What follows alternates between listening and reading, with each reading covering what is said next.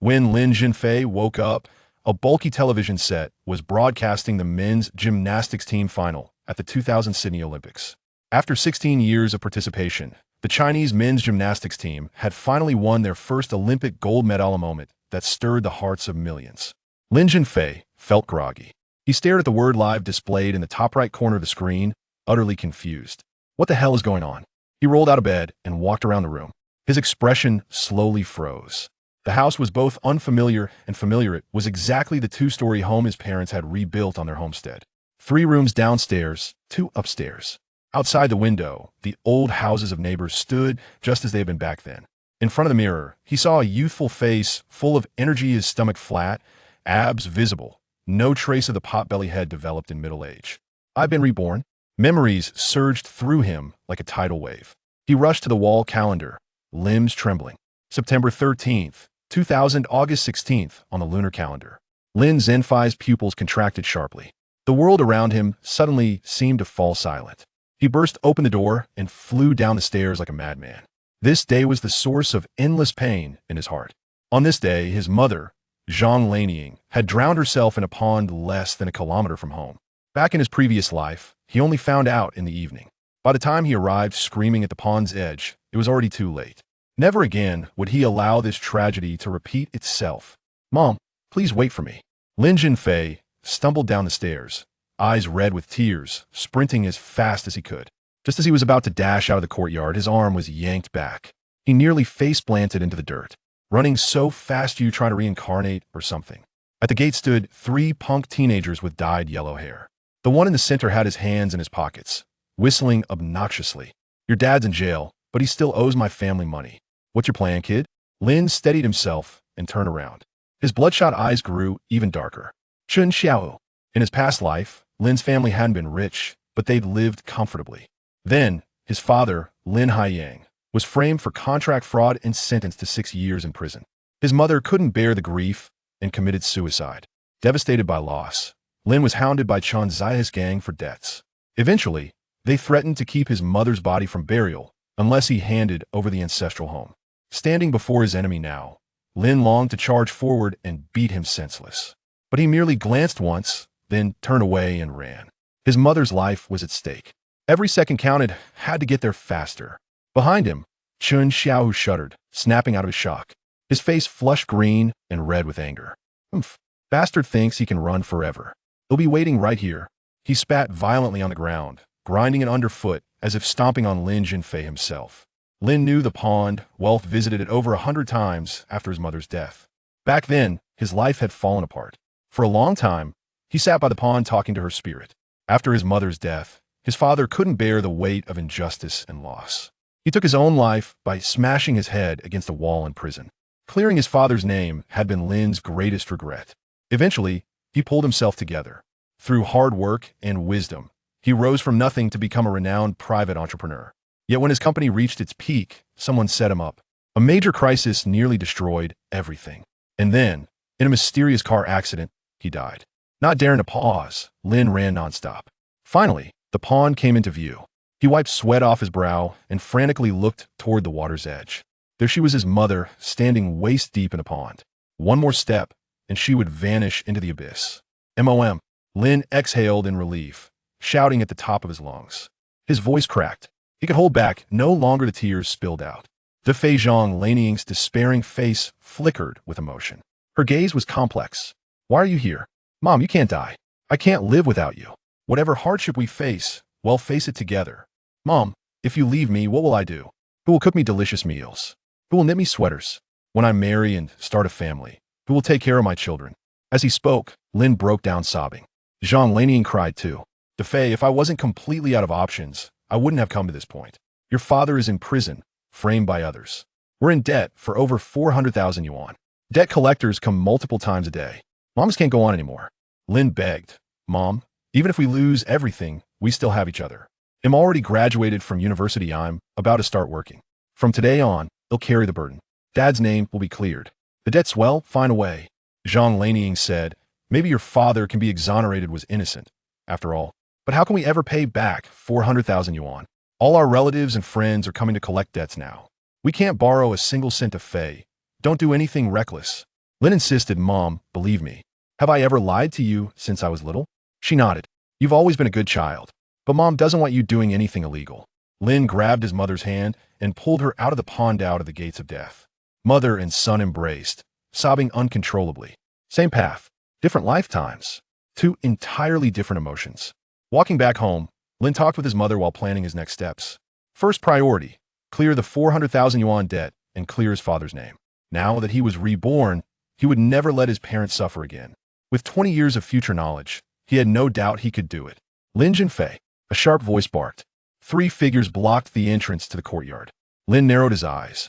Chun Ziahe still waiting here. A local thug, a tyrant in the urban village. Zhang Lanying, you owe us 10,000 yuan pay today. If not, we'll kick you out of this house. Chun sneered mockingly. The family had borrowed 10,000 yuan from Chun at an extremely high interest rate. In just months, it had snowballed into 10,000 yuan. Zhang Lanying pleaded, please give us more time. We truly have no money left. Chun smirked arrogantly. It'll be generous 3 more days. If you don't pay, this house becomes mine. Zhang Lanying begged, 3 days? Where am I supposed to find 10,000 yuan? Please give us more time, I'll kneel. As she began to kneel, Lin stopped her. His expression was cold and calm. Mom, 3 days is fine. I have a way. Chun laughed wildly. Little brat, big talker. If you don't pay within 3 days, don't blame me for being ruthless. Lin asked coldly, and if I do pay within 3 days? Chun grinned smugly. If you pay in 3 days, it'll crawl between your legs and call you grandpa. If you can't pay, the house is mine and you'll eat a pile of shit in front of everyone. Chapter 2. Defying fate. At the entrance of the courtyard, several debt collectors arrived, accompanied by onlookers from the village. Lin Zhenfei scoffed. Do your words hold any weight? Chun Xiaohu proclaimed loudly. A gentleman's word is his bond, as difficult to pursue as a team of 4 horses. Everyone, pay attention. There is a wager between my grandson and myself. The crowd buzzed with speculation. Some remarked, is Lin Zhenfei planning to sell a kidney or rob a bank? Others commented, Lin Zhenfei is merely a fragile egg confronting a sturdy rock. Defeat is inevitable. He is destined for failure. Some say, regardless of who triumphs. There will be a splendid spectacle to behold. Zhang Lanying gazed at her son with a look of bewilderment, while his youthful visage radiated confidence. Having lived 2 lifetimes, Lin Zhenfei possessed a profound understanding of the art of wealth accumulation, far exceeding that of the average individual. However, amassing over 400,000 in a fleeting moment proved to be a formidable challenge. Entrepreneurship demands both capital and time, and stock trading similarly requires substantial investment. The notion of swiftly securing immense profits is rather unrealistic, especially since he could not recollect the stocks that surged in September 2000. The most effortless path to overnight riches, devoid of any investment, would be through the lottery. In 2000, there was no double color ball lottery, yet the sports lottery 6-1 had emerged, with a grand prize of 5 million. However, he could scarcely recall the winning numbers, as he had scarcely participated in the lottery in his previous life.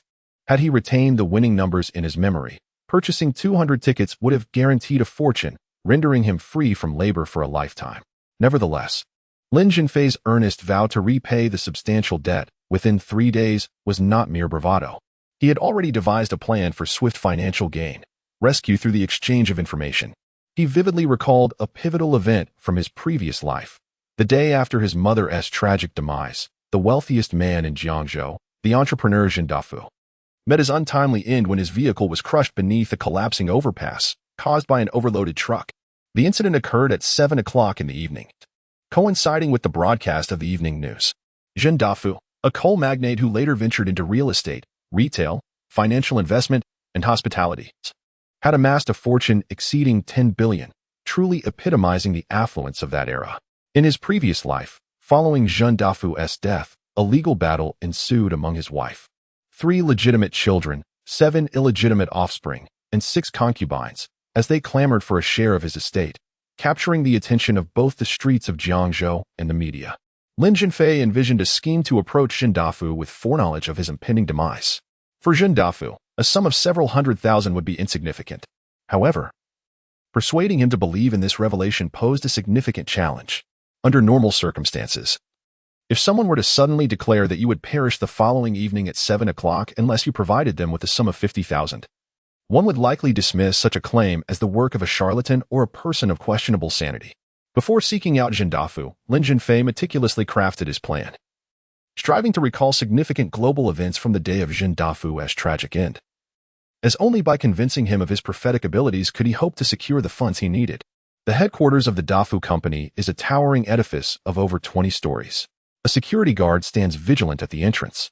Lin Zhenfei, aspiring to take advantage of the situation, strode confidently into the premises. The guard's gaze was sharp and penetrating, akin to that of a hawk, as he sternly inquired, "Who are you? Why have you not registered your entry?"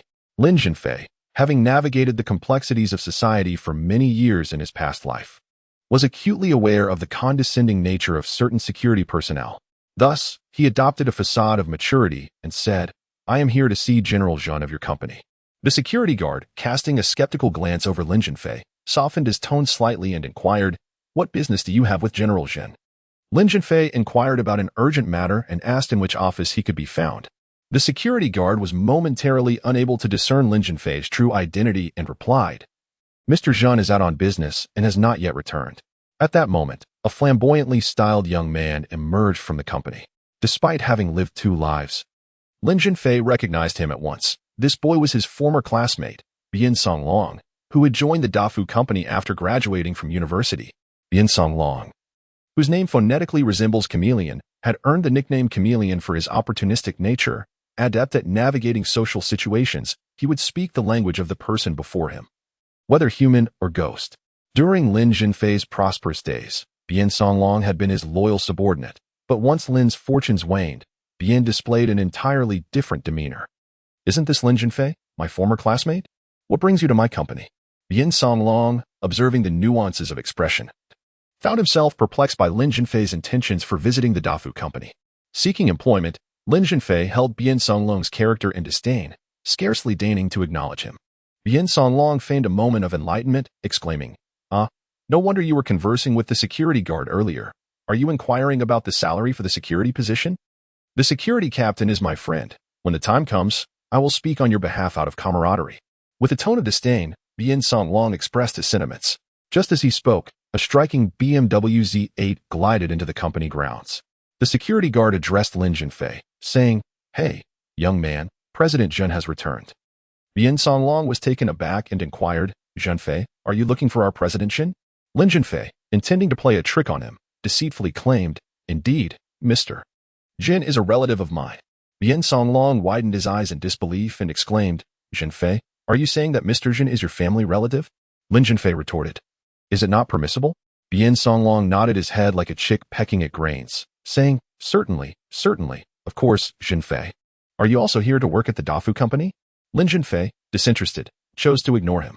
The security guard, also deceived by Lin Zhenfei's fabrications, softened his demeanor considerably. "Young man, Mr. Zhen is quite busy. Do hurry and find him." With purposeful strides, Lin Zhenfei advanced, while Bian Songlong shouted from behind, "Zhenfei, are you free tonight? I would like to treat you to dinner." Zhen Dafu is a short, portly man with a bald head. Despite his unremarkable appearance, he is surrounded by numerous wives and concubines, thanks to his immense wealth. Lin Zhenfei approached Zhen Dafu, speaking with a tone of respectful confidence. "May I inquire, are you Mr. Zhen?" Zhen Dafu was taken aback, examining Lin Zhenfei from head to toe, and inquired, "Who are you?" Lin Zhenfei replied, "Mr. Zhen. May I have a moment of your time? I have something of utmost importance to discuss." Zhen Dafu cast a cold glance at him and asked icily, "Who exactly are you?" Lin Zhenfei replied nonchalantly, "My identity is of little consequence, but this matter pertains to your very life." Zhen Dafu's expression shifted, and his tone softened somewhat. "Let's discuss this in my car." The two entered a BMW Z8, and Zhen Dafu remarked, "I am quite busy. You may speak." Lin Zhenfei inquired, "Zhen, how much do you believe your life is worth?" A man of Zhen Dafu's stature, accustomed to operating in both legitimate and illicit realms, paused briefly, then questioned, "Is someone plotting against me?" Lin Zhenfei smiled calmly and replied, "Zhen, whether someone is indeed scheming against you is uncertain. But I can assure you that tomorrow night, you will face a fatal car accident. Should you be willing to invest, I possess the ability to defy fate and ensure your safety. Chapter 3. The Great Prophet. Do you think such trivial tricks could deceive me? Zhen Dafu chuckled coldly. In truth, Lin Zhenfei had long anticipated that Zhen Dafu would not readily trust him. Any rational individual would be skeptical of his claims. He defended himself, saying, "Jin, I am neither a fraud nor a madman. I am a prophet. Tonight, the Pacific Ocean will experience a tsunami, and a commercial airliner from the United States will crash at dawn tomorrow, resulting in the tragic loss of over 200 passengers and crew members." Zhen Dafu shook his head dismissively, exclaiming, "You must be insane. Indeed, what a rambling lunatic. Get out of my sight." Zhen Dafu roared at the security guard. "How could you be so negligent in your duties? How did you allow a patient from the mental institution to wander in here?" The security guard's face turned ashen as he defended himself, stating, "He claimed to be your relative, and I took him at his word, thus allowing him entry." Zhen Dafu, filled with indignation, exclaimed, "Quickly, throw him out. Next time, you might as well pack your belongings and leave." The head of security, upon hearing the commotion, rushed over with several security personnel to provide assistance, escorting Lin Zhenfei away. As he was being led out, Lin Zhenfei shouted one last time, "Director Zhen, I shall return tomorrow." Zhen Dafu menacingly instructed the security captain, "If this madman dares to intrude again tomorrow, break his legs." The security captain nodded obediently, replying, "Rest assured, Mr. Zhen, it shall be done. Our efforts have been insufficient, causing you distress." Zhen Dafu, with a stern expression, reprimanded, "You are merely my watchdogs. Yet you failed to safeguard the entrance. What purpose do you serve? This time, I shall grant you reprieve, but let it not occur again." Zhen Dafu stormed away in a huff. The head of security unleashed a stern reprimand upon the guard who had admitted Lin Zhenfei. The earlier scene had been keenly observed by Bian Songlong. Lin Zhenfei's initial defeat was anticipated. After tonight, even if Zhen Dafu did not entirely believe he would face dire consequences, he would no longer regard Lin as a mere charlatan or a madman. "Lin Zhenfei, I understand that you are not insane. Rather, you are driven to madness by your insatiable desire for wealth. To concoct such a clumsy deception to fool Mr. Zhen is utterly absurd. Mr. Zhen has encountered countless individuals. What manner of person has he not seen? You, indeed, bring shame upon yourself." Bian Songlong jested. To which Lin Zhenfei responded with a smile, unfazed, and inquired, "Classmate Bian, what shall you treat me to for dinner tonight?" "This is what you just said. Do not deny it." Bian Songlong was filled with indignation. "How dare you still ask me to treat you to a meal? A deceiver, a lunatic. Audaciously impersonated a relative of Mr. Zhen. They nearly ensnared me in their ruse. How lamentable! How infuriating! How despicable!" Having spoken, Bian Songlong walked away without looking back. That evening, a sensational piece of news reverberated throughout the globe. A powerful earthquake measuring 9.3 on the Richter scale struck a certain region of the Indo-Pacific Ocean, unleashing a tsunami that resulted in significant casualties and extensive property damage. The live footage on television was harrowing, as towering waves roared forth, relentlessly engulfing beaches, cities, and villages in an instant. Before the might of nature, humanity appears so insignificantly small. As dawn broke, the news delivered another shocking report. A passenger aircraft from a beautiful nation met with disaster. Its engine exploded, and the fuselage disintegrated, tragically claiming the lives of over 200 passengers and crew members on board. Lin Zhenfei felt an overwhelming sorrow for both tragedies. However, there was nothing he could do to prevent the aircraft disaster, nor could he avert the earthquake and tsunami. He was not a prophet, rather. He was merely a reincarnation from a previous life, a witness to these significant events. Breakfast was a carefully prepared meal by his mother, consisting of mung bean porridge paired with fragrant wheat pancakes, golden-hued and infused with chives and eggs, thin yet flavorful, delightfully chewy, and utterly delicious. Lin Zhenfei's appetite surged, and he quickly devoured several pieces. As he approached the Defu company, Lin Zhenfei once again encountered the hurried Bian Songlong. Bian, with his polished appearance, slick-back hair, and shining leather shoes, was clutching a briefcase as if engaged in official business. Upon seeing Lin Zhenfei, he wore a scornful expression and muttered, "This is the headquarters of Defu Company, not the 4th Municipal Hospital." The 4th Municipal Hospital referred to the city's psychiatric facility. Bian Songlong even took the liberty to warn the security personnel, "That lunatic is back again." The security guard, upon noticing, confirmed the arrival of the madman. Armed with a steel fork, they braced themselves for action. The security captain loudly instructed his team, "Brothers, Director Zhen ordered yesterday that if this lunatic dares to approach, break his legs. As long as it doesn't result in death, it's not a problem." Lin Zhenfei felt troubled. If he ventured closer to the entrance of Defu Company, these bullies might indeed resort to violence. Yet, without locating Zhen Dafu, How could he persuade him to spend money to save his life? At that moment, a BMW Z8 approached, and behind the wheel sat Zhendafu. He had already taken note of Lin Zhenfei, who stood hesitantly by the roadside. Initially, he regarded Lin Zhenfei as either a madman or a fraud. However, the psychological impact of last night's tsunami in the Indo-Pacific and the crash of a passenger aircraft had compelled him to reassess his judgment. He was genuinely apprehensive that, as the young man had forewarned, he might encounter a fatal car accident that very night. Zhendafu parked his car and stepped out.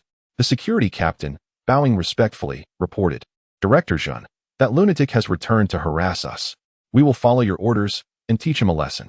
Zhendafu shot a glare at the security captain, reprimanding him. "Nonsense. Who claimed he is a madman?" The security captain was momentarily taken aback, unable to argue back. Zhendafu strode purposefully toward Lin Zhenfei and called out, "Young brother, I misjudged you yesterday. Come, let us go to our company. I wish to have a lengthy discussion with you." Lin Zhenfei clasped his hands across his chest. Adopting a dismissive demeanor, "I am quite busy and have no time." Zhendafu inwardly cursed, thinking, "I offer you a modicum of respect, yet you presume to disregard me." Had anyone else spoken in such a dismissive tone, Zhendafu would have been furious, but today was different. This young man was no ordinary individual. He had accurately predicted the tsunami in the aviation disaster, not to mention the potential for foreseeing a person's fate. If a fatal car accident were indeed to occur tonight, his life rested in this young man's hands. Under such circumstances, one must bow their head beneath the eaves. Zhendafu, adopting a friendly demeanor, said, "Young brother, I admit my attitude was indeed poor yesterday. There is a saying, no conflict, no acquaintance. It is a pleasure to meet you, and I believe we shall become friends." Lin Zhenfei feigned anger and remarked, "Mr. Yun is indeed a distinguished figure in Jiangzhou. Being friends with a lunatic would surely provoke laughter." Zhendafu, with a smile, replied, "Brother, you are no ordinary individual, but rather a great prophet. I have perused the Tue Bei Tuan Xiaobinggu. Some possess the remarkable ability to foresee the future. I perceive you as a reincarnation of Yuan Tiangang, Li Chengfeng, and Lu Bowen. Come, let us retire to my office for a lengthy discussion." At this juncture, to continue feigning reluctance would be rather ungracious. Thus, Lin Zhenfei pretended to be hesitant and said, "Since Mr. Yun is so earnest, I shall not decline. However, I am indeed quite busy, and an extensive conversation is not feasible. How about we limit it to 10 minutes? Zhendafu, somewhat disappointed, responded, "Very well. Today it shall be 10 minutes. When you have more leisure, we shall engage in a more thorough discussion." With that, Zhendafu and Lin Zhenfei proceeded to the company office building, conversing and laughing together like a pair of old friends. Chapter 4. The disciple of Lu Bowen. Zhendafu's office was spacious and luxurious, complete with a bedroom, presumably a place for discussions with his female secretary. Zhendafu personally poured a cup of tea for Lin Zhenfei, presenting it with great respect, saying, "Brother, this is exquisite Longjing tea, reserved for esteemed guests." Lin Zhenfei took a sip. The taste was refreshing, sweet, and crisp, with an aroma that delighted the senses. It was indeed fine tea. "Brother, you are truly a great prophet. You accurately predicted the tsunami in the Indo-Pacific and the tragic incident in the beautiful country." Zhendafu attempted to steer the conversation towards the main topic. Lin Zhenfei cleared his throat twice, feigning mystery. "Not long ago, while climbing a mountain, I unfortunately fell off a cliff. Just when I thought my life was at an end, I stumbled upon a cave amidst the sheer cliffs, where I encountered a Taoist with an ethereal presence. The Taoist claimed to survive on the dew from the sun, moon, and stars, professing to have lived during the Ming dynasty, hidden from the world. He stated that I was the only person he had seen in over 600 years. Zhendafu's small eyes blinked, half believing, as he inquired, "What happened next?" Lin Zhenfei continued his tale. "The Taoist said we were fated to meet, took me as his disciple, and taught me how to predict significant world events. Otherwise, how could I have accurately foretold the tsunami in the Indo-Pacific and the tragedy in the beautiful country?" Zhendafu, puzzled, asked, "The Taoist taught you only about world events, not about predicting life and death or altering fate?" Lin Zhenfei replied, "He imparted some knowledge on that, but for the masses, not everyone can change their destiny. Of course, it may be that I am inherently dull and fail to grasp the essence of this master. Hence I can only predict and influence the fates of those destined for greatness." Zhendafu, intrigued, asked, "Brother, how long did you study under this master? How did you manage to climb back up the cliff?" Lin Zhenfei responded, "I studied for merely 3 days before yearning for home. The Taoist, seeing my reluctance to stay, sighed deeply and blew a breath of ethereal energy, and I floated effortlessly back up the cliff. Jin Dafu slapped his thigh, excitedly exclaiming, "Brother, this master must have become an immortal. He is very likely Lu Bowen from the Ming dynasty." The wealthier individuals became increasingly superstitious, although Lin Zhenfei was spinning tales. Jin Dafu believed him wholeheartedly. Feigning deep thought, Lin Zhenfei remarked, "It is quite possible. Historical texts state that Lu Bowen died in the 8th year of the Hongwu era, which corresponds to 1375, over 600 years ago. Whether Lu Bowen truly died or faked his death remains unprovable. This immortal must indeed be Lu Bowen." Jin Dafu said, "No wonder you possess such remarkable abilities. You have inherited the true teachings of Lu Bowen. Brother, do you foresee that I shall encounter a fatal car accident tonight?" Lin Zhenfei replied, "I calculate, and it appears to be so. Mr. Zhen can choose not to believe it." Jin Dafu laughed heartily, saying, "Brother, you have successfully predicted the tsunami and the tragic incident in the beautiful country. Predicting a person's life and death should be a mere trifle. If I remain indoors tonight, will I be able to avoid it?" Lin Zhenfei shook his head. Jin Dafu then said, "Then it seems I must implore you to alter my fate." Lin Zhenfei affirmed, "Indeed, that is the only way." Jin Dafu declared, "Brother, name your price." Lin Zhenfei remarked, "Jin is the wealthiest man in Jiazhou, generous by nature. 1,000,000 is hardly a significant amount, is it?" Jin Dafu replied, "Not at all. However, our financial officer has taken a leave today. My brother, after you help me defy fate, I will ensure the payment reaches you by tomorrow. Is that acceptable?" Lin Zhenfei understood that Jin Dafu's words were merely an excuse. The presence of the financial officer bore no direct relation to the disbursement of funds. Certainly, Jin Dafu was not reluctant to part with his money. Rather, he wished to delay. Although he claimed to trust Lin, deep down, he remained unconvinced. Lin Zhenfei, not wishing to confront this, responded, "Very well. As long as the funds are transferred to my account by tomorrow morning, given your willingness, I shall assist you in altering your fate. Remember, at 7 tonight. Do not drive under the overpass. This is imperative." Jin Dafu reiterated, "At 7 tonight. I must avoid the overpass." "Understood. I will heed your warning." Inwardly, however, Jin Dafu resolved to refrain from driving or going out for the entire day, remaining within the confines of the office, thus ensuring he would not encounter any overpasses. As Lin Zhenfei prepared to take his leave, Jin Dafu's female secretary entered to report on her duties. Lin Zhenfei was taken aback to discover that the secretary was none other than his former classmate, Gu Yinran. Gu Yinran, a recognized beauty and the object of many infatuations, was from the same graduating class but a different section as Lin Zhenfei. He too had harbored a secret admiration for her, yet it remained unexpressed. Gu Yinran, unaware of Lin Zhenfei's feelings, had numerous suitors and thus had no recollection of him.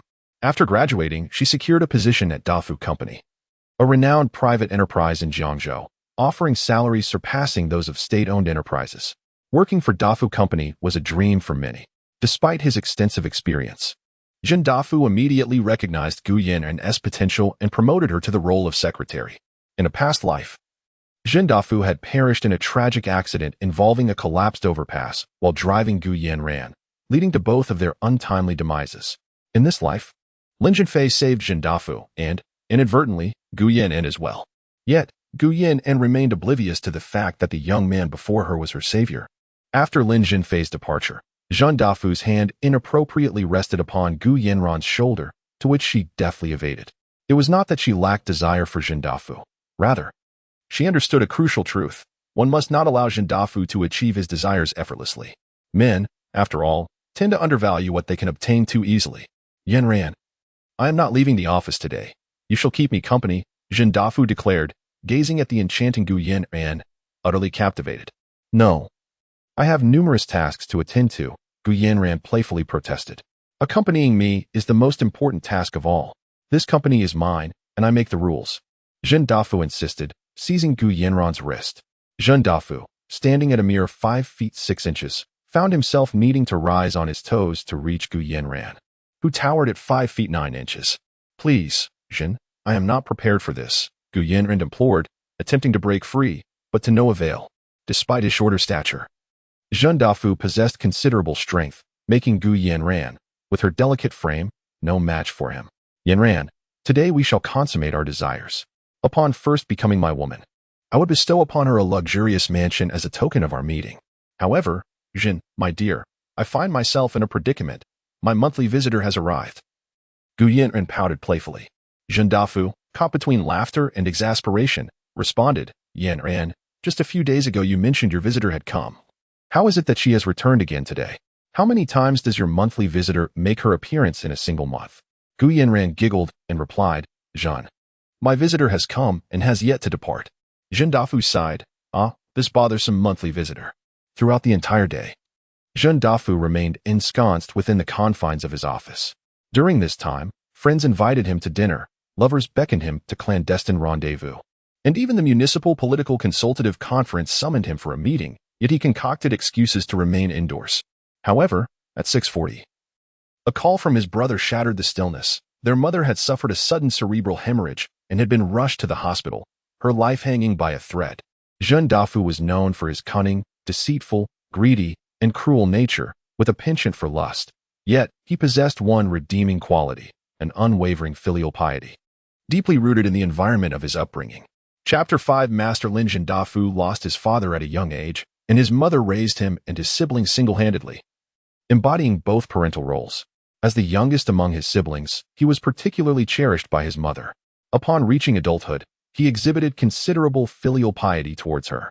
While he might disregard the mayor's words, he would invariably heed his mother's counsel. Now, faced with her sudden cerebral hemorrhage and precarious state, how could he possibly remain composed in his office? Without hesitation, he drove to the hospital, accompanied by Gu Yanran. It was well known within the family that Zhen Dafu had multiple lovers, a fact he never concealed. His wife, too, was too timid and disinterested to intervene. As he exited the company premises, a chilling reminder of Lin Zhenfei's warning resurfaced in his mind. Under no circumstances should he drive beneath the elevated highway at 7 o'clock that evening. The thought sent a shiver down his spine. Indeed, Lin Zhenfei was a prophetic master. Despite remaining indoors all day, he could not escape the ominous fate. Fortunately, he had agreed to pay the master to alter his destiny. Otherwise, he might have met his end that night. Yanran, please keep an eye on the time and remind me when it approaches 7, Zhen Dafu implored, his heart racing with urgency as he headed for the hospital, yet preoccupied with thoughts of his own fate. Mr. Zhen, is something significant happening at 7? Gu Yanran inquired. Just remind me, whatever happens, do not forget. The consequences could be dire. Zhen Dafu, anxious about his mother's precarious condition, had no time to elaborate on the reasons. Rest assured, I will monitor the time closely and alert you 2 minutes in advance, Gu Yanran assured him. Zhen Dafu nodded, accelerating the vehicle towards the hospital with great haste. Mr. Zhen, there are only 2 minutes until 7, Gu Yanran reminded him. Understood, he replied, maintaining his focus on the road, fully aware that Lin Zhenfei had cautioned him against driving under the elevated highway. Thus, as long as he avoided that route, he believed he would be safe. As 7 o'clock approached, they neared the elevated highway on Changjiang Road. The traffic light was green for only a few more seconds. Ordinarily, Zhen Dafu would not suddenly halt his vehicle, but unexpectedly, he slammed on the brakes. The cars behind him began to honk incessantly. Lowering his window, he shouted at the impatient driver behind, "Do you wish to meet the King of Hell?" Meanwhile, vehicles in the adjacent lane continued to move forward. Just then, the elevated highway suddenly collapsed, crushing 2 small cars instantly. Ah! Gu Yanran exclaimed instinctively. Zhen Dafu felt a wave of terror wash over him, cold sweat pouring down his back. Had it not been for the prophetic master's intervention, he would have been the one turned to mush beneath that wreckage. The encounter was nothing short of miraculous. He would have to find an alternate route to the hospital. Suddenly, a thought struck him. Given the master's extraordinary abilities, perhaps he could enlist Lin Zhenfei to predict whether his mother would survive this critical juncture, and if not, whether he could alter her fate. After all, he was not lacking in wealth. He dialed Lin Zhenfei's number. Master Lin, the elevated highway on Changjiang Road just collapsed, and vehicles were crushed. Thank you for saving my life. I assure you, 1 million will be transferred to your account by tomorrow morning. Lin Zhenfei cautioned him. Mr. Zhen, I hope you can keep your word. Let me be clear. I possess the power to alter destinies, which can either save or doom lives. Zhen Dafu hurriedly replied. Master Lin, do you think I, Zhen Dafu, am someone who lacks a mere 1,000,000 yuan? There is a matter I would like to trouble Master Lin with. My elderly mother has just suffered a sudden cerebral hemorrhage. Could Master Lin predict whether she will pull through this time? Lin Zhenfei thought to himself. I am not truly a prophetic master, How could I possibly know if your mother will survive? Naturally, he could not speak the truth, so he replied, Mr. Zhen. As I mentioned during our conversation this morning, I can only predict the fate of celebrities and successful individuals. Your mother is an ordinary person, and thus I cannot foresee your fate. Mr. Zhen was not yet satisfied and said, Master Lin, I know you possess the ability to alter my mother's fate. I will offer you another 1 million. Lin Zhenfei was tempted by the prospect of another million, yet he had no power to defy destiny. Mr. Zhen, I apologize, but I never engage in endeavors without certainty. As I stated, I do not predict the lives of ordinary individuals, nor can I change their destinies. Consider it. If I could control the lives of billions, would I not be akin to the Lord of the Underworld? Mr. Zhen responded, if that is the case, I shall not press further. I hope my mother can endure. Master Lin, can you predict my next perilous moment? In his past life, Zhen Dafu had been crushed into a pulp by a collapsing overpass, and thereafter ceased to exist. In this life, Lin Zhenfei had saved Zhen Dafu's life. Yet he had no foresight as to when the next danger would arise. He was merely an ordinary person who had experienced an accidental rebirth, possessing only fragmented memories of his previous existence. Due to the reversal of time, he had a slight edge in awareness over others. Lin Zhenfei evasively stated, Mr. Zhen, there will be no immediate peril. When calamity approaches, I shall alert you in due time. Zhen Dafu replied, very well, Master Lin. After hanging up, Zhen Dafu said to Gu Yanran, Yanran, the young man who came to the office this morning is the Master Lin I just spoke to. He is quite extraordinary.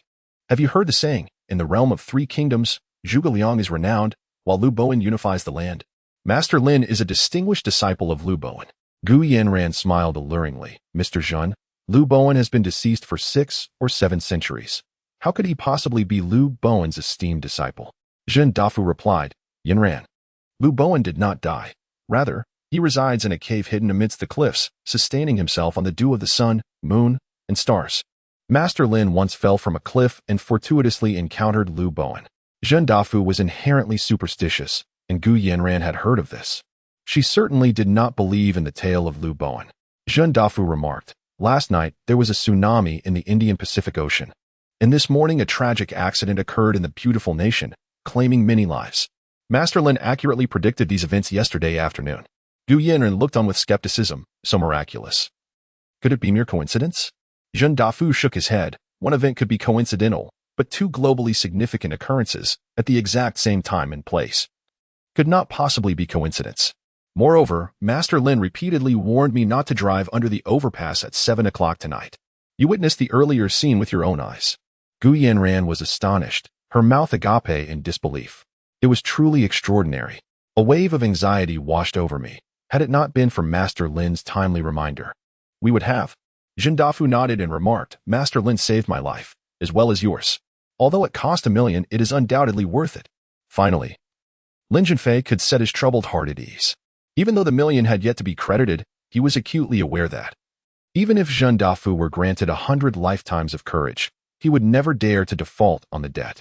Money is indeed a valuable asset. Yet life is even more precious.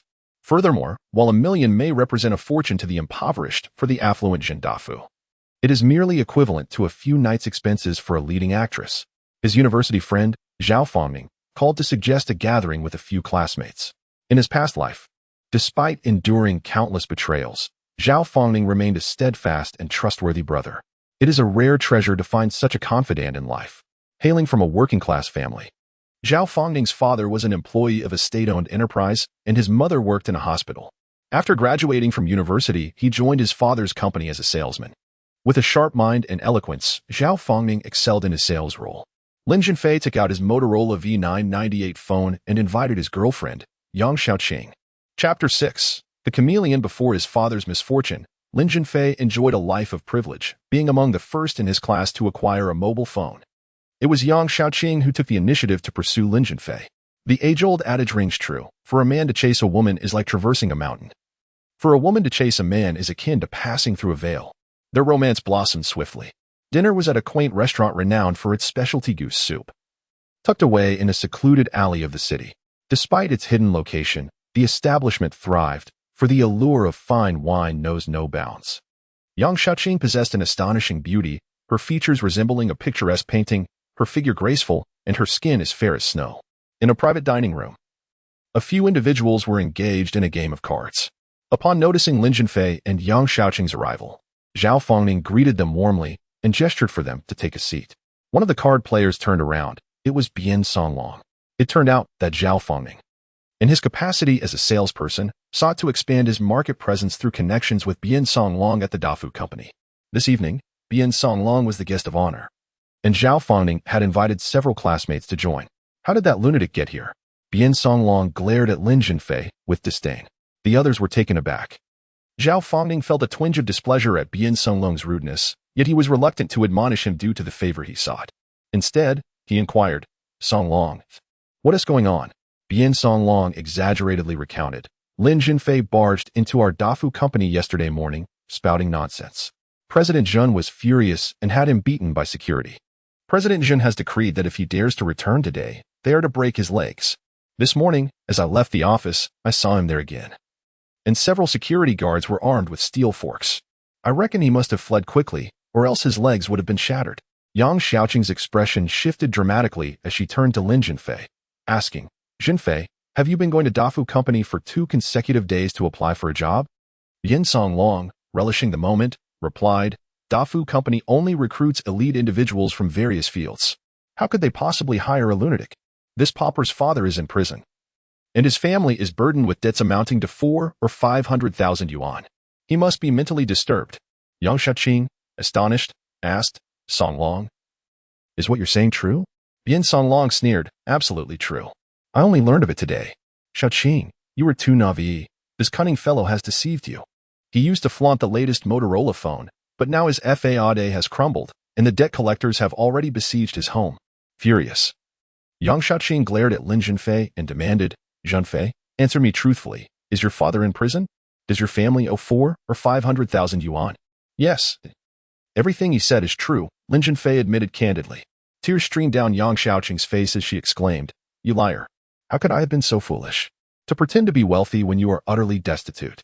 I can no longer bear to associate with you. She fled in tears. In a previous life, upon learning of his family's dire circumstances, Yang Shaoqing had proposed a breakup and resolutely left him. At that moment, Lin Zhenfei felt as though the ground had crumbled beneath him, as if the end of the world were upon him. He was engulfed in sorrow, languishing in the pain of heartbreak for an extended period. In this life, however, he was no longer so naive. He felt no lingering attachment. No sorrow, only a sense of liberation. Zhenfei, why don't you try to win Shaoqing back? Zhao Fangning gazed at Lin Zhenfei, who stood motionless, perplexed by the situation. If it rains, let it rain. If mother chooses to remarry, let her do so, Lin Zhenfei expressed with a countenance of tranquility. Bian Songlong continued to mock Zhenfei. Could it be that you lack prowess in that regard? Soon she will be mine. Just thinking about it ignites a fervor within me. In a previous life, Lin Zhenfei had been in a relationship with Yang Shaoqing for over a year, yet they had never indulged in forbidden pleasures. This was not to imply that Lin Zhenfei was a paragon of virtue, but rather that he respected her wishes. She had promised to offer her first experience to him on her 22nd birthday, which was just days away. Lin Zhenfei coldly retorted, Such foolish delusions. Bian Songlong, now exasperated, shouted, Get out. Your presence here is unwelcome. It is either you or me. Zhao Fangning hurriedly intervened. Songlong, we are comrades. After graduating from university, such gatherings are rare. Let us extend some understanding.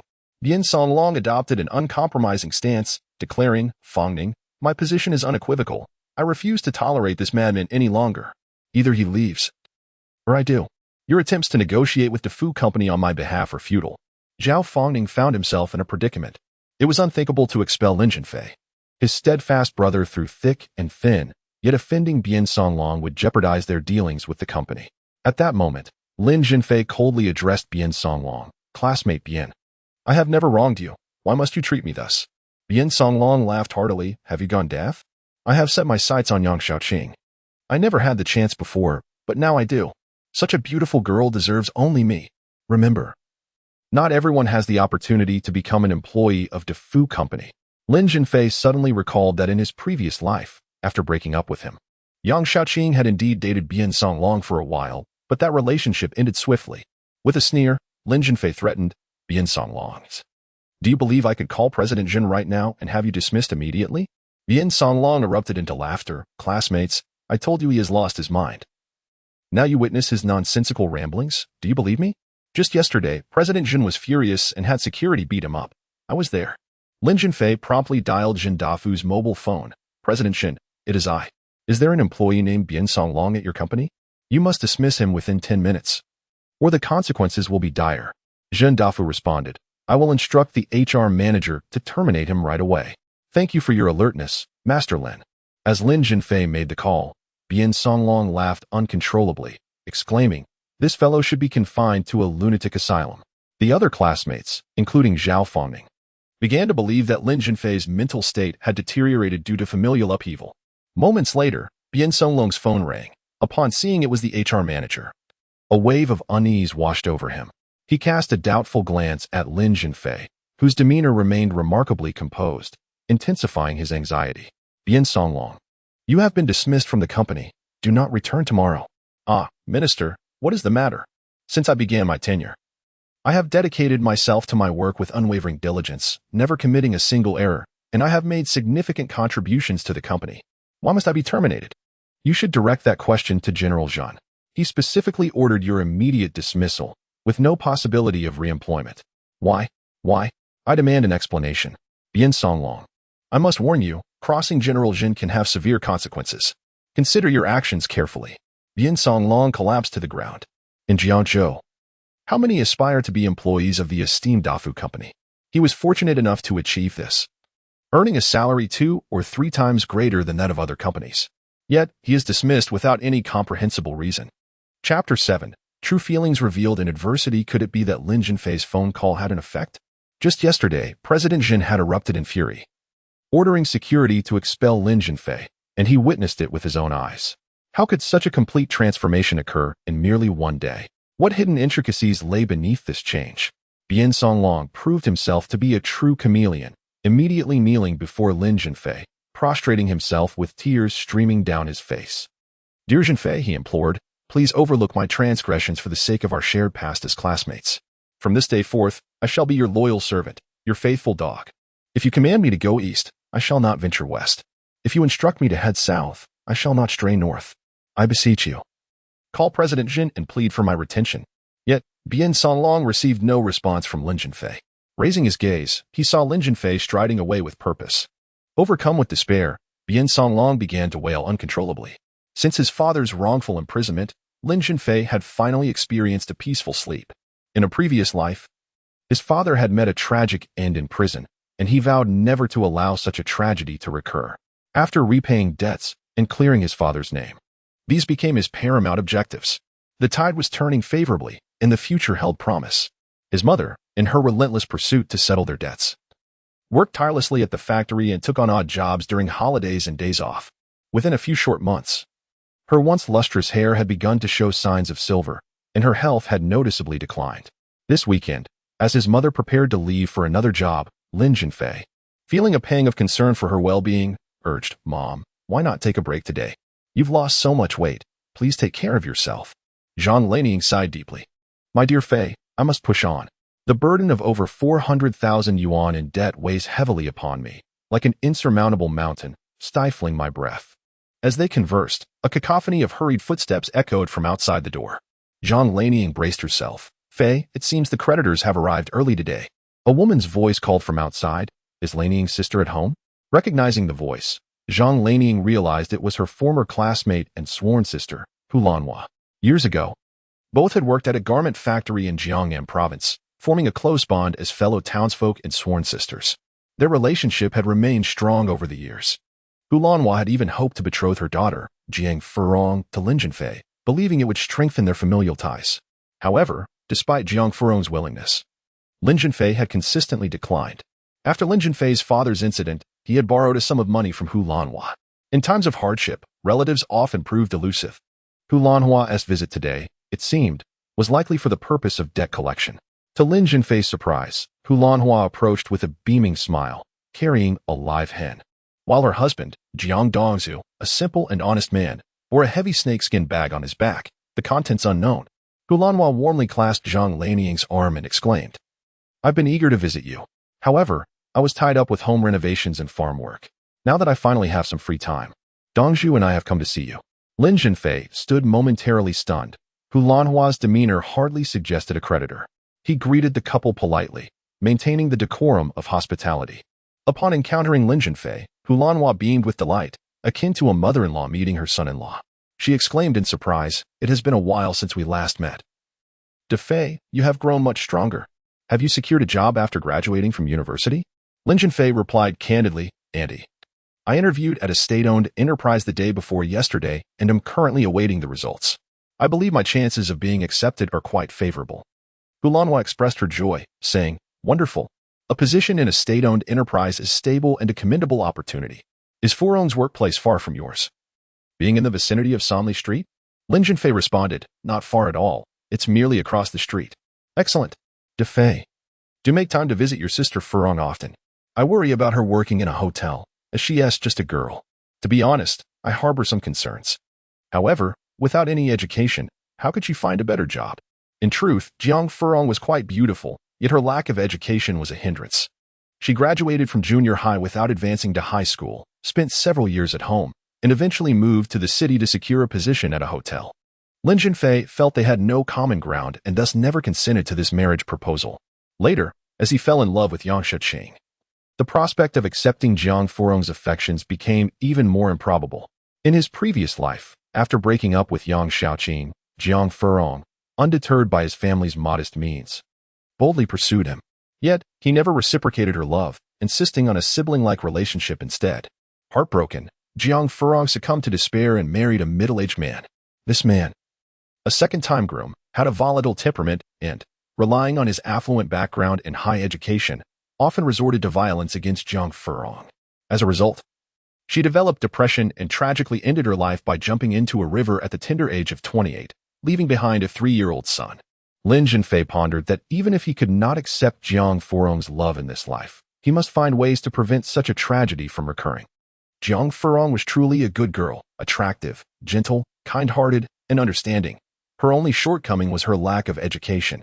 Zhang Lanying felt as though she were juggling 15 buckets of water, her thoughts tumultuous and uncertain. She could not discern whether Hulanhua's visit was a genuine gesture of goodwill or a discussion about repaying debts. How could she possibly have money to repay? Hulanhua said, "Sister Lanying, I know you do not raise chickens, so I brought you an old hen to nourish both you and Defei. Additionally, we have freshly harvested peanuts and sweet potatoes for you to enjoy." Zhang Lanying replied with excitement, "Thank you, Sister Lanhua." Hulanhua smiled and said, "Sister Lanying, though we are not biological sisters, our bond surpasses that of blood relations. I understand your family is currently facing difficulties. Therefore, I have brought 2,000 yuan to help you in this emergency.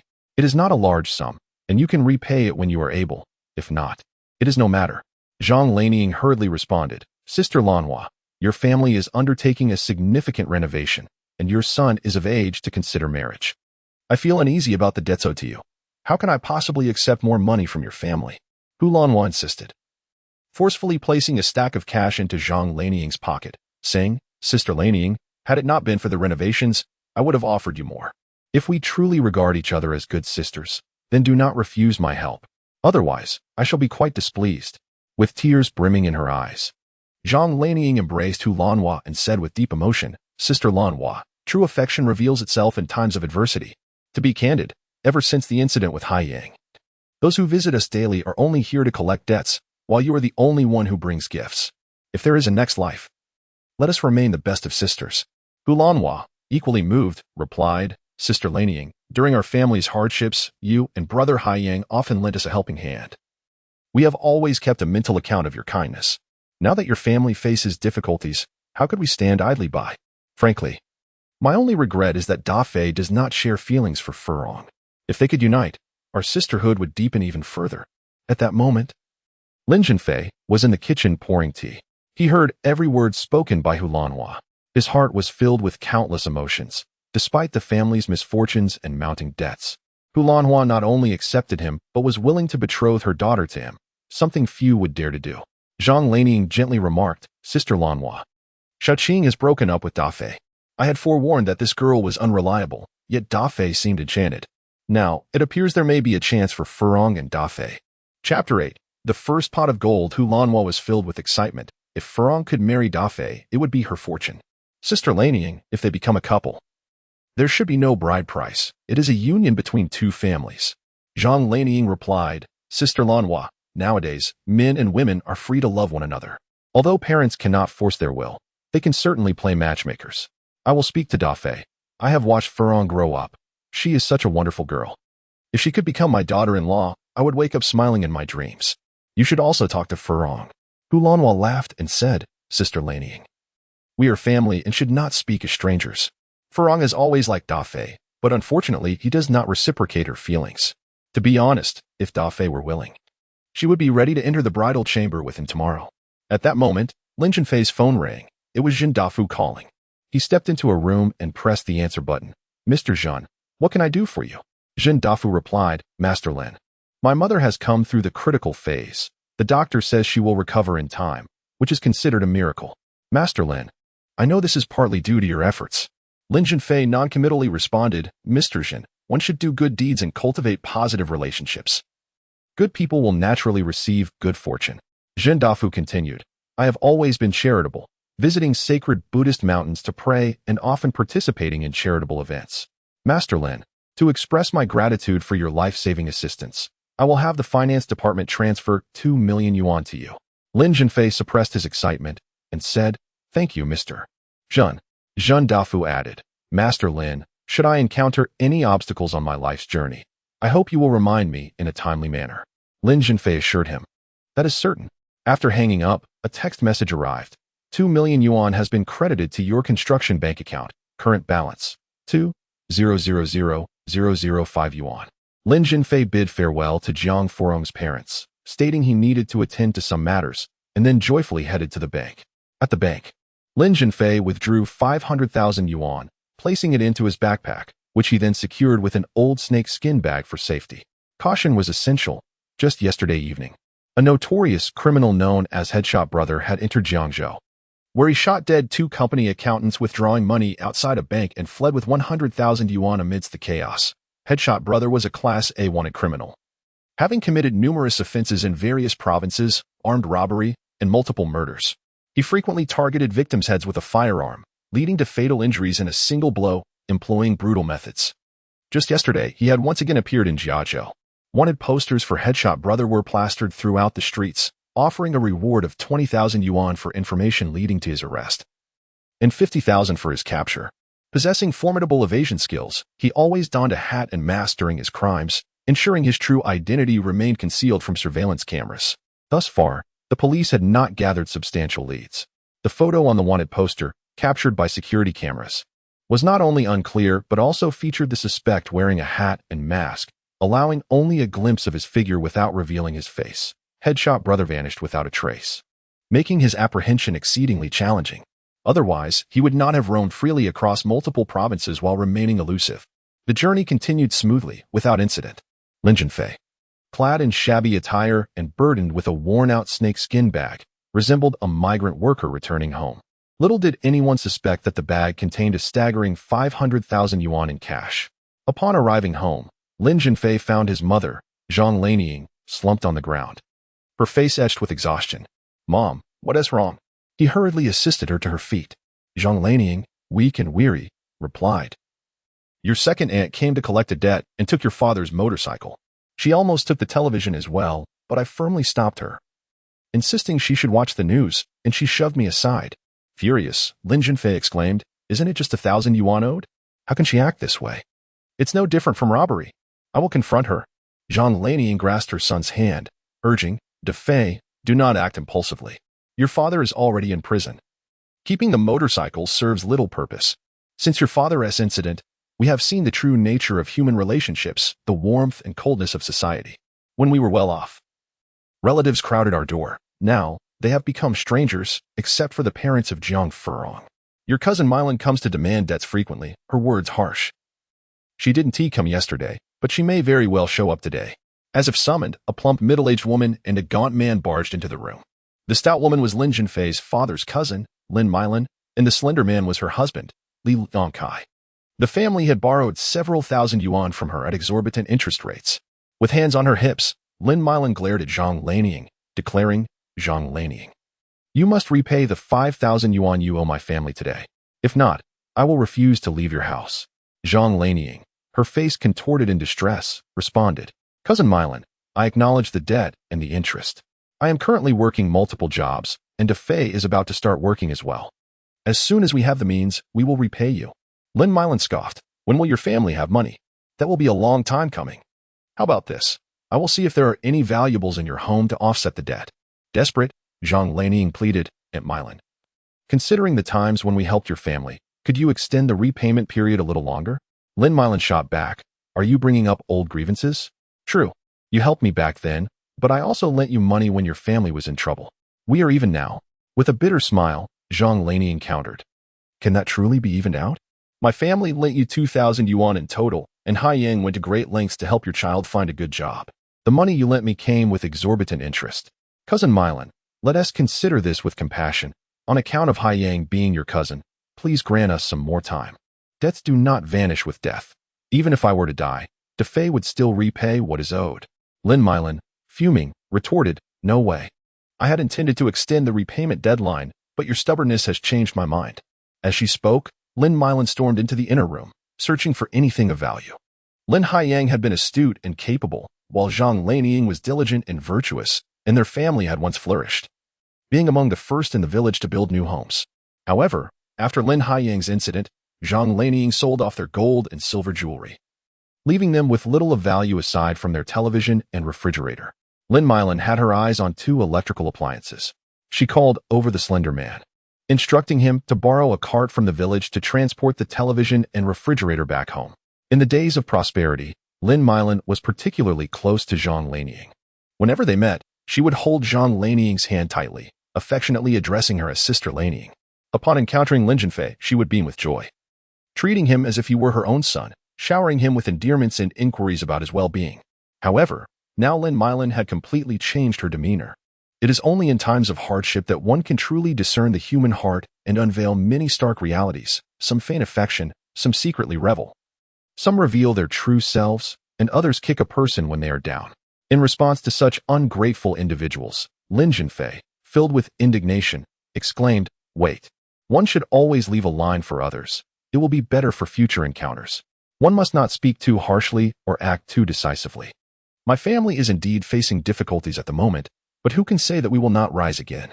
Lin Mylan scoffed. Rise again?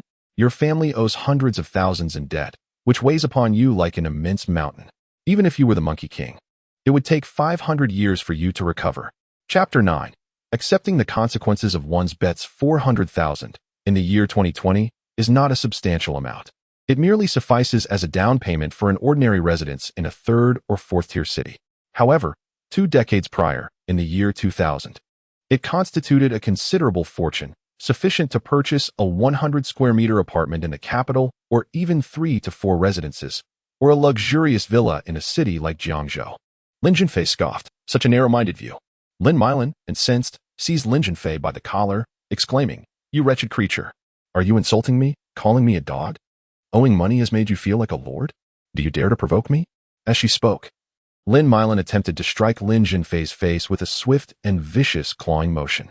Anticipating the woman's sudden attack, Lin Zhenfei grasped her wrist firmly, his gaze fierce. Were it not for the respect owed to my elder, I would not let you off so easily. Lin Zhenfei, possessing considerable strength, rendered Lin Mylan powerless to retaliate. Enraged, she directed her ire at the slender man beside her. Liang Kai, are you a wooden man? This little wretch is bullying me, and you stand idly by. Zhang Lanying hurriedly intervened. Mylan, Liang Kai, Fei is young and impulsive. I apologize on his behalf.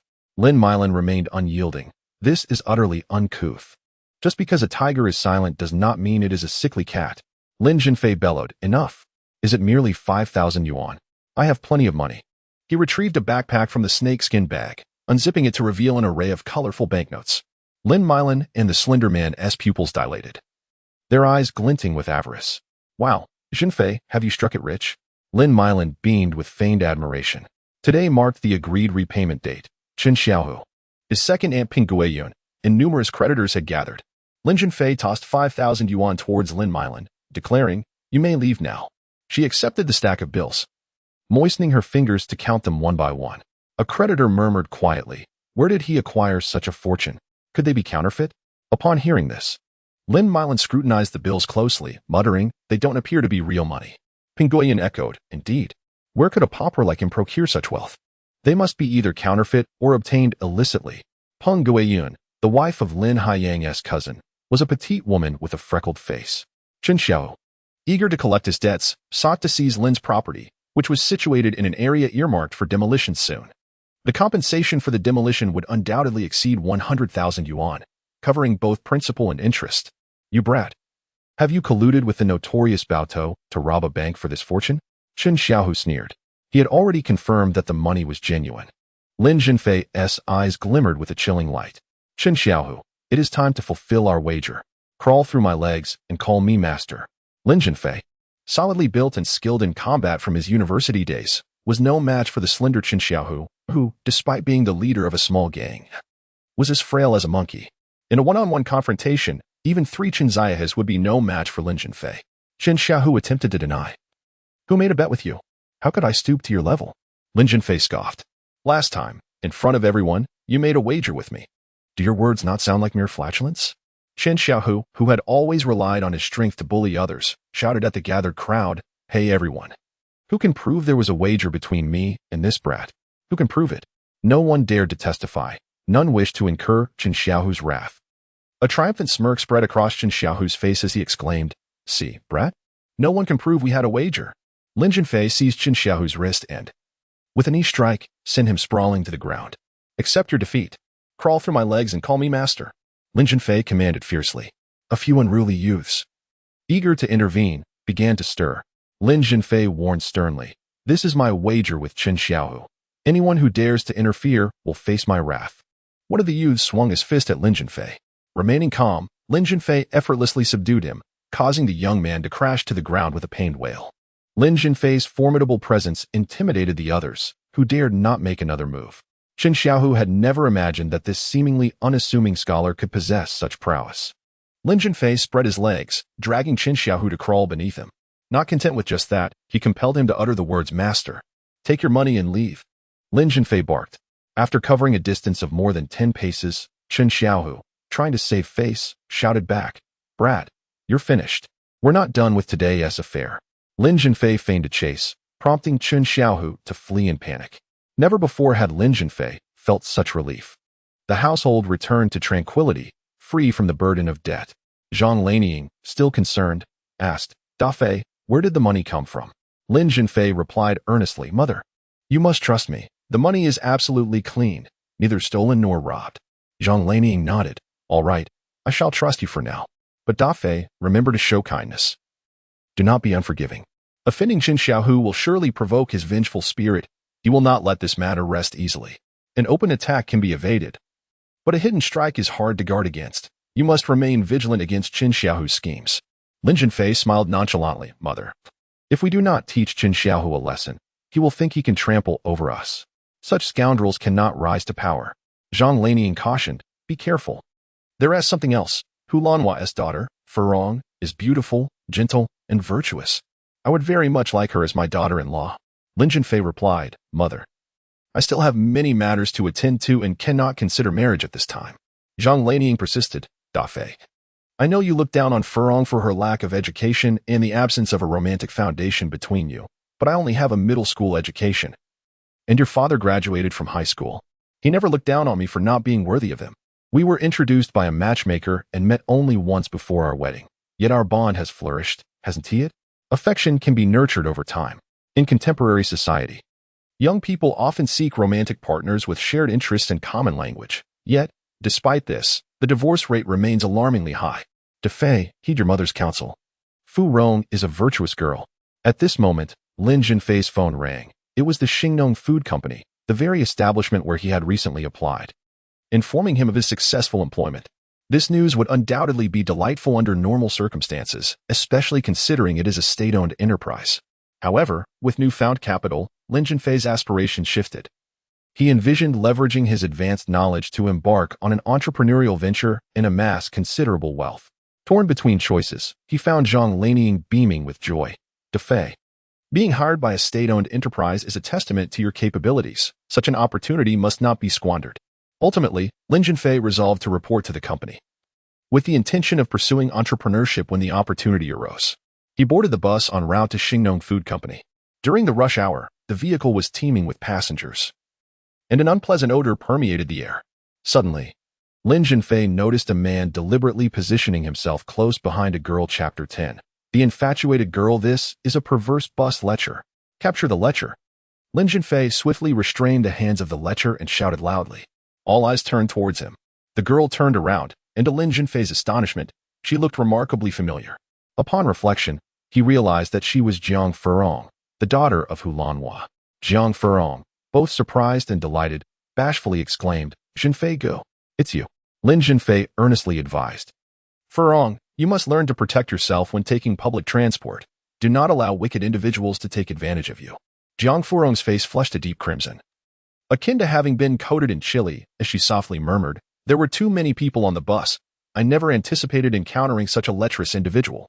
This lascivious man was an unseemly middle-aged figure, desperately struggling to escape. However, Lin Zhenfei's grip was as unyielding as a vice, firmly restraining him. The bus driver promptly notified the authorities, and shortly thereafter, the predator was taken away. Brother Zhenfei, where are you going? Jiang Furong inquired softly. I am heading to Xingnong Food Company. What about you? What a coincidence that I, too, am heading there. We are indeed on the same path.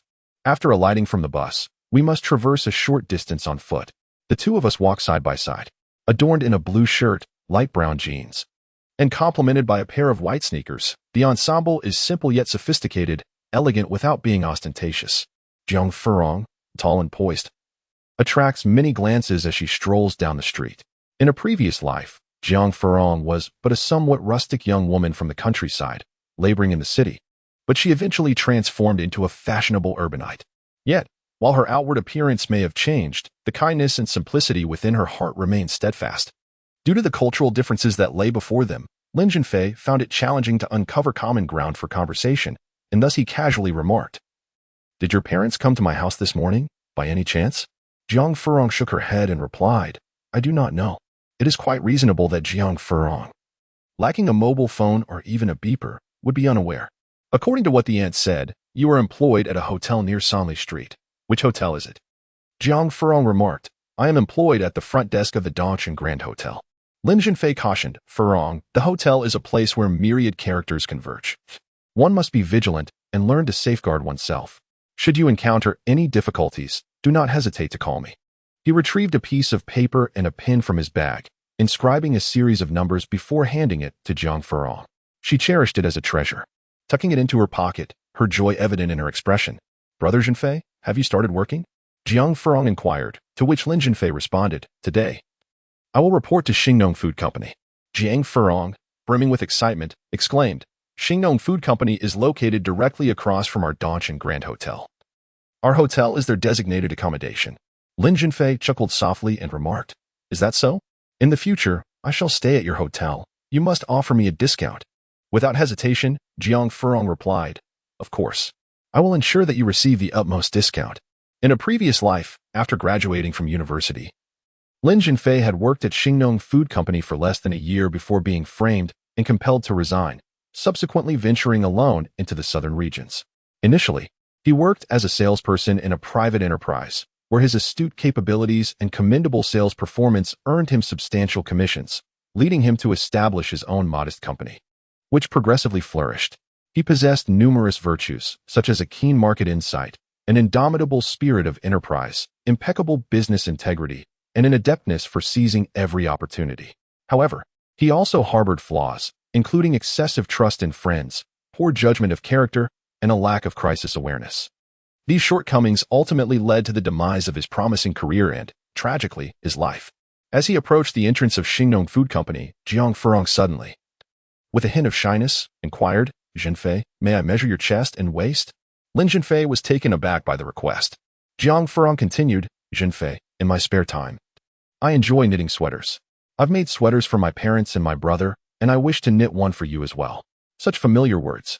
Lin Zhenfei distinctly recalled that in his previous life, Jiang Furong had expressed the same sentiment, which he had graciously declined.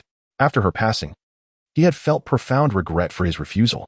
In this life, Lin Zhenfei, wishing to spare this devoted girl from further heartache, replied, Certainly. But how can we measure without a ruler? Jiang Furong playfully extended her delicate, fair hand, saying, Zhenfei, my hand will serve as the ruler. I can gauge it well enough. Using her hand as a measuring tool, she assessed Lin Zhenfei's chest and waist, declaring, all set, Zhenfei. Lin Zhenfei smiled and replied, thank you, Furong. Once the sweater is completed, I shall treat you to a grand meal. Jiang Furong frowned slightly, responding, let us skip the grand meal. It can be quite expensive, and I know your family. She hesitated, and Lin Zhenfei understood her intention to avoid adding to his financial burdens. What a perceptive and gentle-hearted girl she was. In that moment, Lin Zhenfei found himself contemplating the idea of marrying her, though he swiftly dismissed it. It was not that he was unwilling to accept Jiang Furong, but rather that he felt unprepared. He intended to say, Furong, I am no longer destitute. I am indeed well off. However, he refrained, simply offering a calm smile. Unlike Yang Shaoqing, Jiang Furong was not materialistic. Voicing such sentiments would only add to her stress. Her innocent demeanor was truly endearing. After bidding farewell to Jiang Furong, Lin Zhenfei proceeded directly to Xingnong Food Company. In his memory, this once thriving state-owned enterprise had been brought to ruin by a nest of corrupt individuals, ultimately leading to its bankruptcy around 2005. Along the way, Lin Zhenfei pondered how to chart the course of his future life. Remembering the past serves as a guide for the future. In this new life, he would leverage his strengths while avoiding weaknesses, utilizing informational advantages to rise again and achieve greatness. In the year 2020 of his previous life, the average housing price in Jiangzhou was 30,000, making 150,000 insufficient for a modest apartment. Yet, looking back 2 decades to the year 2000, 150,000 was a substantial sum, capable of purchasing 10 residences exceeding 100 square meters in Jiangzhou. These 10 properties would, 2 decades later, be valued at over 30 million. There exists a humorous anecdote online stating that the only entity that has never deceived you in this lifetime is the real estate agent. Indeed, agents are often deemed more reliable than experts. Those who have been misled by agents find amusement in their folly, while those duped by experts shed tears of despair. Lin Zhenfei, having lived 2 lives, is acutely aware that this is not merely a jest, but a veritable truth.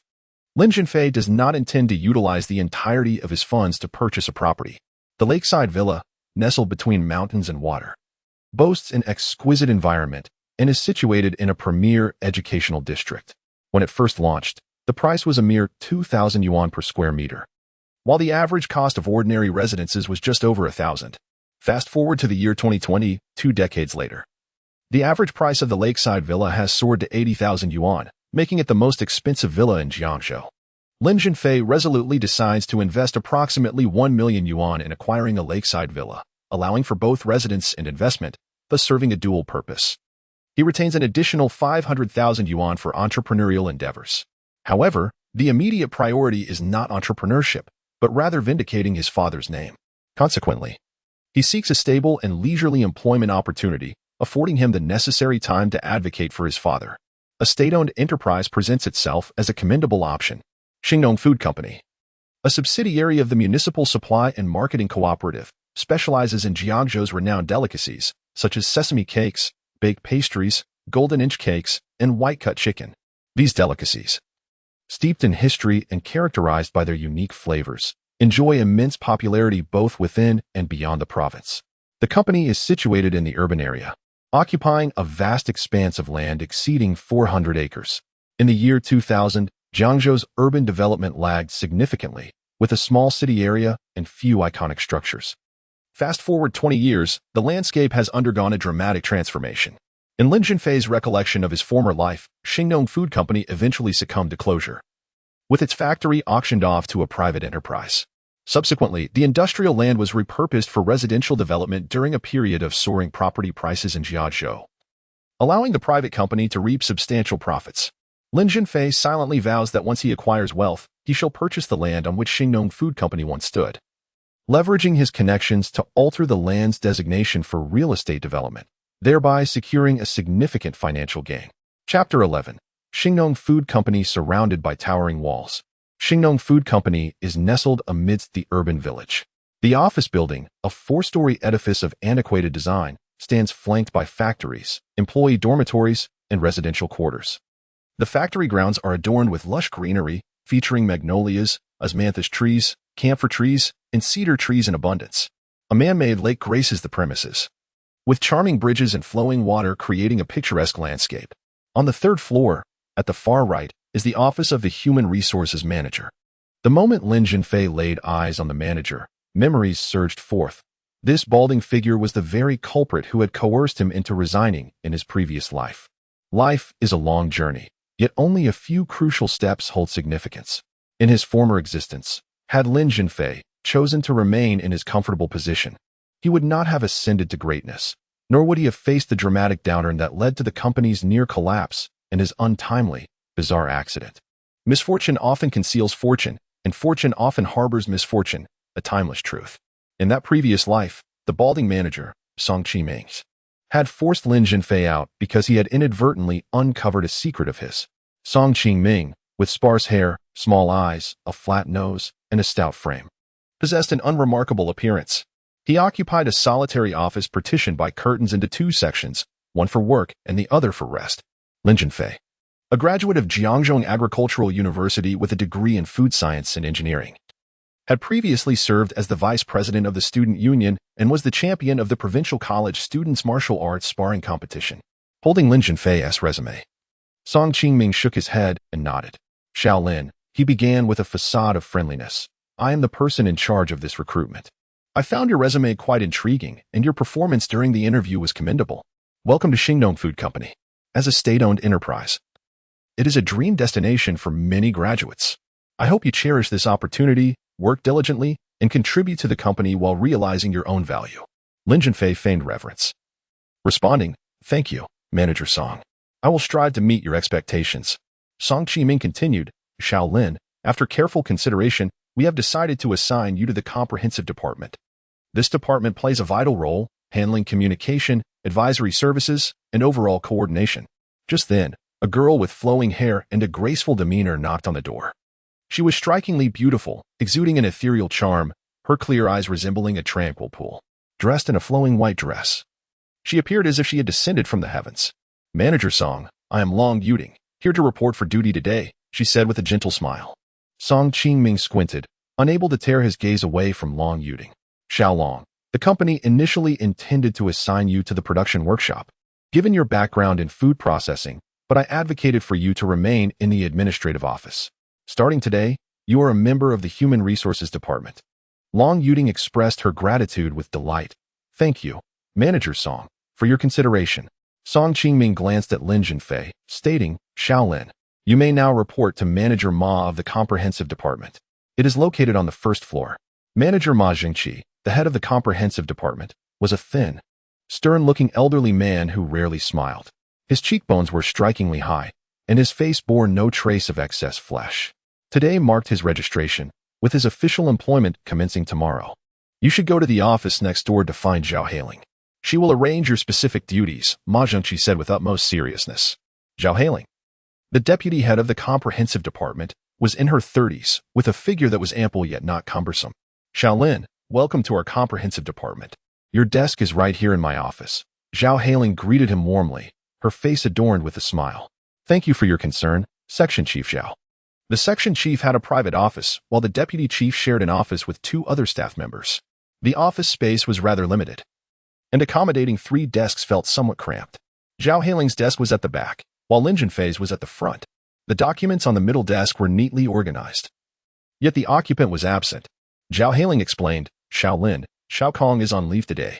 At the office entrance, Lin Zhenfei noticed a notice board indicating the absence of staff, and he recognized Kong K's name.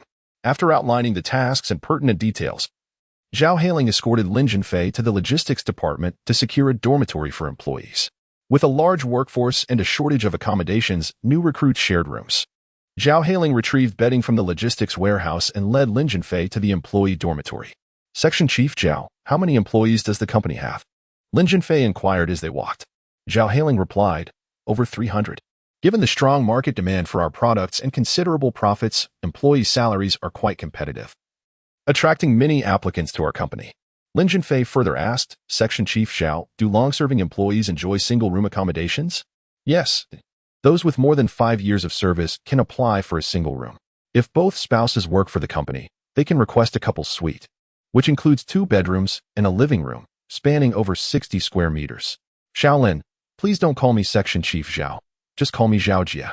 It feels more personal, she suggested. Lin Zhenfei quickly acquiesced. Thank you, Zhao Jia. Do you live on the factory premises? He continued. Zhao Hailing explained, as a long-serving employee. I was allocated an apartment, but I live outside the factory for my child's schooling. By the way, Xiaolin, I heard you are an outstanding student from Jiangzhou Agricultural University? Zhao Hailing inquired. Lin Zhenfei smiled modestly. Zhao Jia, I wouldn't say I'm outstanding. You are too humble. Xiaolin, after all, the Agricultural University is a 211 institution. What subjects did you excel in during high school? Zhao Hailing asked. Mathematics and English, Lin Zhenfei replied. Zhao Hailing expressed her delight, saying, That's wonderful. My daughter just started high school this year, and while she's doing well in all subjects, her English could use some improvement. If you have the time, could you help her with it? Of course, the tutoring fee will be generous. Lin Zhenfei smiled gently. Zhao Jia, I can help with tutoring. But discussing money feels a bit distant. You're so young, and your child is already in high school? Zhao Hailing said with a beaming smile. Young? I know you're flattering me, but it makes me very happy. I'm nearly 40, and my daughter is 16, she replied. Lin Zhenfei remarked, Zhao Jia. I speak nothing but the truth. Not only are you youthful, but you are also very beautiful. Though Lin Zhenfei had just stepped out of the academic realm, his worldly experience and the art of charming women far surpassed that of his peers.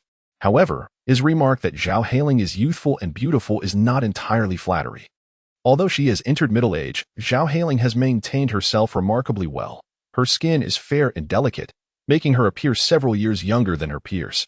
Moreover, she exudes a charm characteristic of a mature woman. While not an extraordinary beauty, she possesses a captivating femininity. Zhao Hailing smiled brightly, saying, Xiaolin, your sweet words are like honey. Have you got a girlfriend? Lin Zhenfei replied honestly, I did, but we just broke up. Zhao Hailing was taken aback, asking, why? Lin Zhenfei explained, she yearns for a quality lifestyle, which I cannot provide. Zhao Hailing then realized, I see. Am I being too inquisitive, Xiaolin? Lin Zhenfei reassured her. Not at all, Zhao Jia. Zhao Hailing continued, Xiaolin, I know several outstanding young women. I can introduce you to them when you have the time. Thank you. Zhao Jia. Suddenly, Lin Zhenfei envisioned Jiang Furong's figure and shifted the topic. Zhao Jia, how do you plan the tutoring sessions? Zhao Hailing responded, the high school curriculum is quite demanding. I only have time on weekends. Shall we arrange it for the weekend then? Lin Zhenfei agreed. All right, it's settled. Chapter 12. The Street Performer. Elu. The company boasts 4 dormitory buildings, all relics from the late 20th century. The logistics department assigned dormitory 518 on the 5th floor. The door was firmly shut. Lin Zhenfei extracted his key and unlocked the door. Who was there? A booming voice erupted from within. Lin Zhenfei was met with the sight of a portly man, completely unclothed. Zhao Hailing stole a glance, quickly averting her gaze, retreating to a corner. Her cheeks flushed and heart racing. Lin Zhenfei, too, recognized his indiscretion. It was meant to be a shared room, not a solitary one. Yet he had not anticipated the presence of another during working hours. Who are you? You're ruining my moment, the hefty individual exclaimed, hastily donning his shorts and tossing a wad of tissue into the trash bin. The room was permeated with a pungent odor. Lin Zhenfei was acutely aware of what the man had been engaged in moments before. With an expression of regret, he said, I apologize, I forgot to knock. I'm a new employee, Lin Zhenfei. The logistics department arranged for us to share this room. The company was situated 7 or 8 kilometers from Lin Zhenfei's home, a distance neither too far nor too close. The dormitory primarily served to facilitate midday rest, as he would return home in the evening. The portly man retorted angrily, if it weren't for the fact that you're a colleague, I'd deflatten you. Outside the door, Zhao Hailing called out, Xiaolin, I have something to attend to, so I'll be leaving. Another woman? The hefty man rushed to the door, catching a glimpse of Zhao Hailing's figure in the distance. Licking his lips, Lin Zhenfei began to arrange his bedding. The room was a chaotic mess. He felt a sense of dread. How could he possibly share a room with this untidy and unreasonable individual? The man was a behemoth, sporting a thick beard, weighing no less than 200 pounds. His body a massive flab. Judging by his age, he couldn't be much older, perhaps 25 or 26. Clean up this room, the man commanded with an authoritative tone. Lin Zhenfei bristled at the insolence. Though he felt displeasure at the man's demeanor, he remembered his own fault and picked up a broom to tidy the floor. The hefty individual, mistaking Lin Zhenfei's compliance for fear, grew bolder, tossing over a few dirty garments. Wash these clothes. Lin Zhenfei replied coldly. Why must I wash your clothes? The man brandished a fist the size of a bowl, because my fists are formidable, standing a few centimeters taller than Lin Zhenfei. He loomed like a mountain. Lin Zhenfei sneered, what if I refuse to wash them? The hefty man retorted defiantly, you can refuse. But then you'll have to move out. I deserve the privilege of a single room. With that, he hurled Lin Zhenfei's bedding onto the floor. Reluctant to stir up trouble as a newcomer, Lin Zhenfei felt the urge to stand his ground against such blatant bullying. Enough is enough. If you seek conflict, I shall oblige. The man, relying on his size, exuded arrogance. You've pushed me to this.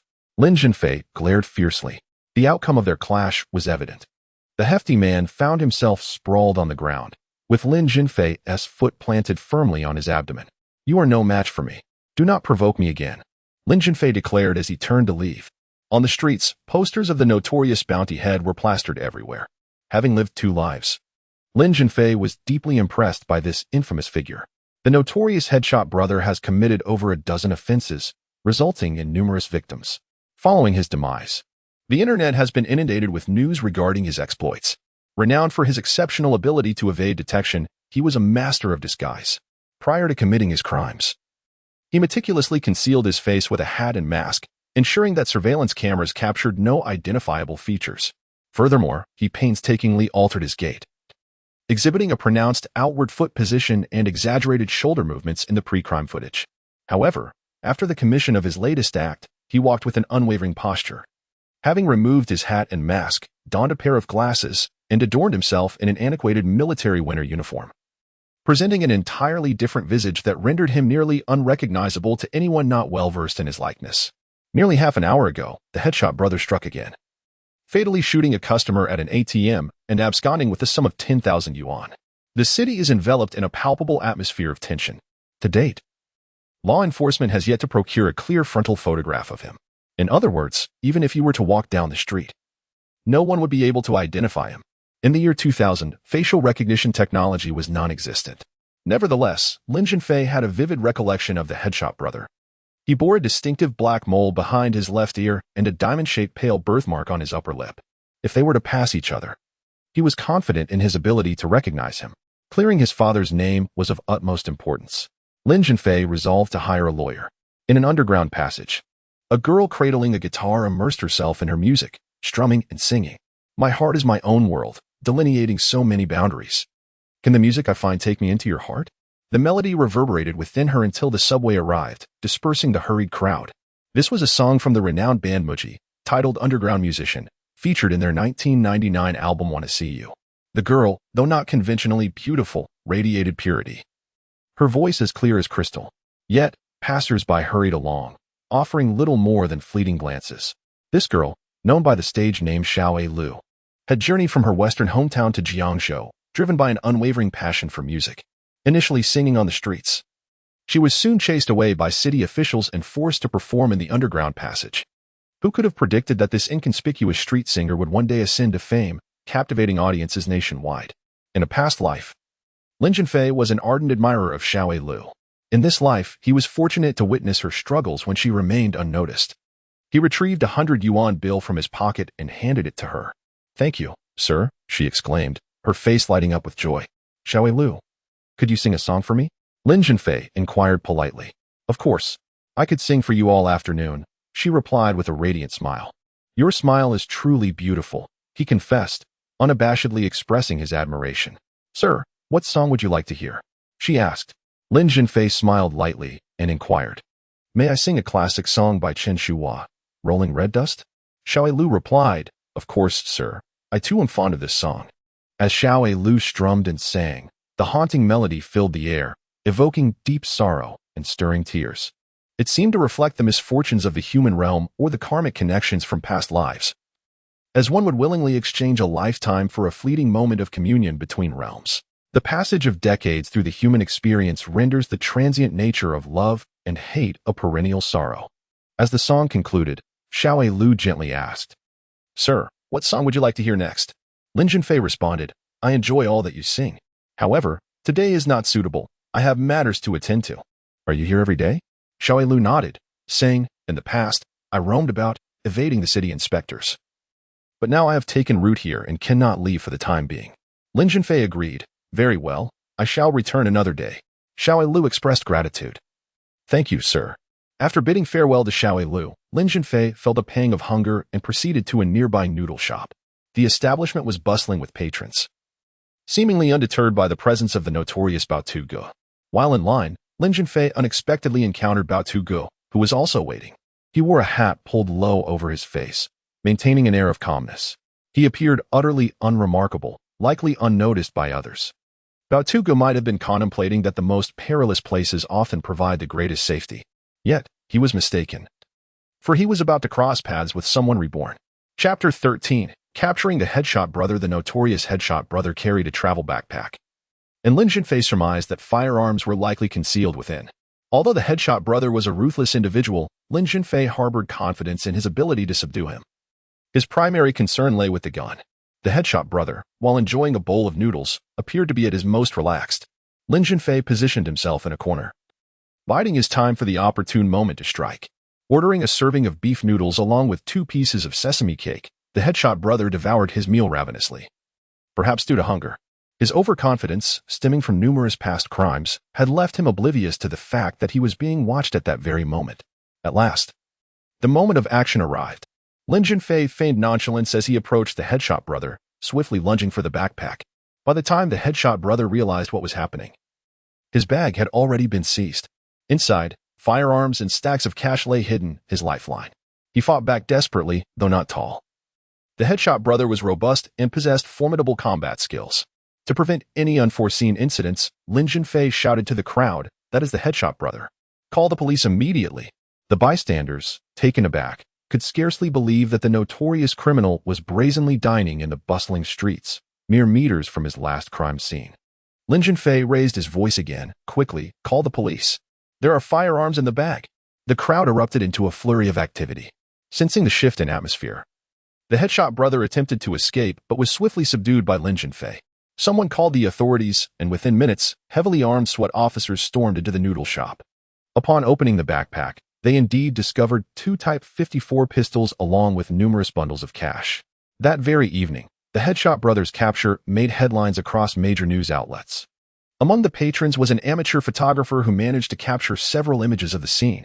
However, due to the suddenness of the event, coupled with poor lighting and angles, only vague silhouettes of the 2 men were discernible. The accounts of the incident varied widely, growing increasingly fantastical with each retelling. Some claimed that Lin Zhenfei was actually an undercover officer who had tracked the Headshot Brother to the noodle shop. Others insisted he was a retired Special Forces soldier who inadvertently brushed against the gun in the backpack, leading to the capture. Yet another theory posited that Lin Zhenfei was a martial arts master of exceptional skill. The one consensus among all narratives was Lin Zhenfei's extraordinary intelligence and bravery. Thanks to his valor, the Headshot Brother was apprehended before further innocent lives could be endangered. Lin Zhenfei proceeded to the police station to assist with the inquiry. Subsequently, he made his way to the Beijing law firm. In his previous life, he had lacked the financial means to hire a lawyer and had no connections to advocate for him, resulting in his father's injustice remaining unresolved. Overwhelmed by multiple adversities, his father had succumbed to despair, ultimately taking his own life. The Beijing law firm was conveniently located across from the courthouse, which was home to several legal practices. Lin Zhenfei chose Beijing due to its name resonating with his aspirations. Clearing his father's name would symbolize the realization of his dreams. In the reception area of the Beijing law firm, numerous photographs of lawyers adorned the walls, accompanied by brief descriptions below each image. Every attorney's professional experience, areas of expertise, and notable cases are clearly laid out. Lin Zhenfei's gaze ultimately lingered on a photograph of Chen Ruoxi. In the year 2000, beauty filters were yet to exist. From the photograph, Chen Ruoxi appeared graceful and charming. Most importantly, she specialized in economic criminal cases and had handled multiple contract fraud cases. Lin Zhenfei met Chen Ruoxi, who looked to be in her mid-20s, clad in a well-fitted blue plaid suit, complemented by a white shirt and a blue tie. Her long hair cascaded over her shoulders, and her delicate oval face bore no blemish. She possessed an admirable figure and exuded an imposing, confident aura, a true paragon of legal elegance. "Hello. Are you seeking legal consultation or representation?" "Attorney Chen, my father has been wrongfully accused and sentenced to 6 years in prison. I firmly believe he is innocent. I wish to appoint you as his defense attorney. Mr. Lin, I understand your concerns, but your father's 6-year prison sentence is already a final judgment. Reopening a case with a final ruling can be rather complicated, unless there is evidence to prove his innocence, which could prompt the court to initiate a supervisory review. Let us discuss the details of your father's case. Lin Zhenfei provided a brief overview of the situation. His father, Lin Haiyang, was the director of a local enterprise. Due to business necessities, he entered into a contract worth over 1 million yuan with a supplier. However, unexpectedly, when the contract matured, the factory lacked the funds to settle the payment. To repay the debt, Lin Haiyang personally sought funds from various sources, managing to pay over 400,000 yuan. Nonetheless, the supplier reported him to the police, who detained him on suspicion of contract fraud, leading to his subsequent arrest and 6-year sentence. Mr. Lin, Chen Ruoshi remarked, this case is not overly complex. Based on your description, your father appears to be innocent. But why were both the first and second trials ruled against him? Is it possible that someone is deliberately targeting your father? Although Lin Zhenfei rarely inquired about his father's work, he had some knowledge. Lin Haiyang was the factory director, while the deputy director was Chen Xiaohu's older brother, Chen Eru. Although Chen Eru held the title of deputy director, he effectively undermined Lin Haiyang's authority, particularly in the finance, procurement, and sales departments, where his loyalists held key positions. Lin Haiyang was nominally in charge, yet he was relegated to overseeing production due to his technical expertise. While Chen Eru played the political game, Chen Eru's ascent to power was attributed to his influential family background. His elder brother, Chen Dahua, was a cadre at the district level, and his sister and brother-in-law were also prominent figures. In a past life, Lin Zhenfei vividly recalled his father often returning home, sighing, lamenting that he was merely a puppet in the factory. Little did he know that he would ultimately lose even that tenuous position, accumulating over 400,000 yuan in debt and becoming ensnared in a prison sentence. A sudden realization struck Lin Zhenfei. He began to suspect that Chen Eru might be behind this scheme. Expressing his thoughts, he voiced his suspicions. Mr. Lin, Chen Ruoshi responded, given your unwavering trust in me, I shall accept your appointment. Your skepticism holds some merit. However, without concrete evidence, it remains merely speculation. Only with substantiated proof can the court consider the possibility of reopening the case. In the absence of such evidence, the court will not proceed with the filing. Lin Zhenfei, at the tender age of 22, possesses the psyche of a 42-year-old. He is acutely aware that having connections can be advantageous when engaging in legal battles. Thus, he inquired, Lawyer Chen, is it necessary to leverage connections? Mr. Lin, having connections is undoubtedly better than lacking them. Yet the crux of the matter lies in the strength of the evidence, was the response. Lin Zhenfei contemplated the idea of utilizing connections, but he found himself at a loss. None of his distant relatives held any official positions. The prominent figures in Jiangzhou were acquaintances he had only in the form of Zhen Dafu, who had already lent him 2 million. He could no longer expect any further assistance from Zhen Dafu. Lin Zhenfei then asked, Lawyer Chen, how can I gather evidence? Mr. Lin, I have a court session to attend this afternoon, and my schedule is quite packed. Once I navigate through this busy period, I shall devote my full attention to your father's case, if that is agreeable. Alternatively, I could recommend another esteemed lawyer. My colleagues are exceptionally capable. Without hesitation, Lin Zhenfei replied, No, I wish to entrust this matter to you. Chapter 14. Using a knife to kill. I am profoundly grateful to Mr. Lin for his unwavering trust in me. I shall not betray this confidence. Attorney Chen, what is your fee? I am prepared to pay now. Mr. Lin, you may choose to pay in advance or agree to settle the payment afterward. This is a contract for engagement, which we shall sign upon mutual agreement. After signing the contract and settling the legal fees, Lin Zhenfei felt a sense of relief. Mr. Lin, do you have time tomorrow? We should meet to discuss the collection of evidence. This matter concerning my father is of utmost importance. I will make time regardless of my busy schedule. Attorney Chen, I understand you are quite occupied. I shall not take up more of your valuable time. Farewell. Upon returning home, Lin Zhenfei was greeted by chaos.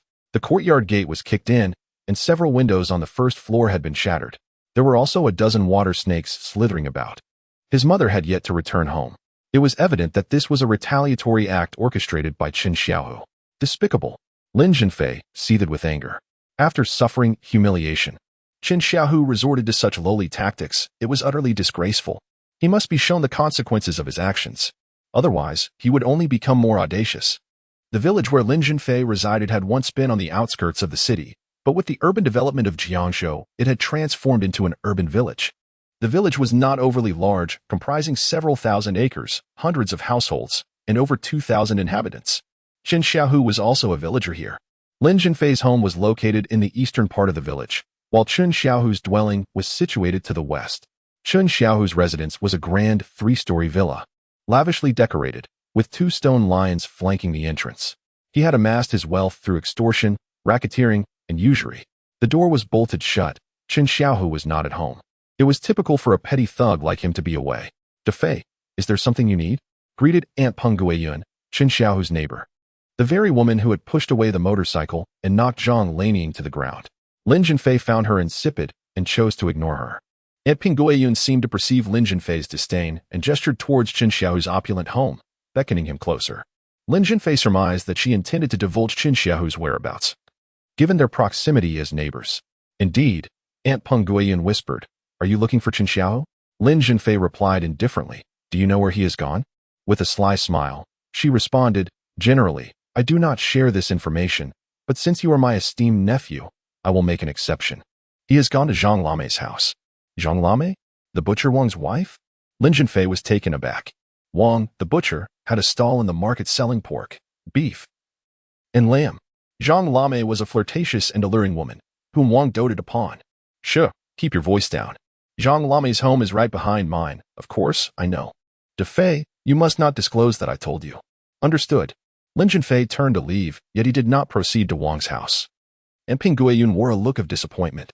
Just a few days prior, she and Zhang Lamei had quarreled over trivial matters, resulting in a physical altercation that left her face scratched. Today, she had hoped to use Lin Zhenfei to catch Qin Xiaohu and Zhang Lamei in the act. However, Lin Zhenfei chose not to visit Zhang Lamei's residence. Did Lin Zhenfei doubt her words? Peng Guilin, unwilling to accept this, hurried after him, insisting, "Defei, what I say is absolutely true." Lin Zhenfei responded with a calm smile. "I never claimed you were lying. I'm merely heading to the market to find Wang the butcher." It dawned on Peng Guilin that Lin Zhenfei was indeed a master of using others as instruments of vengeance. The entire village was aware of Wang the butcher's notorious temper. If he discovered that his wife was having an affair with Qin Xiaohu, he would undoubtedly butcher Chun with his knife. "Defei, please don't betray me." Peng Guilin felt a mix of excitement and anxiety. She was thrilled at the prospect of revenge, yet apprehensive about the situation escalating and implicating her. After all, lives could be at stake. The market was approximately a kilometer away, and time was of the essence. Capturing the thief in the act was crucial, for missing the opportune moment would render their efforts futile. There were numerous motorbikes in the urban village. Lin Zhenfei hopped onto one, racing toward the market. Wang the butcher, a robust figure, was busy slicing meat for customers. "I heard you've struck it rich?"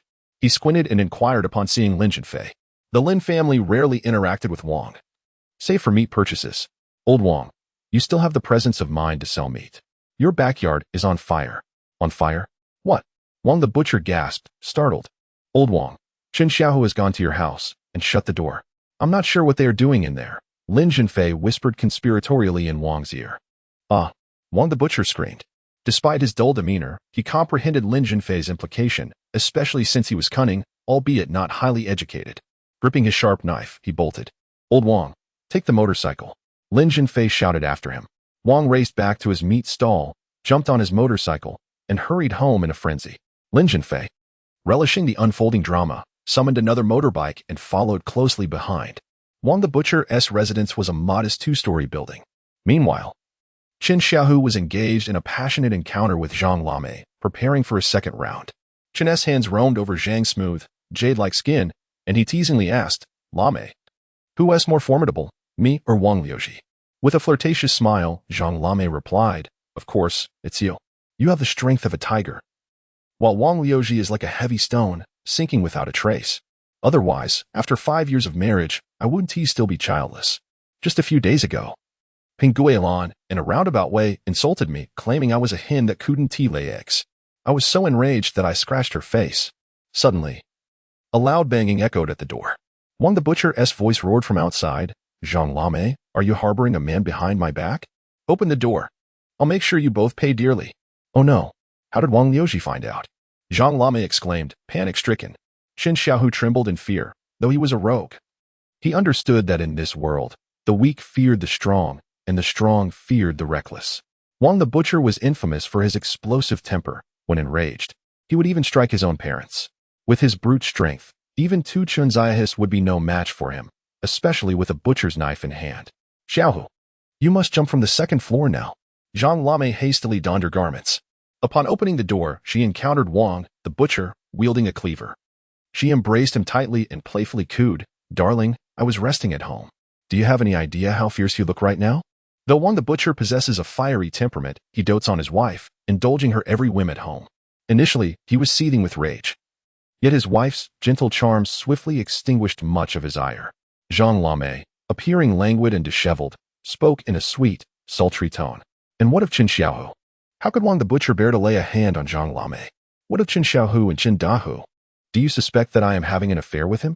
Zhang Lame feigned a look of deep grievance, tears welling up in her eyes. "You have wronged me," she exclaimed. "Humph, I shall ignore you." The butcher Wang rushed into the bedroom, finding the bed in disarray, yet the figure of Qin Xiaohu was nowhere to be seen. He searched each room meticulously before ascending to the second floor. Zhang Lame stifled a laugh nearby, knowing full well that Qin Xiaohu had already leaped from the window to escape. With no evidence to implicate him, she thought to herself, "I shall turn the tables and claim that you have wronged an innocent." However, Zhang Lame smiled too soon. Chapter 15. Zhang Lame Qin Xiaohu, in a state of utter panic, broke his leg while attempting to leap from a height. Unable to escape, he crawled desperately on the ground. Wang Tuhua, upon discovering Qin Xiaohu's plight, instantly grasped the situation. "Qin Xiaohu, you have stolen my wife. Today it is either you or I who shall perish." With a butcher's knife in hand, he stormed down the stairs. "Darling, what is wrong?" Zhang Lame, who was combing her hair on the first floor, sensed something amiss and anxiously inquired.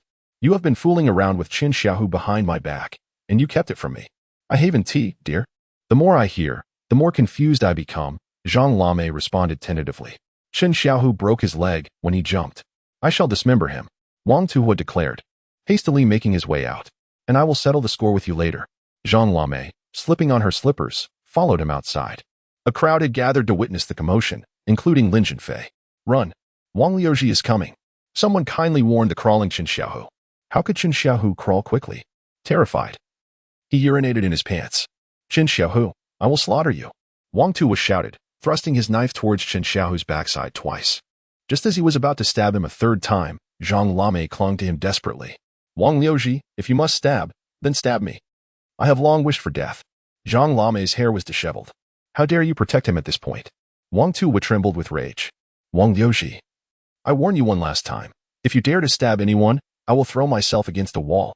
At that moment, several henchmen, having heard the commotion, arrived and carried Qin Xiaohu away.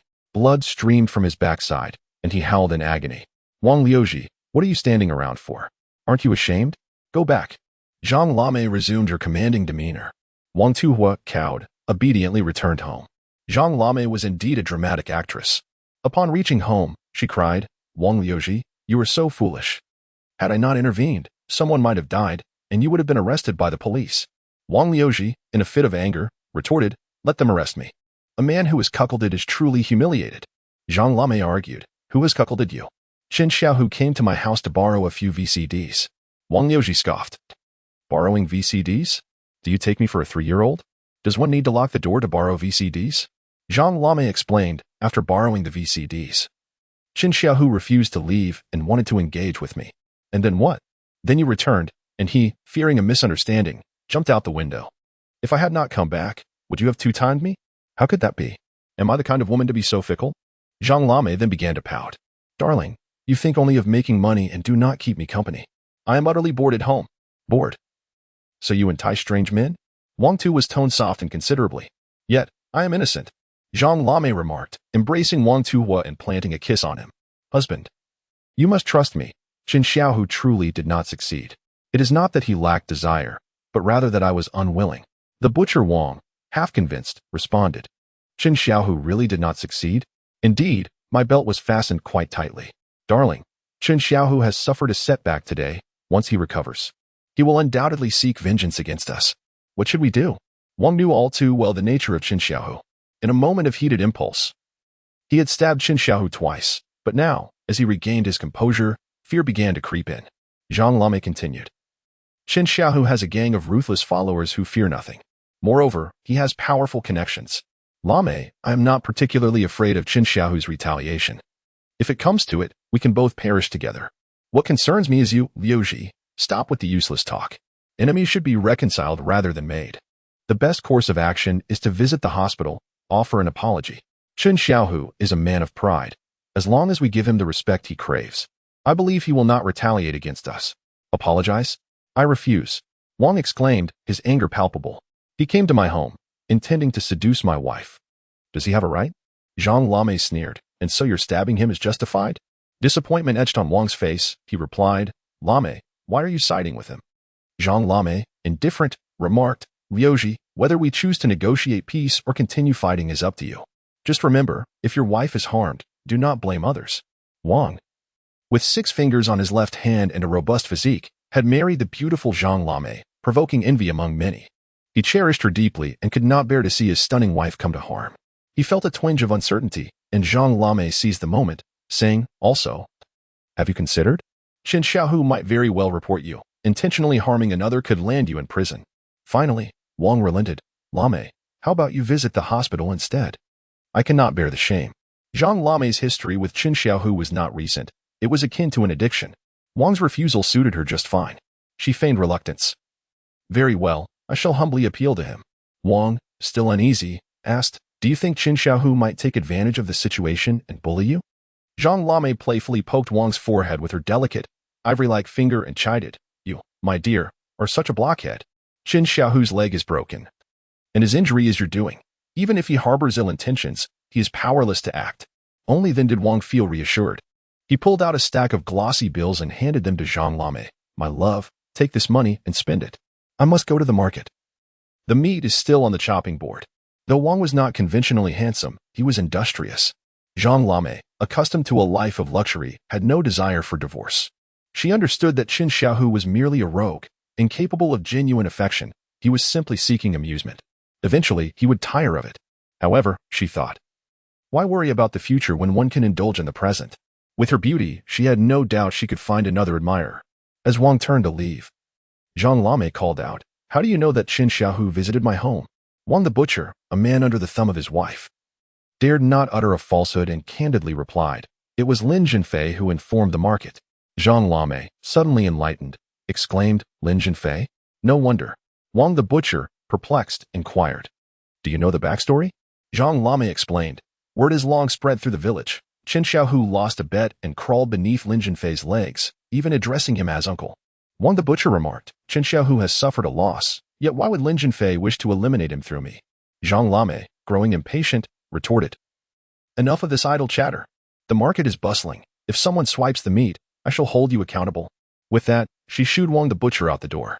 The crowd, which had gathered to spectate, gradually dispersed. Lin Zhenfei, in high spirits, had managed to severely injure Qin Xiaohu without lifting a finger. Although Qin Xiaohu would not perish, he would require at least a couple of months to recuperate.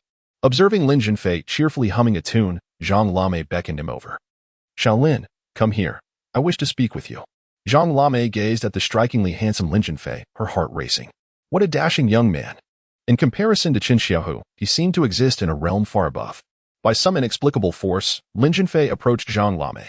It must be said, Zhang Lame was a captivating enchantress, her phoenix eyes glimmering with unspoken allure.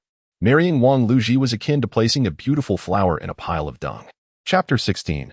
Dreams should be pursued. Xiaolin, Luji has told me that it was you who informed. Zhang Lame's demeanor was a mix of reproach and anger.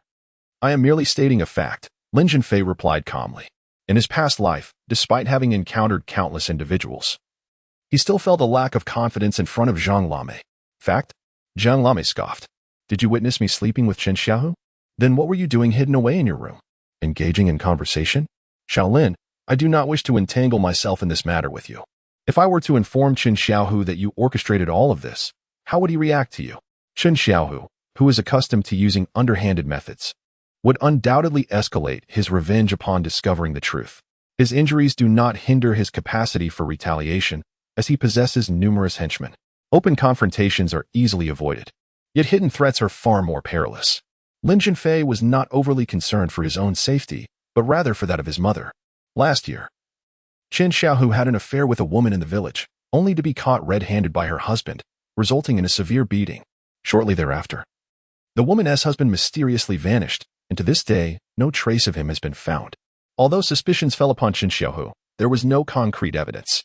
Moreover, Qin Xiaohu's connections were formidable, his family's influence significant. Zhang Lame, believing Lin Zhenfei to be intimidated, smiled alluringly. "Xiaolin, I can keep your secret." But on one condition, she intentionally left her statement hanging, gauging Lin Zhenfei's reaction. Lin Zhenfei coldly inquired, "What is the condition?" Zhang Lame, with a feigned sweetness, replied, "Call me sister." Seeing Lin Zhenfei hesitate, she pressed on, "Xiaolin, a little flattery won't harm you. If you call me sister, not only will I refrain from informing Qin Xiaohu that you were the one who spilled the beans, but I will also divulge the truth behind your father's imprisonment." Lin Zhenfei was taken aback and quickly asked, "How do you know?" "I am parched. I must return home for a drink," said Zhang Lame, as she walked into her house. Lin Zhenfei was well aware that Zhang Lame was deliberately luring him inside, yet she executed it with remarkable subtlety. This woman was cunning, adeptly manipulating his eagerness to uncover the truth about his father's incarceration. In pursuit of his father's exoneration, Lin Zhenfei reluctantly stepped into Zhang Lame's abode. Suddenly, the names Wang Luji, Pan Jinlian, and Wu Dalong flashed through Lin Zhenfei's mind. Zhang Lame sat leisurely in the bedroom chair, crossing her legs and savoring her tea. Hey, why did you enter my bedroom without my permission? If Luji finds out, I will have no way to explain myself." Zhang Lame feigned anger. This woman would have made a splendid actress. "Sister, I seek to know the truth behind my father's imprisonment, in order to save his father." Lin Zhenfei complied and called her sister. "Xiaolin, since you have called me sister, I shall share everything I know with you." Zhang Lame was exceedingly pleased. The faint scent of her perfume was intoxicating. "Xiaolin, Qin Xiaohu once confided in me that anyone opposing the Qin family would meet a grim fate. He mentioned your father. He boasted before me that his second brother, Qin Eru, had caused your father to suffer both financial losses and imprisonment, amounting to hundreds of thousands." "What else did Qin Xiaohu say?" "Xiaolin, my back is quite itchy, but I cannot reach it. Please help me scratch it." Lin Zhenfei had long seen through Zhang Lame's thoughts, yet he dared not disobey her command. "Xiaolin, the itch on my back has subsided. Now scratch the front." To scratch or not to scratch, that is the question. "Sister, what else did Qin Xiaohu say?" Qin Xiaohu remarked that Qin Eru, with a slight trick, managed to imprison your father.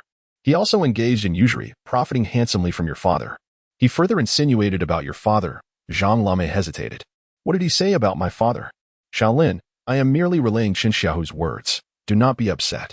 "I want to be angry. Sister, please continue." "Qin Xiaohu said your father is a coward, sold by others, yet he assists them in counting their money."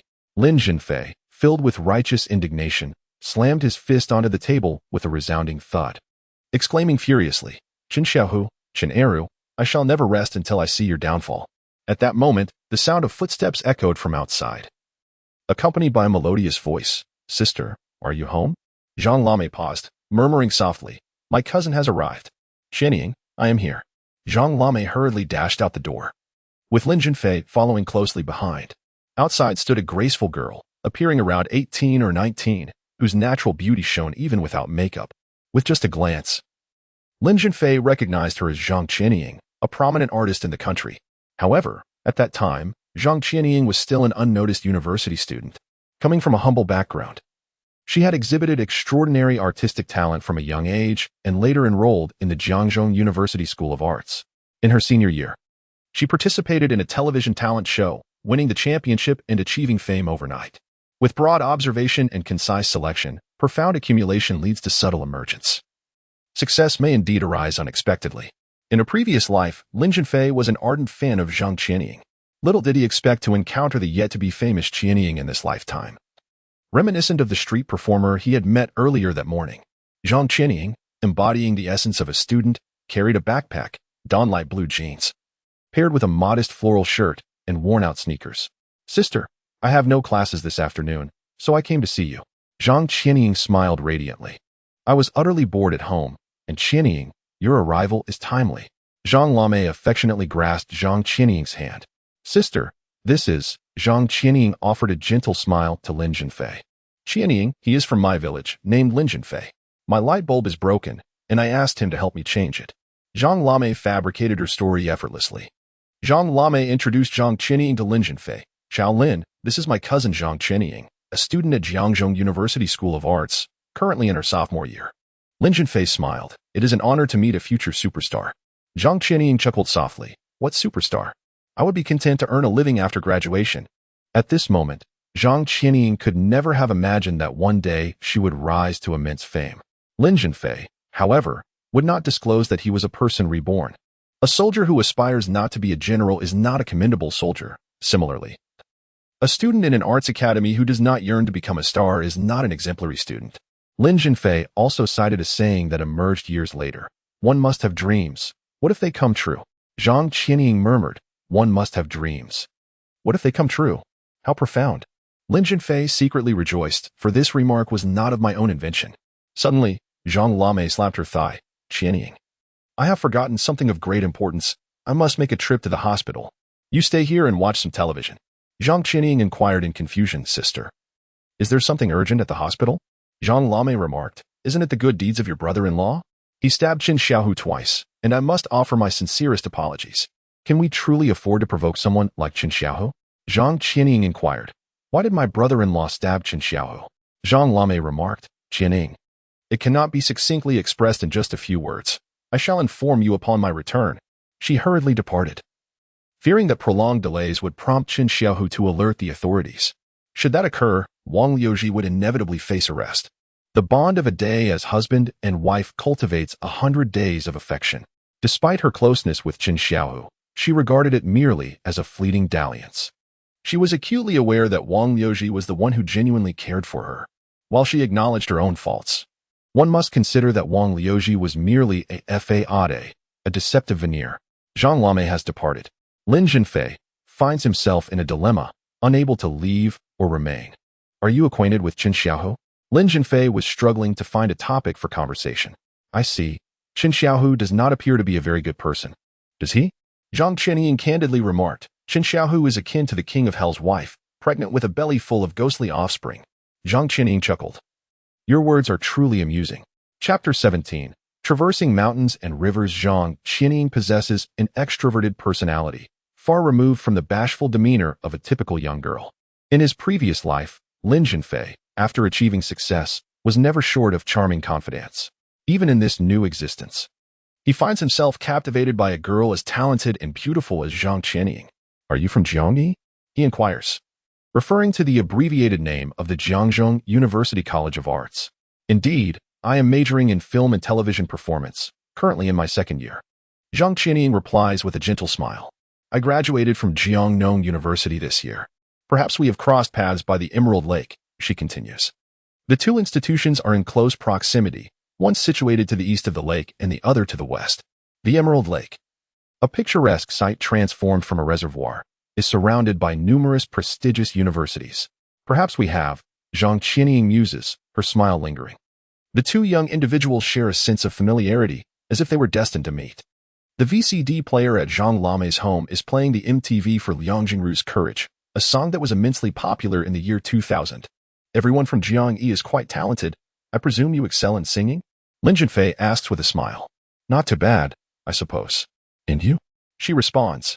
I enjoy humming tunes and sometimes engage in spontaneous creation, he replies, eliciting a surprised response from Zhang Qianying. Spontaneous creation? That's impressive. Can you compose a piece of music on the spot? Certainly, Lin Zhenfei asserts confidently. My aspiration is to become an impromptu song king, much like Zhang Di. Lin Zhenfei has a fondness for music and possesses a commendable singing voice, often dominating the karaoke scene.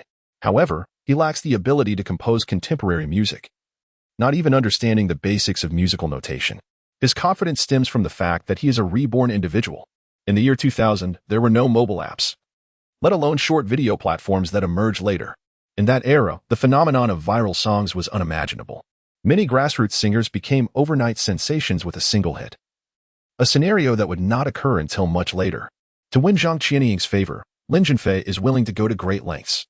Drawing upon the well-known viral songs from his previous life, he begins by humming the chorus of Traversing Mountains and Rivers, and I draw my gun like a dragon.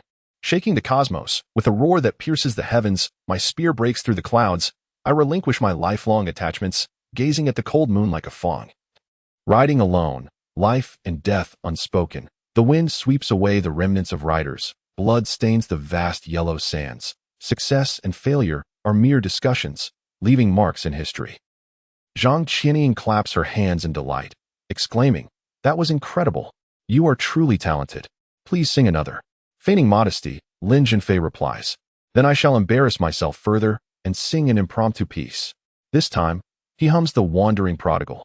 I have drunk the wind, swallowed the sand. A prodigal with no money to roam the taverns, who paints the pipa, I wonder. Spring winds no longer feel like the cries of cold crows. I have drunk the wind, swallowed the sand, wandering under the clouds, sighing at the fleeting years, like yellow flowers. I have asked the heavens, but no one answers. Zhang Qianying listens, entranced, and after a moment, she exclaims, "If you were to enter the music industry, you would undoubtedly become a renowned musician." Lin Zhenfei chuckles lightly. "Just a trivial skill, nothing to boast about. I am merely indulging in a bit of showmanship." With Jiang Furong, Lin Zhenfei often found himself at a loss for words. Yet with Zhang Qianying, conversation flowed endlessly. After a lingering farewell with Zhang Qianying, Lin Zhenfei hastened to the Lakeside Mansion sales office. Only 5 villas remained at Lakeside Mansion, a serene haven that seamlessly integrates mountains, lakes, islands, and bays into a picturesque retreat. Lin Zhenfei intended to invest approximately $1 million to acquire a villa at Lakeside Mansion, reserving the remaining $500,000 for further investment or business ventures. For those who have not experienced the relentless surge in property prices, such financial arrangements may be difficult to comprehend. Jiangzhou, a second-tier city, witnessed its average residential price escalate from $1,000 to $25,000 per square meter over 2 decades, from 2000 to 2020. In contrast, the price of villas at Lakeside Mansion soared from $2,000 to $80,000 per square meter, marking a staggering 40-fold increase. Investing $1 million in a villa not only promised an exquisite living environment, but also a significant financial return, an investment in itself. Lin Zhenfei rode a bicycle that, aside from the bell-less silence, echoed with sounds as he made his way to the Lakeside Mansion sales office. The office exuded an air of elegance and sophistication. Inside, it was desolate. Apart from a few sales staff, no prospective buyers were present. The company's standard residential offerings had long since sold out, leaving only 5 high-end villas available. In Jiangzhou, very few could afford $1 million to purchase a luxury villa. This was not Lin Zhenfei's first visit to the Lakeside Mansion sales office. During his university years, he had distributed flyers for the property as part of his work-study program. Standing before the property model, he noticed a rather attractive saleswoman engrossed in her phone, who cast him a fleeting glance but offered no further acknowledgement. "Excuse me, could you provide some information about the property?" Lin Zhenfei inquired courteously. "Aren't you here to hand out flyers today?" The saleswoman retorted with a mocking gaze. "Hello, could you please tell me about this villa?" Lin Zhenfei persisted, having set his sights on one of the villas.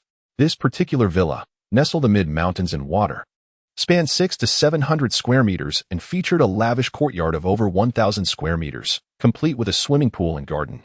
The villa was exquisitely furnished, ready for immediate occupancy with some additional soft furnishings included. A security guard entered, addressing Lin Zhenfei brusquely. "Your bicycle is not parked in the designated area. Please move it." The guard's demeanor was far from friendly. Lin Zhenfei chose not to take offense, stepping outside to relocate his bicycle to the designated parking spot across the street. Upon re-entering the sales office, he found the previously distracted saleswoman now engaged in flirtatious banter with a flamboyantly dressed male colleague. Dan, your customer has arrived. You should attend to them." The male salesperson nudged her playfully. "Zhu, don't tease me. A part-timer like him could never afford a villa here," Dan retorted dismissively. "Excuse me, could you provide some details about this villa?" Lin Zhenfei called out towards Dan. "Do you know the price of that villa?" $110,000. "Do you possess the financial means for that?" Dan responded with a tone laden with scorn. Lin Zhenfei was somewhat irritated. "How do you know I lack the financial capability to purchase a villa?" Dan smirked. "So, you consider yourself a wealthy individual? A wealthy individual riding a bicycle? As a part-timer, how much could you possibly earn in a year? If you truly wish to buy a house, I can point you in the right direction. There's a new development called Sunshine Garden in the Southwestern District, with a price of only $600 per unit. For a small apartment, it would only cost around $20,000 to $30,000. Given your circumstances, selling everything you own might allow you to afford it. The lakeside residence high-end villas are strictly for the affluent. Dazhu pulled Dandan aside. In my previous experience with other developments, many agents not only bring clients but also scout the market. He is most likely one of those agents. Is it worth your time to bicker with such a lowly individual? At that moment, another saleswoman approached. Noticing that no one was attending to Lin Zhenfei, she warmly greeted him. Sir, are you viewing the property for yourself or on someone else's behalf?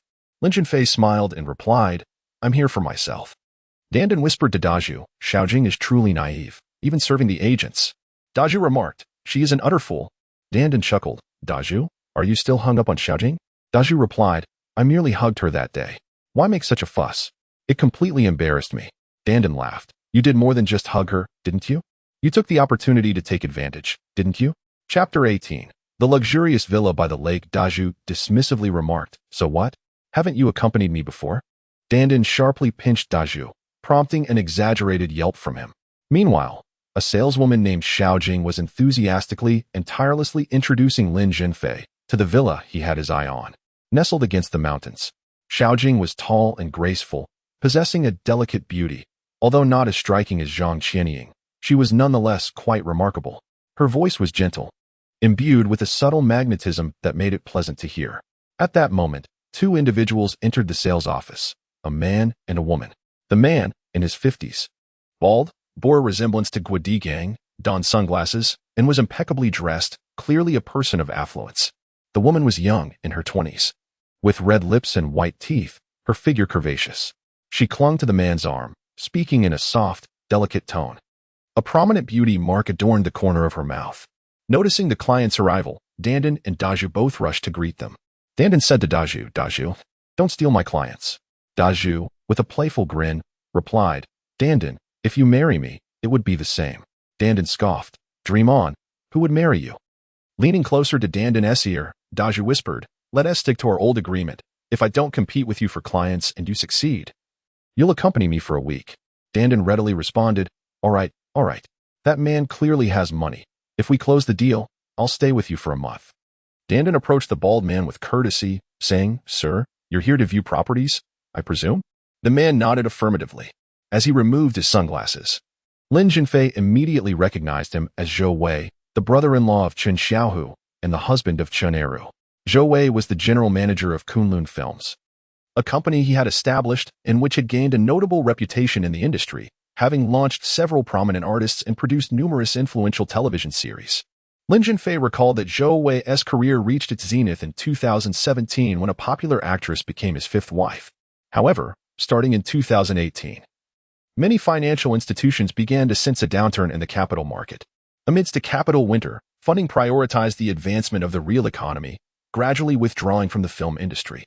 A-share film companies, represented by Huai, began to decline, suffering operational losses and plummeting stock prices. The owner of Huai even resorted to selling artworks to maintain cash flow. Actors faced hardships as well. After a certain actress paid an 800 million tax bill, many performers found themselves on the brink of unemployment, with some transitioning to live streaming. The outbreak of the COVID-19 pandemic brought unprecedented pressure to the entire film industry, transforming a once vibrant scene into a desolate one. Zhou Wei's Kunlun Films succumbed to this tide, leading not only to the company's bankruptcy but also to his own mounting debts. To evade creditors, he fled to the United States.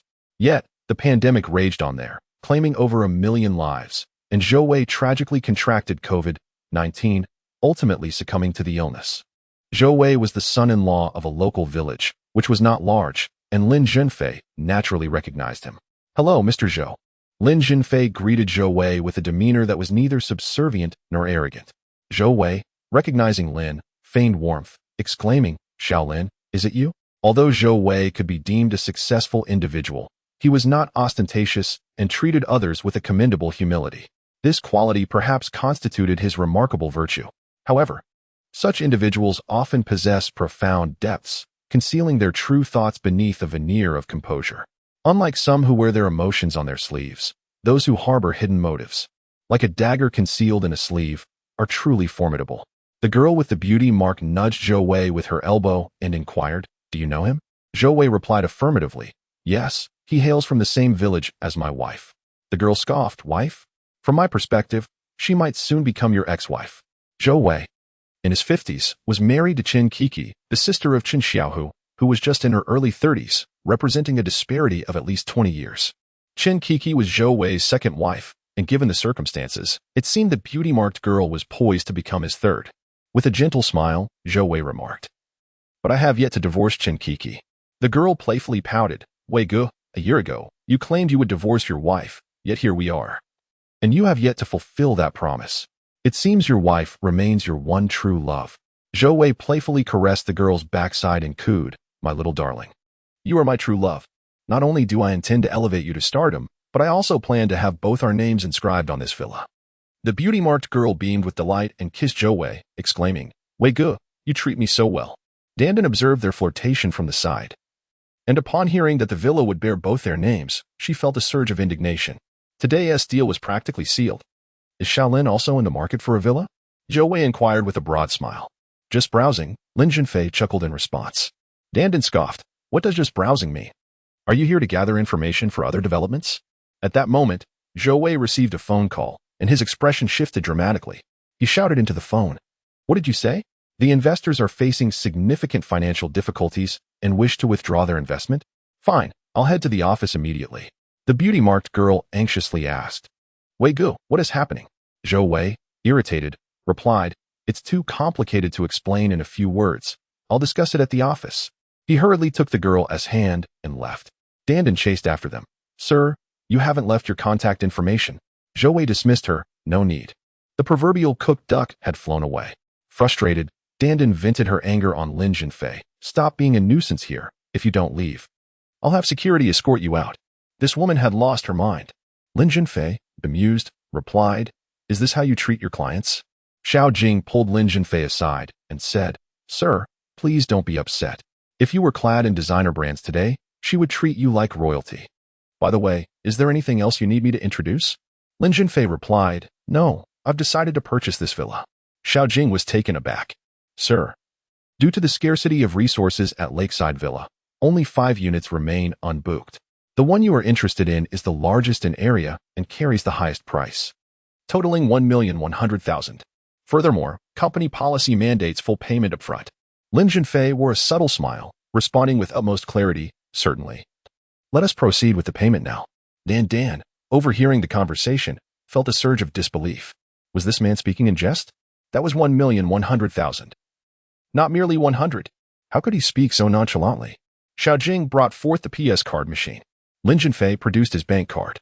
Dan stood by, amused. Observing his humble attire and the dilapidated bicycle he rode, it would be a stroke of luck if his card held a few hundred. The POS machine dispensed a receipt, confirming the transaction's success. "Oh," Dan gasped in astonishment. This was a significant loss. According to company policy, a 2% commission was earned for each villa sold. This meant Xiao Jing effortlessly amassed over 20,000 in commission. 20,000 was no trifling sum. Many individuals earned less than that in an entire year. Upon completing the payment, Lin Zhenfei received the key to his villa at Lakeside. By the time he returned home, night had fallen. His mother was busy in the kitchen. Lin Zhenfei chose to conceal the villa purchase from her, fearing she might worry about the source of such a large sum. And besides, it was not yet a time for family celebration. His father remained wrongfully imprisoned. Zhang Lanying was an excellent cook, preparing several dishes that were both fragrant and flavorful. During dinner, Lin Zhenfei broached the topic of his father's wrongful imprisonment. "Mom, did Dad offend Chinero?" Zhang Lanying paused, a look of confusion crossing her face as she replied, "Defei, why do you suddenly inquire about this?" Lin Zhenfei pressed on, "Mom, was Dad's arrest a trap set by Chinero?" Chapter 19. Zhang Lanying fell silent for a moment before speaking. "Defei, your father possesses a straightforward character and is a man of integrity. He excels in production and management, yet how can he contend with Chinero? Although Chinero holds a subordinate position, he has effectively usurped your father's authority. Finance, procurement, and sales are all under his control.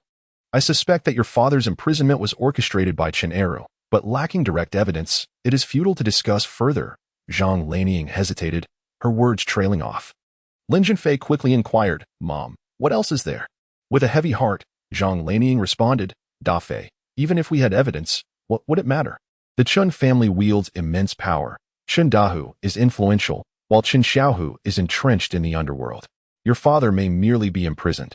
But if we provoke the Qin family, our very lives could be at stake. I am not worried for myself, but for you." Lin Zhenfei asserted with resolve, "Mom. Justice may be delayed, but it shall never be absent. Ultimately, righteousness will triumph over evil. I have already engaged a lawyer. I intend to gather evidence to exonerate my father and bring those who conspired against him to justice." Zhang Lanian gazed at her son in astonishment. Despite his unwavering integrity and intolerance for injustice, he was still a recent graduate, lacking in worldly experience and prone to clumsiness. How had he suddenly become so mature and composed? "Da Fei, I understand your feelings. Do your utmost regarding your father's situation, but do not overexert yourself. While he is incarcerated, he wishes for you to endure not even the slightest harm. Your sister's fate remains a permanent sorrow in his heart. He does not wish for history to repeat itself." Alas, why have I mentioned Xiaofeng again? Lin Zhenfei had an elder sister, 2 years his senior. Her childhood name was Xiaofeng, who was abducted while learning to walk and has remained missing ever since. The loss of Xiaofeng became an eternal anguish for their parents. After her disappearance, they searched tirelessly for years, yet found no trace. Over time, despair consumed them, and they redirected all their energy towards their son. Henceforth, they refrained from mentioning Xiaofeng's disappearance. Not out of a lack of love, but to avoid reopening old wounds. In a picture frame lay the sole photograph of Xiaofeng from her early childhood. With only one photograph, searching for a person amidst the vast sea of humanity felt akin to finding a needle in a haystack. Xiaofeng bore an oval birthmark on her left buttock, the only distinguishing feature of her body. Yet, this trait was too discreet. Had the birthmark been prominent, Lin Zhenfei would surely have scrutinized the physical attributes of every girl of a similar age. In his past life, Lin Zhenfei never uncovered the whereabouts of his sister before his demise. In this life, he hoped to find her, yearning for a genuine family reunion. "Mom, trust me.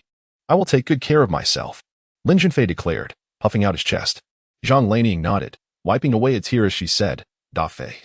There was once money in your father's food factory account, but after the contract was signed, the funds mysteriously vanished. The buyer accused your father of contract fraud. How could a thriving factory suddenly be devoid of funds? Your father sought to investigate the accounts, but Chen Eru obstructed him. Da Fei. You might consider reaching out to Kung Fu. He may be able to assist you." Lin Zhenfei paused. "Kung Fuzi? Isn't he the head of the finance department at the food factory?" Kung Fu, affectionately known as Kung Fuzi, is a man of conventional manners who delights in the reading of ancient texts. He shares a cordial relationship with Lin Haiyang, and Lin Zhenfei has encountered him on several occasions. Zhang Lanian remarked, that was the case until Chen Era took control of the food factory, subsequently dismissing Kung Fu and replacing the financial manager with his confidant. Kung Fu is now merely a workshop worker. Lin Zhenfei expressed his eagerness, stating, "I shall seek out Kung Fuzi right away." Zhang Lanian cautioned him, "Da Fei, Kung Fu resides near the urban village vegetable market. Every year during the spring festival, he writes couplets and generously offers them to the community. The nearby residents are well acquainted with him. You must exercise caution and refrain from disclosing your true intentions to anyone." Zhang Lanian's repeated admonitions resonated deeply within Lin Zhenfei. Before he departed, she called out to him once more, "Da Fei, Kung Fu has a profound affection for wine. It would be prudent to bring along 2 bottles. Considering he is your elder." Lin Zhenfei affirmed, "Mother, I understand." The moonlight shimmered like water as he made his way to the urban village vegetable market. Passing by the crescent-shaped Yueya Reservoir, aptly named for its resemblance to a crescent moon. Following the demolition of the urban village, the reservoir was transformed into a lake, grandiosely named Swan Lake. This picturesque locale later became a notable site in Jiangzhou, leading to a surge in local property values, which reached an average of 40,000 in 2020, crowning it as a real estate hotspot. However, in the year 2000, this area was an unremarkable expanse of water, untouched by human interest. The bank of the reservoir was lined with dense foliage. Suddenly, a night owl darted out from the thick underbrush, swiftly gliding past Lin Zhenfei. Feeling the urgency of nature's call, he ventured into the woods, illuminated by the moon-esque glow. The cool breeze and bright moonlight accompanied the gentle hum of insects in the tranquil night. As he relieved himself, he heard rustling sounds emanating from the dense thicket ahead. Could there be a clandestine rendezvous occurring amidst the trees? It was no wonder the startled night owl had fled moments earlier. Lin Zhenfei sensed something amiss, as he faintly discerned a girl's muffled sobs. Was this merely a quarrel between lovers, or did a more sinister situation lie beneath? Last year, A female worker returning from the night shift was abducted by a drunken man in this very vicinity. Though she survived, her dignity was forever tarnished. Yet, Lin Zhenfei harbored no fear. He was robustly built and had trained in combat, making him more than capable of handling a few adversaries. He resolved to investigate the source of the sounds. If it were merely a couple arguing, he would treat it as if nothing had occurred. Conversely, if nefarious deeds were afoot, he could catch the wrongdoers off guard. In such a secluded location, especially at night, it would be challenging for any malevolent acts to go unnoticed. However, one must consider that many might lack the courage to even venture into the thicket. Stealthily, Lin Zhenfei approached the source of the noise. DeLong, I thought I heard something. Could it be that someone is engaging in illicit activities here? One man's voice queried. This forsaken place is unsuitable for such escapades. It is more conducive to murder, responded another voice. Lin Zhenfei was taken aback. It was evident that these two individuals were up to no good. DeLong, perhaps I misheard. It could just be the sounds of wild cats or dogs. Aside from us, who would dare come here? I shall investigate further. Lin Zhenfei halted in his tracks and held his breath. The little horse, you are being overly suspicious. There is not a sound to be heard. Perhaps it was merely the cries of feral cats or wild dogs. Big Dragon, in accordance with the leader's orders. Tonight we shall dispose of this girl without leaving a trace. Such a beautiful young lady. It would truly be a pity for her to die. How about we take some pleasure before we deal with her? I should be the one to indulge first. The leader has encountered countless individuals and shows no interest in such a lovely girl. To think she could be spared? How naive. A girl as exquisite as she is likely has already been toyed with, and once that happens, her fate is sealed. The usual method, bind her with stones and sink her in the lake. It is getting late. Let us free her from the sack. The two men opened the sack, spilling out a girl tightly bound. Her mouth was gagged with a towel, rendering her unable to speak, only capable of soft whimpers. Chapter 20. The rescued DeLong shone his flashlight on the girl, grinning maliciously. She has the figure, she has the looks, but alas, such youth extinguished too early. Before she meets her end, let me have my turn. Xiaoma drooled. DeLong, this girl is more beautiful than any woman I've ever encountered. And most of those I've been with were of dubious repute. This girl is just a pure high school student. Let us settle who goes first with rock, paper, scissors. That would be fair. DeLong snickered. I'll go first. Who says my fist isn't stronger? If you're not satisfied, then let us settle it. Realizing he was no match for DeLong, Xiaoma conceded. Fine, you can go first. After all, you're known as the quick gunner. You want to last 3 minutes anyway. DeLong, irritated by the jab, retorted, you looking for a fight? What's wrong with being a quick gunner? I've had far more women than you ever will. Xiaoma, in a subdued tone, suggested, brother, let us not ruin our camaraderie over something trivial. Just be gentle with her when you're handling things, and keep it quiet. We don't want anyone outside to hear. DeLong dismissed him, saying, and if they do hear, they'll just think we're a couple. Enough talk, I'm going first. Lin Zhenfei listened intently to the exchange between the two thugs, grasping the general situation. He understood that the two were following orders from their leader to bind the girl and sink her in the lake. A desolate place where her body would go unnoticed. Who is this girl? Why must she die? Who do these thugs serve? Lin Zhenfei was plagued by numerous questions. Confidently, he prepared to confront the two thugs. Just as DeLong was about to commit his vile act, he was suddenly kicked to the ground. DeLong instinctively blamed Xiaoma, shouting, Xiaoma, are you looking for death? We agreed I'd go first. Xiaoma, also knocked down, cried out, DeLong. It wasn't me. Someone else discovered us. Like an eagle seizing its prey, Lin Zhenfei tossed the two thugs aside and delivered several powerful kicks. The thugs howled in pain. Who are you? Are you one of Yang Xiaotian's men? DeLong asked, panic evident in his voice. Yang Xiaotian? Lin Zhenfei did not personally know him, but he had certainly heard of him. Yang Xiaotian was the leader of the Justice Society, the second largest gray force in Jiangzhou.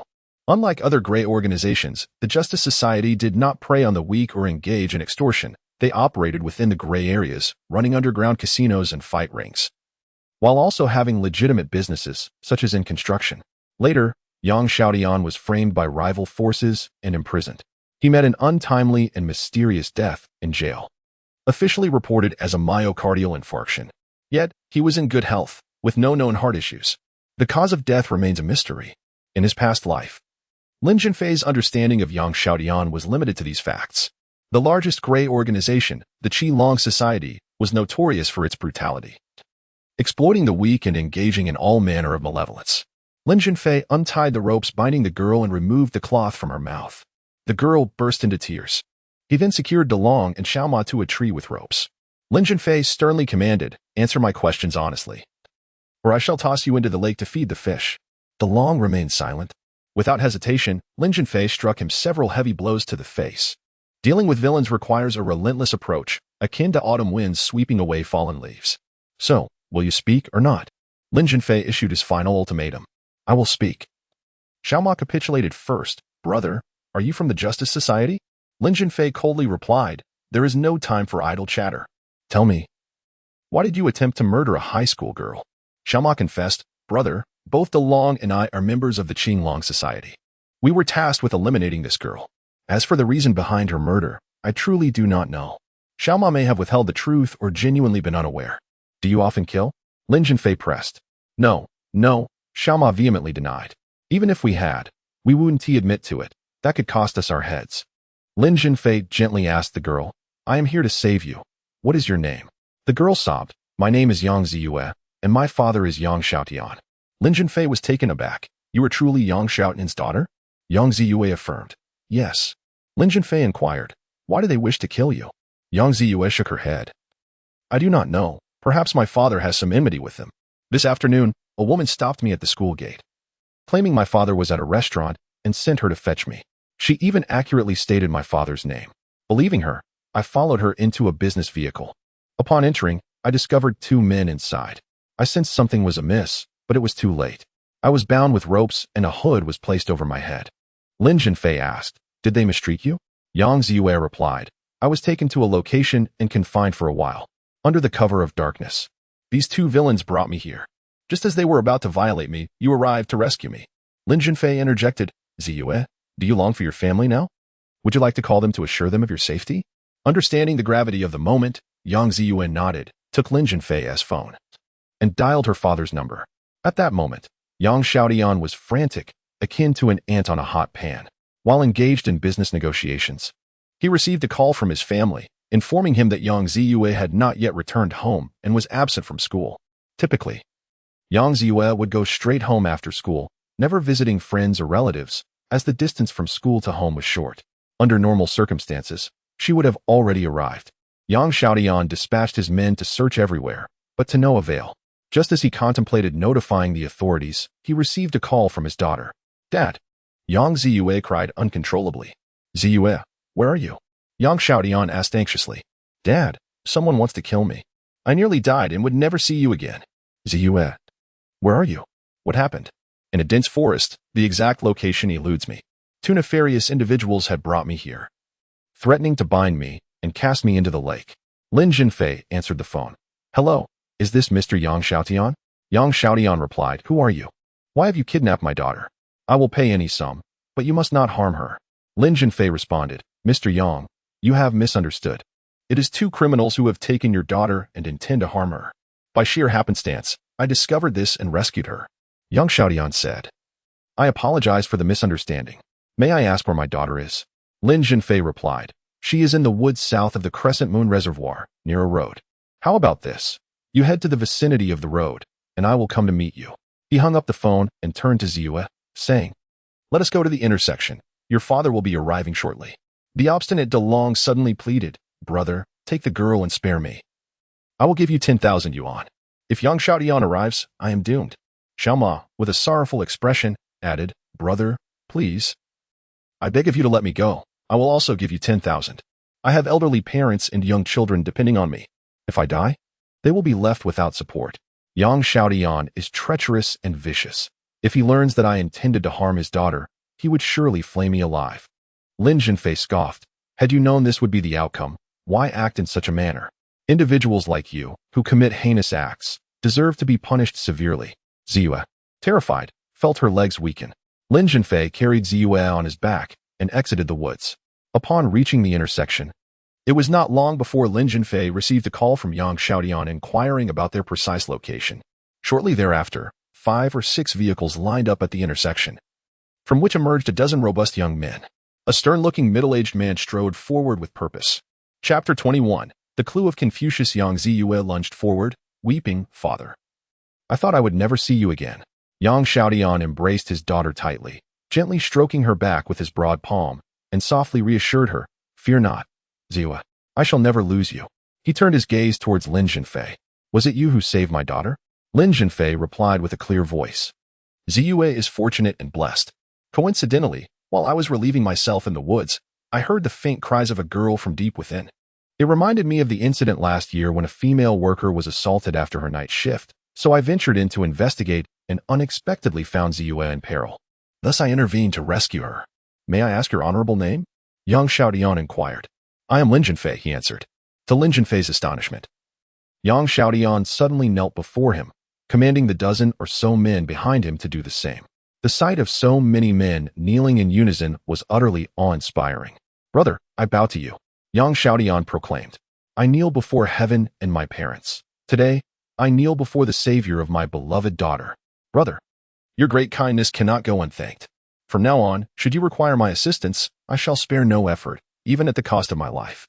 Lin Zhenfei hurriedly helped Yang Xiaotian to his feet, exclaiming, "Brother, please, this is too much." Yang Xiaotian rose and asked, "Brother, what has become of those two scoundrels?" "They remain in the woods. I will lead you to them," Lin Zhenfei replied. The group of men ventured into the forest. Under the beam of a flashlight, they found Dalong and Xiaoma, their faces ashen.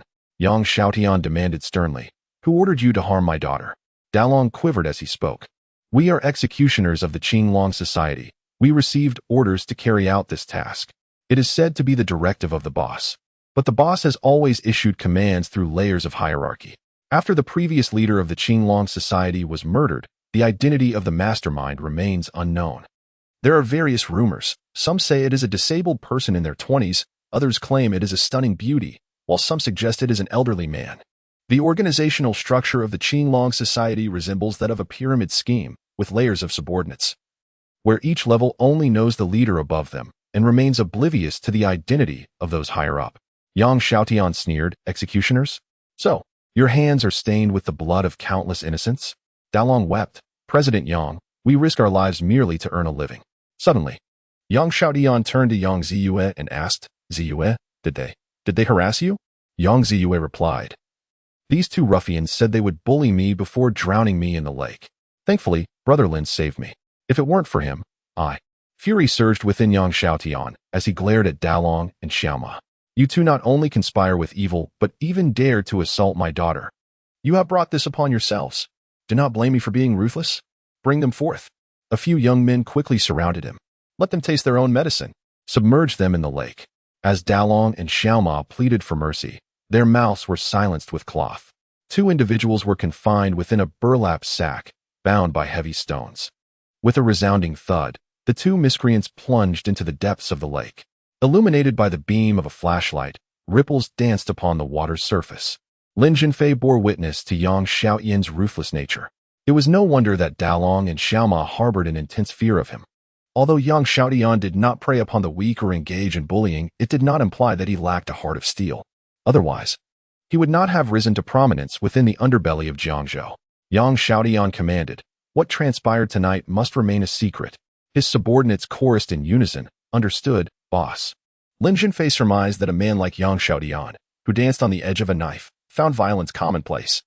The reason for forbidding his men from discussing the night's events was primarily to protect his daughter's psychological well-being. A high school girl, nearly a victim of assault and nearly drowned, was already facing a tragic ordeal. If the incident were to become public knowledge, it could lead to her emotional unraveling. Rumors can distort the truth. A near assault could easily transform into a narrative of multiple aggressors. Yang Xiaotian grasped Lin Zhenfei's hand tightly, overflowing with gratitude. "Brother, where do you reside? Allow me to escort you." Lin Zhenfei chuckled. "Thank you, but there's no need for that. I'm merely out for a stroll."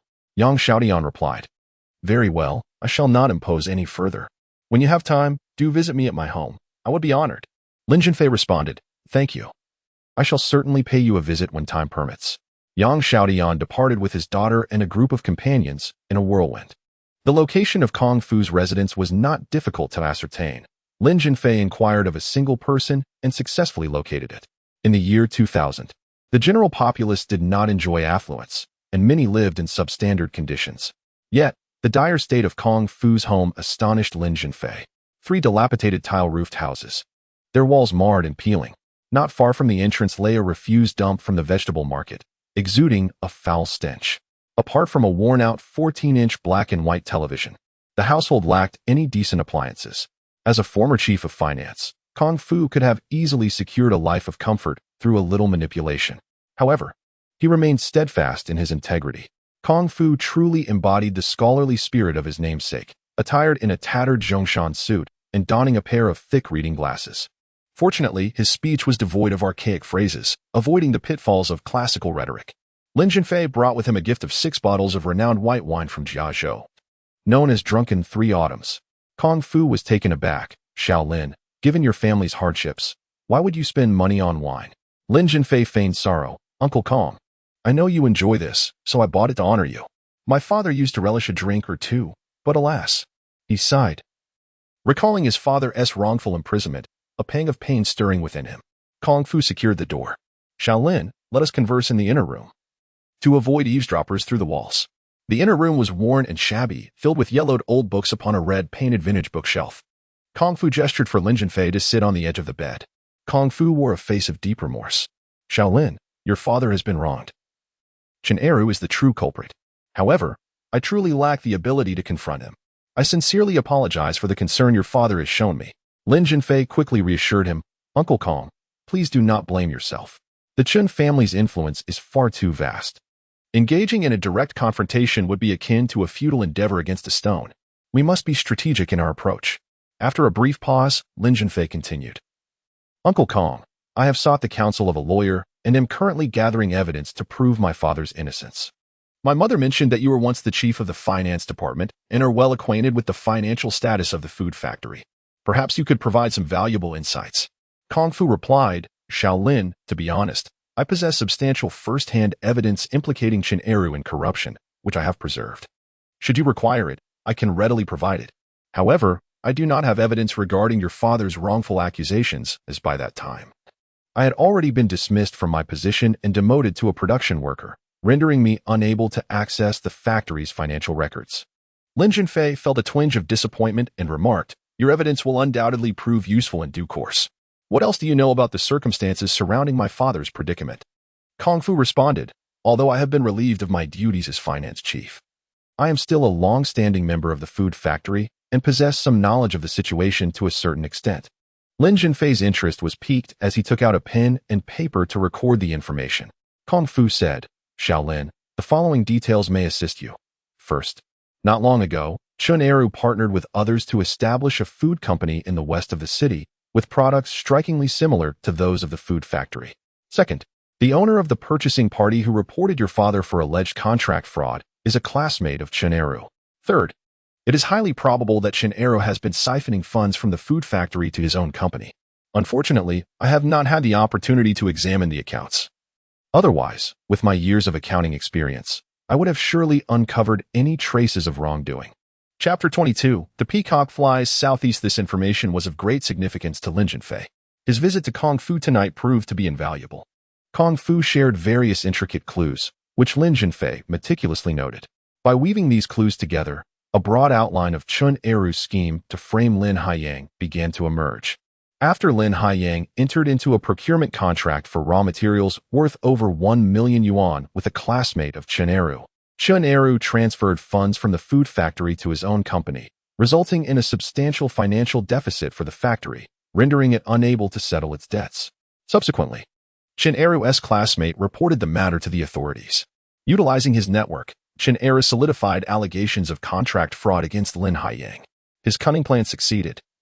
Not only did he seize the position of factory director, thereby controlling the factory's finances and effectively transforming it into his own domain, but he also coerced Lin Haiyang into incurring debts exceeding 400,000 yuan to repay the factory's obligations, while simultaneously allowing Chen Xiaohu to lend Lin Haiyang high-interest loans, thus profiting immensely.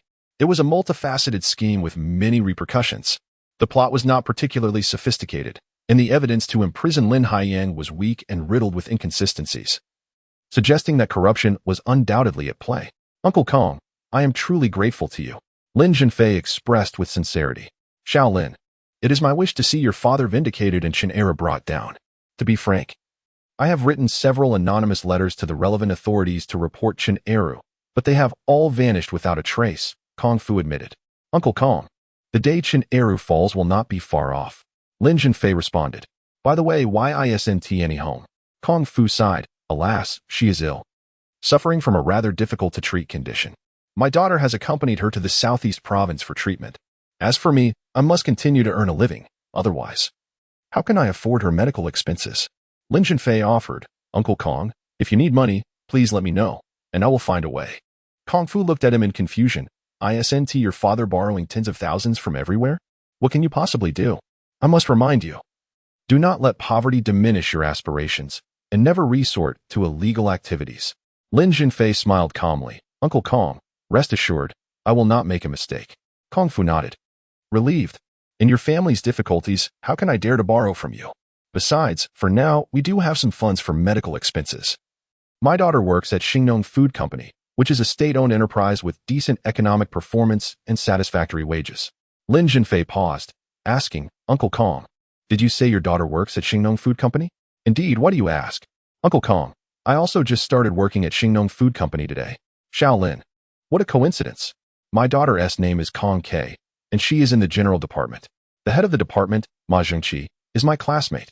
Kong K's entry into Xingnong Food Company was largely due to Ma Zhengqi's assistance. Uncle Kong, this truly is a remarkable coincidence. I am also in the general department. Today, I noticed the notice board and saw the name Kong K, but I never imagined she was your daughter. Well then, Shaolin, you must take good care of Kong K in the future. Uncle Kong, since Kong K started earlier than I did, I'm counting on her to look out for me. Mutual support and learning, Kung Fu replied. Kong K joined last year, in terms of age.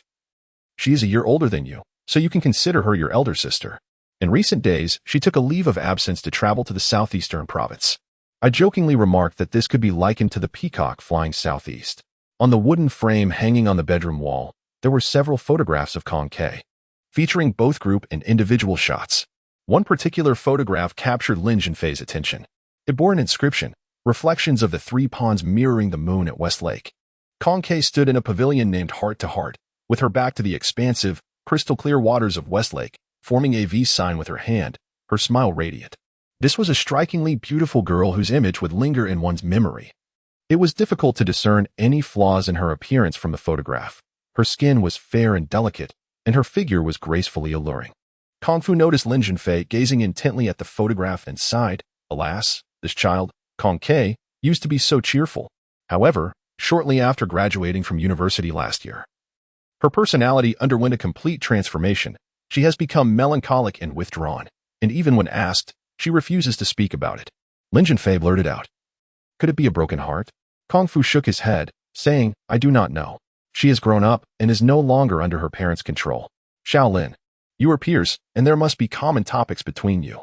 I hope you can communicate more. How I wish Kong K could return to her former joyful self. At Xingnong Food Company, it was Lin Zhenfei's first official day at work. He arrived early at the office, tidying up the desk, cleaning, and filling the water. Zhao Hailing entered the office with a red handbag and was surprised to find the place so bright and clean. Shaolin, you're here so early? She exclaimed. Lin Zhenfei smiled. It's my first day, and I was worried about being late, so I came early. Zhao Hailing chuckled. Even if you were late, it wouldn't matter much. The management in state-owned enterprises is quite relaxed, unlike foreign companies. Especially in our company, being late or leaving early is commonplace. It's poorly regulated. In his previous life, Lin Zhenfei had been a CEO and understood the significance of employees adhering to discipline and rules for the development of a company. A lax and undisciplined environment is unacceptable in any well-regulated organization. As Lin Zhenfei was new and knew little about the company's situation, he curiously inquired, Sister Zhao, why is it poorly managed? Zhao Hailing smiled mysteriously and replied softly, Shaolin, many employees are relatives of influential figures, making them difficult to manage. Occasionally, there are attempts at a thorough reform, but they are often merely superficial. Graduates from prestigious universities like you, who enter based on merit, are quite rare. Lin Zhenfei suddenly understood. I see. Zhao Hailing continued. According to reliable sources, there will be significant changes in the company's management. One deputy manager is retiring. Another is being transferred, and two new deputy managers are being appointed. One is the head of the HR department, Song Qingming. And the other is the head of our comprehensive department, Ma Zhengqi. Lin Zhenfei excitedly remarked, "So, Sister Zhao, you might be promoted to head of the comprehensive department?" Zhao Hailing smiled slightly, perhaps. "To be honest, I do not place much importance on this. My primary responsibility is to support my husband and raise my children." After a pause, she added, "Furthermore, the company manager is being transferred to the Municipal Supply and Marketing Cooperative as the deputy director. While the deputy director of the Municipal Supply and Marketing Cooperative will take over as our company manager. A mutual transfer? Each role has its merits, I suppose. The role of a company manager can be quite burdensome, yet the financial rewards are significantly greater. I have heard that a young female manager, merely 31 years of age, is set to join our company. According to Ms. Zhao, our organization is rife with individuals of notable connections, thus, it may prove challenging for a young woman to effectively manage the company. However, that may not necessarily be the case. It is rumored that this woman is a formidable leader, known for her decisive and uncompromising work ethic, instilling a sense of trepidation among her male counterparts. By the way, did you hear about the arrest of the notorious Bao Tuge? Today, the streets are abuzz with discussions surrounding his capture. Lin Zhenfei, while riding the bus this morning and walking along the street, found that the most prevalent topic was indeed Bao Tuge. He responded calmly, "I have heard about it too." Zhao Hailing remarked, "It is said that an undercover police officer apprehended Bao Tuge, although he did not recognize him at first. A chance encounter in a noodle shop led him to inadvertently touch the firearm concealed in Bao's backpack. His professional instincts prompted him to discern that the man before him was the infamous criminal. Mark Twain once stated, 'When truth is putting on its shoes, lies have already gone all over town.'" Lin Zhenfei smiled faintly. "Ah, is that so?" Zhao Hailing continued, "That seems to be the consensus. We are truly grateful to this astute and courageous officer. Until Bao Tuge is brought to justice, society shall remain unrestful." At this moment, the head of the comprehensive department, Ma Zhengqi, entered the office with an impassive demeanor. Lin Zhenfei respectfully greeted him. "Good day, Director Ma." Ma Zhengqi, however, ignored him entirely, treating Lin as if he were invisible.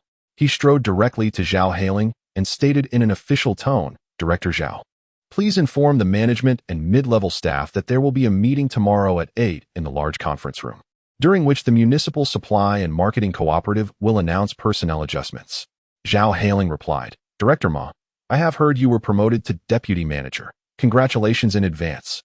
Ma Zhengqi appeared taken aback. "Is that so?" "Director Zhao, one must not spread baseless rumors." Zhao Hailing, feeling slighted by his dismissive attitude, expressed her displeasure. Ma Zhengqi then exited with purposeful strides.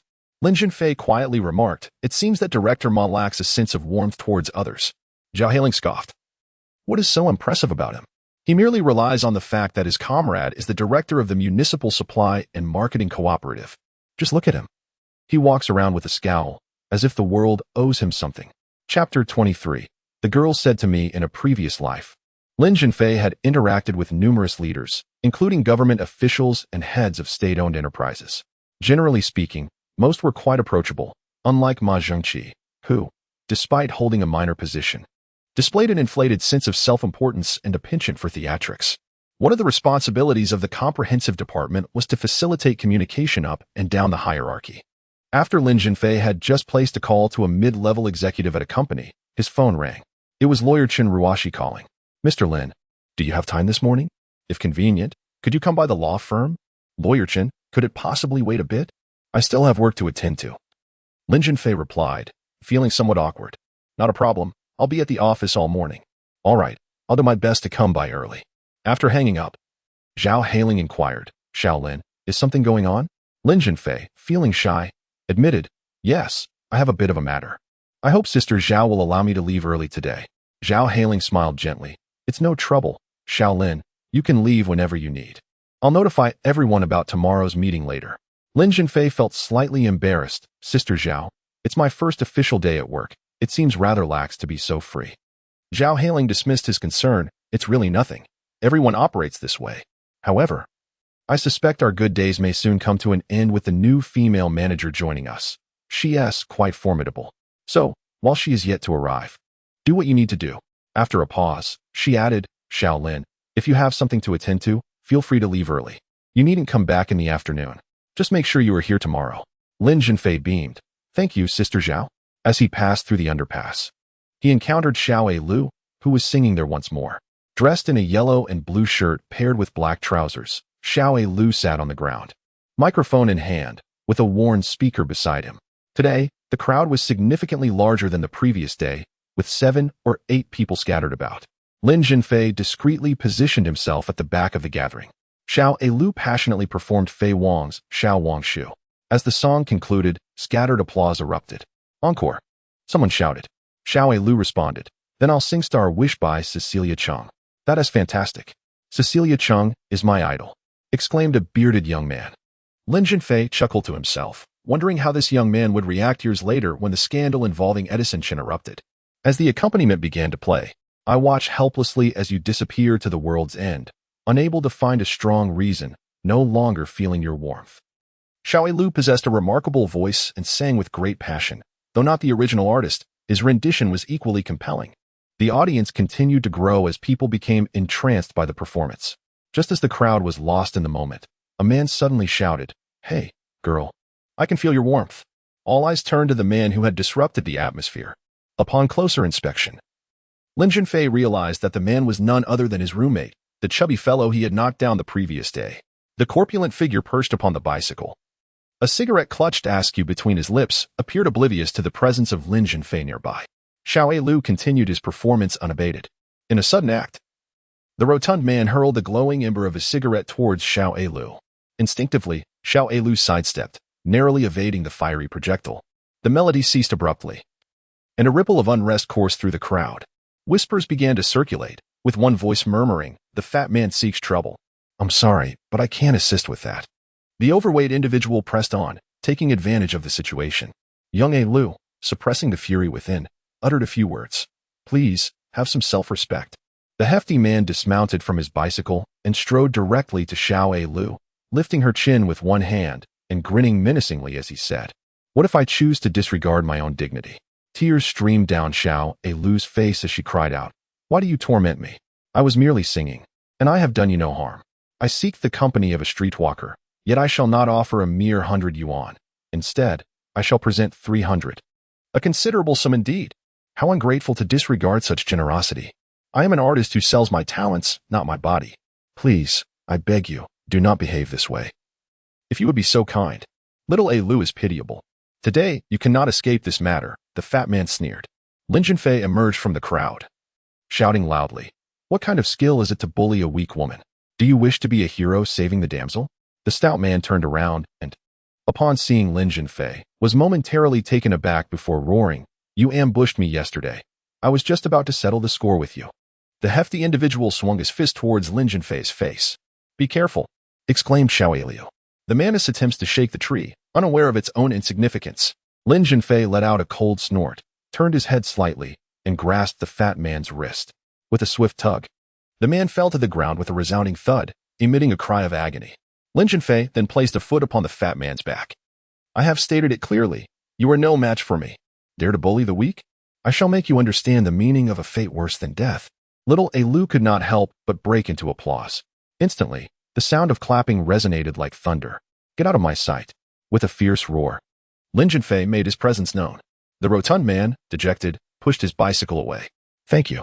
Little Lu's eyes shimmered with glistening tears. These were tears of joy. Tears of gratitude. "We meet again." Lin Zhenfei smiled gently. "Sir, yesterday you mentioned that you wished to hear me sing. What song would you like to hear today?" Little Lu gazed intently at Lin Zhenfei. From the crowd, someone shouted, "Let us perform a duet of the love song, The Love of the Boatman. Sing You Are Most Precious. Sing Hiroshima Mon Amour." Little Lu will sing a solo first, followed by a duet with another person. Little Lu's fair and delicate face flushed with a rosy hue, reminiscent of a layer of blush. Lin Zhenfei turned to the onlookers, clasping his fists. "Ladies and gentlemen, due to time constraints, I cannot linger for long. How about I compose and sing a song for you?" Lin Zhenfei longs to experience the thrill of being a street musician. Some say, "What is so appealing about writing and singing your own songs?" Others counter, "Not necessarily." Xiao Lu presented the guitar with both hands. Lin Zhenfei strummed the instrument while singing. He serenaded with a song he had cherished deeply in a past life, "That Girl Told Me." The original singer of this song is Huang Yida, included in his 2005 album Exclusive Password. This song has been covered by many artists, with some achieving overnight fame through their renditions. The girl told me that I protect her dreams and that there are few in this world who do the same for her. She gradually forgot me. Yet she remains unaware that I, battered and bruised, have not loved another since that day. The girl said I am a thief, stealing her memories and embedding them in my mind. I do not crave freedom. I merely wish to carry her dreams and stride forward step by step. What she offered was an eternity that could never be replicated. This song is inherently melodious and easy to sing along to, with Lin Zhenfei's heartfelt performance. The effect is truly remarkable. Xiao Lu is entranced by Lin Zhenfei's beautiful yet slightly melancholic voice. It is simply enchanting. The fact that he can compose and perform so splendidly is nothing short of genius. Not becoming a professional singer would indeed be a waste of talent. The crowd erupted in murmurs of admiration. In the year 2000, mobile phones primarily served the functions of calling and texting, with most lacking camera capabilities. Even those that had cameras offered only low resolution. There were no Weibo, no moments, no Douyin. Otherwise, Lin Zhenfei would have undoubtedly gone viral online. Lin Zhenfei felt a sense of glee in his heart, thinking that if he possessed such exceptional original musical talent, he would change his career to become a musician. Another song. Someone shouted. Not today, perhaps another time. Lin Zhenfei replied with both hands clasped in apology. He needed to go to Dream Law Firm to clear his father's name, which is currently his most pressing matter. Chapter 24. The master thief Wu and the Dream Law Firm. Lin Zhenfei once again encountered Chen Ruoshi. Today, she donned a new outfit, a printed shirt paired with white wide-leg trousers, exuding an air of professionalism that was both mature and dignified. Mr. Lin, we can commence work on your father's case today. Lawyer Chen, I have obtained new leads, Lin Zhenfei stated directly, recounting in detail the information he had acquired from Kung Fu the previous night. Chen Ruoshi meticulously recorded every detail. Mr. Lin, these leads are crucial. They all indicate that your father's imprisonment was a result of a calculated setup. We can begin by reviewing the financial records of the food factory. Lin Zhenfei paused in surprise. Review the food factory's financial records? Indeed, Chen Ruoshi affirmed. Your father's conviction was for contract fraud, which is characterized by deceitful practices to obtain substantial amounts of property from the other party during the signing and execution of a contract. The intent is willful and aims to unlawfully possess the other party's property. If we can find evidence showing that the food factory had funds when the contract was signed, the other issues will be easily resolved. But the factory's finances are under the control of Chenera. Will he agree to our review? Lin Zhenfei inquired. I can issue a lawyer's letter to request access, but we have no coercive power, Chen Ruoshi replied.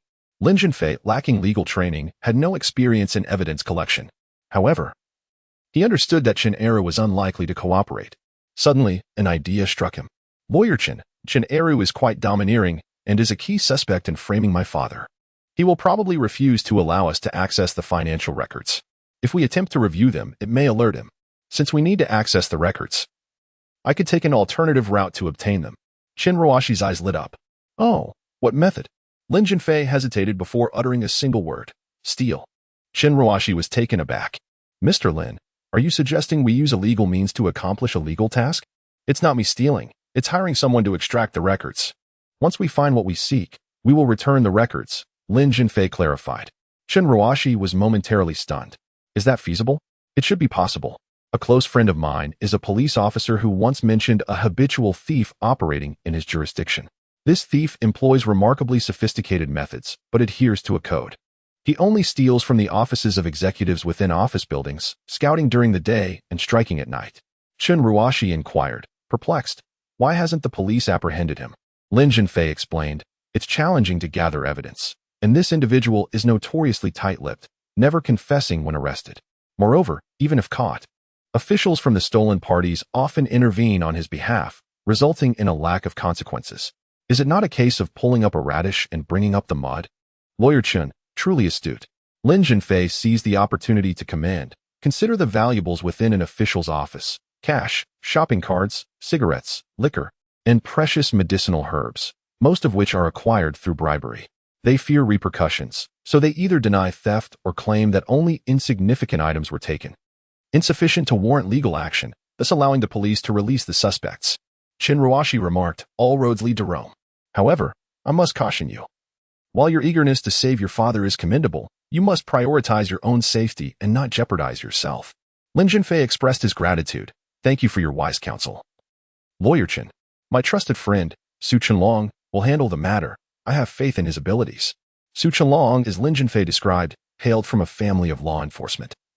Both his grandfather and father were police officers.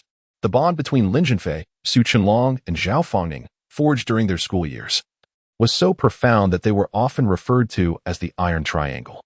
Though not blood brothers, their camaraderie surpassed that of siblings. Lin Zhenfei and Zhao Fangning not only shared high school, but also pursued their university education together.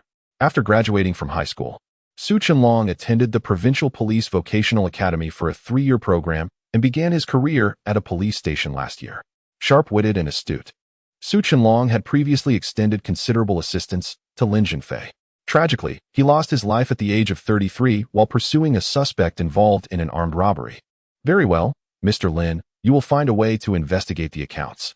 In the next couple of days, I will make time to visit your father. This is within my rights as his attorney. Lawyer Chun, please convey to my father that my mother and I are both well.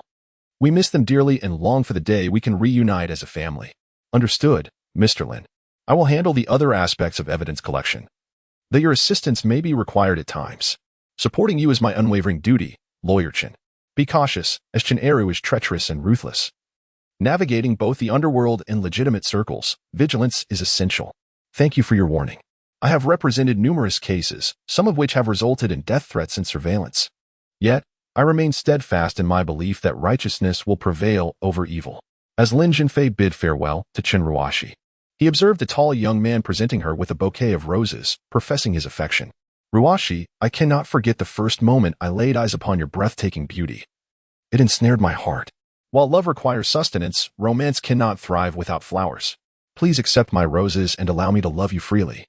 Lin Zhenfei fervently wished for Chen Ruoxi to reject the young man's advances on the spot. However, contrary to his hopes, her face radiated surprise and joy as she accepted the roses. The young man opened his arms wide, unable to bear the sight. Lin Zhenfei fled as if escaping a nightmare. The poised Chen Ruoxi was evidently already taken. A sense of loss enveloped Lin Zhenfei, akin to a child mourning the loss of a cherished toy. Had he truly fallen for her? Was it love at first sight? An unrequited affection? It is hardly surprising that a girl as talented and beautiful as Chen Ruoxi would attract the admiration of any psychologically and physiologically sound man. Alas, in a previous life, I was a sentimental soul, and it seems that my inherent nature is difficult to change in this one. At the East City Police Station, Su Chenlong, clad in his uniform, was engrossed in his duties. Brother Long, you seem busy, Lin Zhenfei greeted him. Defei, what brings you here? Su Chenlong replied, momentarily taken aback. Are you swamped? The habitual thief I mentioned last time has been apprehended, and I am about to take his statement. Another theft in the office? I take it this time he was unsuccessful? Su Chenlong inquired. Not quite. He was caught in the act while soliciting services at a hair salon, Lin Zhenfei clarified. He then pulled Su Chenlong aside. Brother Long, I have a favor to ask. Su Chenlong laughed heartily. What else with the formalities between brothers? Speak your mind. Lin Zhenfei explained his request. Su Chenlong patted his chest confidently. This is a trivial matter. Leave it to me. Old Wu's wife passed away early, and to satisfy his needs, he frequents hair salons. Follow me. Although Su Chenlong had only been in the force for a year, he had established himself well and garnered a good reputation. In the interrogation room, Lin Zhenfei encountered the habitual thief, Old Wu. With his hands shackled to the back of the chair and his head drooping, he appeared utterly despondent. Su Chenlong closed the door and retrieved a small booklet titled Administrative Penalty Regulations. In the year 2000, the administrative penalty law had yet to be promulgated. Su Chenlong tapped Old Wu on the shoulder. Old Wu, listen carefully. We shall begin with a lesson in the law. Article 36 of the Administrative Penalty Regulations strictly prohibits solicitation. Violators may face detention for up to 15 days, be issued a warning, or be ordered to express remorse and undertake labor education, with fines not exceeding 5,000 yuan. Old Wu, unfazed, retorted, so how much is the fine this time? Su Chenlong slammed his hand on the table. What kind of attitude is that? A repeat offender with serious circumstances warrants 2 years of labor education, and the maximum fine of 5,000 yuan. Chapter 25. So it was him. Old Wu felt a twinge of anxiety, yet he feigned composure. Labor education? What is the basis for that? Su Chenlong tossed a pamphlet at Old Wu, sneering, Article 36, read it yourself. Old Wu indeed opened the pamphlet and scrutinized Article 36. his expression growing somber. Su Qianlong crouched before him, adopting an aggressive tone. Old Wu, you know me well. It would be quite easy for me to deal with you. Besides engaging in prostitution, you have committed theft multiple times. When we tally both old and new offenses, you could easily find yourself imprisoned for a minimum of 3 years. Old Wu remained silent, his thoughts obscured. But considering your age and the fact that you've lived alone since your spouse passed away, it's somewhat understandable.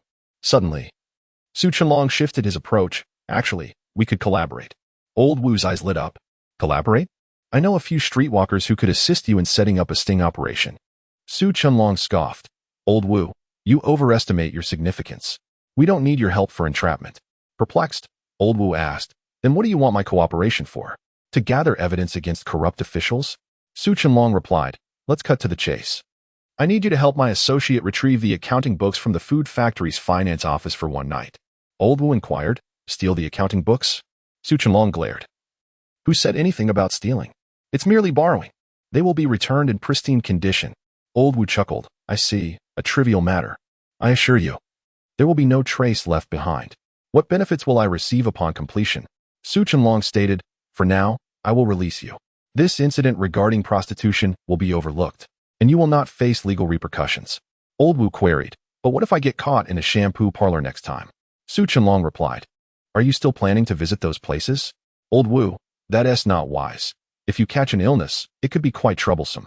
Perhaps find yourself a companion. Old Wu changed the subject. Officer Su, please let me go, and I promise to assist you. Su Qianlong unclasped the handcuffs, saying, the specifics will be arranged by my associate. Lin Zhenfei outlined the necessary precautions. Old Wu remarked, I'll scout the area in the next couple of days. The weekend is suitable for action. Lin Zhenfei responded, good. I estimate that reviewing the accounting books won't take too long. Maybe 5 or 6 hours at most. Lin Zhenfei had a plan. Once Old Wu acquired the books, they would be passed to Kung Fu for examination. If no leads emerged swiftly, they would simply make copies to ensure the original books were returned that very night. Old Wu, brimming with confidence, declared, no problem, I'll handle it. Su Qianlong cautioned, Old Wu, I know you are a master thief, but do not let your guard down. Do not falter in the gutter and tarnish your lifelong reputation. Should you find yourself in trouble, do not fret. I will respond immediately under the guise of capturing you. But in reality, I will protect you. Old Wu nodded vigorously. Like a chick pecking at gray. Officer Su, rest assured, even if I falter, I will not betray you. This isn't our first collaboration, to be honest. You are the most compassionate officer I have encountered. Su Qianlong laughed. Are you praising me or mocking me? Enough of this chit-chat. Be on your way. And I hope to receive good news from you. With that, Old Wu departed. Lin Zhenfei inquired, Brother Long, now that Lao Wu has been apprehended yet faced no repercussions, will this cause you any trouble? Su Qianlong replied with a smile, not at all. I can offer 100 justifications for Lao Wu's lack of punishment. For instance, he is of advanced age, can atone for his misdeeds, or perhaps someone influential has intervened. In truth, such minor infractions seldom capture the public's attention. As they conversed, Su Qianlong received a call from Zhao Fangning. Qianlong, could you step out for a moment? My wife, Su Qianlong interjected. What has happened to your wife? Zhao Fangning hesitated. She has been unfaithful. Su Qianlong queried. Why do you need me to come out? To confront someone? Zhao Fangning replied. She is at the Lianjia Hotel. Please hurry. Su Qianlong responded. All right, Fei is with me. We will go together. Zhao Fangning had married in his sophomore year, unwittingly becoming the first to wed during his time at Jiangnan University. He was shrewd and articulate, excelling in sales. Yet, he was not particularly handsome, of short stature, and had a noticeable disability. His hair had all but vanished from his forehead. Zhao Fangning's wife, Han Beibei, was a nurse at his mother's hospital. He fell for the beautiful Han Beibei at first sight and made it a point to visit the hospital almost daily. On several occasions, he even deliberately exposed himself to the cold, falling ill just to be treated by her. With his silver tongue, he gradually won her heart. Han Beibei hailed from a rural background and had faced financial hardships. After graduating from a nursing school, she was assigned to a hospital in the provincial capital. Although Zhao Fangning did not come from a wealthy family, his father worked in a state-owned enterprise, and his mother was employed at a hospital, providing them with a comfortable living. Through the matchmaking efforts of his mother's colleagues, the couple tied the knot. However, life is unpredictable. In just a few years into their marriage, Han Beibei strayed. Lin Zhenfei and Su Qianlong took a taxi to the Lianjia Hotel. where they spotted Zhao Fongning loitering outside. "Are you alone?" Lin Zhenfei asked. With a mournful expression, Zhao Fongning replied, "Such a disgraceful affair should not be broadcasted to the world." Su Qianlong interjected, "Fongning, are you certain this isn't a misunderstanding?" Zhao Fongning lamented, "I sincerely hope it is, but it seems unlikely. I've sensed something unusual about Han Beibei lately.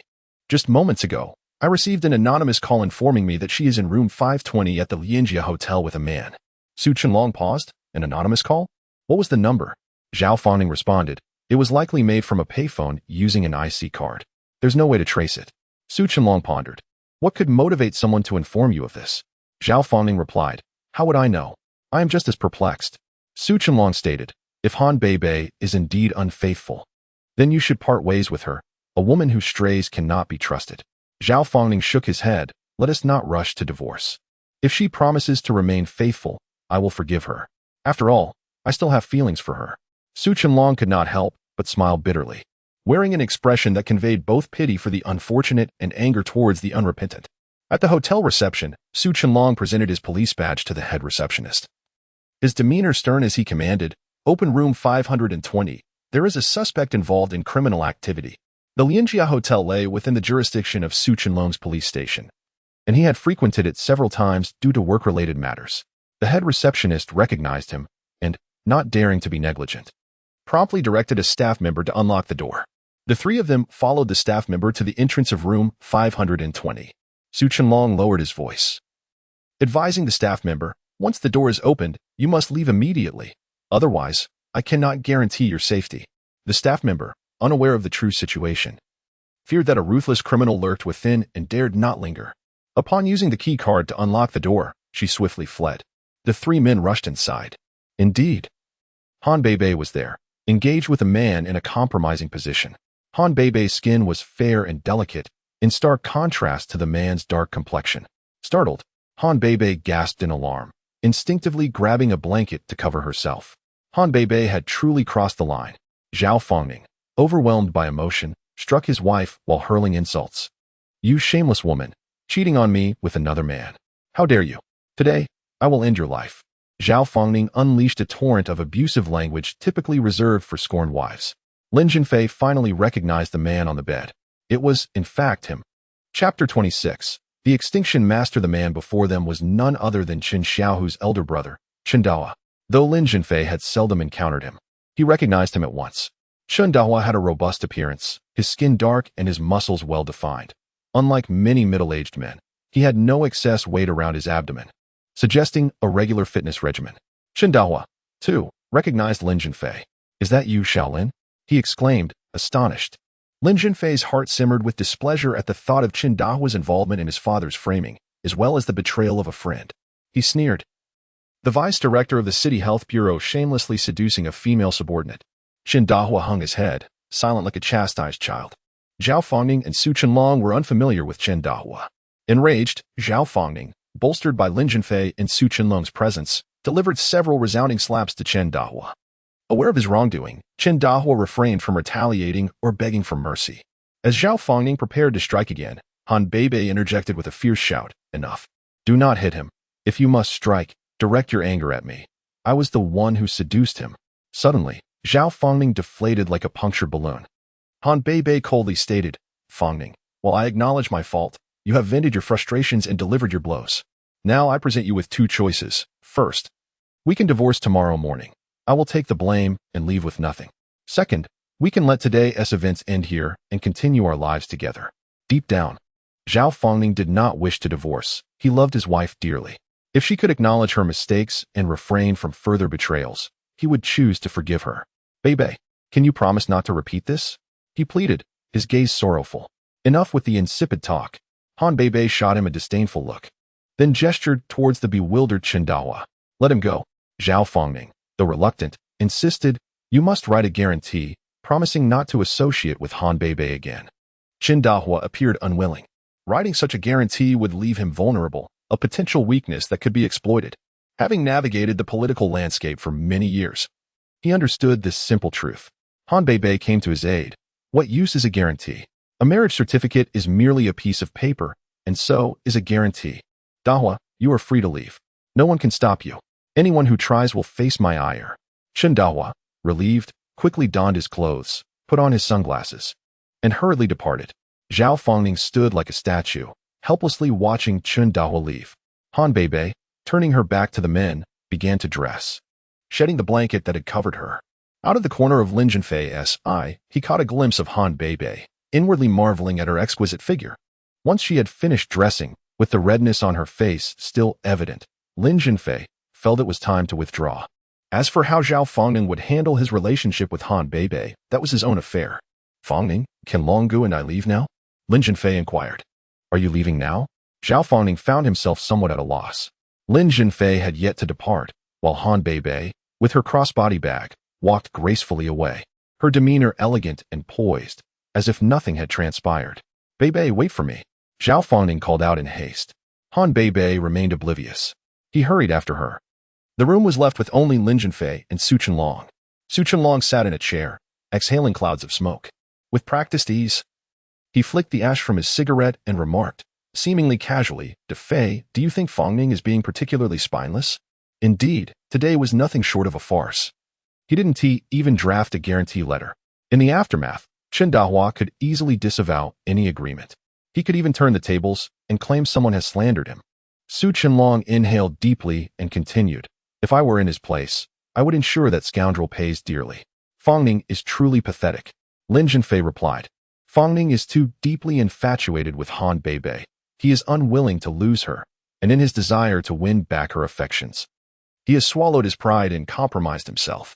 However, judging by Han Beibei's recent actions, she shows no inclination to reconcile." Su Chenlong added, "Indeed. There was a detail I recall vividly, when Fangning asked Han Beibei if she could guarantee such behavior would not recur. She did not respond directly, but instead chastised him for his excessive prattling. At this juncture, divorce would be the most prudent choice." Lin Zhenfei sighed. "It is indeed difficult for a fair judge to resolve domestic disputes." Su Chenlong extinguished his cigarette, rising from his seat. "Fei, let us take our leave as well." On the first day of the new leader's tenure, Lin Zhenfei arrived at the office early. The workday began at 8 o'clock, yet it was barely 7. The tiled floor gleamed, spotless and immaculate. He filled a basin with water, meticulously wiping away dust from every corner. The basin of clear water gradually turned murky. As Lin Zhenfei busied himself, his thoughts drifted to his father's retrial. Only by obtaining direct evidence of his father's wrongful conviction could the retrial process be initiated. Over the weekend, whether the cunning thief Old Wu could procure the account books, and whether the formidable lawyer Chen Ruoshi could secure other critical evidence, would directly influence the possibility of exonerating his father. Burdened with these thoughts, Lin Zhenfei carried the basin of dirty water, preparing to dispose of it in the sink. Just as he was about to step out, he collided with someone. Lin Zhenfei, with his head lowered, had inadvertently bumped into a strikingly beautiful woman who was entering at that moment. The impact caused the dirty water to splash onto her. "I'm sorry," Lin Zhenfei said, glancing up to see the woman before him. She seemed familiar, as if he had seen her somewhere before, but his mind drew a blank. Perhaps he had encountered her years ago, or perhaps in a dream. The beauty wore an expression of ire. Upon closer inspection, he realized, to his dismay, that her white blouse was now stained with muck, speckled all over. "I didn't do it on purpose," Lin Zhenfei stammered, flustered. "Do you not have eyes? Am I invisible to you?" She rebuked him. Lin Zhenfei, upon hearing this, felt a surge of discomfort. He is indeed at fault, but it is not solely his mistake. She bears some responsibility as well. Why did she come uninvited? Why did she fail to notice that he was about to leave? Lin Zhenfei retorted, "This is not solely my fault. You. The woman grew increasingly agitated. "What is your name? Do you believe I can have you removed?" Lin Zhenfei coldly replied, "You lack that authority." The woman sneered, "Just wait and see if I possess that power." Her tone suggested she might be a mid-level manager or someone closely associated with the upper echelons of the company. Lin Zhenfei, feeling indignant, asserted, "This is a personal vendetta. Xingnong Food Company is a state-owned enterprise, not a private one. Even if you are the general manager, you do not have the authority to dismiss someone who has not erred in their duties." The woman scoffed. "It appears you will not shed tears until you are in the coffin. To be frank, I am the general manager of the company." Lin Zhenfei was taken aback. "You are the newly appointed general manager?" This was utterly unexpected. Typically, on the first day of a state-owned enterprise leaderess tenure, they are welcomed with great fanfare and escorted into the venue. Why was she here so early and all alone? A deviation from the norm, this enigmatic woman. She continued. I have heard that the company's management is lax, with discipline in disarray. Tardiness is commonplace. On my first day, I arrived early. After touring the factory and office areas, I found only this office occupied. Initially, you could have left me with a favorable impression, but now, that impression has been irrevocably tarnished. Working in a state-owned enterprise is merely a temporary measure, allowing time to clear her father's name and to build connections. Once her father is released, he will undoubtedly start a business. With memories spanning 2 decades ahead, she is untroubled by the prospect of earning substantial wealth. She had heard the new general manager was a formidable figure, and meeting her today confirmed those rumors. So what if she were to be dismissed? When the time comes, should you ask me to stay, I might refuse. With such thoughts, Lin Zhenfei felt emboldened. As a general manager, one should possess a more expansive heart, with the capacity to empathize with subordinates. It is unacceptable to wield power oppressively or to seek revenge for personal grievances. His words left his superior visibly shaken. You dare to lecture me. It is almost 8 o'clock, and you expect me to appear on stage in a dirty shirt, bringing shame upon myself? Chapter 27, where enemies do not gather on her first day in office. The female supervisor was to meet with the middle and upper management of the company and deliver a speech. Alas, her attire became soiled, and most conspicuously so, which left her feeling both vexed and anxious. It is no wonder she was both furious and distressed, especially after receiving a reprimand from a brash young man. The female supervisor, with her long hair tied back in a ponytail and a touch of makeup accentuating her features, possessed a beauty as vibrant as blooming flowers yet as frigid as ice. Even her anger had an allure.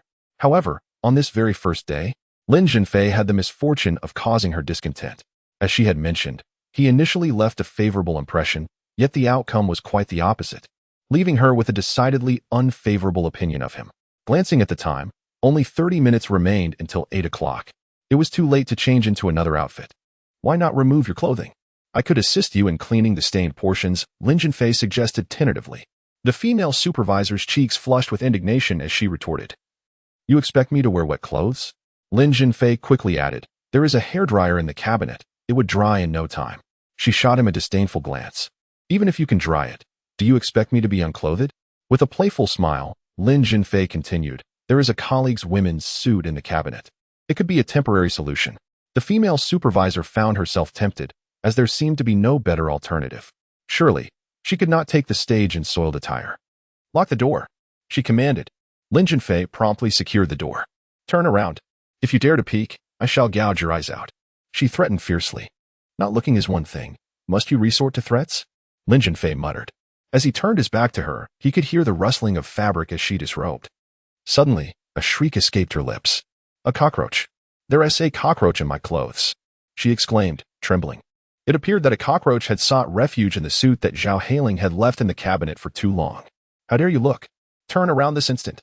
She scolded, her frustration palpable. But it was too late. He had already seen everything. Lin Zhenfei secretly reveled in the moment as the female supervisor gritted her teeth and slipped into the suit. All right, you needn't wash it all. Just clean the stained areas. Be swift, she instructed, handing her shirt to Lin Zhenfei. He hurriedly exited the room while she locked the door behind him. One by one, employees began to arrive for work. Today was the general manager's first day, and tardiness was not an option. No one wished to step into the line of fire. The shirt exuded a subtle fragrance of her body. At the sink in the washroom, Lin Zhenfei poured some hand soap and diligently scrubbed the stains from the shirt. His movements were swift, and he soon had it looking pristine again. Upon returning, he spotted Zhao Hailing standing at the office door, a key in hand and a puzzled expression on her face. Shaolin, is the lock broken? The key 1T turn. Zhao Jia, the lock isn't broken. It's been deadbolt, he replied. Shaolin, is that a woman's shirt you have? Shoo. Lin Zhenfei gently hissed, gesturing for her to lower her voice, indicating that someone was inside the office. Zhao Hailing's bewilderment only deepened. Zhao Jia, could you step aside for a moment? Lin Zhenfei whispered as he leaned closer to Zhao Hailing. With a look of confusion, Zhao Hailing nodded and walked toward the small grove ahead. Lin Zhenfei knocked softly on the door. It's me. His female superior opened the door just a crack. Lin Zhenfei slipped inside. There are still 20 minutes until 8. I need to prepare for the main leaders of the municipal supply and marketing agency. Hurry up and dry your shirt, the female superior commanded. Using a hairdryer, Lin Zhenfei quickly dried his shirt. In just 3 to 5 minutes, it was dry. Although the shirt was wrinkled and had been washed in haste, it was difficult to discern any dirt upon closer inspection. Why are you just standing there? Do you wish to spy? Out you go. The female superior glared at him. Lin Zhenfei obediently exited. A few minutes later, she opened the door and stepped out, exuding an air of authority, walking with confidence and a proud demeanor. Zhao Hailing approached. Although she was also an attractive, mature woman, she paled in comparison to the female superior. Shaolin, are you hiding a beauty in a golden house? Zhao Hailing teased with a sly smile. Lin Zhenfei could only manage a wry smile in response. Who is she? She doesn't seem to be from our company. Dao Jia. You will find out shortly. Shaolin, don't keep me in suspense. Lin Zhenfei replied mysteriously. Zhao Jia, as the Buddhist says, it is not to be spoken of. It was 2 minutes to 8 in the company's grand conference room. Zhao Hailing sat quietly in the audience. Whispers floated around. I heard the new general manager is a woman. Indeed, it's Chen Kiki, the deputy director of the Municipal Supply and Marketing Agency. They say she is strict and demands the utmost discipline. I boldly speculate that the company is about to undergo a significant overhaul in work ethic. According to the arrangement, Lin Zhenfei was tasked with assisting in the meeting's proceedings. Promptly at 8, a procession entered, taking their seats on the dais. The director of the Municipal Supply and Marketing Agency sat in the center, with others flanking him. Each seat was marked with a name card. Zhao Hailing was taken aback. The very person who had just exited her office was the newly appointed general manager, Chen Kiki. The white shirt she wore was the one Lin Zhenfei had helped her wash. What was the nature of Lin Zhenfei's relationship with Chen Kiki? Zhao Hailing was utterly perplexed. Lin Zhenfei, busy with the meeting arrangements, was equally astonished. Chen Kiki? The name rang a bell. She was indeed the sister of Chen Xiaohu, and the sibling of Chen Eru and Chen Dahu. No wonder she seemed familiar at first glance. It was a twist of fate. It had been years since Lin Zhenfei had last seen Chen Kiki, if memory served him right. Their last encounter was 8 years ago when he was merely a boy on the cusp of adolescence. After graduating from university, Chen Kiki had studied abroad in a beautiful country. Upon her return, she worked in Kyoto before being recruited to Jiangzhou as a talented individual. Her husband was Zhou Wei, the general manager of Kunlun Film and Television Company. How could such a stunning woman marry a man 20 years her senior? Was it his wealth she coveted? Or was there some other reason? Yet, Zhou Wei had sought out new affections. Did she remain unaware of his infidelity? Lin Zhenfei pondered. Was his father's unjust imprisonment a result of Chen Kiki's actions? As a member of the Chen family, she had incurred animosity, and it seemed inevitable that his tenure at the company would be short-lived. However, where one door closes, another opens. Lin Zhenfei was indifferent to this outcome.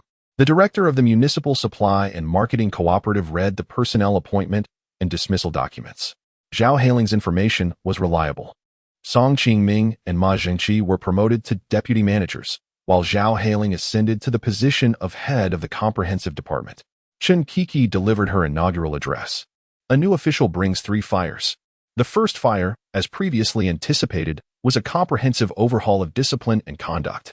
Violations of work discipline would result in penalties, ranging from fines to dismissal. The second fire involved an open competition for positions, implementing a system of elimination for the lowest performers, thus promoting the principle of survival of the fittest.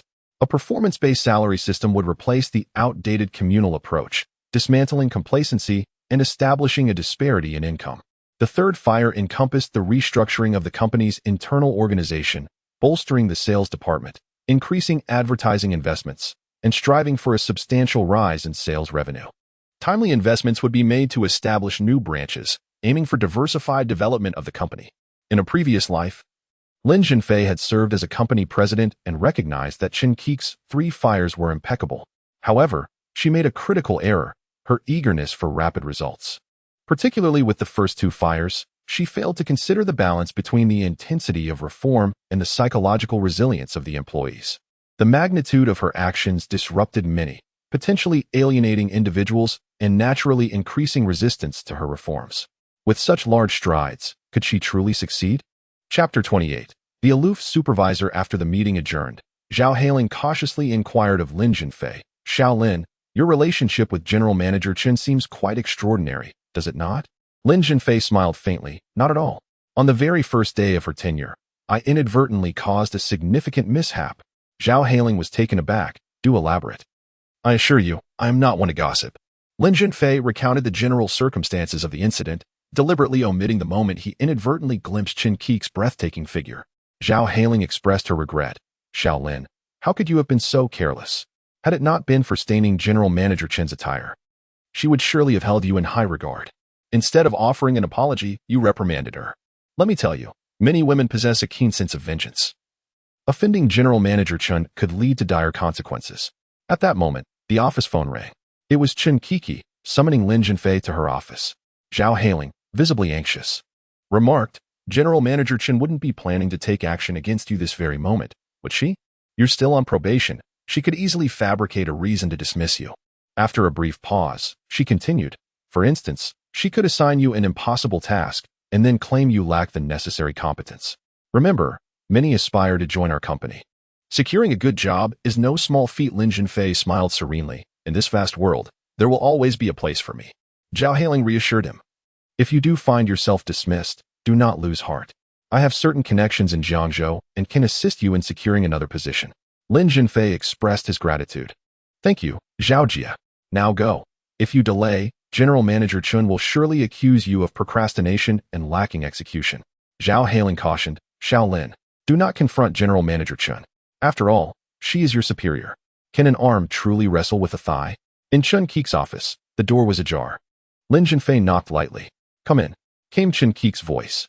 Please enter, she added, the slight change in her tone indicating her lingering displeasure. Are you Lin Zhenfei? Chen Kiki did not recognize his identity. Although they hailed from the same village, one lived at the eastern end while the other resided at the western end, a distance of about 1 to 2 kilometers apart. Their families seldom interacted, especially since Chen Kiki had spent most of her time away. Yes, Lin Zhenfei responded with neither subservience nor arrogance. I understand you graduated from Jiangnan University with a degree in food science and engineering? Indeed. Youth should commence their careers at the grassroots level, as it is there that one truly develops. The company has decided to assign you to the production workshop. Starting as a production worker, this will allow you to better utilize your professional expertise. The retribution came swiftly. Working as a production worker involves arduous shifts, including night shifts. Lin Zhenfei scoffed, General Manager, this is not the company's decision but rather yours, is it not? Chen Kiki retorted coldly. I am the general manager and the legal representative of the company. My decisions are the company's decisions. Very well. I shall submit my resignation today and cease my employment. Chen Kiki had not anticipated such a bold response from Lin Zhenfei. Xingnong Food Company is a state-owned enterprise, offering excellent salaries and benefits, and many strive to gain entry. Are you truly resigning? I must remind you, should you miss the temple gate, there will be nowhere to seek refuge from the rain. Chen Ki's tone softened somewhat. The mere thought of Chen Xiaohu's underhanded tactics, Chen Eru's devious schemes, Chen Da's shamelessness, and Chen Kik's oppressive arrogance ignited an extraordinary rage within Lin Zhenfei. Despite having lived 2 lives and possessing a composed demeanor, no longer a reckless youth, the fire of indignation within him blazed fiercely. I refuse to work under the leadership of a discarded woman. At home, she is a resentful wife, abandoned by others, and seeks to direct her nameless fury towards me. No way. Lin Zhenfei's outburst towards Chen Kiki stemmed fundamentally from her being a member of the Qin family. The Lin family and the Qin family harbored an irreconcilable enmity. You dare to label me as a discarded wife, a resentful woman? Such audacity. Chen Kik's face flushed in alternating shades of red and white, akin to the face-changing performances in Sichuan opera. Is it not true? Are some individuals truly living in a dream? Unfortunately, your esteemed Zhou, who is old enough to be your father, is planning to marry his 3rd wife. As Lin Zhenfei uttered these words, it felt as though he had expelled a phlegm that had long obstructed his throat, leaving him utterly relieved. There are myriad ways to exact revenge. Attacking the opponent's Achilles heel through words is one of them. Outrageous. Chen Kiki slammed the table with force. The ceramic cup atop the table tumbled to the ground, emitting a sharp sound. At that moment, Deputy Manager Song Qiming entered. President Chen, I have an urgent matter to report. A few local delinquents have blocked the main gate, preventing vehicles from entering or exiting. Just now, Deputy Manager Ma Zhengqi went to handle the situation and has been taken hostage by them. They insist that you must come in person to secure their release. Despite the urgency of the situation, Song Qiming remained calm, exhibiting either composure in the face of adversity or a detached interest in the unfolding drama. Why not call the police? Chen Kiki inquired, perplexed. President Chen, as you are new here, you may not be fully aware of the specifics. Here's the situation. Song Qingming elucidated the matter. It turned out that during the food processing, a considerable amount of wastewater residue was generated, and the company's environmental facilities were inadequate, causing the wastewater to flow out through the drainage ditches into the adjacent urban village. In addition to the wastewater, the large chimney within the company also emitted thick smoke, creating noise pollution that had become intolerable for the nearby residents. They had previously protested several times demanding compensation. The former general manager had resorted to paying for peace, offering several thousand whenever the community stirred up trouble. Upon hearing that there was a new general manager, they sought to assert their dominance, demanding a one-time compensation of 1 million to settle matters conclusively. Previously, groups of villagers had come to seek explanations. Today, a few small-time thugs had incited a crowd of villagers to cause a ruckus. The ringleader, Zhang Ergu, had served 4 years in prison for sexual assault and had just been released last year, hailing from the very urban village in question. Even if the police were called, it would not resolve the fundamental issue. The police would only mediate. They had no authority to detain anyone. Although their demands were excessive, they were not entirely without merit. After all, environmental pollution was an undeniable fact. Let us go take a look. Chen Kiki followed Song Qingming out of the office, heading towards the factory's main gate. The main gate is shut, and the side entrance is blocked, preventing company employees from entering or exiting. A truck laden with food is unable to depart, while another vehicle carrying raw materials is unable to gain access. A young man with a scarred face is perched on the desk in the guardroom, nonchalantly crossing his legs, a cigarette dangling from the corner of his mouth, casting a disdainful glance at the onlookers among the company's staff. In the guardroom, Deputy Manager Ma Zhengqi is being subdued by 2 young men with bleached hair, his face awash with fear. Newly appointed, Ma aspired to establish his authority by addressing the unrest, yet unexpectedly found himself captured. Chen Kiki rushed to the scene with fervor. One of the young men with bleached hair remarked to the scar-faced leader, "Boss, this woman is the general manager, just appointed today." The scar-faced man fixated on the graceful Chen Kiki, swallowing hard, his eyes gleaming with lewd intent. Disrupting the normal production and operations of the company is illegal. Unlawfully taking hostages constitutes a crime. Should this madness continue, I will have the police intervene, Chen Kiki declared with righteous fervor. How laughable. Do you think the police station is your personal domain? The scar-faced man retorted as he jumped down from the desk. Thanks to you, our village has suffered complete crop failure. The surrounding area is engulfed in stench, and many villagers have fallen ill. We are merely exercising our rights through legal means. Where lies the wrongdoing? The scar-faced man's claims held truth, as the severe pollution from wastewater, waste gas, and noise had significantly impacted the livelihoods of the nearby urban village residents. With a frigid tone, Chen Kiki countered, exercising legal rights? I see you are merely stirring up trouble. Taking hostages and blocking the gate is a criminal act. I offer you a clear path. Release the hostage and restore normal passage, and we can sit down to negotiate. Any issue can be discussed. Unexpectedly, the scar-faced man suddenly grasped Chen Kiki's chin, grinning maliciously as he said, "Any issue can be discussed. Is that your promise? Give me a kiss, and I will withdraw my men immediately." Chapter 29. A display of talent. Yu. Chen Kiki was so enraged that words failed her. On her very first day in office, she was insulted by a group of delinquents. How could she possibly survive in the food company thereafter? The fervor she displayed during her inaugural speech had disrupted the comfort of many, leaving them seething with silent discontent. At this moment, as she faced the scorn of the scar-faced man, they secretly relished her predicament. The audacity of the scar-faced man was overwhelming. Had Chen Kiki not been a member of the Chen family, Lin Zhenfei would have intervened without hesitation. It was precisely because she belonged to the Chen family that he chose to stand by and watch. The gang was armed with an array of weapons, baseball bats, wooden clubs, and knives, with some concealing hard, sharp objects in their pockets. The security guards, intimidated by the thugs, cowered in fear. Their meager salaries hardly justified risking their lives. Zhao Hailing strode forward with determination, rebuking, "Do you have no regard for the law? I have already contacted the police. They will be here shortly."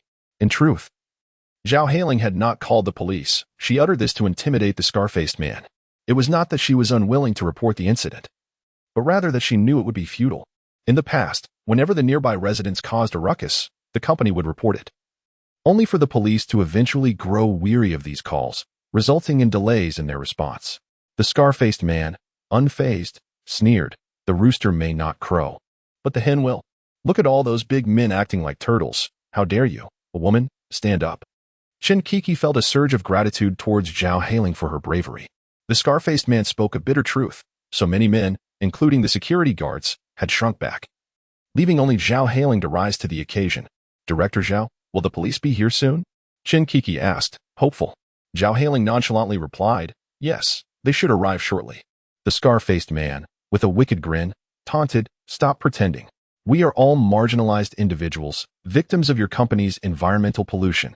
When the police arrive, they might even assist us in defending our rights. One hand of the scar-faced man was still gripping Chen Kiki's chin as she attempted to break free. He took advantage of the situation, brazenly caressing her delicate face. In front of the crowd, being accosted by a rogue and feeling powerless to resist. Chen Kiki was overwhelmed with humiliation, wishing she could vanish into a crack in the ground. Many beautiful women work at the food company. How about this? Each of you gives me a kiss, and we will leave at once. The scar-faced man displayed a complete lack of restraint, reaching the apex of his audacity. Zhao Hailing, filled with indignation, raised her hand, ready to slap him. However, the scar-faced man was prepared. He dodged the blow and seized Zhao Hailing's wrist, pulling her into his embrace and planting a kiss on her lips. Ugh! Zhao Hailing spat in his face. Furious, the scar-faced man threatened. Do you believe I won't strip you of your clothes right here? I wouldn't mind serving another prison sentence. Lin Zhenfei clenched his fists, veins bulging, his eyes reflecting a glimmer of murderous intent. It was time to act. Zhao Hailing cared for him so deeply. Now, as she faced danger, could he continue to be a mere bystander? What kind of man would take pleasure in bullying a vulnerable woman? With a thunderous roar, Lin Zhenfei took a stand. The scarred-faced man was momentarily taken aback, but quickly regained his composure. Grasping Lin Zhenfei by the collar, he disdainfully remarked, with your pitiful appearance, you dare to play the hero? Do you believe I can easily put you out of commission? Before he could finish, Lin Zhenfei delivered a swift punch to the man's face, causing blood to gush from both his nose and mouth. The scarred man struggled fiercely, but Lin Zhenfei deftly subdued him, pinning him to the ground. Gripping his collar as an eagle would grasp its prey, Lin Zhenfei unleashed 3 resounding slaps. Each one a statement. This slap is for your provocations. This slap is for your bullying of the weak. This slap is for your vile words. Seeing their leader injured, the scarred man's companions rushed forward, encircling Lin Zhenfei menacingly. Armed with iron rods, baseball bats, and knives, they approached him with ferocity. Shaolin, be careful, Zhao Hailing cried out. Lin Zhenfei adeptly evaded their attacks, remaining unscathed. Suddenly, he pivoted and snatched an iron rod from the hands of a young man with yellow hair. With the iron rod in hand, Lin Zhenfei felt invincible. Before long, several thugs lay on the ground, either collapsed or crawling away. Onlookers were left in stunned silence, astonished by Lin Zhenfei's formidable combat prowess. The scarred man, though severely beaten, attempted to maintain his bravado, wiping the blood from the corner of his mouth. You've got guts. We'll see about this. Get lost. Lin Zhenfei retorted angrily, demonstrating both reason and restraint. Mature beyond his years, Lin Zhenfei refrained from letting his emotions dictate his actions, having taught the scarred man and his gang a lesson before stopping short. Chen Kiki's expression darkened ominously. On her very first day in office, she had endured such humiliation. Had it not been for Lin Zhenfei's intervention, the situation could have escalated further. She silently retreated to her office. Thank you, Shaolin, Zhao Hailing expressed, her face filled with gratitude and admiration. You were incredible, taking on so many at once. Lin Zhenfei feigned modesty. I had merely dabbled in a bit of martial arts, never expecting it would come in handy. At that moment, Lin Zhenfei received a phone call from Su Qianlong. Defei, Old Wu has died. What? Are you referring to the infamous thief, Old Wu? How did that happen so suddenly? Indeed, he passed away during a liaison with a woman. It turned out that Old Wu had visited a street massage parlor the previous night, taken some performance-enhancing drugs, and tragically died in the act. The frightened sex worker, fearing repercussions, conspired with others to hastily bury Old Wu's body in a desolate thicket under the cover of darkness. They believed their actions would go unnoticed. But wild dogs soon unearthed the corpse. Bystanders reported it to the police, and the scandal was exposed. The massage worker was apprehended, and upon questioning, she revealed the entire sequence of events. Lin Zhenfei felt an overwhelming sense of frustration. Old Wu's untimely demise was a significant setback. Without evidence from the financial records of the food factory, it would be challenging to exonerate his father from wrongful accusations. Su Qianlong advised, Defei, do not despair. I have conceived a more effective and secure plan. Lin Zhenfei eagerly inquired. Do tell. Su Qianlong posed a question. Defei. Which department can legitimately access a company's financial records? Without hesitation, Lin Zhenfei responded, the tax department. In a previous life, Lin Zhenfei held the position of a company president and frequently interacted with the tax authorities. Su Qianlong remarked, precisely. Not long ago, I apprehended a client who turned out to be the director of the Tax Inspection Bureau. He utilized connections to evade administrative penalties.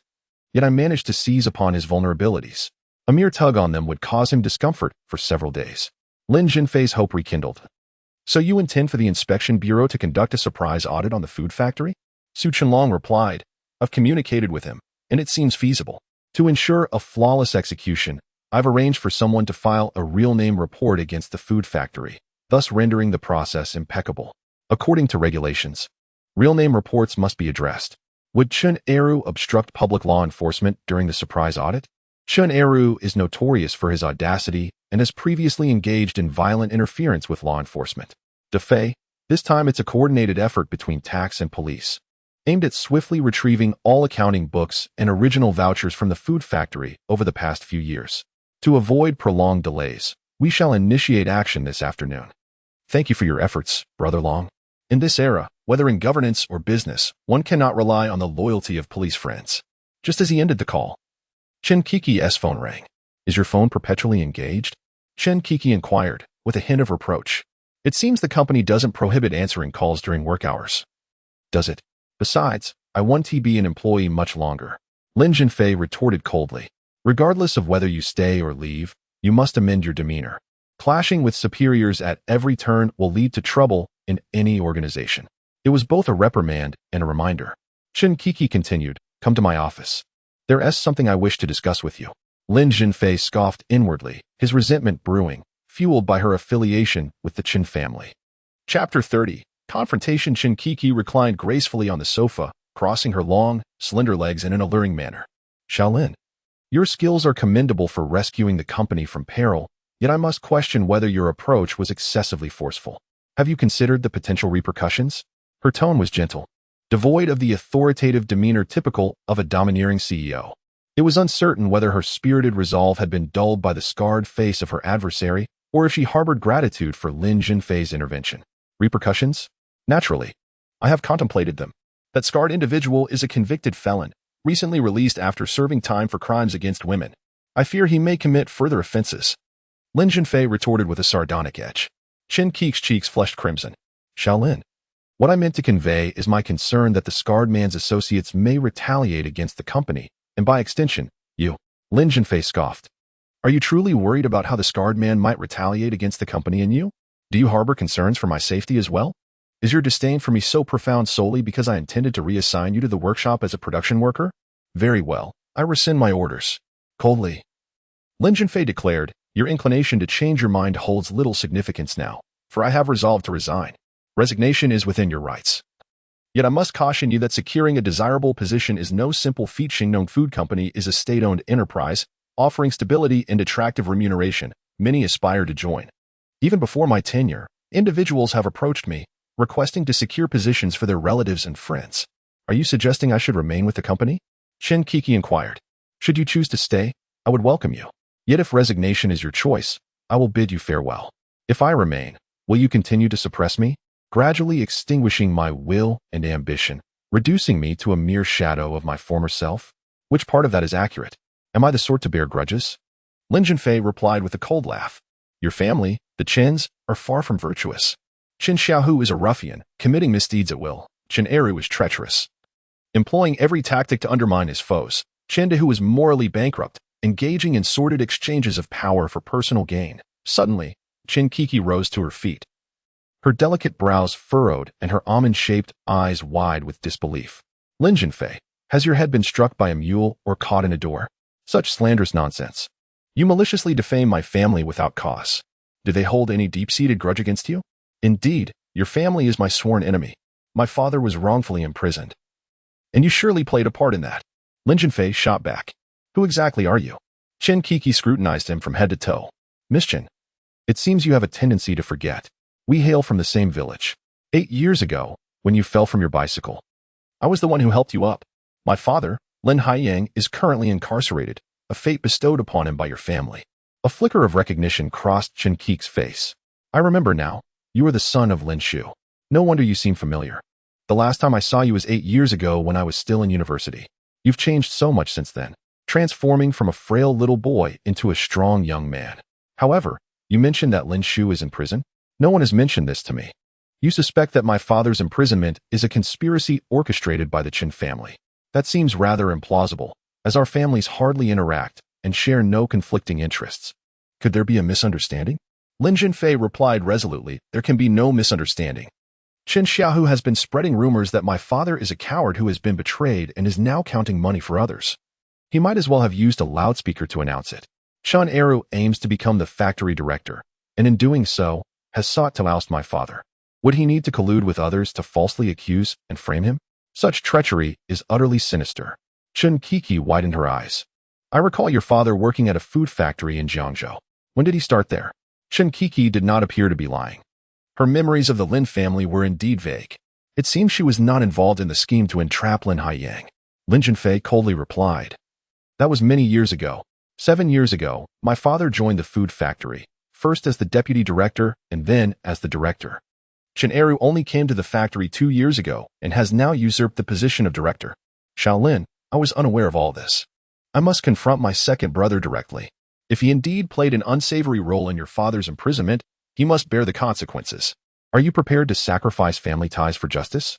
Lin Zhenfei suddenly burst into laughter. It is not about sacrificing family, but rather about living with integrity and not engaging in petty schemes or devious plots. This is my personal creed. One should not rely on cunning, for cleverness can often lead to one's downfall. It is unfortunate that Chen Eru is so engrossed in treachery. Ultimately, he will realize he is merely digging his own grave. Lin Zhenfei could only touch upon the matter briefly, refraining from delving into specifics. Hiring a lawyer and involving the inspection bureau were matters that must remain unspoken. Chen Qiqi spoke with righteous fervor. Even if she was not feigning, she remained Chen Eru's biological sister. How many individuals in this world can truly forsake familial bonds for the sake of justice?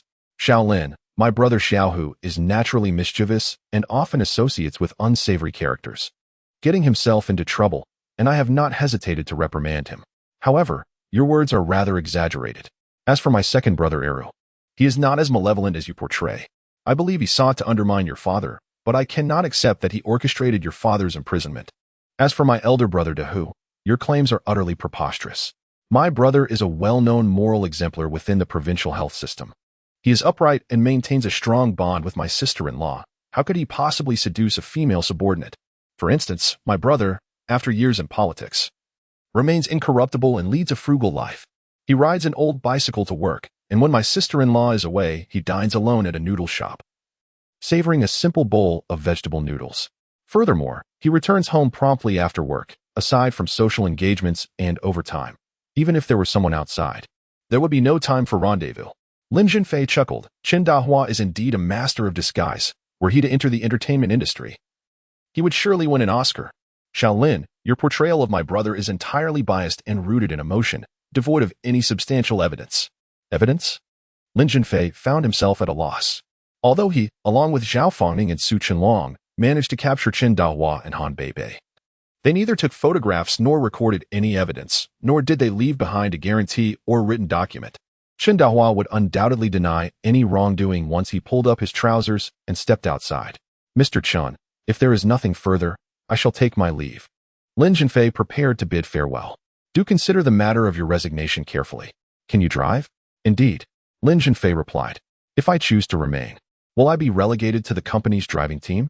He fixed his gaze upon Chen Qiqi, whose flawless visage was breathtakingly beautiful, striking awe in those who beheld her. While Zhou Wei, truly oblivious to the fortune he possessed, squandered his time chasing after other women despite being graced with such a natural beauty. Yet, it is not difficult to comprehend. This is a trait inherent to many men. The desire to maintain a vibrant allure outside while the domestic banner remains steadfast is a common dream, regardless of how stunning a wife may be over time. Familiarity breeds a sense of monotony. Chen Qiqi smiled radiantly, and it was the first time Lin Zhenfei had witnessed her smile. Chapter 31. A perilous moment. Chen Qiqi smiled, and Lin Zhenfei's heart softened. A woman's smile, akin to tears, serves as a potent weapon to captivate men. Shaolin, I wish for you to be my personal chauffeur. What is your reasoning? Because you possess martial skills, which instill a sense of security. So, you desire a driver who also acts as a bodyguard, correct? Shin Kiki nodded. That would be an apt description. At that moment, a knock echoed through the room. It was Deputy Manager Song Chiming. You may leave now. Shin Kiki's expression was stern. With a mere flick of the wrist, she could summon sunshine or conjure storms.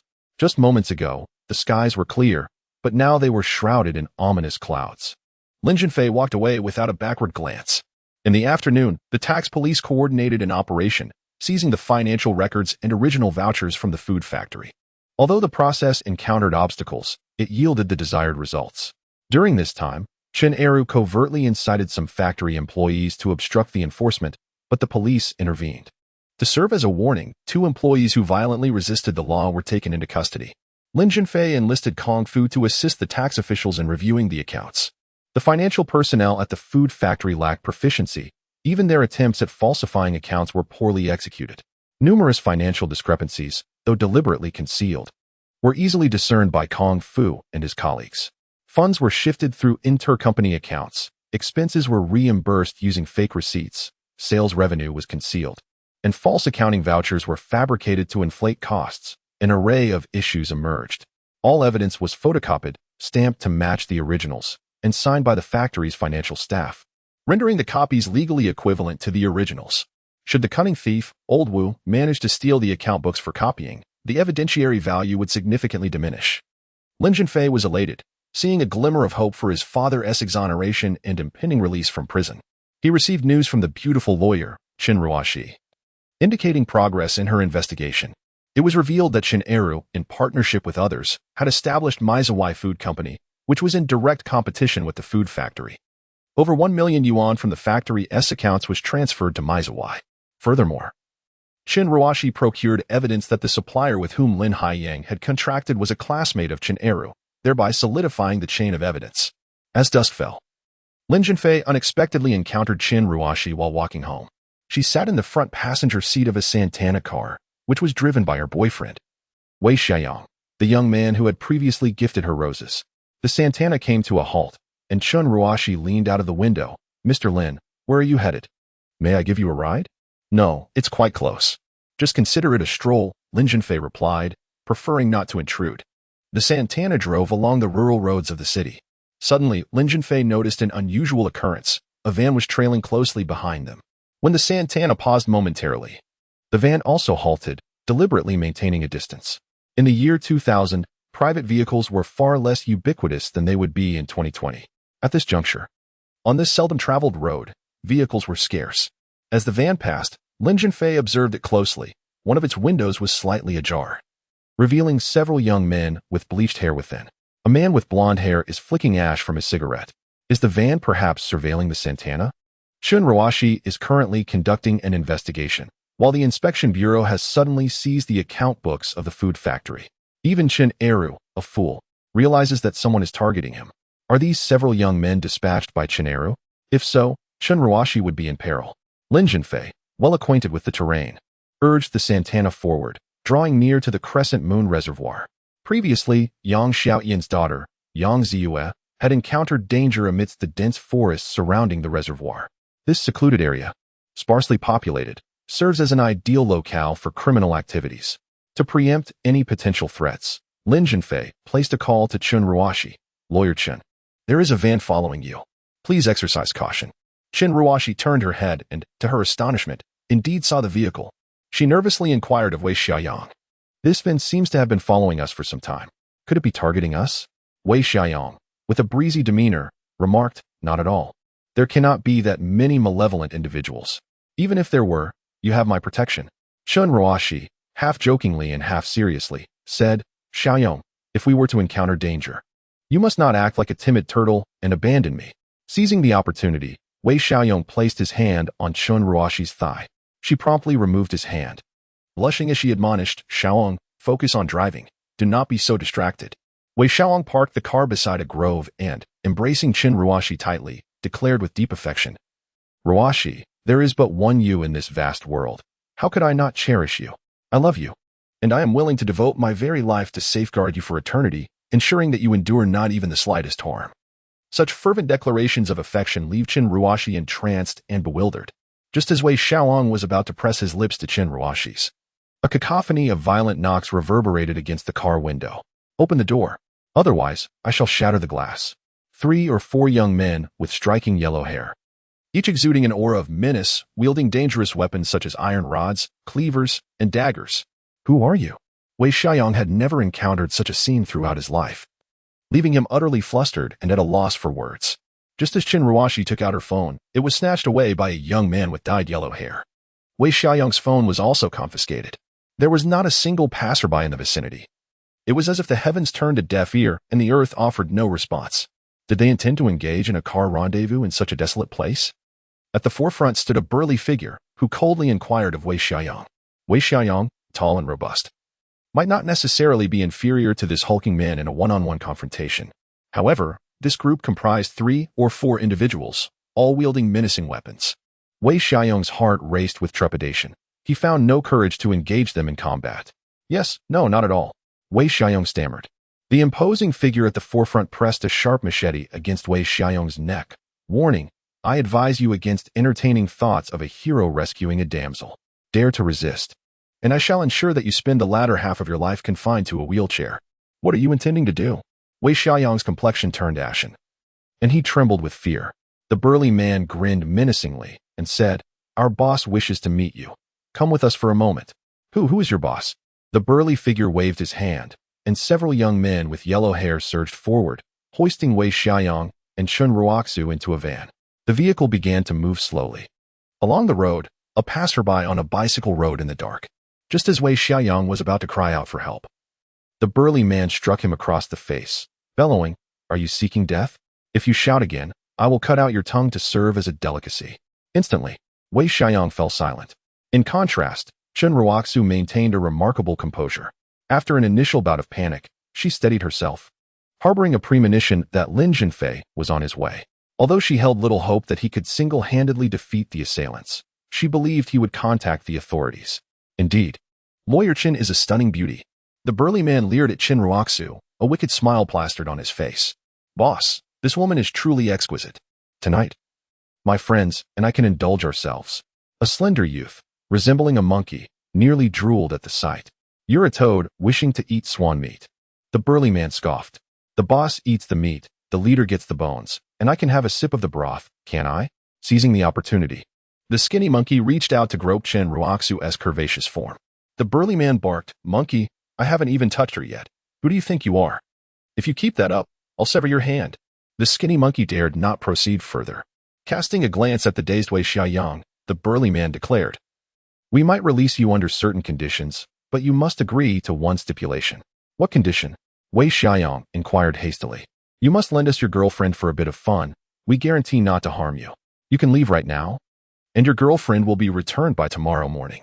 The only condition is that you cannot report this to the police. What do you say? The burly man grinned wickedly.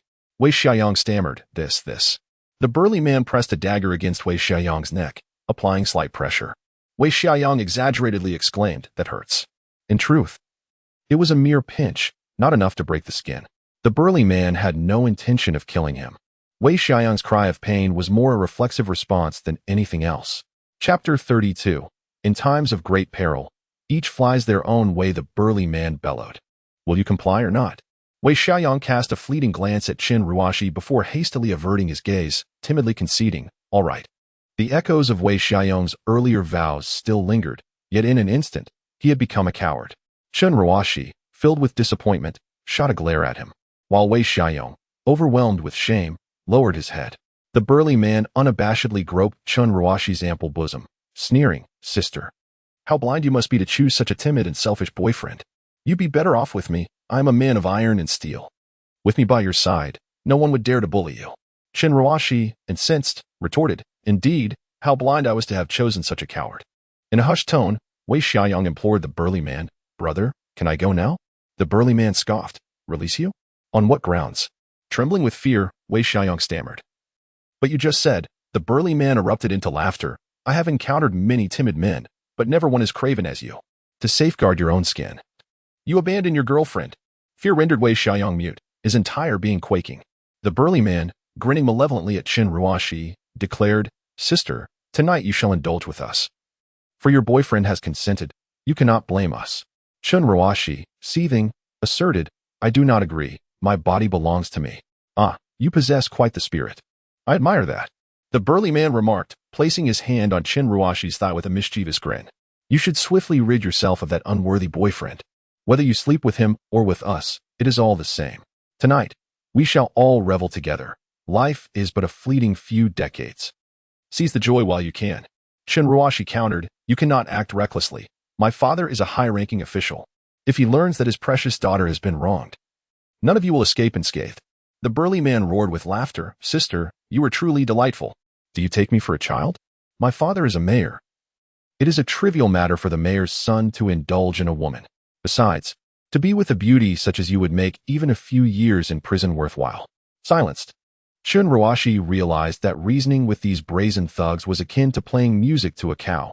Hoping for their benevolence was a futile endeavor. Just then, her phone rang, though it lay in the burly man's grasp. The caller ID displayed Lin Zhenfei.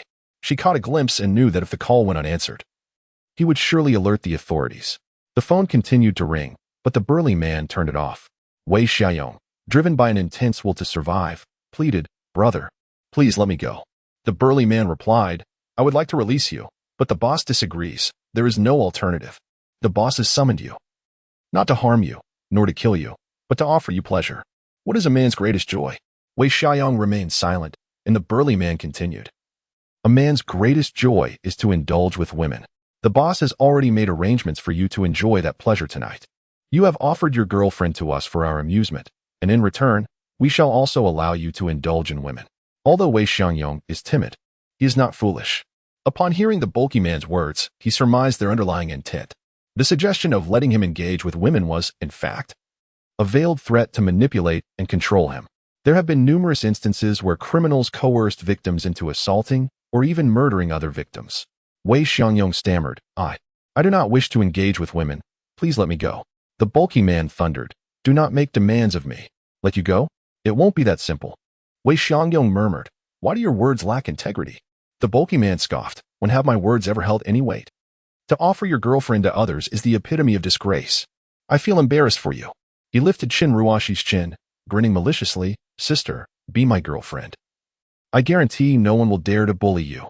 If anyone dares to lay a finger on you, I will protect you with my life." At that moment, Qin Ruoxi was utterly disillusioned with Wei Xiaoyong. He was a scion of a wealthy family, tall, handsome, and radiating positivity, seemingly devoid of the arrogance typical of rich heirs. He was not a debauched youth. Many suitors pursued Qin Ruoxi, yet it was Wei Xiaoyong's perseverance and sweet words that won her heart. She had formally accepted his courtship and agreed to be his girlfriend. However, his behavior tonight left her feeling profoundly disappointed and heartbroken. Adversity is the true test of a person's character. Could she entrust her life to a cowardly and selfish man? Clearly not. Would Lin Zhenfei report to the authorities? Or would he come to her rescue? Was Lin Zhenfei as feeble as Wei Xiaoyong? He did not appear to be a coward. No. She must not judge merely by appearances. Wei Xiaoyong also seemed unassuming. As Qin Ruoxi pondered this, her anxiety deepened. If she were to be violated by these criminals, it would be a fate worse than death. She began to blame herself for her lack of vigilance. Previously, Lin Zhenfei had warned her to be cautious of potential retaliation. Just moments ago, when Lin Zhenfei had called to alert her of the van following them, she should have urged Wei Xiaoyong to hasten their pace, not allowing him to linger in idle affection. Once they reached the bustling thoroughfare, even the most brazen of thugs would think twice before acting. As each second ticked by, Qin Ruoxi grew increasingly tense and desperate. The van was nearing the main road, and once it merged into the flow of traffic, it would soon be lost amidst the throngs of vehicles. By the time the police located her, it would likely be too late. Lin Zhenfei, upon realizing that Qin Ruoxi was not answering her phone, concluded that she was in danger. He ran with urgency, but no matter how swiftly he moved, he could not outpace a car. Just then, Wang Liuji rode by on his motorcycle. Seizing the opportunity, Lin Zhenfei borrowed the motorcycle and sped off in pursuit. He spotted a Santana parked by the roadside, empty. Ahead, he could see the van bumpily making its way down the dirt road. It was evident that several young ruffians had abducted Qin Ruoxi into the van. He revved the motorcycle, accelerating towards them. Though the road was riddled with potholes, Lin Zhenfei was well acquainted with the terrain. The motorcycle swiftly outpaced the van ahead. To prevent the van from breaching the checkpoint, he positioned his motorcycle across the entrance and alighted from the vehicle, seizing a T-shaped wrench. The narrow country road rendered it impossible for the van to pass. The driver leaned out, cursing, "How the hell do you drive?" At that moment, Chen Ruoshi cried out in desperation, "Mr. Lin, save me." A burly man hurriedly attempted to silence her, but it was too late.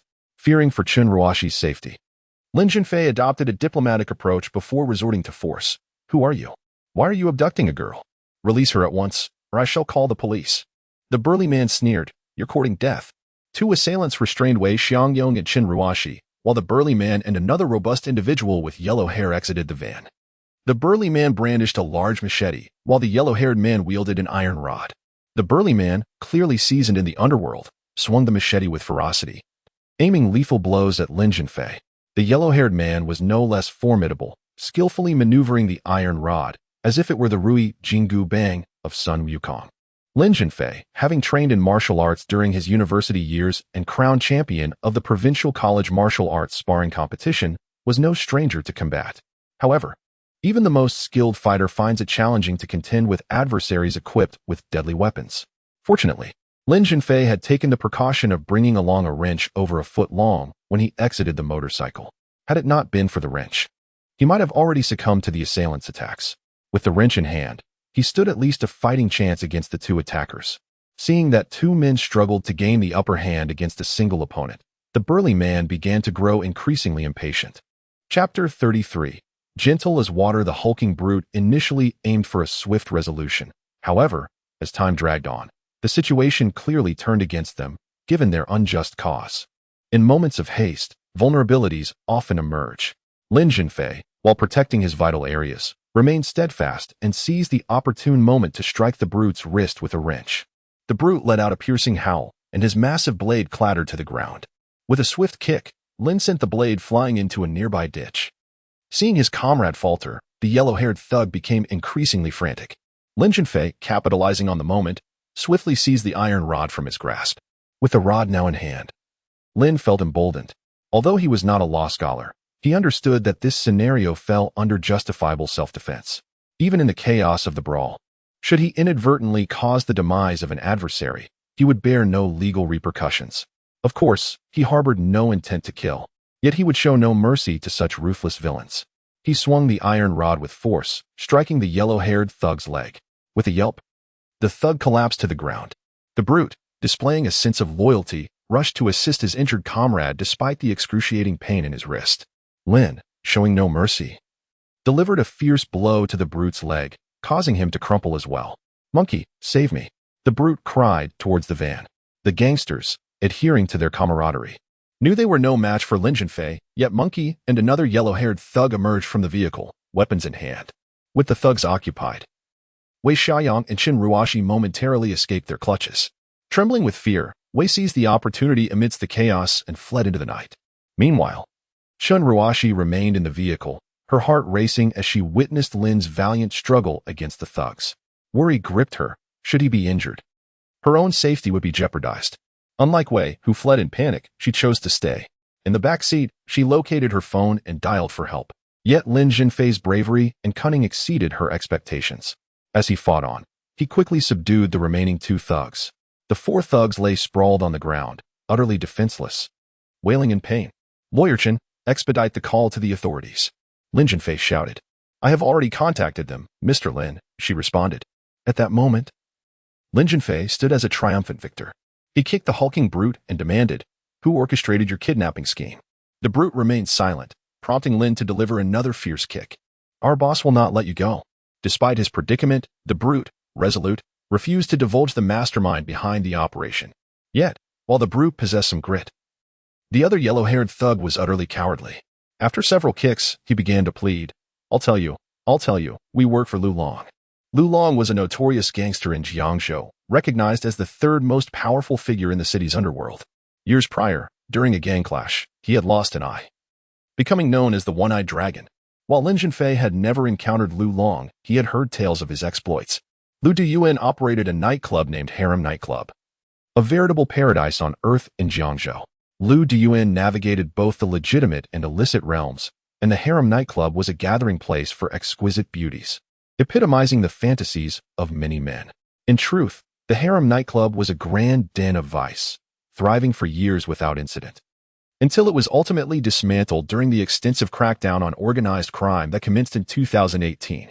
Lu Long was apprehended and, due to multiple criminal charges, was sentenced to death in 2020. Lin Zhenfei inquired, "What prompted Lu Long to abduct Lawyer Chen?" Huang Mao remarked, "I'm not entirely sure either." Lin Zhenfei then kicked him again, asking, "Is it genuine ignorance or a reluctance to speak? It seems to me that you will not shed tears until you are in the coffin." Huang Mao remarked, "It seems that Lawyer Chen is taken on a case that is unfavorable to the boss." Lin Zhenfei was taken aback. Could it be that Qin Ruoxi was representing the appeal filed by his father, inciting the ire of Lu Duyan? So, are Chen Eru and Lu Duyan connected in some way? "Attorney Chen, are you all right?" Lin Zhenfei approached Qin Ruoxi and gently inquired, "Are you all right?" "Fortunately, you arrived just in time and displayed such bravery. Otherwise, I would have." The formidable and assertive lawyer found herself at a loss for words. "Where is your boyfriend?" Lin Zhenfei inquired. "He had just seized the opportunity to flee amidst the chaos." Qin Ruoxi added, "He is a coward. One cannot blame him." In moments of life and death, individuals instinctively prioritize their own survival. Lin Zhenfei offered a calm smile. "But you are not like that," Qin Ruoxi murmured. At that moment, the wailing of police sirens resounded in succession. 2 police cars arrived, accompanied by 5 or 6 officers. Several assailants surrendered without resistance. At the request of the police, Lin Zhenfei and Qin Ruoxi proceeded to the station to provide their statements. By the time they exited the precinct, it was already past 9 in the evening. Lin Zhenfei, "I am quite famished." Qin Ruoxi did not address Mr. Lin this time, but called him by his name directly. After enduring the trials of life and death, she vaguely felt that Lin Zhenfei was her steadfast support for a lifetime. What would she like to eat? Lin Zhenfei inquired with a smile. "Shredded pork noodles?" Qin Ruoxi responded, "Could it be?" Lin Zhenfei gazed at Qin Ruoxi with a look of bewilderment. "Indeed, the shredded pork noodles prepared by my mother are the most delectable. In my childhood, I relished the shredded pork noodles she made. As I grew older and spent less time at home, the moments with my mother diminished.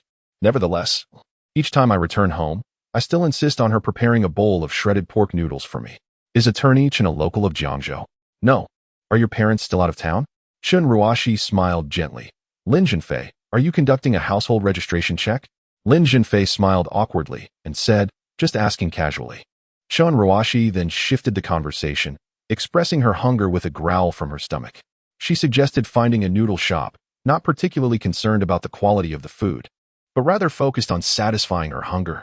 Nearby, there was a Yangzhou noodle shop, which, perhaps due to the timing, was rather quiet. Qin Ruoxi ordered a bowl of shredded pork noodles, while Lin Zhenfei opted for the long fish noodles. The long fish, in fact, referred to eel. Lin Zhenfei had visited Yangzhou before, exploring the picturesque Slender West Lake, where he had sampled long fish noodles near the scenic area. The long fish noodles at this establishment were quite palatable. The eel bone soup, with its creamy, viscous broth, is a delectable delight, complemented by the springy noodles. In contrast, the shredded meat noodles are not a specialty of this establishment, merely prepared at the request of a patron, perhaps too famished. Qin Ruoxi devoured her bowl of shredded meat noodles voraciously, leaving it empty in no time. "Am I eating in an unbecoming manner?" she asked, a hint of embarrassment in her voice. Lin Zhenfei smiled at her. "How does it taste?" "It's decent, but it pales in comparison to my mother's shredded meat noodles," she replied. As they exited the restaurant, they encountered 2 street vendors fiercely competing for customers. Having experienced a traumatic ordeal, Qin Ruoxi felt like a startled bird. She instinctively reached out to grasp Lin Zhenfei's hand, but upon making contact, she hesitated and withdrew. Lin Zhenfei noticed her discomfort and reassured her, "Lawyer Chen, do not be afraid. These vendors are simply striving to make a living. Where do you reside? Allow me to escort you home." "Sure." Qin Ruoxi replied with a gentle smile. At that moment, she radiated the charm of a tender-hearted girl, a stark contrast to her usual commanding presence as a formidable lawyer. Chapter 34. The beautiful camellia. This 2-bedroom, 1-living-room apartment is a purchase made by Qin Ruoxi. To Lin Zhenfei's surprise, he encountered Long Yuding. When he reported to Xingnong Food Company, he met Long Yuding for the first time in Song Qingming's office. "Is it really you?" Long Yuding exclaimed, both astonished and delighted. What a small world. Lin Zhenfei couldn't help but marvel. "Do you two know each other?" Qin Ruoxi asked, her expression one of surprise. "Cousin, we are colleagues. Long Yuding replied with a playful smile. Cousin, why didn't Wei Xiaoyang escort you home tonight? Why bring that up? Qin Ruoxi's expression darkened immediately. Yuding. I've broken up with him, so please refrain from mentioning him in the future. Long Yuding made a face and teased. Cousin, are you just fickle in love? Qin Ruoxi's cheeks flushed slightly as she feigned annoyance. What are you talking about? Go away. Long Yuding pouted. I certainly don't want to be a third wheel. Long Yuding retreated to her bedroom and shut the door. Shortly after, a melodious sound of a xiao, a traditional Chinese flute, filled the air. Lin Zhenfei softly recited. On the night of the bright moon at the 24th bridge, where does the Jade Maiden teach the flute? Qin Ruoxi explained, my cousin is exceptionally talented, particularly in playing the xiao. A mischievous smile appeared on Lin Zhenfei's face. What are you laughing at? Qin Ruoxi asked, taken aback. It's nothing, he said, turning his face away, continuing to chuckle quietly. Qin Ruoxi poured a glass of water for Lin Zhenfei and said, this apartment, with its 2 bedrooms and 1 living room, remains vacant. My cousin just started working this year, so I let her stay here for mutual support. Being a criminal defense lawyer is a high-risk profession. Lin Zhenfei tentatively inquired, Lawyer Chun, do you think Lu Long is targeting you because you are representing my father's case? Qin Ruoxi shook her head. No? Do you know Lu Long? Lin Zhenfei replied, I've heard of him. Qin Ruoxi elaborated, it is rumored that Lu Long is the mastermind behind the Hogong nightclub. Recently, I took on a criminal case that might involve him. Qin Ruoxi recounted the details of the case. Wu Rulin, a young woman from the countryside, had come to the city to work. Her father, a private teacher, passed away many years ago, leaving her mother to tend to the farm, along with a younger brother and sister. Initially, Wu Rulin worked at a shopping mall, but after hearing about the lucrative wages at the Hogong nightclub, she decided to apply for a position as a waitress. Wu Rulin was an attractive rural girl, akin to a camellia hidden deep in the mountains, beautiful, radiant, yet unassuming. Little did the naive Wu Rulin know that a terrifying nightmare awaited her. On her first day of work, the human resources manager, Bu Shiren, called her for a discussion. The meeting took place in a private room on the 4th floor of the Hogong nightclub, where a heavily made-up head waitress named Liang Jinju was also present. Bu Shiren inquired about Wu Rulin's family background, to which she answered diligently. He then asked, Little Wu, your family circumstances are not very favorable. Do you wish to earn a substantial income? Wu Rulin replied without hesitation, Of course I do. Bu Shiren remarked. The girls in our nightclub can earn 40 to 50,000 yuan a month, and you possess that potential. Although Wu Rulin was innocent, she was not naive and vaguely discerned the implications of Bu Shiren's words, choosing to remain silent. Bu Shiren, believing Wu Rulin was intrigued, moved closer to her. Cupping her chin with one hand and grinning wickedly, You are truly exquisite. Just my type. I'm tired of gourmet delicacies. Today, I crave something wild. Wu Rulin pushed his hand away and coldly retorted, Mr. Bu, please conduct yourself with dignity. Bu Shiren laughed heartily. Little girl, you possess quite the audacity to reprimand me. However, considering you are soon to be my woman, I shall overlook this transgression. Feeling the impending threat, Wu Rulin stood up, preparing to leave. To her dismay, the door to the private room was locked. Liang Jinju blocked the entrance, sneering, You cannot escape. Wu Rulin, both frightened and startled, asked, What do you intend to do? Bu Shiren grinned maliciously. This is our bridal chamber. You should comprehend my meaning. Wu Rulin attempted to open the door, but was thwarted by Bu Shiren and Liang Jinju. Bu Shiren delivered a forceful slap to Wu Rulin, bellowing, Are you seeking death? Today, you will comply, whether you wish to or not. His intention was clear, to violate her and subsequently force her into prostitution at the club. Please, I have never been in a relationship. I am terrified. If you spare me, I will repay you with my utmost diligence. Bu Shiren gazed greedily at the beautiful Wu Rulin, swallowing hard. If you claim to have an STD, I might just let you go. You say you have never been in love, so you must still be a virgin? Huh. Then today, I shall take that from you. You little brat, do you think you can deceive me? Promise to repay me with hard work? I bet the moment you step outside, you will run to the police. With tears in her eyes, Wu Rulin pleaded, Mr. Bu, I assure you I will not report this. My mother is frail, and my younger siblings are still in school. They cannot be without me. I beg you to spare me. Bu Shiren scoffed, letting you go is utterly impossible. Your family is impoverished and in need of money. You can earn it by selling yourself at the club. With your looks, you could easily earn 1 to 2,000 yuan in a single night. How much can a waitress make? Only 500 to 600 a month. Determined, Wu Rulin resolved that even in death, She would not allow Bu Shiren to tarnish her purity. Bu Shiren seized Wu Rulin, his foul breath invading her face.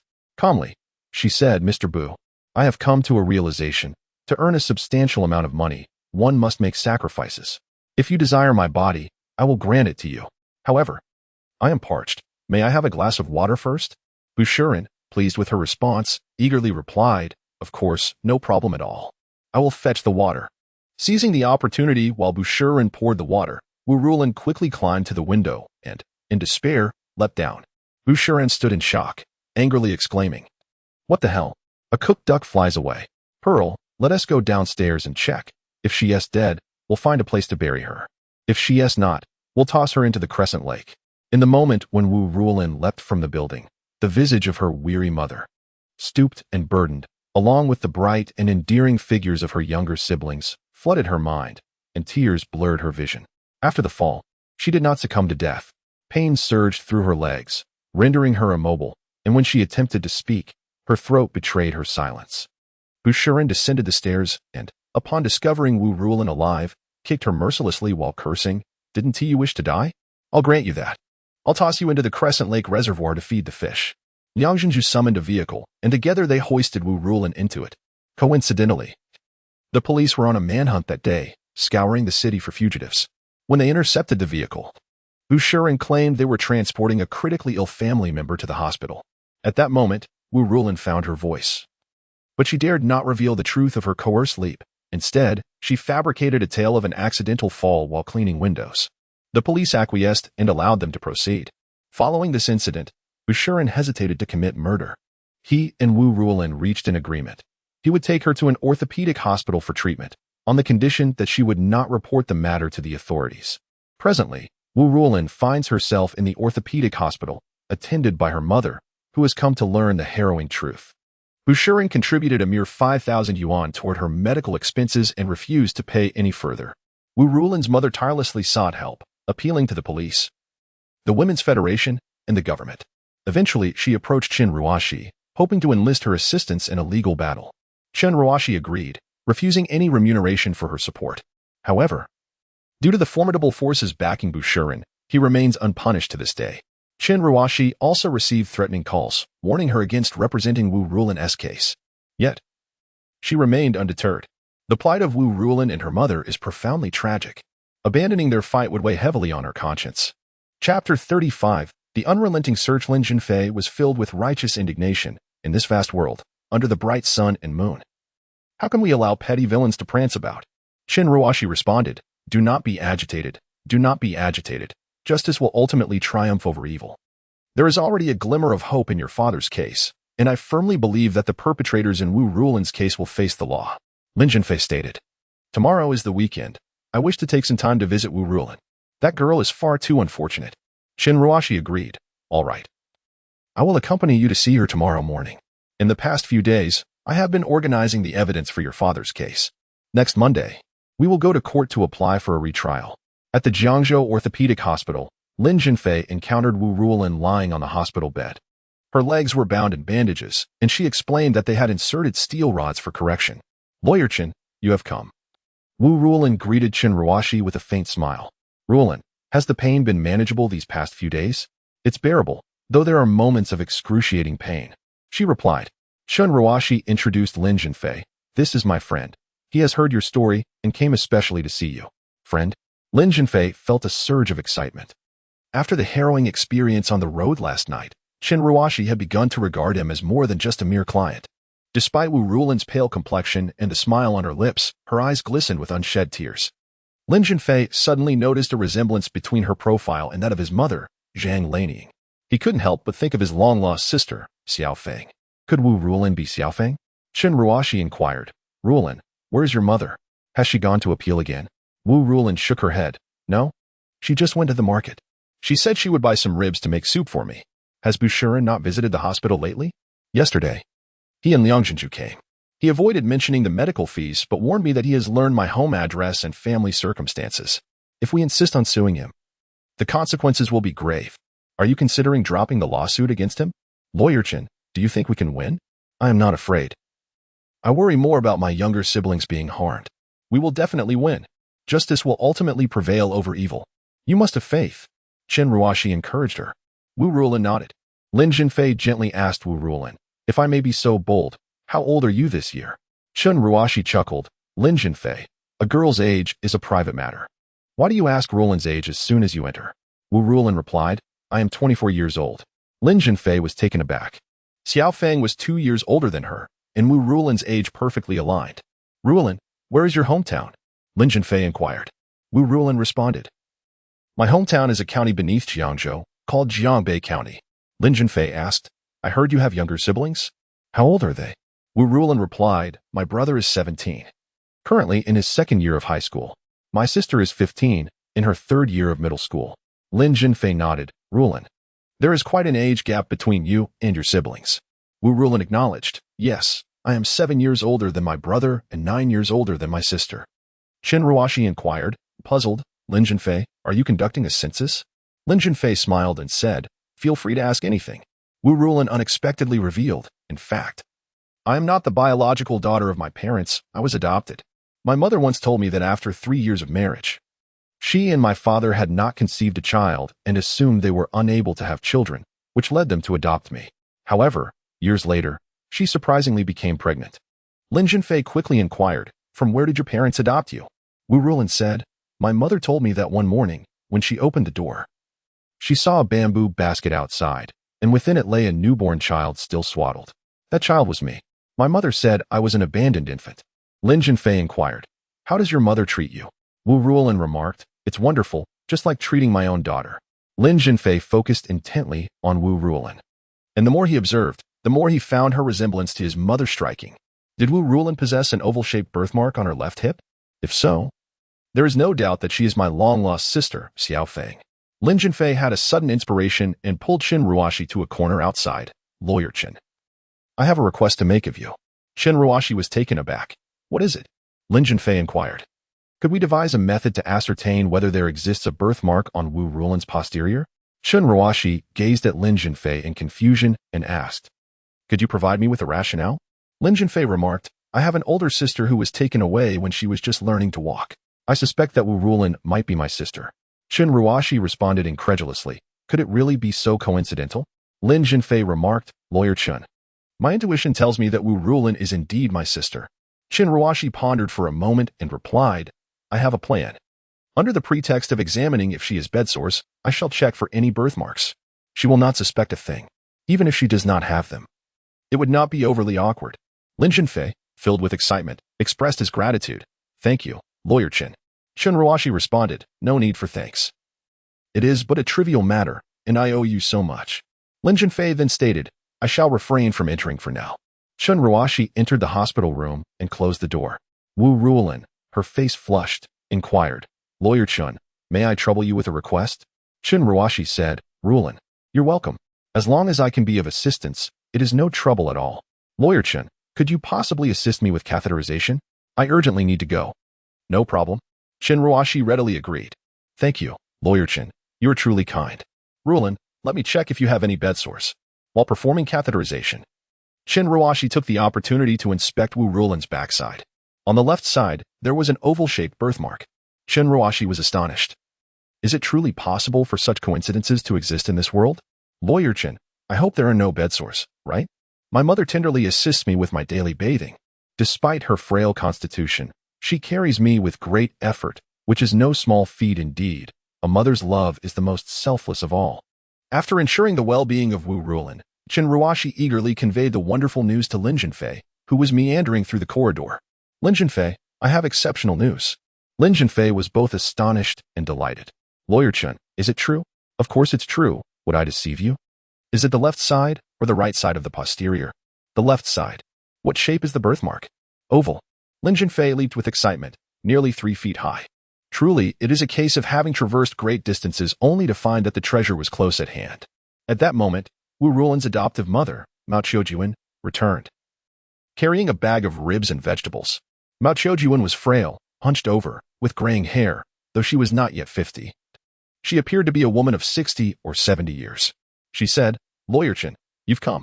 Just in time, I need to discuss something with you. Let us forget about Ruolin's case. We shall not sue Bushuren.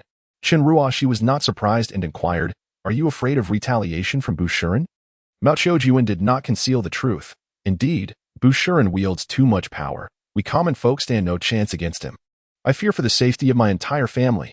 Lin Zhenfei scoffed. You fear for your biological children, yet disregard Wu Ruolin, your adoptive daughter? Mao Qiujian fixed her gaze on Lin Zhenfei. Who are you? How do you know that Wu Ruolin is my adopted daughter? Qin Ruoxi interjected, at Mao. This is my friend Lin Zhenfei. With an aggressive tone, Lin Zhenfei questioned Mao Qiujian, is Wu Ruolin not a child you stole? Mao Qiujian's expression changed dramatically, stammering, No, she was given to me to raise by someone else. Lin Zhenfei, filled with indignation, retorted, were it not for your age, I would have relished the thought of silencing your deceitful tongue with a single blow. Qin Ruoxi hurriedly urged, Lin Zhenfei, please calm down and speak civilly. Lin Zhenfei roared, I cannot remain calm. Do you understand the immense hardships my parents endured in search of their daughter? The countless tears shed in silence. The sleepless nights spent in despair. In the hospital room, Wu Ruolin heard the commotion outside and called out loudly, Mom, what is happening? Chapter 36. Deep sibling affection. Mao Qiujian stood silently to the side, lost in thought. Speak. Where did you abduct Wu Ruolin from? Lin Zhenfei demanded loudly. I. Mao Qiujian stammered. Mom, what are you arguing about? Wu Ruolin's voice came from the hospital room. Lin Zhenfei, do not act impulsively. Let us discuss this inside the room, Qin Ruoxi advised. To avoid exacerbating Wu Ruolin's distress, Lin Zhenfei suppressed his anger and entered the ward. Mao Qiujian hung her head, resembling a defendant awaiting judgment. Mom, what is truly happening? Wu Ruolin asked softly. Ruolin, I was wrong. Mao Qiujian suddenly burst into tears. It turned out that after 3 years of marriage without conceiving, villagers had cruelly labeled her as a hen that could not lay eggs. 1 year, while visiting relatives, she passed through Zhang Lanying's village and saw little Ruolin playing alone by the roadside. With no one around, she impulsively decided to take the child. Thus, little Ruolin was brought to the Wu family, 100 miles away from her home. Innocent and unaware, Ruolin gradually adapted to life with the Wus. Years later, Mao Qiujian miraculously became pregnant and subsequently gave birth to a son and a daughter. Despite having her own biological children, she continued to treat Wu Ruolin as her own. Mao Qiujian's husband soon passed away due to illness, leaving the family in dire straits. The hardships of a rural household bereft of labor were unimaginable. Mao Qiujian became both father and mother, toiling tirelessly to raise the 3 children. To alleviate the family's burden, the academically gifted Wu Ruolin voluntarily gave up her education to work and earn money. Upon hearing Mao Qiujian's account, Wu Ruolin's eyes brimmed with tears, leaving her speechless. Her adoptive mother had cared for her deeply, especially during this challenging time, providing meticulous attention and tirelessly searching for her biological family. Lacking formal education, Mao Qiujian struggled to navigate the bustling streets of Jiangzhou, facing numerous difficulties. Lin Zhenfei pointed an accusing finger at Mao Qiujian, shouting, You are more despicable than a human trafficker. You have severed the bond between Ruolin and her biological parents. Do you comprehend the anguish my parents endure? Through her tears, Mao Qiujian replied, I was wrong. I deserve to be punished. I was selfish. Wu Ruolin covered her ears, crying out, Stop. I do not want to hear this. If someone fell from the 2nd floor and died, how could I survive a jump from the 4th? Her outburst gradually calmed Lin Zhenfei. The one suffering most was Wu Ruolin. Her beloved adoptive mother, it seemed, was akin to a villain. Though she wished to despise her adoptive mother, she found it impossible. Qin Ruoxi interjected, Lin Zhenfei, since the events have transpired, dwelling excessively on them is futile. What we must do now is transform this tragedy into a comedy. Convert misfortune into fortune. For Ruolin, loving families have multiplied. This is indeed a blessing. Lin Zhenfei nodded, recognizing that if he could not master his emotions, it would severely affect Wu Ruolin's mental state and recovery. Lin Zhenfei approached the bedside, grasping Wu Ruolin's hand with deep affection. Sister, today marks a momentous occasion for our reunion. I should not act rashly. Lawyer Chen articulated it beautifully. You are not only the daughter of our nurturing mother, but also the daughter of my parents. Wu Ruolin murmured, Is this a dream? Why do I feel as if this is but a dream? No, sister, everything is indeed real. How are our parents faring? Ruolin, they are well. They miss you dearly. However, father is away at the moment and will not return for some time. If mother were to know, she would be overjoyed. Lin Zhenfei deliberately concealed the fact of their father's imprisonment, fearing it would distress Wu Ruolin. Tears streamed down Wu Ruolin's face as she recounted, at the age of 7. A playmate quarreled with me, calling me a bastard, claiming I was not born of my parents. I returned home to inquire with my mother, and she told me I was an abandoned child. From that moment, I harbored a profound hatred for my biological parents. Why did they cruelly abandon me? If I ever meet them, I shall confront them directly. If they did not wish to raise me, why did they bring me into this world? For years, my mind has been consumed by resentment towards my biological parents. Yet, I have come to realize my grave error. I misjudged them. As she spoke, Wu Rulin broke down in tears once more. Sister, do not weep. From now on, no one shall dare to bully you. That detestable Bushirtrin shall find himself imprisoned at my hands. Suddenly, Wu Rulin asked, where is my mother? In her eagerness to converse, Lin Zhenfei had failed to notice when Mao Qiujuan had left. Qin Ruoxi, who had been silently observing, interjected, she has stepped out. At that moment, outside the hospital room, a commotion arose. Someone is about to jump. Wu Rulin exclaimed in desperation, it cannot be my mother, can it? Lin Zhenfei reassured her, sister, do not panic. I will go check. Meanwhile, Mao Qiujuan stood precariously on the rooftop of the 10th floor of the orthopedic hospital. One step forward would lead to her demise. Behind her, a crowd had gathered. Aunt, please do not do this. Lin Zhenfei called out. I have wronged your family. I have wronged Rulin. The only way to atone for my sins is through death. Mao Qiujuan wept bitterly. Aunt, if you die, what will happen to Rulin? Both her spirit and body have endured immense suffering. Your death would only add to her burdens. I know you have sacrificed greatly for her over the years, and she holds deep affection for you. I rejoice that Rulin has finally found her family. After I took her away, I felt immense guilt and considered returning her to her biological parents. Yet, I could not bear to part with her. I was selfish. Aunt, I have decided to forgive you. Please, do not act foolishly. Rulin cannot live without you. Your children cannot be without you.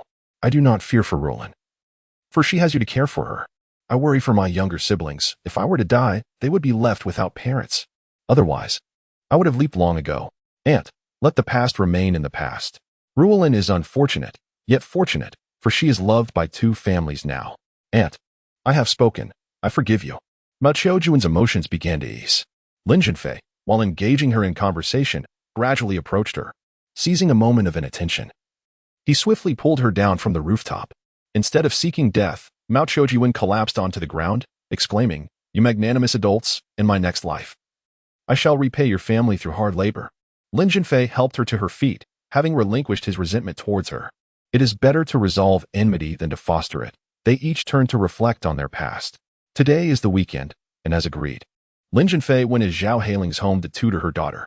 The Amber Villa, an upscale community in Jiangzhou, is nestled by the lakeside, boasting picturesque scenery. It was Lin Zhenfei's first visit to Zhao Hailing's residence. He purchased 2 large bags of fruit and snacks from the supermarket. After a few knocks on the door, a beautiful young girl answered. Lin Zhenfei was momentarily stunned. The girl was none other than Lu Yuyan. In his previous life, after achieving great success, Lin Zhenfei was renowned as a diamond bachelor, remaining single until the age of 35. Being single did not imply a lack of close female friends, and Lu Yuyan was one among them. Lin Zhenfei first met Lu Yuyan when he was 30, and she was 24, having just graduated from university. Chapter 37. Is there really an afterlife? In that year, Lin Zhenfei's company was in a phase of rapid development and was in dire need of talent. Lu Yuyan, a graduate from a prestigious university, came to the company for an interview. From the very first glance, Lin Zhenfei was captivated by her beauty. Lu Yuyan successfully secured the position and became the secretary to General Manager Lin Zhenfei. Not only was Lu Yuyan beautiful, but she was also exceptionally talented, articulate, and possessed an indomitable spirit, contributing significantly to the company's growth. However, Lu Yuyan had a fiery temperament, earning her the nickname Little Pepper from Lin Zhenfei. The two quickly fell in love, entering a cohabitation arrangement. Little Pepper could be as gentle as flowing water at times, yet at others, she was like a firecracker, ready to explode at any moment. Little Pepper wished to marry, yet Lin Zhenfei harbored no desire for family life. Gradually, conflicts arose between them. Lin Zhenfei had many female confidants. Unlike other men who would fall in love with one woman after another, he appreciated both novelty and familiarity. He soon became acquainted with a new female friend, which deeply hurt Lu Yuyan. In a fit of anger, she left for England. Tragically, she met with a fatal car accident in England, passing away at the tender age of 27. In his past life, Lin Zhenfei was plagued by guilt over Lu Yuyan's death. Despite her fiery nature, she genuinely loved him and wished to marry him. He had betrayed her and inflicted deep wounds upon her heart. He often contemplated that if there were a next life, he would cherish her and prevent a tragedy from recurring. To his astonishment, there truly was a next life. "Are you Uncle Lin?" Lu Yuyan smiled brightly. "Oh, yes, yes." Lin Zhenfei emerged from the memories of his former life. "Is your mother home?" "Xiaolin, you've come." The sound of slippers pattering approached from within the house. Zhao Hailing, wearing a blue apron, greeted him with a cheerful smile. "Xiaolin, I'm busy in the kitchen. What brings you here?" Zhao Hailing's eyes caught sight of the two large bags of food and fruit in Lin Zhenfei's hands. He chuckled. "Sister Zhao, I know Yuyan enjoys snacks." Zhao Hailing was momentarily taken aback. "Xiaolin, how did you know my daughter's name is Yuyan? I never told you." "Oh no, I almost slipped up." Lin Zhenfei quickly thought on his feet. "I once overheard you on the phone mentioning Yuyan, so I guessed your daughter's name must be Yuyan. Who chose such a lovely name?" "Oh," Zhao Hailing responded, not delving deeper into the matter. "Her father named her after Wang Yuyan from Demigods and Semi-Devils. He adored that character and decided to name our precious daughter Lu Yuyan." "It seems your husband is a fan of Jin Yong," Lin Zhenfei remarked. "Yes. He enjoys reading martial arts novels in his spare time amidst his busy work schedule." "Sister Zhao, I also have a fondness for martial arts novels." "Wonderful. You'll have plenty to discuss in the future." However, he is quite busy today and is still working overtime. In the year 2000, smartphones had yet to emerge, and online novels were still in their infancy, with martial arts novels serving as a popular source of entertainment for many. Numerous rental bookstores surrounded university campuses, and Lin Zhenfei had often borrowed martial arts novels. As he entered the house, he noted that the decor was not lavish but rather simple and natural, exuding warmth and comfort. Natural materials devoid of embellishment, solid wood furniture, wickerwork, bamboo curtains, unrefined wooden floors, exposed concrete walls, low barriers of red bricks. Bed linens crafted from floral fabric and verdant plants. This decor style is refreshingly simple, yet possesses a distinct character, evoking a sensation akin to stepping into a pastoral retreat, a return to innocence, as if one has discovered a sanctuary for the soul amidst the clamor of the bustling city, cleansing an increasingly restless spirit. The home's decor reflects the owner's taste and preferences. Zhao Hailing is a woman who cherishes life, characterized by her straightforward and generous demeanor. Lu Yuyan brings forth a cup of tea, playfully exclaiming, "Teacher Lin, please enjoy the tea." Zhao Hailing chuckles, this girl, so full of whimsy. Though merely 16, Lu Yuyan has matured physically, her figure embodying the appropriate curves and contours. She pouts, saying, "Mom, once a teacher, always a teacher, since Uncle Lin tutors me." "I see no harm in calling him teacher." Zhao Hailing responds with a smile, "I never said you were wrong. Your teacher Lin graduated from a prestigious institution and excels in English. You must cherish this opportunity, listen attentively, and strive for a significant breakthrough in your English studies." Lu Yuyan makes a playful face. "Wow, Teacher Lin is that impressive." Just the right moment to ask him, "How do you translate where there is a will?" "There is a way." Lin Zhenfei chuckles. "Yuyan, I believe you are not seeking my advice, but rather testing my knowledge, are you?" Lu Yuyan covers her mouth with a laugh. "Teacher Lin, you're incredible. You discern my thoughts at a glance." Zhao Hailing interjects with a laugh. "Teacher Lin, this girl is quite mischievous. You must be cautious not to fall for her tricks." Lu Yuyan, with her lips pursed high, retorts, "Mom, you're turning your elbow outward." Zhao Hailing deftly changes the subject. "I shan't delay your class any longer. I must head to the kitchen." "Teacher Lin, you're dining at home tonight. I must prepare a few signature dishes." Lu Yuyan leaps joyfully. "Wow, another feast tonight." The translation of where there is a will, there is a way poses no challenge for Lin Zhenfei. He feigns modesty, saying, "If I am not mistaken, the translation is where there is a will, there is a way." Absolutely correct. "Splendid." Lu Yuyan applauds enthusiastically. Lin Zhenfei continues, "Yuyan, allow me to present you with a couplet. Where there is a will, there is a way. Breaking the cauldrons and sinking the boats, the Qin Pass will ultimately belong to Chu.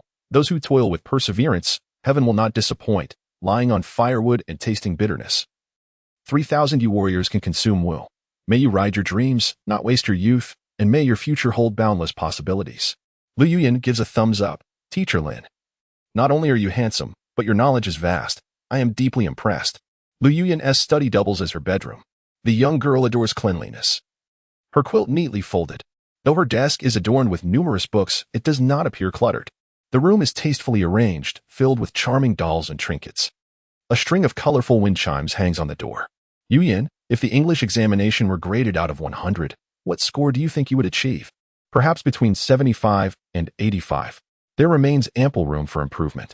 Teacher Lin, my weakest areas in English are grammar and composition, particularly in writing, where I often find myself at a loss for words. Even when I manage to meet the word count, my writing tends to be dry and lacking in flair, resulting in low scores. Lin Zhenfei remarked, as the ancients say, reading extensively enables one to write with divine inspiration, underscoring the significance of knowledge accumulation. In terms of language, it is essential to build a vocabulary repository, as vocabulary constitutes the very essence of an article. Lin Zhenfei spoke eloquently, captivating Lu Yuyan, who listened with rapt attention and nodded in reverence. Time passed unnoticed. Over an hour slipped away. During a break, Lu Yuyan suddenly inquired, Teacher Lin, do you have a girlfriend? Lin Zhenfei paused, taken aback by the unexpected question. Lu Yuyan continued, with your vast knowledge, talent, and good looks, you must have had numerous admirers during high school, right? Lin Zhenfei replied non-committally, in our high school days, some engaged in early romance, though not many. Of course, some relationships were clandestine, not apparent to outsiders. Chapter 38. The second pot of gold. Lu Yuyan whispered, Teacher Lin, several boys have secretly slipped me notes expressing their affection, and some have even confessed in person. I can hardly be bothered with these immature little brats. Lin Zhenfei smiled faintly. During the middle school years, one should prioritize their studies. Romantic entanglements are matters for university life at the very least. Lu Yuyan retorted, not necessarily. In our school's senior year, there's a female academic star whose boyfriend is also a top student. They are quite the couple, and everyone knows about them. Lin Zhenfei chuckled. Yuyan, let's pause there. We are straying off topic. At that moment, the sound of a man's voice drifted in from outside. Lu Yuyan whispered, my dad is back. Lin Zhenfei announced, all right. The intermission is over. Let us resume the lesson. Lin Zhenfei's lecture was captivating, and Lu Yuyan listened intently. Then, Lin Zhenfei encountered Lu Yuyan's father, Lu Jiankong, a tall and robust man with an impressive presence. It was no wonder Lu Yuyan was as beautiful as a flower. Her parents' genetic legacy was undeniably powerful. Hello, Teacher Lin, Lu Jiankong said, extending his hand for a handshake. Yuyan, how are you progressing? He asked his daughter with a smile. Dad, for the next exam, I aim to score at least 90 in English. My goal for the final exam is full marks. Teacher Lin's teaching is exceptional. Lu Jiankong beamed with pride. Looking at Lin Zhenfei, thank you for your hard work, Teacher Lin. Lin Zhenfei humbly replied, it is my duty.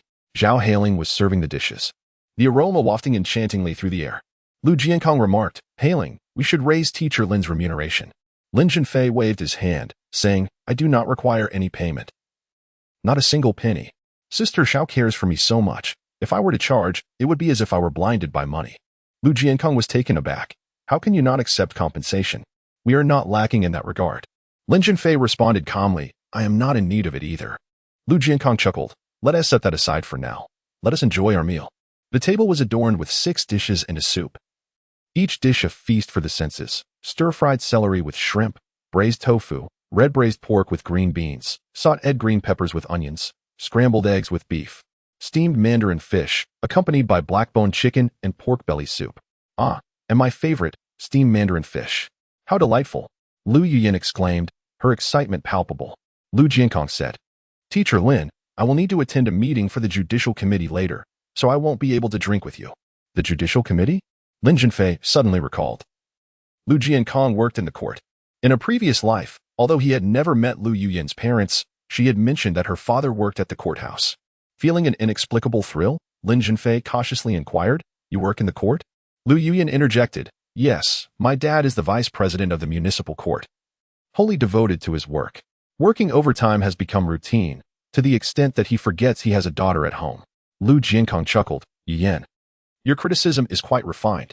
Indeed, I have spent too little time with you. I will try to make more time for you in the future. Lu Yuyan pouted, Dad, your words mean nothing. I don't believe you. Zhao Haling took the opportunity to speak. Jiankong, both work and accompanying your daughter are of paramount importance. One must strive to balance both aspects. Director Lu, I happen to have a question to consult you on. Lin Zhenfei briefly recounted how his father had been wrongfully imprisoned, the hiring of a lawyer, and the evidence he found that proved his father's innocence.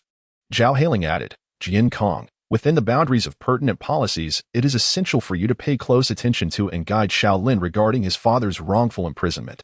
Lu Jiankong replied, if what Shaolin says is true, then it is quite possible that his father has been unjustly accused. Here's what we will do. You and the lawyer shall go to court next Monday to apply for a retrial. I will coordinate with the relevant departments to file a case. Of course, whether the original verdict can be overturned will depend on the evidence presented. Although Lu Jiankong held the position of deputy chief judge, he could not allow his authority to supersede the law, nor could he exert pressure that contravened legal stipulations. He could only provide necessary support within the framework of regulations. Even this was incredibly encouraging. Lu Yuyan, standing by, spoke up for Lin Zhenfei dad. Teacher Lin is a good person. I believe his father must also be a good man. I hope your court delivers a just verdict and restores his father's honor. Lu Jiankong smiled silently. Lin Zhenfei discovered a judicial auction announcement in the Jiangzhou Evening News. Under the authority of the bankruptcy administrator, an auction would be held tomorrow, Sunday at 3 o'clock in the afternoon, by the Jiangzhou auction house. The deadline for registration and submission of bidding deposits was set for 10 o'clock that morning. The auction items included real estate, automobiles, steel, and 4 unique stones. Lin Zhenfei was particularly intrigued by the 4 unique stones up for bid. In his previous life, he had harbored a deep fondness for unique stones, dedicating his spare time to their collection. These stones were not merely collectibles, they also held investment potential. In the year 2000, the number of unique stone collectors was relatively small, yet these particular stones commanded a hefty price. With starting bids ranging from 30,000 to 80,000 yuan each, and increments set at 5,000 yuan.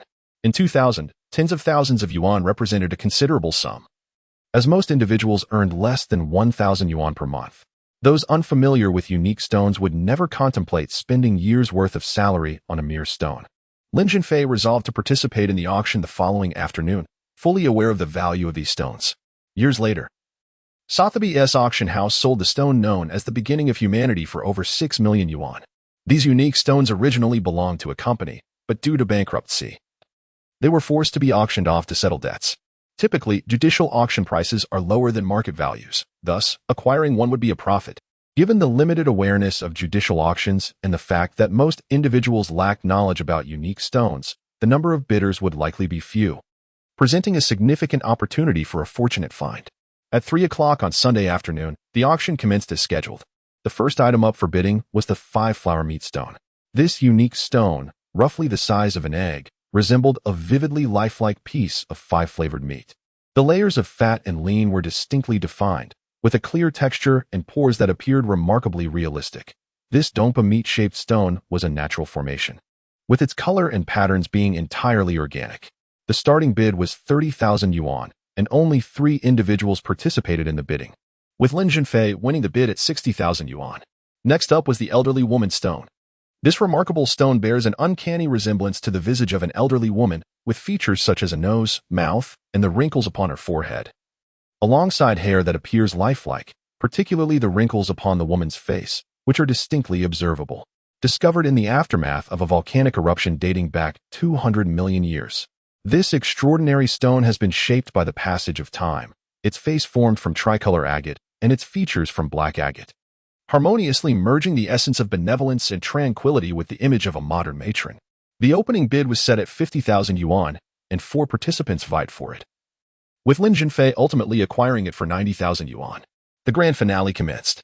A stone, representing the initial stage of humanity, began with a starting bid of 100,000 yuan, attracting 8 bidders.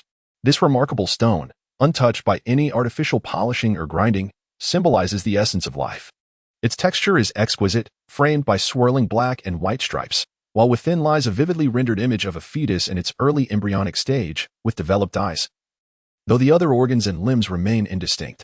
The entire representation evokes the serene image of an infant peacefully curled within the womb. A paddle was raised, 105,000, 110,000, 115,000. The bidding escalated quickly, with offers reaching 14,000. Lin Zhenfei was determined to secure this stone. As the bid climbed to 170,000, only 3 bidders remained, including Lin Zhenfei. He boldly escalated the offer to 200,000. Only 1 competitor remained. The rival raised the bid to 210,000. Lin Zhenfei countered with 230,000. His resolute determination overwhelmed his adversary, who ultimately withdrew. The auctioneer proclaimed loudly, 230,000. First call. 230,000. Second call. 230,000. Third call. With a resounding bang of the auction hammer, the auctioneer declared, sold for 230,000. Chapter 39. The pretend boyfriend won. Some say, spending 230,000 on a mere stone is the whim of the affluent. Others speculate, this fellow must be a wealthy heir. Yet more remark, a debauched scion. The fourth extraordinary stone is the tiger stone.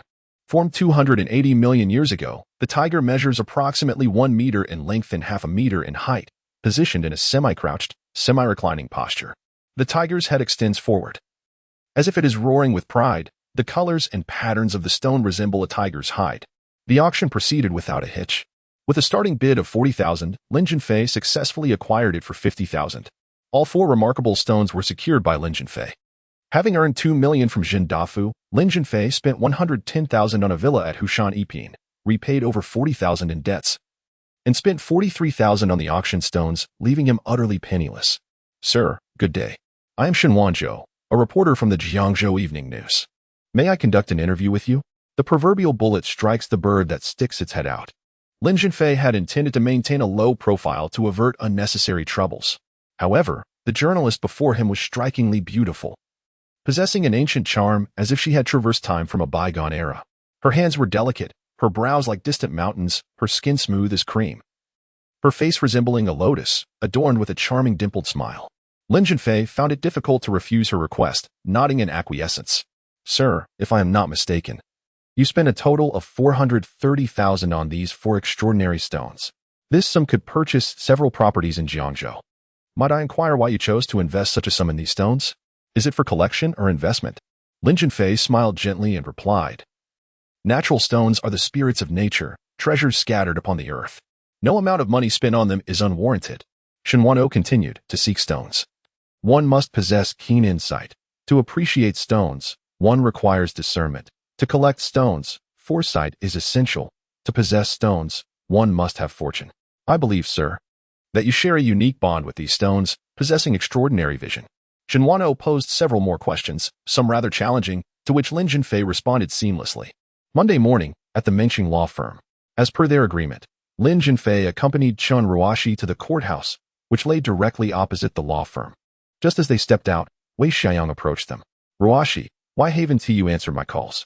Wei Xiaoyang lamented. Chen Ruoxi exhibited a frosty demeanor. Wei Xiaoyang, we have broken up. Please do not pursue me any further. Wei Xiaoyang retorted loudly. Give me a reason for our breakup.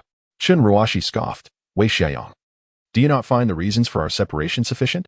Cowardice and selfishness. Wei Xiaoyang interrupted her. Ruoxi, you know the circumstances of that night. If we had stubbornly resisted, it would have surely led to our demise. It was a flash of inspiration that led me to devise the clever escape plan. The very first thing I did upon fleeing was to call the police.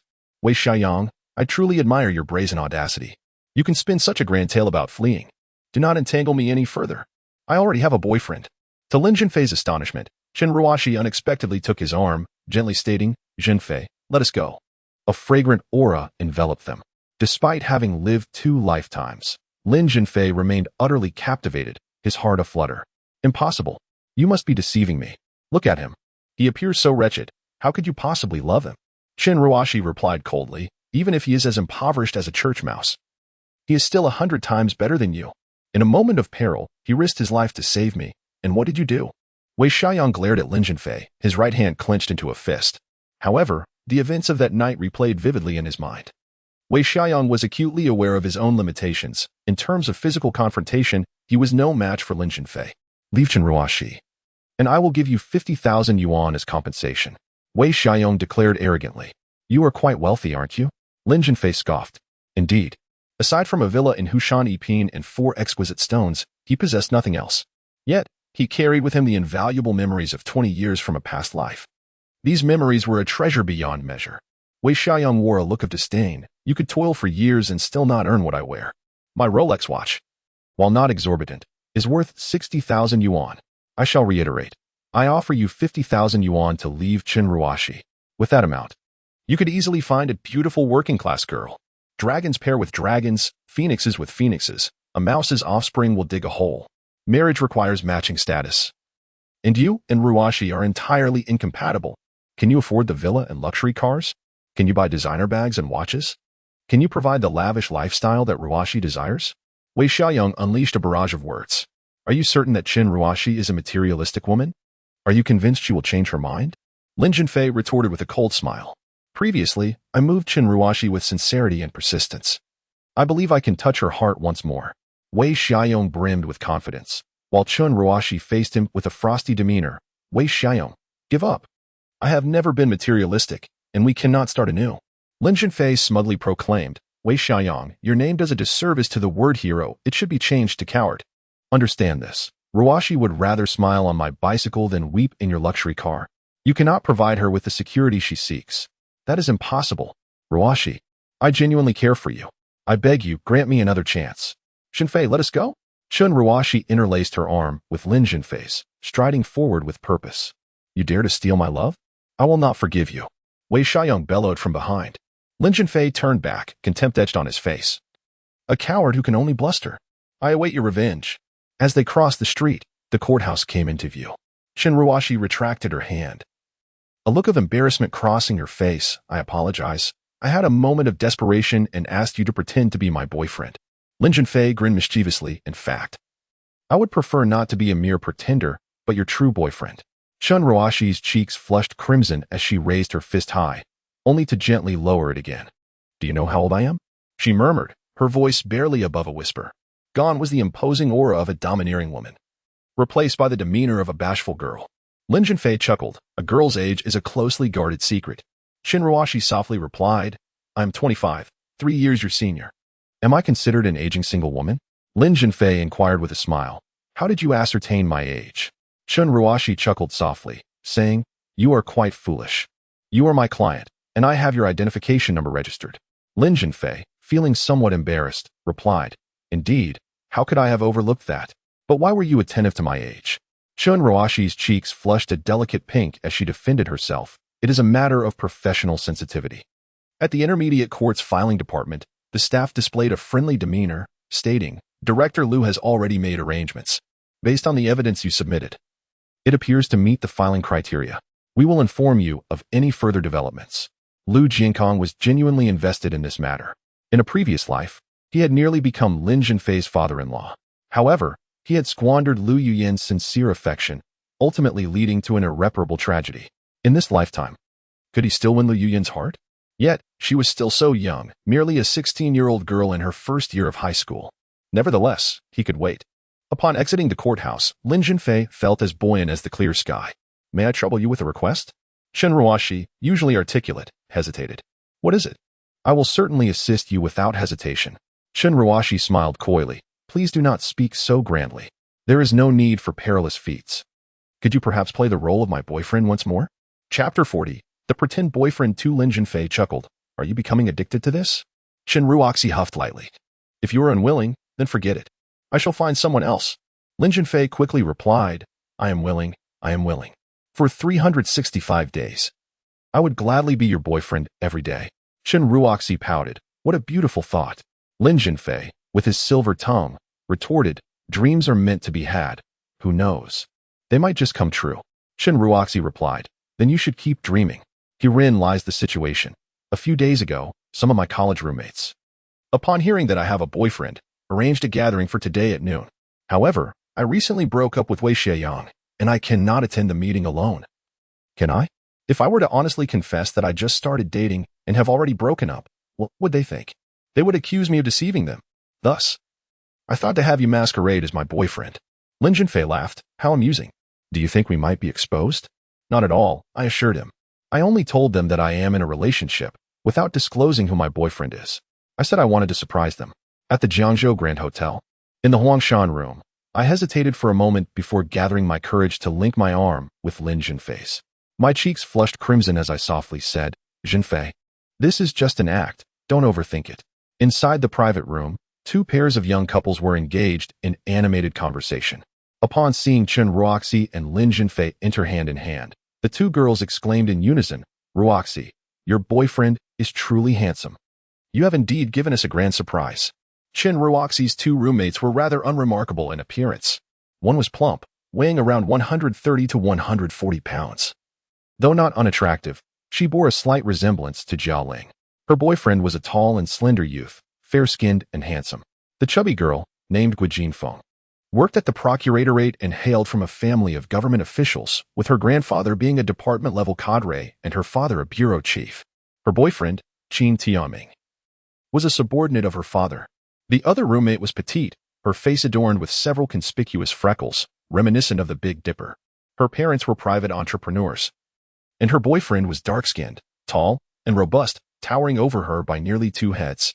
Standing beside him, she appeared like a child. This petite girl was named Lunana, and she served as a legal advisor at a state-owned enterprise. Her boyfriend, Ding Linfeng, came from a rural background and was currently employed at a company. Gu Jinfeng, with a cheerful disposition, remarked, "Ruoxi, no wonder you haven't dated all these years. You were waiting for your true love. Fate has arrived, and it cannot be resisted." Lunana giggled, "Ruoxi, do you know what your classmates have been saying about your prolonged singlehood?" Chen Ruoxi smiled and inquired, "What are they saying? That I am utterly disillusioned with men due to romantic setbacks, and thus choose to remain single?" Lunana chuckled, "That's one interpretation. But many speculate that your sexual orientation might be in question." Chen Ruoxi smiled faintly. "Now, aren't those rumors rendered baseless?" Lunana asked, "Ruoxi, why the sudden announcement of a relationship? A whirlwind romance?" Chen Ruoxi remarked, "Not really. I've known Zhenfei for quite some time now, but we simply haven't made it public." Gu Jifeng pressed on relentlessly, "Ruoxi, be honest. To what stage has your relationship with your boyfriend progressed?"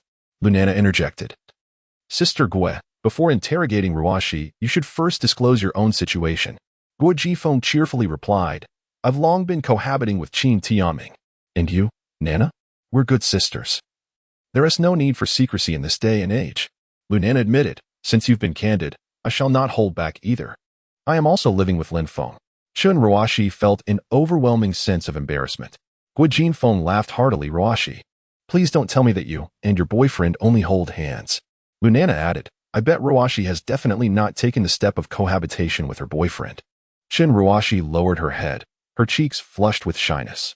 Gu Jinfeng inquired, "Ruoxi, has your boyfriend ever kissed you?" Chen Ruoxi replied, "Sister Gue, could we perhaps change the subject?" Gu Jinfeng insisted, "Back in university, we shared everything as close friends. What is there to hide?" Lunana chimed in, "Ruoxi, you suddenly brought a handsome guy with you, and I'm starting to wonder if he is merely pretending to be your boyfriend. Why not prove it?" Gu Jinfeng agreed. "I second that. Ruoxi, if you kiss your boyfriend in front of us, we will acknowledge your relationship." Chen Ruoxi playfully retorted, "You troublemakers. What difference does it make whether he is my boyfriend or not?" Lunana chuckled, "I told you, Ruoxi has found herself a temporary boyfriend. This happens frequently. As the year ends, many hire someone to pretend to be their partner to deceive their families. My cousin, for instance, at 29 still single, fearing his parents during the new year, spent over 1,000 yuan to hire a beautiful girl to pose as his girlfriend, which delighted his parents. Lunana's provocations proved effective. Suddenly, Chen Ruoxi embraced Lin Zhenfei, rising on her toes to plant several fleeting kisses on his cheek. Surely, this would convince them. Chen Ruoxi's face burned with embarrassment, while Lin Zhenfei reveled in joy at her affectionate display. Lunana continued to tease, "Ruoxi, that was too brief. It doesn't count. Do it again, but this time make it a passionate kiss." Just then, the door to the private room swung open, and in walked a young man. He was tall and handsome, yet he exuded a carefree demeanor. Gu Jinfeng asked, "Chen Jinhua, why are you here alone? Where is your companion?" Chen Jinhua responded, "Being a journalist is truly a challenging profession. There was a sudden incident, and the newspaper's leadership dispatched her for on-site coverage. She asked us to start eating and would try to arrive as soon as possible." Ding Linfeng leaned in, "Director Chen, are you busy with work lately?" Chen Jinhua confirmed, "Indeed, while large companies offer high salaries, the earnings come at a price." Guo Jifeng remarked, "Director Chen's annual salary exceeds 100,000. If I had such a salary, I could stay awake all night." Chen Jinhua feigned modesty. "Is over 100,000 considered high? The company's CEO earns over 1 million annually." Ding Linfeng, due to business relations with Chen Jinhua, flattered him, "For me, over 100,000 is a distant dream. I eagerly anticipate Supervisor Chen's promotion, hoping to bask in its glory." Chen Jinhua brazenly declared, "Once I ascend, I will transfer you to our company and elevate you to the position of supervisor." Chen Jinhua then cast his gaze towards Lin Zhenfei. Momentarily taken aback, he inquired, What brings you here? Lu Nana hastily interjected. Supervisor Chun, let me introduce him. This is Lin Zhenfei, Chun Ruoshi's boyfriend. Are you acquainted? Guo Jifeng chimed in from the side. Ruoshi, your boyfriend is truly handsome, rivaling film stars. We are all filled with envy. Lu Nana concurred, among our group of roommates. Ruoshi's boyfriend is undoubtedly the most dashing. Guo Jifeng added, indeed, Ruoshi's boyfriend is the most handsome, while Wanzhou's boyfriend boasts the highest salary. It is a case of mutual benefit. Lu Nana remarked, Sister Guo, your boyfriend Qin Tianming is a government official, and with your father as a supporter. He has the brightest prospects. At such a young age, he has already attained a deputy section chief position. Guo Jifeng, unreserved and outspoken, quipped, Nana, what about your boyfriend? Is he the most skilled in bed? A veritable champion of the night? Lu Nana nearly burst into laughter, retorting, Sister Guo, you truly speak without restraint. If Lin Feng were as you say, could my delicate frame withstand him? Both Guo Jifeng and Lu Nana praised Lin Zhenfei's good looks, while the petty Qin Jinhua coldly remarked, what good is handsomeness? He is nothing but a destitute wretch, with a father imprisoned. Chapter 41. Pretending to be a boyfriend. Guo Jifeng and Lu Nana were both astonished, exclaiming in unison, how did you know? Qin Jinhua, brimming with self-satisfaction, replied, ask him if he ever interned at my company. Dressed in such shabby attire, how could he possibly be worthy of a beauty like Qin Ruoshi? Qin Jinhua, relying on his position as a company supervisor with an annual salary exceeding 100,000, spoke with arrogance, completely dismissing Lin Zhenfei and openly humiliating him.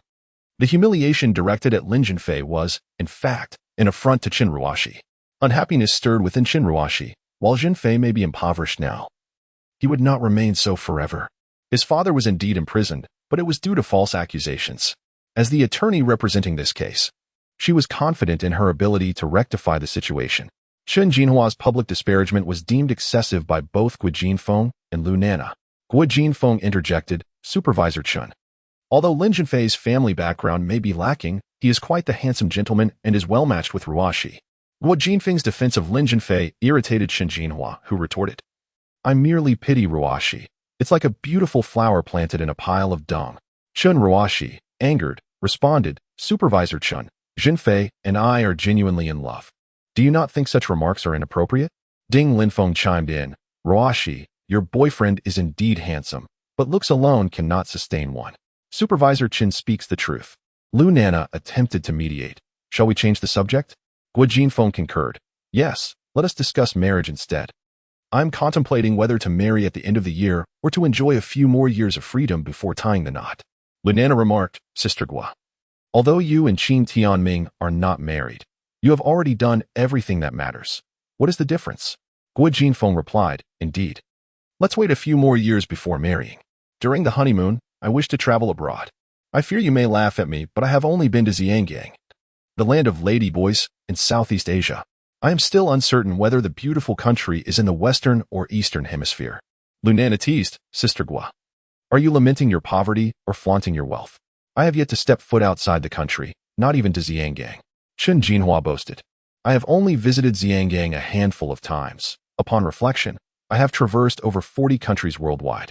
I aspire to visit every nation and region within my lifetime. Ding Linfeng, eager to curry favor, added, Supervisor Qin, truly impressive. I dare say if you travel the world, you would not only be the foremost individual in the world, but also the finest among the Huaxia. Ding Linfeng cast a glance at the silent Lin Zhenfei and provocatively asked, have you ever left the country? Guo Jifeng redirected, let us return to the topic of marriage. Ruoshi, what are your plans regarding marriage? Qin Ruoshi appeared flustered. I have not yet considered this matter. Guo Jifeng pressed further, Ruoshi, do you truly love Lin Zhenfei? Qin Ruoshi's face flushed, and she stammered, I genuinely love him. Qin Jinhua scoffed, Ruoshi is a charming legal expert. She intends to marry into a wealthy family. Ding Linfeng seized the moment. Supervisor Chun is right. Ruoshi would never wed a laborer at the bottom rung. A toad should not constantly yearn to consume swan meat.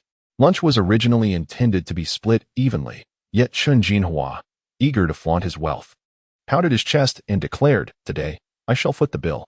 Ding Linfeng remarked, Director Qin, a meal is but a trifling expense to you. Following you, Director Qin holds promise. Qin Jinhua relished the compliment, replying, Xiao Ding, once I ascend further, I will arrange for you to join our company and take over my current position. Ding Linfeng pressed. Director Chen, could you facilitate my transfer now? Even as a junior staff member in your company, it would surpass my current situation. A small firm offers no future. Though Chen Jinhua lacked the authority to transfer Ding Linfeng, he was reluctant to admit any limitations, thus he replied, Xiao Ding, be patient. What value is there in coming to our company as a junior? Once I am promoted, I will ensure you succeed me. The luncheon commenced. Chen Jinhua, the center of attention, received relentless flattery from Ding Linfeng. He exuded an imperial aura, perched high above. Yet, the true folly lay in Chen Jinhua's mockery of Lin Zhenfei. Some individuals, well-dressed and appearing respectable, are, in truth, of lowly status, utterly insignificant. His veiled insinuation was clear, almost naming names. Even Lin Zhenfei, with his typically placid temperament, could not endure the insult, coldly inquiring, Chen Jinhua, whom are you referencing? Chen Jinhua, with a sardonic tone, retorted, would my name be uttered by someone like you? I did not specify. Are you feeling guilty? Lin Zhenfei scoffed. Who do you think you are? Afraid to speak my name? Chen Jinhua laughed heartily. I am a supervisor at a major corporation with an annual salary exceeding 100,000. You, merely the destitute son of a convict. It is a great honor for you to share a meal with me. Today, I am treating, were it not for Roxy. I would have already dismissed you. The atmosphere grew tense. At that moment, the door to the private room swung open, and a melodious voice rang out. I'm late. I owe 3 drinks. Her charming laugh preceded her words. Where's Ruoxi's boyfriend? Let me see him. Wanzhou has arrived. Lu Nana cheered. Lin Zhenfei, his expression dark, refused to even glance at the entrance. Though he harbored no personal animosity toward Chen Jinhua, the humiliation inflicted upon him stirred his indignation. His resentment extended even to Chen Jinhua's girlfriend. Observing Lin Zhenfei's averted gaze, Gu Jinfeng exaggeratedly remarked, Ruoxi, look at your boyfriend. He is shy. A plain bride must meet her in-laws eventually. Understanding Lin Zhenfei's discomfort, Chen Ruoxi coaxed, Zhenfei, cheer up. Chen Jinhua approached his girlfriend and kissed her, saying, Wanzhou, I pity Ruoxi. Over the years, she has turned down countless suitors, yet she chose to accept the pursuit of a pauper. With Ruoxi's attributes, marrying into a wealthy family would be a breeze. Jinhua, please don't say that. While wealth is indeed significant, there are innumerable things in this world that money cannot buy. I believe Ruoxi's taste cannot be too poor. At that moment, Lin Zhenfei felt a sense of familiarity in the girl's voice. He turned his head, and upon seeing her, he was taken aback. She was Shen Wanzhou, the reporter from the Jiangzhou Evening News who had interviewed him the previous afternoon. It's you, they exclaimed in unison. Do you two know each other? Chen Jinhua inquired. Taken aback, Shen Wanzhou remarked, Jinhua, I told you yesterday about a young tycoon who spent 430,000 yuan to acquire 4 extraordinary stones in one go. He is none other than Lin Zhenfei, Chen Ruoxi's boyfriend. Jinhua gasped in astonishment. No way. Look at him, dressed in such ordinary attire. Can he truly spend lavishly on rare stones? Shen Wanzhou, visibly displeased, responded, Jinhua, I have reiterated countless times that there are realms beyond our imagination and individuals beyond our judgments. One must not judge by appearances. The others were equally taken aback. Is what Wanzhou said about Lin Zhenfei true? Guo Jinfen inquired directly. Shen Wanzhou interjected, Sister Guo, I was present at the auction yesterday afternoon and even interviewed him on the spot. How could there be any mistake? I have yet to reach an age where my faculties betray me. Lin Zhenfei smiled with nonchalance. Indeed, I simply found those stones amusing and decided to purchase them as decorative pieces for my home. To spend the equivalent of several apartments on mere stones for home decor, how extravagant that is. Chapter 42 Farewell to Yang Xiaodian. Chen Jinhua, feeling aggrieved, retorted with a sarcastic tone, his father is imprisoned for contract fraud. Does that mean I am a swindler, and his son is merely a spendthrift? Just as Lin Zhenfei was about to erupt in anger, Shen Wanzhou rebuked Chen Jinhua. Jinhua, cease your nonsense. Chen Jinhua appeared somewhat intimidated by Shen Wanzhou and said, You all continue your conversation. I shall visit the restroom.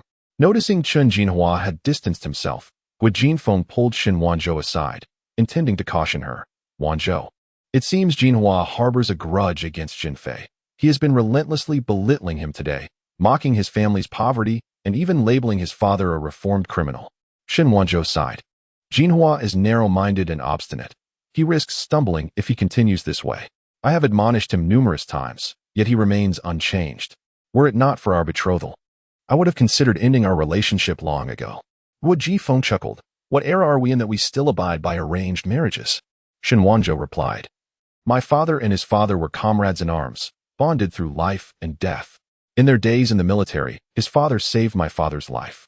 Subsequently, my mother and his mother became pregnant almost simultaneously, leading to their arrangement of our union.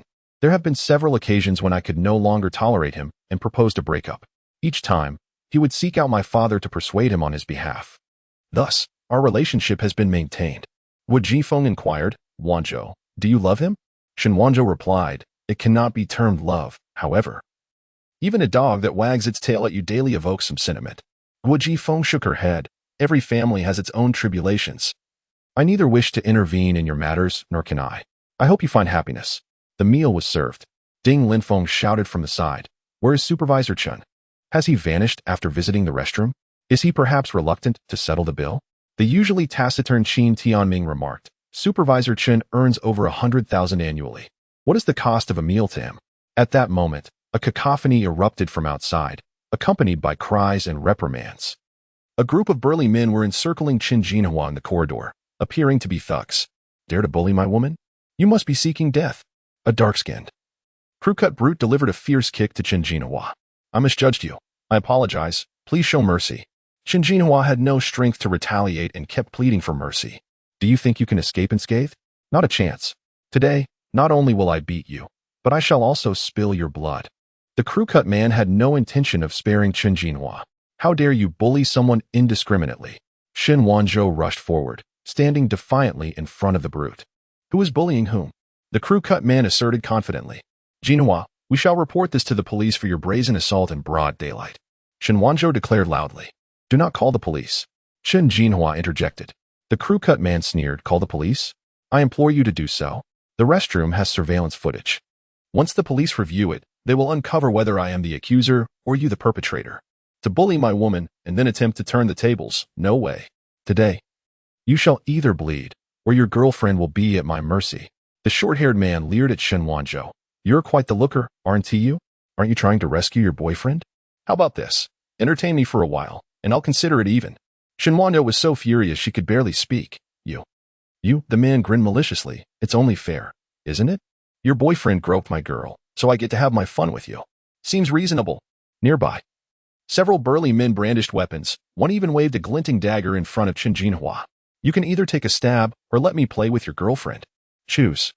The short-haired man landed a few punches on Qin Jinhua, who swayed unsteadily, eventually collapsing to the ground with a pained wail. Wano, why not just let him touch you? Qin Jinhua, lacking backbone, attempted to persuade Shen Wanzhou. Shen Wanzhou was clearly infuriated. Jinhua, what on earth are you thinking? You made the mistake. Yet you want me to pay for it? Qin Jinhua, with a sorrowful expression, implored. Wanzhou, it's just a quick grope. It's not a big deal. If this continues, I'm finished. With indignation, Shen Wanzhou retorted, Qin Jinhua, you've utterly disappointed me. How can you even consider such a shameless act? And let another man violate me? I've had enough. The short-haired man sneered, come on, beauty, you're making a mountain out of a molehill. I'm not asking to sleep with you, just a little touch. I'll give you a minute to decide, either let me grope you, or your boyfriend pays the price. Lin Zhenfei, lurking in the crowd, relished the spectacle. Qin Jinhua was getting what he deserved. Just then, a strong man strolled over. Lin Zhenfei's eyes brightened. This man was none other than Yang Xiaotian, father of Yang Ziyue. What was he doing here?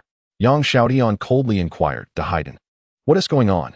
The short-haired man, nicknamed Dahiden, replied, Boss, this guy groped my girl in the bathroom. Oh, is that so? Yang Xiaotian asked. He then kicked Qin Jinhua. Is it true? In pain, Qin Jinhua grimaced. Yes, I was wrong. Please show mercy. Someone nearby murmured. That guy is doomed. The infamous Yang Xiaotian, a big shot in Jiangzhou's Justice Society. Lin Zhenfei stepped forward nonchalantly, proclaiming, Brother Yang, what a pleasure to see you again. Another voice whispered. Who is this young man? He is on such friendly terms with Yang Xiaotian? Yang Xiaotian, upon recognizing Lin Zhenfei, embraced him warmly as if meeting a long-lost friend. Lin Zhenfei glanced at the writhing Qin Jinhua on the ground and intentionally remarked, Isn't that manager Qin? What happened? Yang Xiaotian explained, he harassed one of my subordinates. Do you know him, brother? Qin Jinhua, seeing Lin Zhenfei's familiarity with Yang Xiaotian, felt a glimmer of hope. Zhenfei, save me. Lin Zhenfei smirked. Save you? Why would I? Because you've repeatedly insulted me? Listen and heed the words. Yang Xiaotian declared, Brother, I shall take this fellow away. Those who commit acts of indecency against women must face the consequences. Yang Xiaotian was renowned for his ruthlessness, and Shen Wanzhou, as a journalist, could not possibly be unaware of his reputation. Once Shen Jinhua was taken away, he would not emerge unscathed. While Shen Wanzhou could not claim to harbor profound affection for Shen Jinhua, she recognized that even a tail-wagging dog possesses emotions. Shen Wanzhou interceded on Shen Jinhua's behalf. Zhenfei, considering that Ruashi and I are classmates, please spare Jinhua. Lin Zhenfei had no intention of allowing Yang Xiaotian to punish Shen Jinhua, so he acquiesced to Shen Wanzhou's plea. Since you have spoken so, I shall appeal to Brother Yang. Can we release your boyfriend? Yang Xiaotian promptly responded, Brother, you are too courteous. This is but a trifling matter. Haiden, assist him to his feet. If he is severely injured, take him to the hospital. Haiden, without a moment's hesitation, complied and helped Shen Jinhua up, inquiring, Do you need to go to the hospital? Shen Jinhua hastily waved his hands. No, it's merely a flesh wound. Nothing is broken. I appreciate your generosity. Haiden replied, You should not thank me. You ought to thank our leader. Yang Xiaotian added, Do not thank me. You must express your gratitude to Lin Zhenfei. Lin Zhenfei remarked, Brother Yang, my friend is at fault. The beating is a fitting punishment for him. However, Shen Wanzhou has committed no wrong. Your subordinate's insult towards her is rather excessive. Yang Xiaotian turned his gaze towards Haiden, demanding sternly, What transpired? Haiden trembled as he replied, I merely spoke without thought. I never intended to offend reporter Shen. Yang Xiaotian, filled with indignation, asserted, I will not tolerate men bullying women. Shall I administer the punishment myself, or will you? Haiden immediately struck his own face, causing blood to flow. Lin Zhenfei, unable to bear the sight, urged, Brother Yang, let it be. Yang Xiaotian, with a fierce tone, warned, Haiden, if there is a next time, I shall cut out your tongue. Let today's events conclude here. Only then did Haiden relent. Lin Zhenfei, with hands clasped in apology, said, Brother Yang, our banquet has commenced. Let us continue this discussion another time. Yang Xiaotian inquired, Which private room is yours, brother? Lin Zhenfei replied, Huangshan Hall. Yang Xiaotian responded, Very well. I shall come to toast you shortly. The crowd was astonished. Yang Xiaotian was toasting an obscure young man. Chapter 43. The enigmatic man following this unexpected interlude. The atmosphere during lunch became notably somber. Shen Jinhua resembled a deflated balloon, utterly despondent. Meanwhile, Shen Wanzhou sat nearby, silently shedding tears, lost in her thoughts. Guo Jifeng, with her extroverted nature, boldly declared, To lighten the mood, let's each share a joke. It can be risky. If no one laughs, we shall continue until someone does. Lunana clapped her hands in agreement, exclaiming, Wonderful. I'm all for it. Guo Jifeng surveyed the group, inquiring if anyone held a differing opinion. The silence that followed was telling. No dissent. Then let's commence, she announced. I shall go first, serving as a catalyst for inspiration. Nurse A, of average build and possessing a modest chest, recounted, Just the other day, as I was heading home after work, a man suddenly embraced me, attempting to assault me. Nurse B gasped, Oh my, what happened next? Nurse A replied, It was even more infuriating. He released me and said, What bad luck, it's a man. Shen Wanzhou erupted into laughter. Guo Jifeng, brimming with excitement, exclaimed, See my comedic prowess? Wanzhou is laughing. Now, let us proceed in a clockwise manner. It's Nana's turn. Lu Nana cleared her throat and stated, Allow me to share an embarrassing moment of my own. I am quite petite, appearing almost like a middle school student at first glance. When Lin Feng introduced me to his father for the first time, his father scrutinized me and remarked, Is this child really old enough to be brought home? The crowd burst into hearty laughter. Shen Jinhua, too, found herself laughing uncontrollably, momentarily forgetting the earlier distress. Now it was Lin Zhenfei's turn. Let me share a story with some depth, he began. 3 girls were engaged in conversation. One girl remarked, A single egg can hatch a chick. I eat several each day. The second girl countered, That's nothing. I consume fish daily. 1 fish egg becomes 1 little fish. And I eat thousands of fish. The third girl, upon hearing this, covered her mouth and hurried away. Zhenfei, puzzled, asked, Is that it? It doesn't seem particularly funny. Chun Ruashi, bemused, wondered why the third girl fled. Lu Nana turned her face aside, covering her mouth as she stifled laughter. This joke possesses profundity. It's clever, clever, clever. Guo Jifeng praised with applause. At that moment, someone knocked at the door. The private room swung open, revealing young Xiaotian and a group of companions, who entered in succession. The table suddenly brimmed with an abundance of dishes: abalone, sea cucumber, shark fin.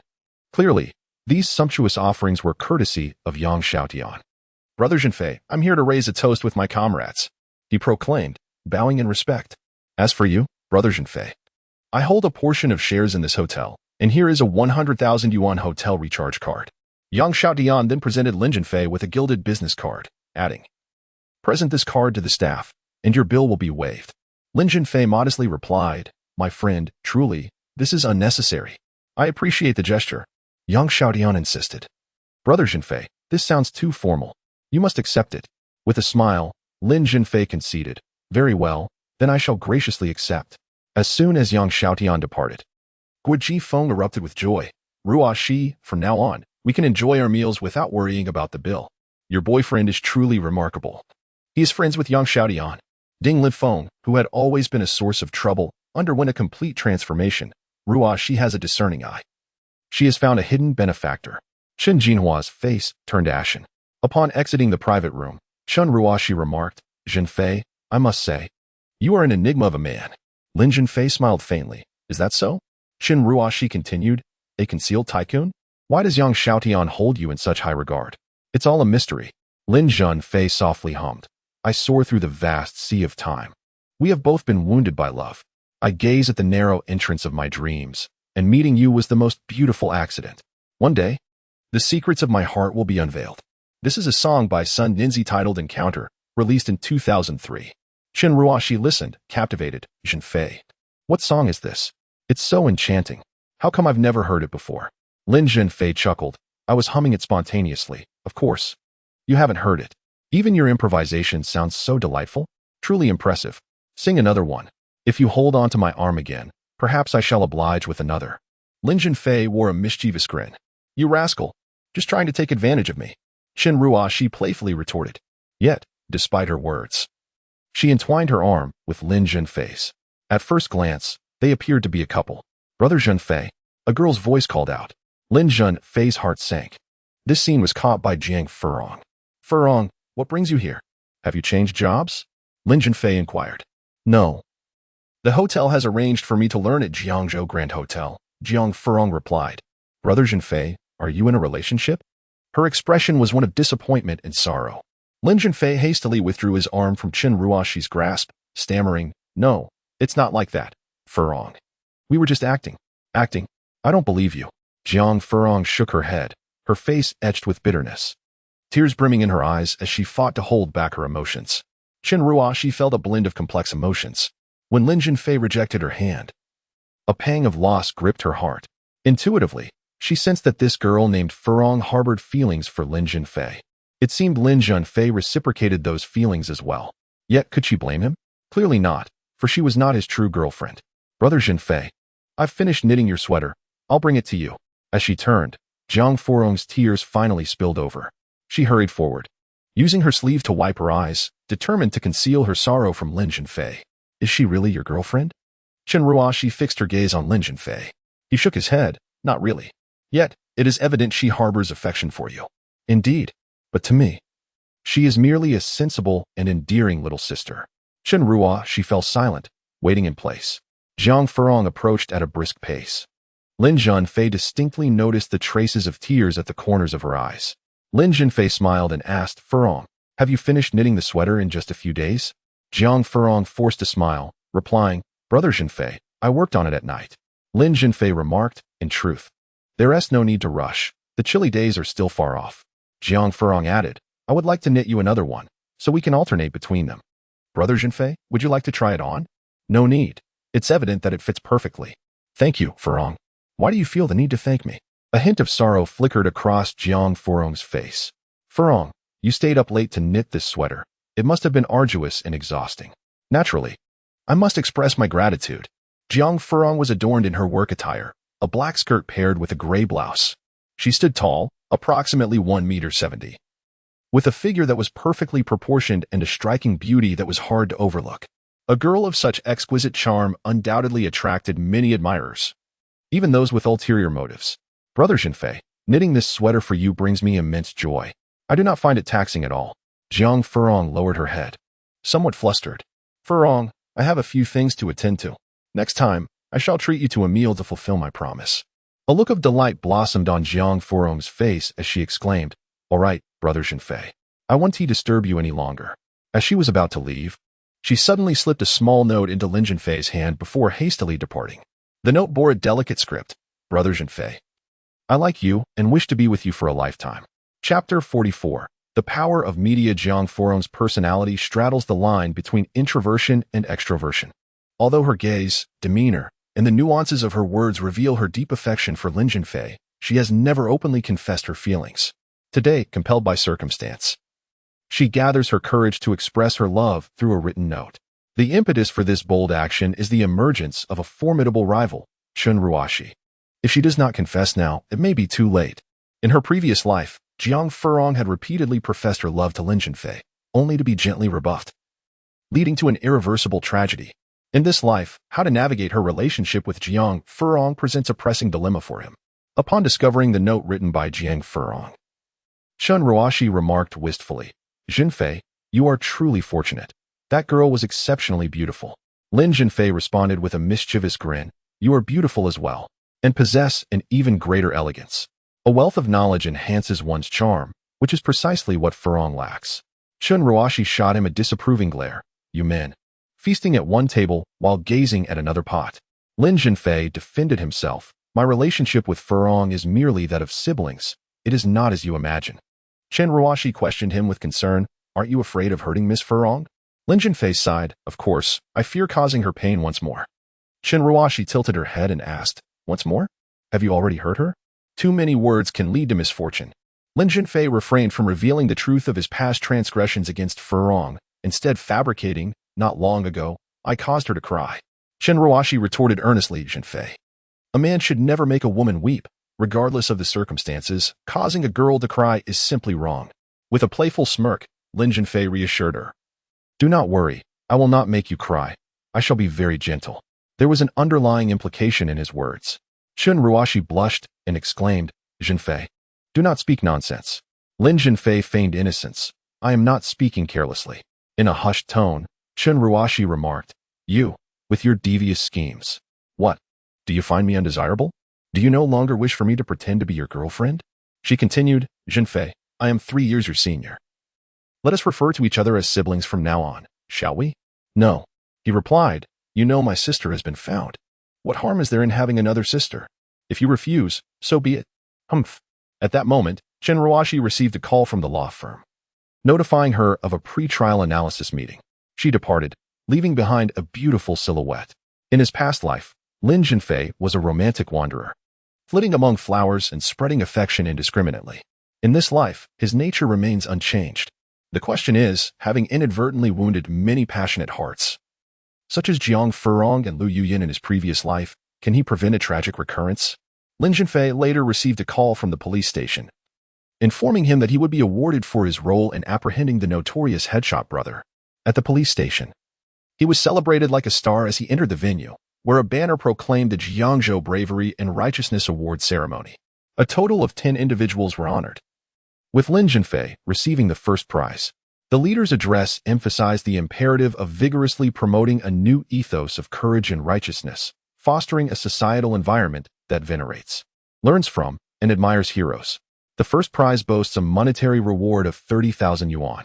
Previously, the announcement had stated that a direct capture of the notorious headshot brother would merit a reward of 50,000 yuan.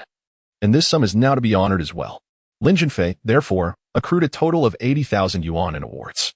In the year 2000, such an amount was indeed substantial, sufficient to purchase a modest apartment. What took everyone by surprise was Lin Zhenfei's declaration during his acceptance speech, wherein he pledged to donate the entirety of the 80,000 yuan, half to the city's heroism fund and the other half to the Hope Project. The audience erupted in thunderous applause and rose collectively to honor Lin Zhenfei's noble act. Lin Zhenfei basked in the limelight. Following the event, he participated in a group interview with the media, where reporters, armed with cameras and flashes, clamored for his attention. Among them, Lin Zhenfei immediately recognized Shen Wanzhou, a reporter from the Jiangzhou Evening News. Mr. Lin, the headshot brother is notoriously vicious, cunning, and adept at disguise. prior to his capture. The police had never obtained a clear photograph of him. How did you identify him? A reporter inquired. Lin Zhenfei refrained from revealing that he was a reincarnated individual who had seen a widely circulated image of the headshot brother after his demise in a previous life. Instead, he calmly responded, it was purely a coincidence. That day, while waiting in line at a noodle shop, I inadvertently brushed against the firearm in his backpack. A person as cunning as the headshot brother would likely believe that the most perilous locations are, in fact, the safest. I instantly deduced that he was indeed the headshot brother. Mr. Lin, there are claims that you are a former Special Forces soldier. Is this true? Another reporter asked. That is not true. I have never served in the military, which is a regret of mine, he replied. Did you ever consider that his desperate struggle could harm you when you apprehended the headshot brother? A journalist probed. At that moment, I did not think of such things. My only focus was to exert all my efforts to capture him and restore peace to society, Lin Zhenfei answered. Congratulations on winning the first prize. My question is whether your capture of the headshot brother was a spontaneous act or a culmination of your consistent good deeds. The reporter continued. I suggest you interview my alma mater, Jiangzhou Agricultural University. During my time there, I was awarded the title of Outstanding Individual for Acts of Heroism twice and recognized for my exemplary conduct thrice, Lin Zhenfei stated. He paused before adding, my father often taught me that those who do good deeds will not encounter ill fortune. My presence on this podium today is a testament to that belief. What is your father's occupation, Mr. Lin? Another journalist inquired. Lin Zhenfei, having lived two lives, was acutely aware of the immense influence of media and public opinion. Today, why not leverage the media's power to draw attention to the injustice surrounding his father's case? Lin Zhenfei revealed. My father is a criminal and is currently serving time in prison. A gasp rippled through the audience. The exemplary youth, known for his unwavering integrity and frequent acts of kindness, had a father who was a criminal. Moreover, this very criminal had consistently encouraged his son to perform good deeds. The incredulity was palpable. How could this be? Murmured one reporter. Lin Zhenfei spoke calmly, however. My father is innocent. He has been wrongfully imprisoned. We have gathered substantial evidence to substantiate this miscarriage of justice. We have petitioned the Municipal Intermediate Court to initiate a trial supervision procedure. Suddenly, Shen Wanzhou exclaimed, Mr. Lin, you are a good person, and we firmly believe that your father is also a good man. We sincerely hope that he will soon clear his name. Lin Zhenfei cast a grateful glance at Shen Wanzhou. She continued, Mr. Lin, today's commendation conference emphasizes the importance of society actively caring for and supporting acts of heroism. We do not wish for heroes to suffer in silence and sorrow. Mr. Lin, you could seize this opportunity to discuss your father's case, enabling us to conduct follow-up reports. Lin Zhenfei smiled faintly. Thank you for your kind intentions, but I believe that the media should not interfere with the judiciary. I am confident that the law will restore justice for my father. Justice may be delayed, but it will never be absent. Shen Wanzhou responded, indeed. While the media cannot meddle in judicial matters, it can oversee them. We will delve deeply into your father's wrongful case, and I believe that the truth will soon emerge. Chapter 45. The Master of Stone Appraisal Lin Zhenfei, during an interview with a reporter, spoke candidly about his father's wrongful case, exhibiting no signs of deliberate sensationalism. In truth, he yearned to leverage the media for an in-depth report on his sister, Wu Rulin, hoping to attract significant public interest. However, he refrained from mentioning it. Excessive discussion could lead to adverse consequences. Subsequently, Lin Zhenfei reached out to Shen Wanzhou, requesting her to exclusively cover Wu Rulin's story. Shen Wanzhou possessed a classical beauty. Had she donned ancient attire, she would appear as if she had stepped out of a bygone era. Thank you, Wanzhou, Lin Zhenfei said. What are you thanking me for? Shen Wanzhou replied with a charming smile. My assistance stems not from your relationship with Ruoshi, but from the integrity of a journalist. Lin Zhenfei suppressed a bitter smile.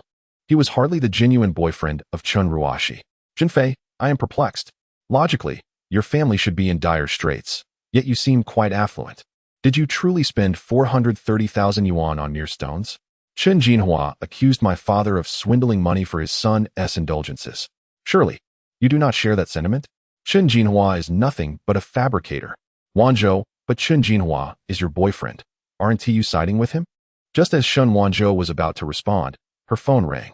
The Mr. Lin who purchased the stones is right beside me. You may contact him privately. His number is Lin Zhenfei was taken aback. Wanzhou, what is going on? Shen Wanzhou explained. A person claiming to be Master Chao Yizhen, a collector of rare stones. Learn from my report about your substantial expenditure on stones. He traced my contact information and wishes to speak with you privately. Master Chao Yizhen? Is he renowned? Wanzhou. While you may be unfamiliar with him, I can assure you that Master Chao Yizhen is among the foremost collectors and appraisers of rare stones in the country, a distinguished gem and jade identification expert, and a special guest on the CCAV program Rare Stones and Jade. Is he truly that impressive? Clearly, I lack discernment. Shen Wanzhou remarked in astonishment. At that moment, Lin Zhenfei's phone rang with an unfamiliar number. It was indeed Master Chao Yizhen calling. May I speak with Mr. Lin Zhenfei? Speaking. And you are? Mr. Lin, I apologize for the intrusion. I am Chao Yizhen. Allow me to introduce myself. I have long heard of your esteemed reputation. It precedes you. Your flattery is undeserved. I read in the Jiangzhou Evening News that you acquired 4 rare stones for 430,000 yuan. From the photographs, they appear to be extraordinary treasures. To be frank, I regret missing that judicial auction. Had I been present, I would have exhausted my resources to procure a few stones from you. Is this a convenient time for you? What can I do for Master Chao? Instructions may be too strong a term. I am in Jiangzhou recording a program for Jiangzhou Television and am currently staying at the Jiangzhou Grand Hotel. If it suits you, I would like to discuss the knowledge of stone appraisal with you. In his previous life, Lin Zhenfei had been an avid enthusiast and collector of rare stones, his passion reaching an almost obsessive level at one point. Later, Lu Yuyan reminded him that he must not indulge in despair, which prompted him to restrain himself and redirect his primary focus to the management of the company. With an appointment with Master Chao Yizhen, how could he possibly forfeit such an opportunity? Bidding farewell to Shen Wanzhou, Lin Zhenfei hastened to the Jiangzhou Grand Hotel. Master Chao Yizhen, in his 60s and clad in a Zhongshan suit, appeared remarkably spirited. After exchanging a few pleasantries, they swiftly delved into the main topic. Mr. Lin, during my recent visit to Jiangzhou Province, I spent merely 10,000 yuan to acquire a remarkable stone from Qingshi Mountain, the great rock spreading its wings. Master Chao gestured toward a stone on the table, which at first glance seemed grand, embodying the essence of the mythical bird soaring across 90,000 miles. However, Lin Zhenfei immediately discerned that this was a fabricated piece, pieced together rather than a naturally formed stone. In reality, its market value was only a mere 300 to 500 yuan. As an aficionado of unique stones, he could easily identify this, so how could Master Chao, a so-called expert, fail to see it? Was Master Chao merely a figure of false repute, or was he deliberately obfuscating the truth? With a calm smile, Lin Zhenfei remarked, "This great rock spreading its wings stone is an imitation of the Qingshi Mountain treasures, albeit poorly executed and riddled with flaws." Master Chao paused momentarily. "Oh, you assert that this is a replica? Please, share your insights." Lin Zhenfei began to elaborate. The stones from Qingshi Mountain predominantly feature shaped stones, often resembling animals and plants such as lions, tigers, horses, dragons, phoenixes, chickens, qilin, and pines. When assessing their likeness, one must focus on the integrity of the structure, appropriate proportions, reasonable thickness, and complete limbs, followed by evaluating the dynamism and spirit of the piece. If these criteria are satisfactorily met, it can be classified as a premium specimen. How does one discern authenticity and quality in stones? There are 3 methods. First, listen to the sound. Quality stones from Qingshi resonate with a clear, melodious tone when struck, while bonded stones may appear undistinguished, yet their integrity has been compromised, thus affecting their acoustics. If a stone seems rich in texture but produces a dull or silent sound upon impact, caution is advised. Master Chao nodded attentively as he listened. Lin Zhenfei continued. Second, observe closely. Although the traces of bonding are often minimal, they can usually be detected, particularly on the reverse side. Stones from Qingshi Mountain typically exhibit yellow mud at the back or bottom, referred to by locals as the stone's root. Bonded stones often leave conspicuous break marks at these root areas, and some forgers attempt to conceal these by wrapping the fractures with a mixture of yellow mud and adhesive. However, the freshly applied yellow soil will appear markedly different from the older yellow stone roots, making it easy to identify. Third, consider the passage of time, which serves as the most reliable means of evaluating the integrity of a bonded stone. While the adhesive used may possess strong bonding capabilities, its effectiveness is limited. Even under careful indoor preservation, fractures will typically reveal themselves after a year or so. If exposed to the elements outdoors, a few rains will quickly expose the truth of the stone. Suddenly, Master Chao erupted into applause. Mr. Lin, at such a young age, You possess such profound knowledge of stone appraisal. I am impressed. This stone was purchased for 300 yuan and will serve as a tool for future identifications. I must confess that I was not entirely truthful earlier, and I apologize for that. Master Chao Yizhen presented an invoice, which clearly documented a piece of Pengsheng Kishi, a high imitation, priced at 300 yuan. Lin Zhenfei comprehended that Master Chao was seizing the opportunity to assess his knowledge of extraordinary stones. With a shared interest, the conversation flowed effortlessly. I admit my understanding of the remarkable stones from Qingshe Mountain is not profound. This mountain is a unique treasure of the Jiangzhou region, and Mr. Lin, being from Jiangzhou, might enlighten us about these extraordinary stones. Master Chao, I find myself in a position of demonstrating my limited knowledge. The remarkable stones of Qingshe Mountain possess 3 wonders and 5 oddities. The 3 wonders encompass color, sound, and quality. The black stones resemble ink jade. The white ones evoke the essence of sheep fat, while the colorful stones exhibit a breathtaking harmony of red, yellow, green, and blue, which is termed as the wonder of color. The sound resonates like the harmonious chime of gold and jade. In antiquity, Qingshe could be crafted into exquisite instruments such as the bianqing, qing, tiqing, and yuxing, which were treasured in royal courts, representing the wonder of sound. The stones boast excellent hardness, making them ideal for long-term collection. They are free of radioactive substances and harmful chemicals, containing numerous trace elements beneficial to human health, thus embodying the wonder of quality. As for the 5 oddities, the first is slenderness, characterized by a graceful figure, prominent edges, a sturdy core, and an air of pride. The second oddity is translucence, with the stones being porous and riddled with holes, showcasing a delightful variety from different angles. The third oddity is leakage. When one hole is filled with water, every orifice will spill forth, and if incense is burned in the smaller holes below, each will emit smoke. The fourth oddity is wrinkling, resembling the marks of a blade, akin to rolling waves or the surface of a pond disturbed by a spring breeze. The fifth oddity is ugliness. The essence of beauty is often found in extremes. At first glance, it may appear grotesque, yet upon closer inspection, it reveals an exquisite charm. This ugliness is a natural occurrence, embodying a return to simplicity and a profound aesthetic philosophy, representing the pinnacle of stone appreciation. Master Chao Yizhen nodded frequently, expressing, "Your insights are immensely enriching. Mr. Lin, may I have the pleasure of admiring the 4 extraordinary stones you have photographed?" Chapter 46. Earning 2 million again. Lin Zhenfei readily agreed. Of course. Master Chao Yizhen was overjoyed. "Thank you, Mr. Lin." Previously, Lin Zhenfei had acquired 4 unique stones, which he kept in his villa, lakeside residence. At present, the villa and the stones constituted his entire fortune. Qinglong Mountain, located in the southwest of Jiangzhou City, is a peak that boasts both the charm of its forests and the allure of its natural wilderness, making it a popular tourist destination. Whether for spring outings or winter snow viewing, it is an ideal locale. An ancient saying aptly describes it: spring mountains are as radiant as a smile.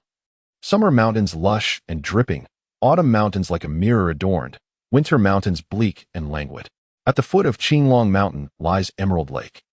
Lakeside residence is perched on the shores of this lake, nestled against Qilong Mountain's backdrop. The verdant mountain and the shimmering lake create a picturesque scene. The villa is discreetly hidden amongst the lush greenery, constructed in a traditional style with green bricks and dark tiles, resembling an ancient residence. This standalone villa is surrounded by a railing fence, ensuring both family privacy and an expansive view. Its prime location, adjacent to both mountain and water, spans approximately 600 to 700 square meters, complemented by a lavish courtyard exceeding 1,000 square meters. The villa is enveloped by vibrant flora, featuring a pavilion, a swimming pool, and a tranquil stream flowing beneath a charming bridge. Master Chao Yizhen was solely interested in the unique stones. Upon encountering the 4 distinct stones, his eyes sparkled with delight, as if he had stumbled upon rare treasures. He approached the stones, magnifying glass in hand, meticulously examining each from various angles while occasionally tapping, touching, and even sniffing them. As he admired and handled them, he exclaimed, "Truly, a masterpiece of nature. These stones are lifelike, structurally sound, proportionate, and exquisitely detailed, with smooth textures that evoke a pleasing tactile experience. Their bases are also quite grand and tasteful, indeed a rare find of exceptional quality." Lin Zhenfei chuckled. "They are indeed top-tier treasures. That company went bankrupt, and these unique stones were auctioned to settle debts. I seized the opportunity. In truth, their real value far exceeds what I paid." Master Chao Yizhen, Captivated, inquired, Mr. Lin, would you consider selling these stones to me? I am willing to offer double the price. In an instant, a profit of over 400,000 could be made, and others might eagerly welcome such a transaction. However, Lin Zhenfei, having lived 2 lives, understood the actual worth of these stones, akin to recognizing that the value of his lakeside residence would soar in the future. He politely declined, Master Chao Yijin, I am an aficionado of unique stones. My acquisition of these was not for profit, but for collection. Appreciating these stones can cultivate one's character and nurture the spirit. Naturally formed unique stones provide solace to those navigating the tumultuous and noisy society. Lin Zhenfei only articulated part of his thoughts. Unique stones can serve both as collectibles and investments. In his previous life, years later, at Sotheby's auction house, the stone known as the beginning of humanity sold for over 6 million. The 5-flower meat stone, tiger stone, and old woman stone also fetched high prices ranging from 1 to 3 million. After careful estimation, it is anticipated that in a few years, these remarkable stones will be valued at over 10 million yuan. Master Chao Yijin expressed his desire to acquire these extraordinary stones for less than 1 million yuan. How could Lin Zhenfei possibly acquiesce?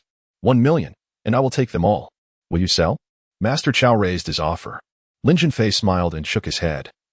I'm afraid, Master Chao, I currently have no intention of parting with these stones. Then when will you sell them? Perhaps in the future, or perhaps never. How about this, Mr. Lin? I understand your passion for these stones. It indeed seems unkind to seize what others cherish. Could you consider selling just 2 of them? Lin Zhenfei felt a stir of temptation. Although he was aware that the value of these stones would soar, he was in dire financial straits, practically destitute. He had numerous lucrative ideas, but lacked the capital to actualize them. Selling 2 stones could provide the necessary funds to leverage investments, yielding far greater returns than selling the stones outright later. Master Chao, which stones have caught your eye? The stone of human origins and the old woman stone. Truly a master, he recognized the superior value of these 2 stones at a glance. Aside from the stone of human origins, he would consider selling the others. What price can you offer, Master Chao? 1 million for the 2. How does that sound? Lin Zhenfei shook his head. That falls far short of my expectations, and moreover, I do not wish to sell the stone of human origins. Master Chao gazed at Lin Zhenfei in astonishment. Mr. Lin, 1 million for 2, and you deem that insufficient? Remember, you purchased 4 for 430,000. It has only been a few days, Lin Zhenfei replied with a calm smile. Master, you know that acquiring these stones was a fortunate stroke of luck. The true value of these 4 far exceeds their auction price. Master Chao inquired, Mr. Lin, I am interested in the old woman stone and the 5-flower meat stone. What is your price? In a few years, these 2 stones could collectively sell for over 5 million. Lin Zhenfei responded, very well, I shall offer 3 million. That is not excessive, is it? Master Chao was taken aback. Mr. Lin, that is quite a lofty demand. Lin Zhenfei chuckled. It merely reflects market value. To acquire them is to profit. Master Chao asked, could you possibly lower the price? Lin Zhenfei replied, Master Chao, I hold you in high esteem and would never overcharge you. Furthermore, as a renowned appraiser of extraordinary stones, you are well aware of their true worth. Let me propose a firm price. If you find it agreeable, then you may proceed with the purchase. Lin Zhenfei's underlying message was clear. If the price was deemed too high, the choice to abstain from purchase remained. Previously, he had profited 2 million from Zhendafu. This time, he aimed to earn another 2 million. He had acquired the old woman stone and the 5-flower meat stone for 150,000. Thus, he leisurely stated, Master Chao, my firm price is 215,000. In a market economy, fairness in transactions is paramount. One cannot engage in coercive buying. Lin Zhenfei endeavored to extend the most generous offer to Master Chao, as profit was unavoidable. Master Chao purchased for 215,000 in a few years. Should he choose to sell, he could easily earn 3 million. If he held on to them longer, the profits would be even greater. This culminated in a mutually beneficial outcome. Master Chao Yijin gritted his teeth and declared, deal. Another 2 million earned. Just then, Zhao Hailing called. Xiaolin, I saw the news on television. And it turns out you are the heroic figure who captured the notorious headshot brother. Zhao Jia, what hero? It was merely a case of a blind cat stumbling upon a dead mouse. Yuyan was completely thrilled when she saw you receiving the award on television. She exclaimed that Teacher Lin is truly remarkable. She said she idolizes you. Haha, do not idolize me, I am but a legend. This phrase, do not idolize me, I am but a legend, became a popular saying on the internet in 2009, yet Lin Zhenfei had adopted it 9 years earlier. By the way, Xiaolin, President Chen sought me out to inquire about your situation. She asked me to convey that if you wish to continue at Xingnong Food Company, you are welcome to do so. As for your absences over the past few days, she is willing to overlook that. Lin Zhenfei hesitated. Having earned 2 million from Master Cao Yijin, he was already quite affluent. The notion of attending work seemed inconsequential. Moreover, a man of ambition does not wish to confine himself to a life of a salaryman. However, the enigmatic Qin Kiki seemed to possess a peculiar allure over him. Until his father's name was cleared, he had no intention of embarking on a grand venture. Going to Xingnong Food Company and confronting Qin Kiki could indeed be an intriguing endeavor. Chapter 47, The 3 Agreements of Xingnong Food Company. In Qin Kiki's office, the door was slightly ajar. Lin Zhenfei overheard a heated argument within. You are new here and unfamiliar with the company. We cannot adopt a one-size-fits-all approach. The implementation of policies must harmonize principles with flexibility. This was the voice of Deputy Manager Song Qingming. I am the General Manager, or are you? This matter will proceed as I say. Do not challenge me. It was evident that Qin Kiki was quite irate. You may be the General Manager, but this is a state-owned enterprise, not a private one. We cannot operate in a dictatorial manner. Otherwise, let the members of the leadership team vote. The food company operates under a system of general manager responsibility, as stipulated. Do not resort to voting at every turn. Lin Zhenfei knocked on the door. Upon seeing him, Qin Kiki softened her tone and said, Come in. Song Qingming, holding a document, exited with a grim expression. Song Qingming, the smiling tiger, was genuinely furious this time. Qin Kiki's anger lingered, her ample chest rising and falling. Director Chen, Song Manager. Lin Zhenfei, filled with sympathy, began. Please, sit down, Xiaolin. Qin Kiki gestured for Lin Zhenfei to take a seat. This Song Qingming, relying on his connections to city leaders, has increasingly disregarded me. What is this all about? It pertains to my advocacy for a competitive employment system, implementing a system of elimination for the lowest performers, and enforcing performance-based salaries to dismantle the egalitarian approach, eradicate laziness, and establish income disparities. Employees who violate work discipline will face termination or dismissal. Director Chen, while the intent behind this policy is commendable, it disrupts many lives, and it is natural to encounter opposition. I have heard that many employees in the company have influential backgrounds, making it difficult to dismiss them. And do you have any connections? No, I do not. I also do not require connections. One day, I will leave the food company. A peculiar glint appeared in Qin Kiki's eyes. From your tone, it seems you do not intend to leave the food company just yet. Lin Zhenfei smiled nonchalantly. I heard from Section Chief Zhao that Director Chen intends to retain me. I would retain all talent, Qin Kiki replied. Xiaolin, how have you considered the matter I mentioned last time? You want me to be your driver? The company's assigned driver is a fellow townsman of Ma Jingqi. By comparison, I trust you more. Lin Zhenfei chuckled. Director Chen, I hold a grudge against your family. I wonder if you have seen the latest issue of the Jiangzhou Evening News? This issue featured a report on Lin Zhenfei receiving the first prize for courage, which mentioned his father's unjust imprisonment. Although the report did not name names, if Qin Kiki had seen it, she would undoubtedly recognize who was responsible for Lin Zhenfei's father's incarceration. What report? I just started my position and have been so busy that I scarcely have time to read newspapers. Let me take a look. Qin Kiki retrieved the Jiangzhou Evening News from the bookshelf and found the article Lin Zhenfei had referenced. It was indeed the piece written by Shen Wanzhou. Xiaolin, you are impressive. So, you were the one who captured the headshot brother. Qin Kiki exclaimed with astonishment, scrutinizing Lin Zhenfei from head to toe. What? Do I not look the part? Lin Zhenfei replied with a slight smile. Had it not been for witnessing you subdue the ruffian that day, I would have never believed in your remarkable capabilities. I have heard whispers that the one who apprehended the notorious headshot was an undercover special police officer, formerly a soldier in the elite forces. Yet, it appears that such rumors are unreliable. Mr. Chen, please continue reading, urged Qin Kiki, who, after perusing the report, asked coolly. Do you truly believe my second brother conspired against your father? Lin Zhenfei retorted icily. It is not merely a belief. There is irrefutable evidence. Should your brother be imprisoned for the crime of false accusation, I presume you would harbor great animosity towards me? To Lin Zhenfei's astonishment, Qin Kiki calmly replied, If what you say is indeed true, then it is my brother who has brought this upon himself. Having studied abroad for many years, Qin Kiki was well versed in the principles of Western legal equality, and her refusal to shield her brother suggested a conviction beyond mere words. Lin Zhenfei softened. Very well. I shall agree to your request under certain conditions. Qin Kiki paused. Are you proposing terms to me? He clarified. My conditions are reasonable. First, I reserve the right to leave the food company at any time. Qin Kiki responded. That is acceptable. No one can strip you of your right to resign. Secondly, while I will drive for the food company, I am not your personal chauffeur. When you require the vehicle, I cannot guarantee my immediate availability, as I, too, have my own rest periods. I can drive myself. That is not an issue.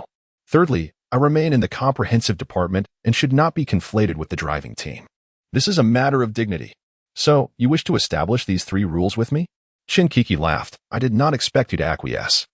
Though Qin Kiki belonged to the Qin family, Lin Zhenfei agreed to be her driver, promising to safeguard her. Was this an act of repaying kindness with kindness? Lin Zhenfei was not the sort to seek revenge, yet he was not magnanimous enough to forgive his enemies. In the past, after moving south, Lin Zhenfei had little interaction with Qin Kiki, let alone any emotional entanglements. What had transpired in this life? In his previous existence, Lin Zhenfei possessed substantial management experience. He initially doubted Qin Kiki's sweeping reforms upon her arrival. Indeed, before any formal execution of her plans, Deputy Manager Song Qiming openly challenged her. Furthermore, from Qin Kiki's insinuations, Deputy Manager Ma Zhengqi also appeared unreliable. Both Song Qiming and Ma Zhengqi were cunning individuals, should they collude against Qin Kiki, leveraging their extensive networks cultivated over many years. It would not be difficult to undermine her authority. Perhaps Qin Kiki already recognized the recklessness of her proposed reforms. Yet to abandon them now would be akin to raising a white flag before Song Qiming. She found herself in a predicament. Continuing the reforms would invite formidable resistance, while retreating would tarnish her credibility.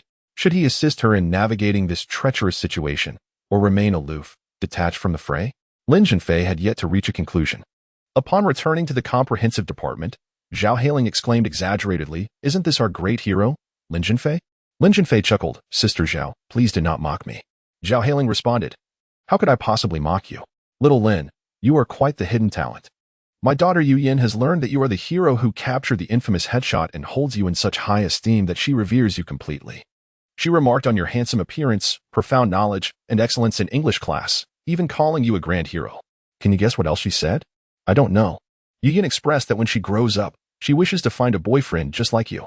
Lin Zhenfei chuckled awkwardly. By the way, there is an urgent document that you need to deliver to Manager Song for his approval. Zhao Hailing handed Lin Zhenfei a file. After being promoted to deputy manager, Song Qingming's office was relocated to the east side of the 3rd floor. Lin Zhenfei was aware that some in the workplace are superstitious, preferring the 7th floor over the 8th, adhering to the adage of 7 up, 8 down. They also favor the east side over the west, as the east symbolizes auspiciousness, while the west signifies decline.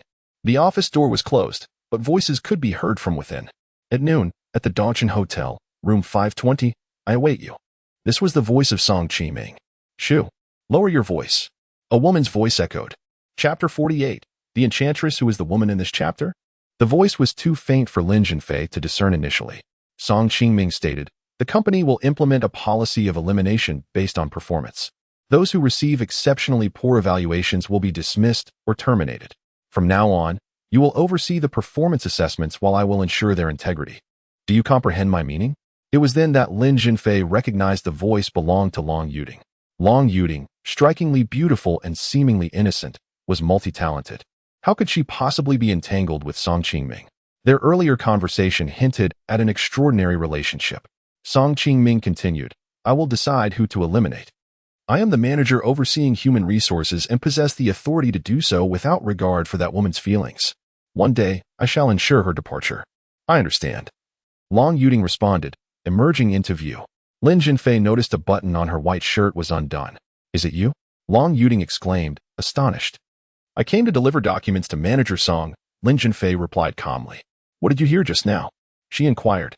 I just arrived, he answered, preparing to leave. Song Qiming was pacing in the office, hands clasped behind his back. Manager Song, here are the documents. They require your urgent signature. Song Qiming perused the papers and affixed his signature. Shaolin, I was just looking for you. I have a matter to discuss. His face bore a broad smile, consistent with his usual demeanor. What is it, Manager Song? I am now in charge of human resources, and the department is understaffed. I would like to transfer you there. The Human Resources Department offers valuable experience and rapid advancement. Song Qiming scrutinized Lin Zhenfei, who did not exhibit the gratitude he expected. Lin Zhenfei remained composed. "Thank you for your concern, Manager Song. I would like to join the Human Resources Department as well. But General Chen has requested that I serve as her personal driver. Have you agreed?" Lin Zhenfei nodded. "Is that even an option? Do not forget that you are a top student from Jiangnan University.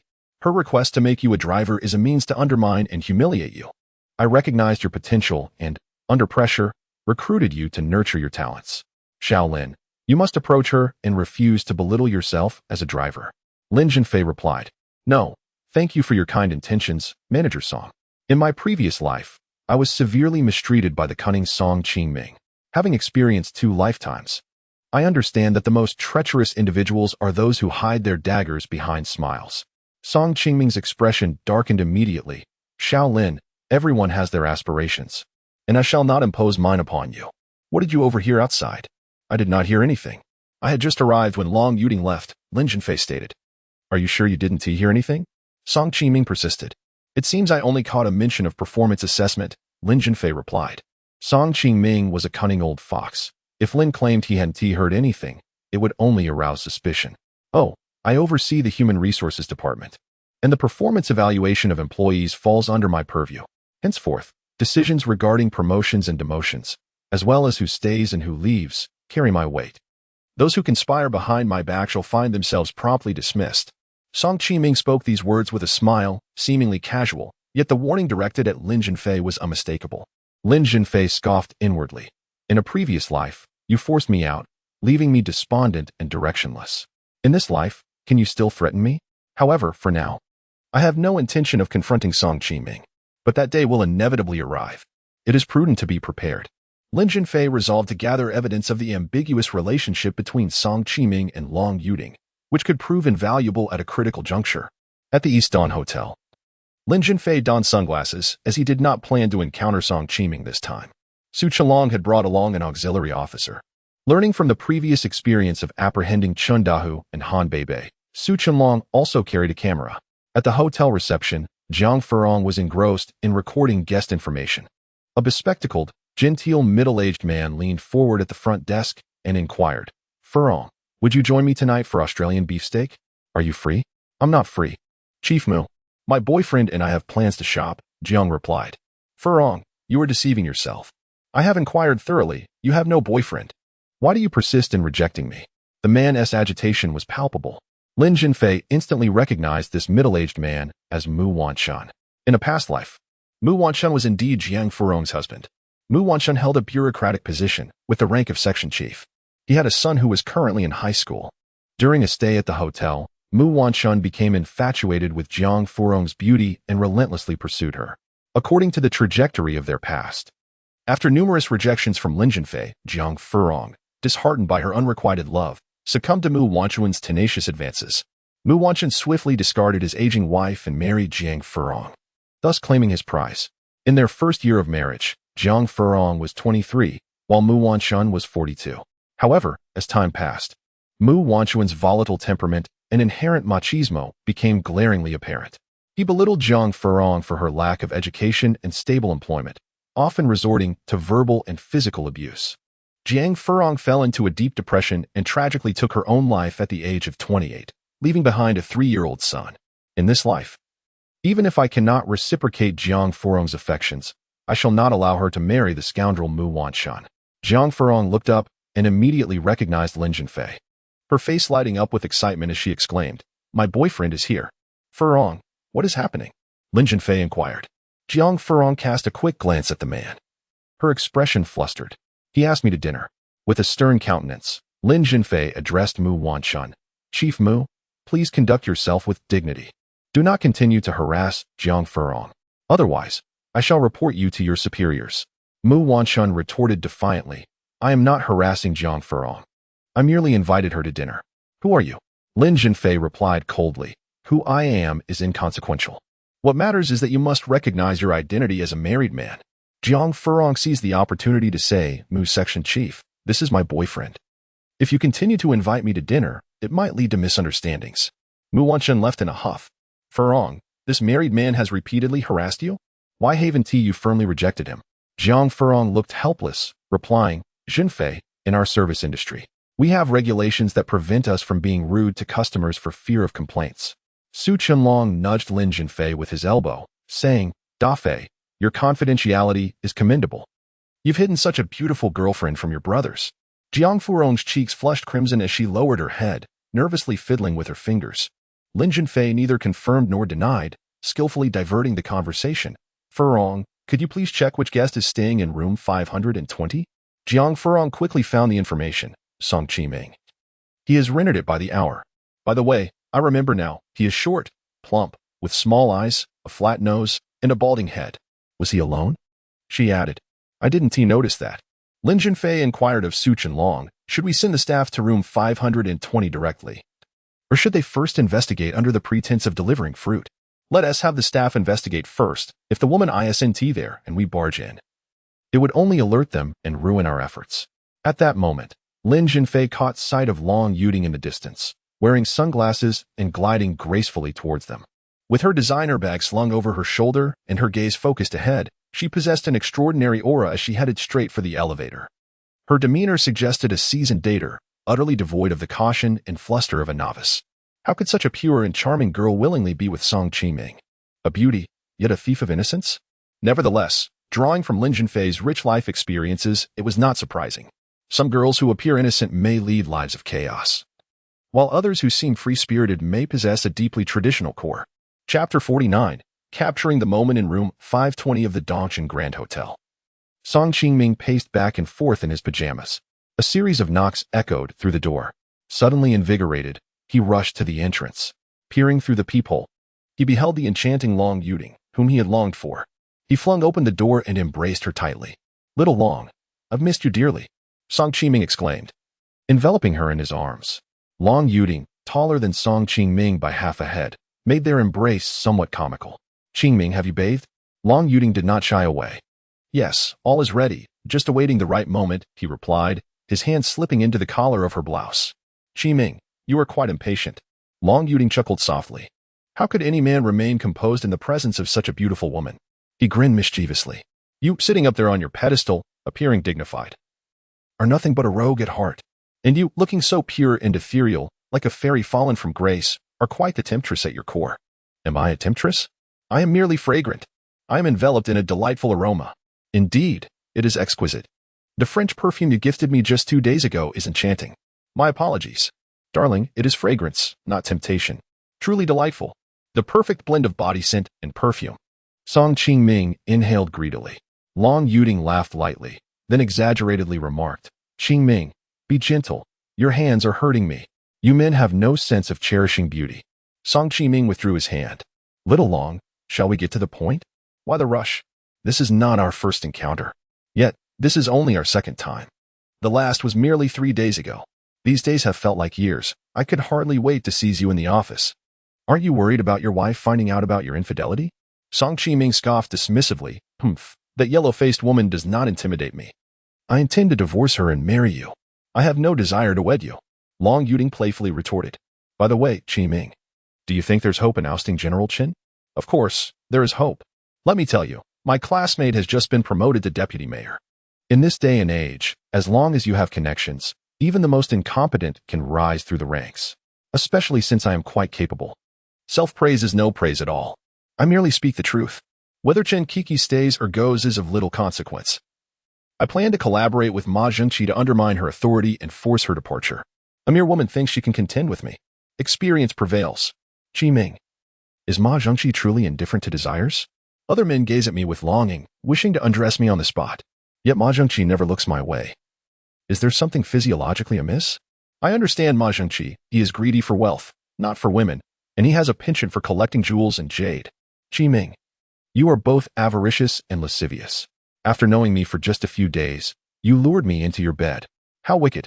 Little Long, without my strong recommendation. Could an unconnected college student like you ever join our food company?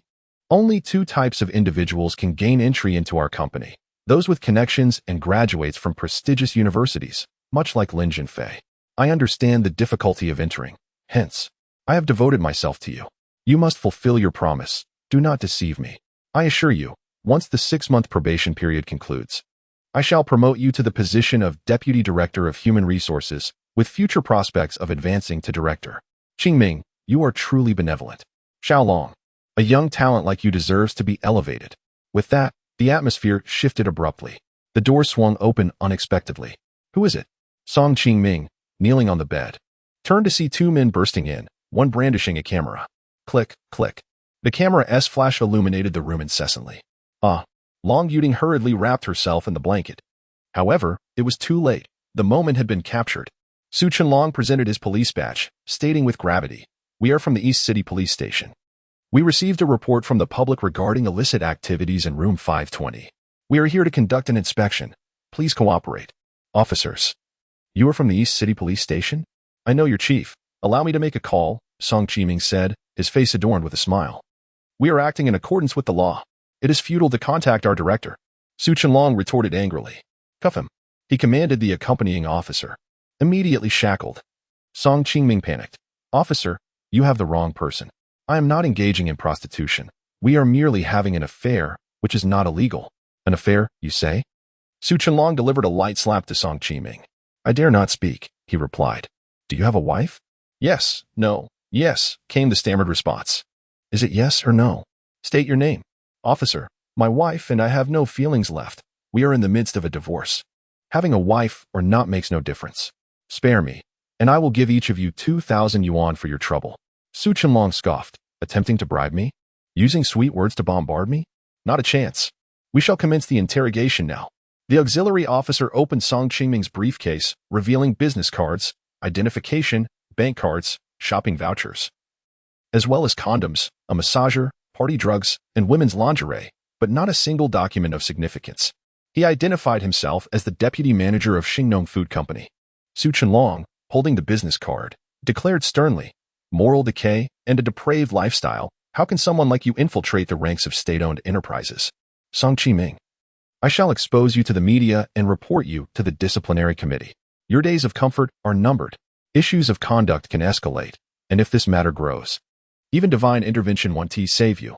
Severe repercussions could lead to dismissal, while leniency may result in demotion or removal from office. Suddenly, Song Qiming collapsed to his knees. Officer, please spare me. In the future, should you require my assistance, I will serve you wholeheartedly. Commendable attitude. I appreciate such straightforward individuals. Rise now. We shall begin the questioning. With a sorrowful expression, Song Qiming lamented, Officer, we are still to interrogate? Su Chenlong sneered, You think I won't interrogate you? How could I possibly grasp your weaknesses if I simply let you go? Am I a fool? Once you don your trousers, you could easily deny any wrongdoing. Even turn the tables and accuse me of slander. Answer my questions honestly and sign here. The interrogation commenced, with Su Chenlong posing questions while the assistant recorded the proceedings. Subsequently, Song Qiming affixed his signature. With Song Qiming dealt with, Su Chenlong turned his attention to Long Yuting. Long Yuting had ensconced herself tightly in a blanket. Having dared not make a sound during Song Qingming's interrogation, Su Chenlong tossed her a piece of clothing, commanding sharply, Put on your clothes. It's your turn now. Long Yuting hesitantly lifted the blanket, turning her back to him as she began to dress. Hurry up, don't dawdle. Su Chenlong barked again. As she turned to face him, Su Chenlong's gaze fell upon her visage, and he gasped in astonishment. It's you? Chapter 50. If life were only like our first encounter, is it you? Long Yuting was equally astonished. Song Qingming, as though he had spotted a savior, eagerly inquired. Xiaolong, do you know this officer? Long Yuting replied softly, I do.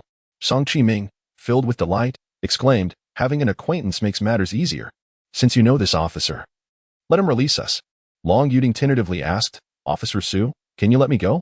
Su Chenlong nodded, yes. Long Yuting, her heart racing, asked, really?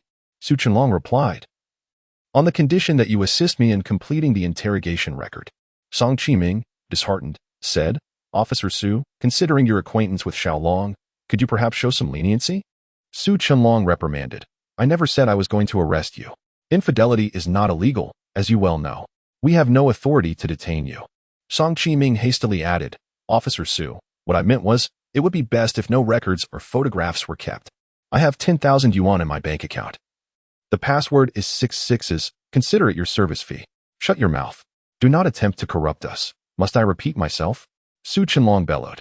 The interrogation of Long Yuting followed, leading to signatures and seals, solidifying the evidence. Su Chenlong returned the briefcase to Song Qiming, saying, "Count it. Everything is accounted for." Song Qiming attempted to hand his bank card to Su Qianlong. "Hurry and leave. If you don't, I shall reconsider and notify the disciplinary committee." Song Qiming, crestfallen, withdrew his card and departed in disgrace.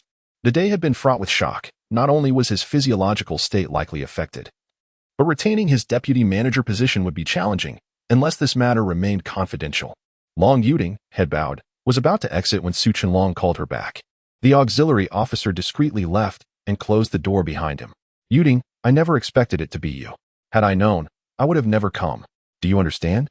The moment I recognized you, your pure and beautiful image shattered in an instant, and my heart felt as if it were being torn apart. I would rather live in a lie, concealed by your faade, than strip away your mask to behold your true self." Su Qianlong's face was etched with anguish.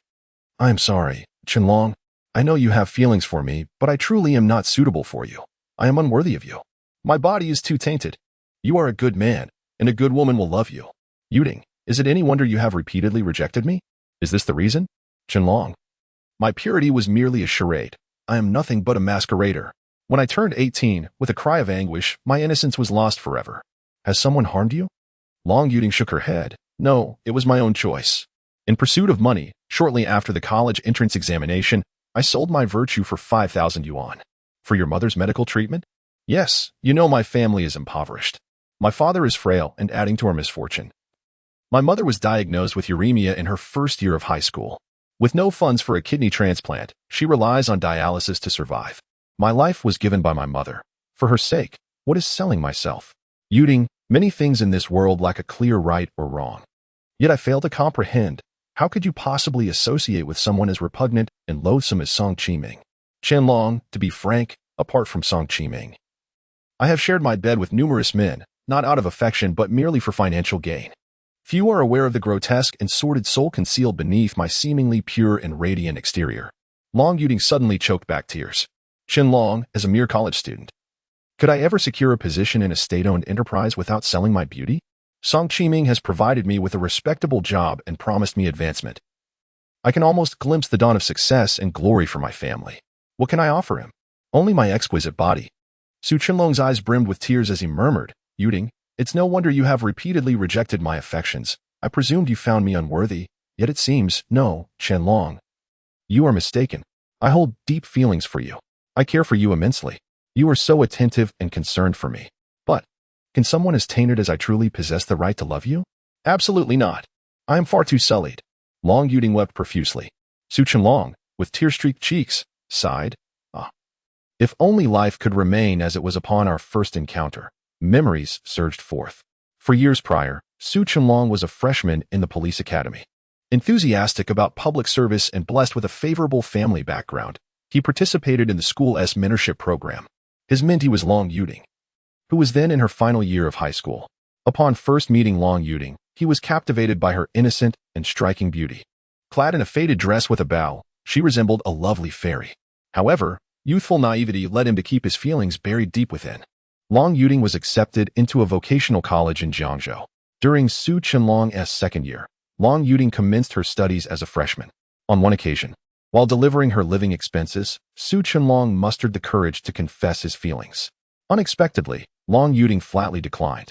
Despite his persistence in professing his love, he was rebuffed repeatedly, leaving him disheartened. "How is your mother faring now?" Su Qianlong emerged from his reverie. "Still the same, I presume. And your sister? She is due to take her college entrance exams next year, correct? Regardless of the challenges, she must continue her studies. Education is the only path to altering one's fate." A faint smile appeared on Long Yuting's face. "Her grades far exceed mine. Gaining admission to a prestigious university is certainly within her reach.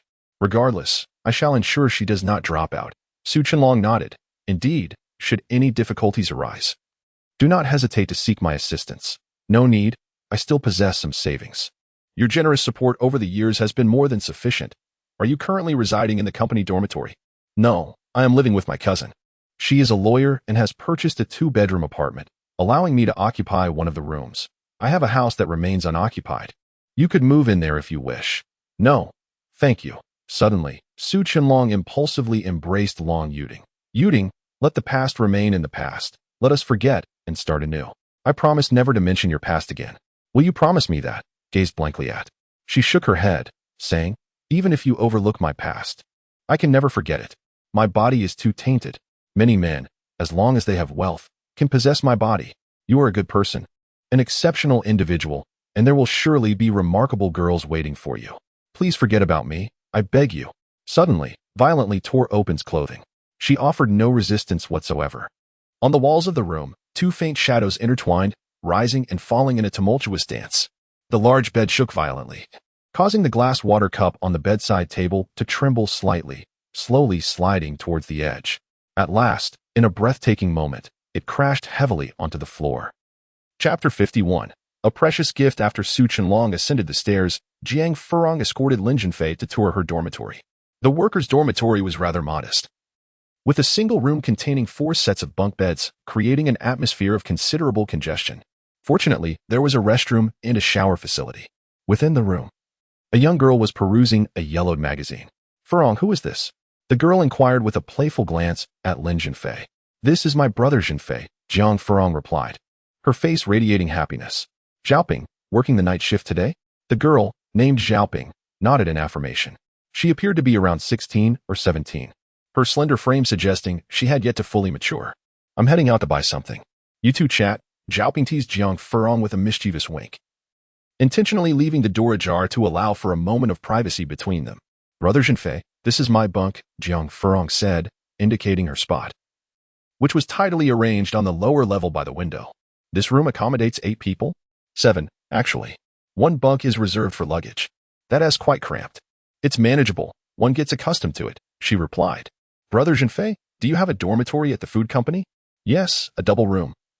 But I return home at night. May I visit your dormitory?" Lin Zhenfei couldn't help but recall the lecherous, troublemaking fat man he shared a dorm with. If Jiang Furong were to encounter him, it would surely be a spectacle. Sensing Lin Zhenfei's hesitation, Jiang Furong assumed he was reluctant, her face falling with disappointment. "If it's inconvenient, then forget it," she said. Lin Zhenfei smiled. "There is nothing inconvenient about it. Our company is merely a street away from your hotel. Once you're free, I shall take you there." Jiang Furong's face brightened. "Brother Zhenfei, you're so kind." "Furong, I do not wish for you to associate with that Mu Wanchun. He is a married man, old enough to be your father, yet he shamelessly pursues you." Jiang Furong covered her mouth and laughed. "Brother Zhenfei, are you jealous?" Though Lin Zhenfei felt no jealousy, he reflected on how this scoundrel had led to her demise in a past life, vowing to prevent a similar tragedy from occurring again. "Regardless, I detest Mu Wanchun." With a profound loathing, he asserted. Jiang Furong felt as though she had consumed honey, her brows arching in delight.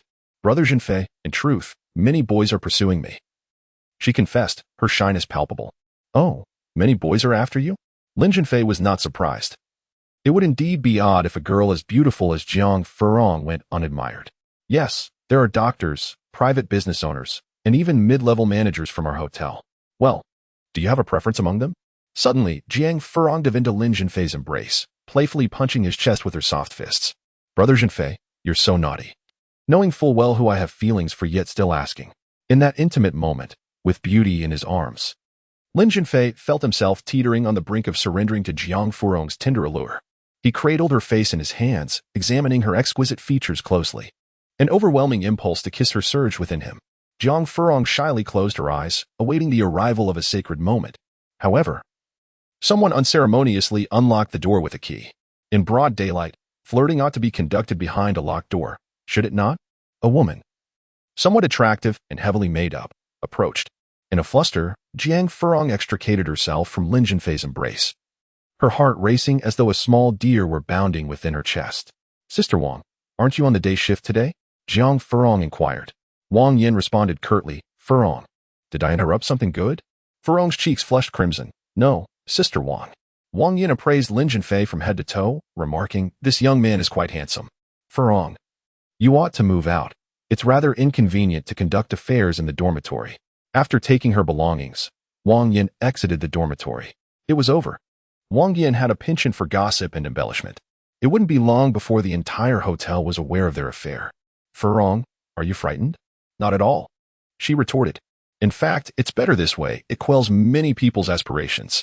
Otherwise, it would be one person sending me flowers, another inviting me to dinner. How tiresome. I simply dread Sister Wang's ramblings." Some individuals revel in spreading rumors. The kiss that was nearly shared could easily morph into tales of the two of them entangled in the dormitory. The atmosphere had been shattered. Lin Zhenfei texted Su Qianlong, but received no reply. Brother Zhenfei, my birthday is coming up, and I wish to give you a gift, Jiang Furong said, her cheeks ablaze. Furong, it's your birthday. I should be the one giving you a gift. How has it become the other way around? It's the same, she replied.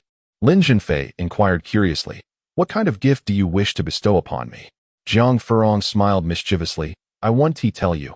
It's a secret for now. Rest assured, it's a precious gift, one that cannot be bought with money. Lin Zhenfei shook his head. I can't guess. Good, because if you did. Jiang Furong lowered her head, enveloped in shyness. Lin Zhenfei could not help but recall a line from Su Jima's poetry. The most tender moment is when one bows their head. Like a water lily shyly resisting the cool breeze. At 22 years of age, with the wisdom of 42, Lin Zhenfei was no naive youth. From Jiang Furong's coy demeanor, he could vaguely deduce the nature of that priceless gift. But was he truly prepared to receive such a generous offering? At Jiangzhou Orthopedic Hospital, Zhang Lanying and Mao Qiujuan sat on either side of Wu Rulin's bed. Wu Rulin appeared to be in significantly better spirits. Mom, she called out. Both Zhang Lanying and Mao Qiujuan responded in unison with a soft hum. Wu Rulin smiled. Having two mothers is truly wonderful. Zhang Lanying remarked, Rulin, your brother mentioned that the police are preparing to investigate this case.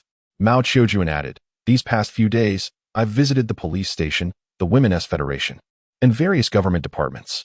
They see my plight and have begun to take an interest in this matter. Just as they were conversing, someone entered. To their astonishment, it was Bu Shiren. Upon seeing him, Wu Rulin recoiled in terror, burying her face in Mao Qiujuan's embrace, as though a mouse had encountered a cat. Didn't they say you were taken into custody? Mao Qiujuan asked, trembling. Try to capture me? It is not that simple. Bu Shiren retorted with a sneer. I have committed no crime. It was an unfortunate fall, and now you turn the tables on me. You. Mao Qiujuan was so furious that she could not articulate her thoughts. Let me discuss something with you. Bu Shiren pulled out a stack of cash from his bag. This is 10,000 yuan as compensation for you, on the condition that you withdraw the case and cease your incessant appeals for justice. Impossible. Zhang Lanying flatly refused. Do you comprehend the consequences of denying my offer? Bu Shiren mocked. This case is a headless one, unsolvable. Wu Rulin fell while cleaning windows. I, acting out of humanitarian concern, promptly transported her to the hospital for treatment. I have acted with utmost benevolence. You are distorting the truth and accusing me of coercing her to leap. Where is your evidence? If you continue this farce, it will all end in vain. Furthermore, I have a particular trait. Anyone who opposes me will suffer immensely. By the way, Mao Qiujuan, how are your two children back home? I plan to visit them soon. I have heard your daughter is quite beautiful. I would very much like to befriend her. Threatening and provocative.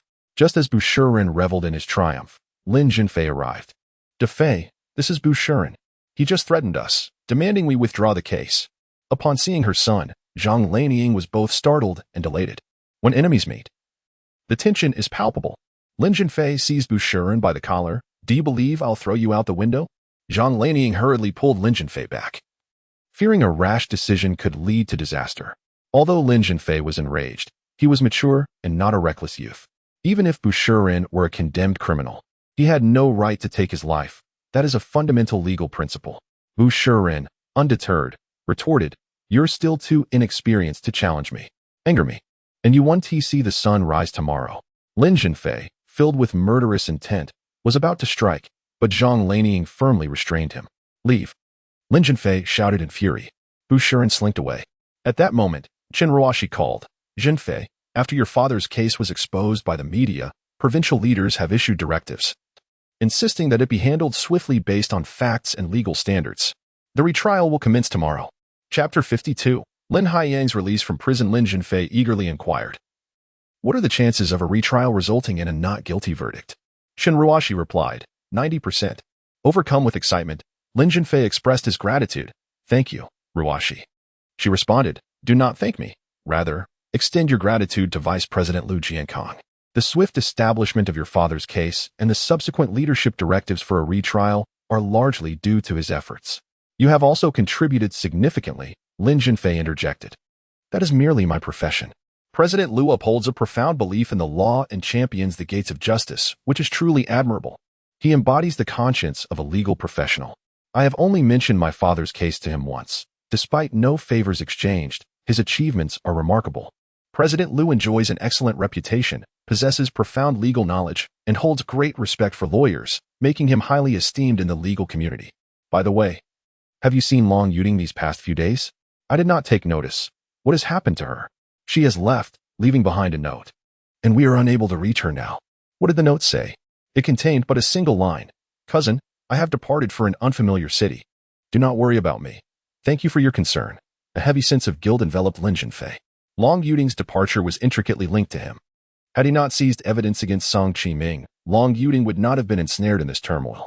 Whether Long Yuting was innocent or flirtatious was of little consequence. It was his desire to retaliate against Song Qiming that inadvertently harmed her. At the Municipal Intermediate Court, the proceedings commenced. In the audience, Lin Zhenfei once again beheld his father, Lu Haiyang. His father appeared significantly gaunter, his previously sparse white hair now a full crown of silver. Yet, his spirit remained intact. The presiding judge announced the verdict. The original judgment is deemed unclear, the evidence insufficient, and the application of law erroneous. The original judgment is hereby revoked. And the defendant, Lin Haiyang, is acquitted. This judgment is final. Lin Zhenfei wept profusely. Lu Haiyang was released immediately and could apply for state compensation as per regulations. Lin Zhenfei was overwhelmed by emotion, contemplating the stark contrast between his past and present lives. In his former life, his mother had tragically drowned, his father wrongfully imprisoned, and after losing hope for vindication, committed suicide by crashing into a wall. His sister had vanished, and he himself had been ensnared by Song Qiming at Xingnong Food Company. Ultimately forced to resign and venture southward, enduring countless hardships. In this life, however, his mother had been rescued in time, his father had been exonerated, and his sister, Wu Ruolin, had been fortunate enough to be found. Within a brief period, he had achieved 2 significant accumulations, purchased a villa, and retained 2 million yuan in hand, with a promising future ahead. Yet, the greatest regret lingered, the inability to hold Shen Eru accountable for his legal transgressions. This treacherous individual remained at large. The authorities had asserted that the existing evidence sufficed to exonerate Lin Haiyang, but failed to establish Chen Eru's guilt. Lin Zhenfei harbored reasonable suspicion that Chen Eru's evasion of legal repercussions was linked to his familial background, although not entirely victorious. His father's exoneration was a monumental joy for the Lin family. Upon learning that his daughter had been found, Lu Haiyang was overcome with tears of joy. His heart yearning for his daughter, the first thing he did after his release was to visit the orthopedic hospital to see her. Previously, Lin Haiyang concealed his imprisonment from Wu Ruolin. Now that he has been exonerated, there is no longer any need for secrecy. The family reunites in the hospital ward, where the adults oscillate between laughter and tears like children. Lin Zhenfei has long harbored a secret. He purchased the luxurious Hushan Yiping villa outright. To celebrate his father's safe return, Lin Zhenfei solemnly announces an invitation to friends and family to visit his new home. Lin Haiyang, perplexed, inquires, "Dafei, I heard from your mother that you have cleared our family's debt of over 400,000 yuan and bought a house. Where did the money come from?" One must not lower their aspirations due to poverty, nor accept ill-gotten gains. Lin Zhenfei responds with a calm smile, "Father, you have always taught me to act honestly and live with integrity. I would never engage in unlawful activities. You must trust me." Unyielding, Lin Haiyang presses further, "Dafei, where exactly did the money originate? If you do not disclose it, I feel unsettled." Lin Zhenfei fabricates a story. "Father, I won 2 million yuan in the lottery. After taxes, I still have over 1 million. Skeptical, Lin Haiyang questions, "Is that true?" Lin Zhenfei reassures him, "Father, think about it. If I had obtained illicit wealth, the police would have apprehended me long ago. My continued safety is proof of my innocence." Reluctantly, Lin Haiyang concedes, "All right, I shall trust you for now. Dafei, let me be clear. Should you engage in wrongdoing, I will not hesitate to uphold justice against my own kin." Zhang Lanying interjects, "Haiyang, Dafei has never acted poorly. I believe you will not change." She then asks, "By the way, Dafei, how large is the house? Is it more than 100 square meters?" Lin Zhenfei affirms, "Indeed." "Is it furnished?" "Yes, it is fully renovated and ready for move-in." Zhang Lanying nods, "That's good. I was worried the house might be too small and subject us to ridicule from friends and family. During this recent turmoil, we have seen the fickleness of human relationships. Many of our relatives are unreliable." Lin Zhenfei replies, "Mother, precisely for this reason, I wish to invite friends and family to my home, to showcase our resurgence." Zhang Lanying concurs. Da Fei is correct. Our family has faced enough misfortune now that we have acquired a new home. We must let those superficial relatives know that we are thriving once more. She turns to her husband and shares the kindness of Hu Lanhua and Jiang Dongshu, who provided aid during their trials. Haiyang, true affection shines through adversity. During our hardest times, Hu Lanhua was closer to me than my own sister. Her daughter, Furong, has always had feelings for Da Fei. My greatest wish is to see Furong become my daughter-in-law. Lin Haiyang gazes intently at Lin Zhenfei. Da Fei, what do you mean by that? Lin Zhenfei chuckles. I am still young and have much to achieve. Matters of romance are not my current focus. Zhang Lanying scolds him. Da Fei, that is merely an excuse. You have graduated from university. It is time to consider lifelong commitments. What makes you think Furong is unworthy of you?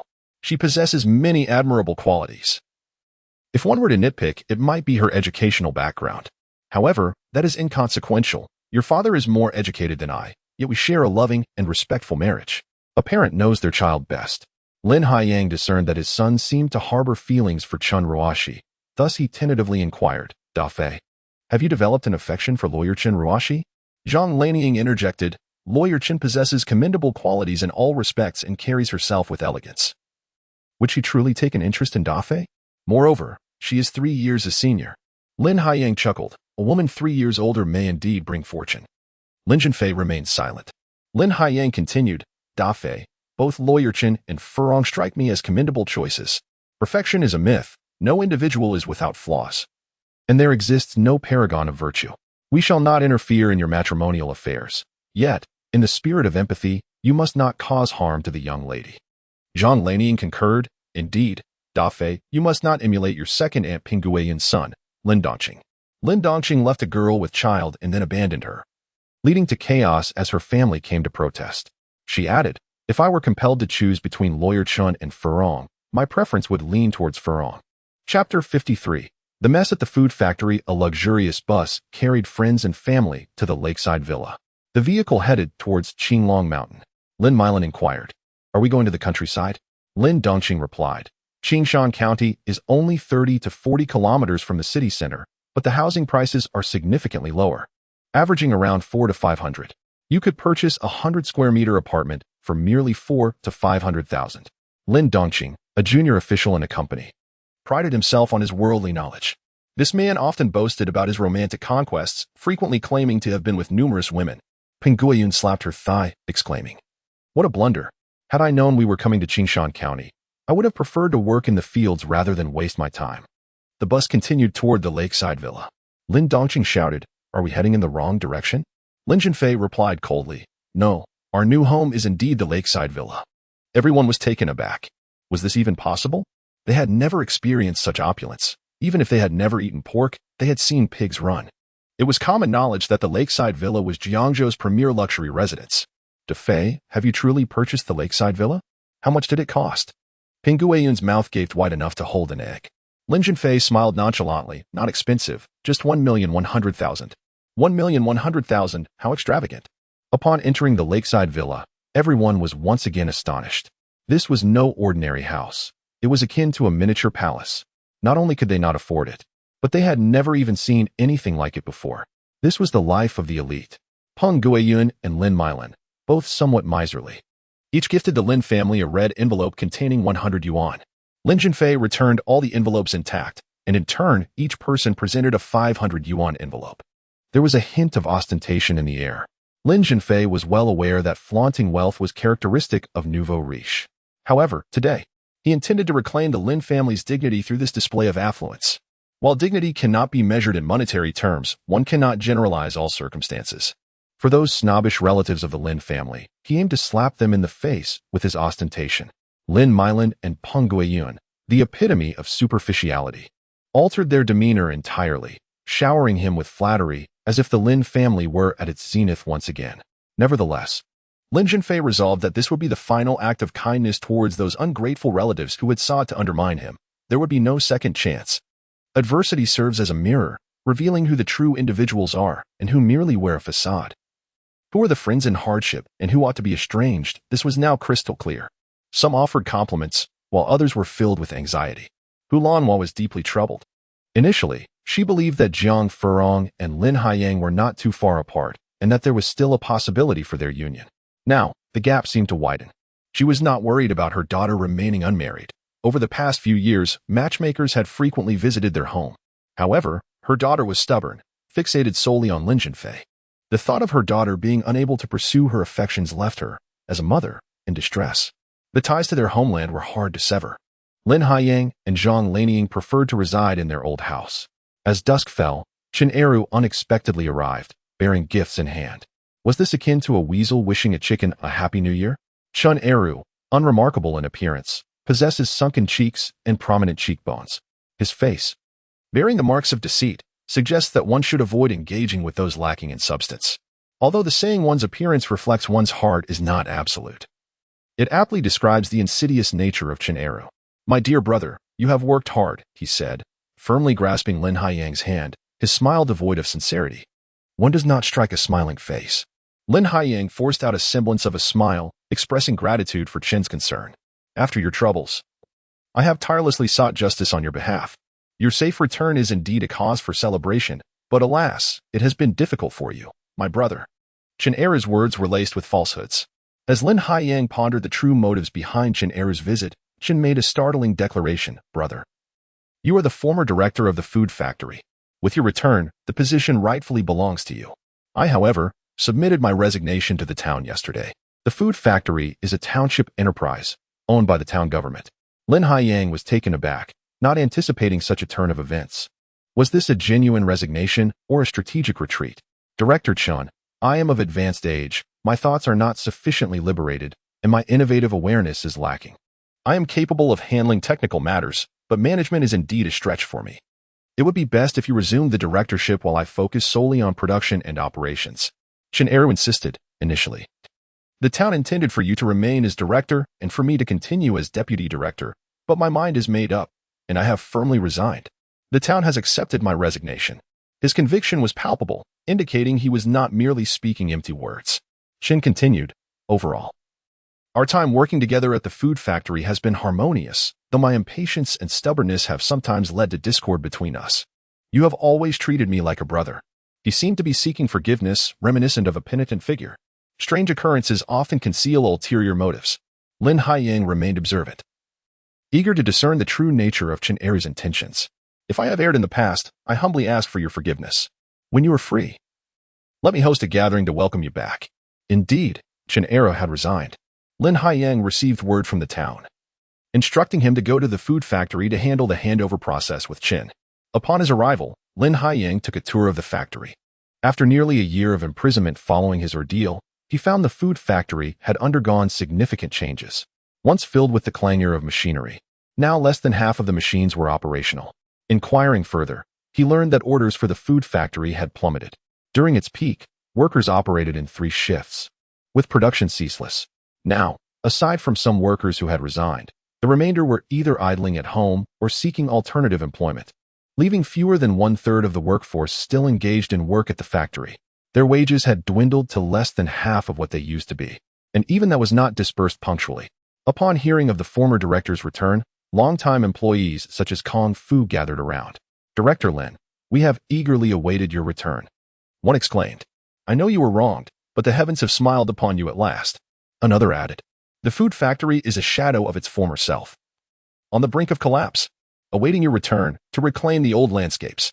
Lin Haiyang learned from veteran employees such as Kong Fu that after the incident, Chen Eru not only monopolized power and excluded dissenters, but also transferred the factory's production technology, outstanding talents, and sales network to his jointly established enterprise, Maizawai Food Company. Presently, the technical backbone and sales elites of the food factory have resigned to join Maizawai Food Company, attracted by its higher salaries and promising prospects. It is only natural for individuals to aspire for greater heights, akin to water flowing downward.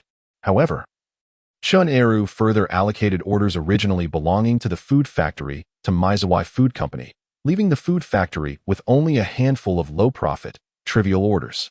In essence, the current state of the food factory resembles a shambles, and its bankruptcy appears inevitable.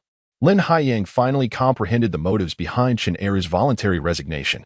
Firstly, Chen Eru no longer had any compelling reason to remain. By stepping aside, he could win Lin Haiyang's favor. Secondly, He feared retribution from Lin Haiyang. Although he had temporarily evaded consequences for his slanderous accusations, it did not guarantee his perpetual safety. Should Lin Haiyang persistently pursue the matter and gather crucial evidence, leveraging connections, he could very well find himself facing imprisonment. Thirdly, his primary focus had shifted to Maizawai Food Company, which boasted technology, talent, and orders, alongside a bright future. Most critically, Maizawai is a private enterprise, while the food factory operates as a township enterprise. Although he had amassed considerable wealth from the food factory, it was a precarious endeavor.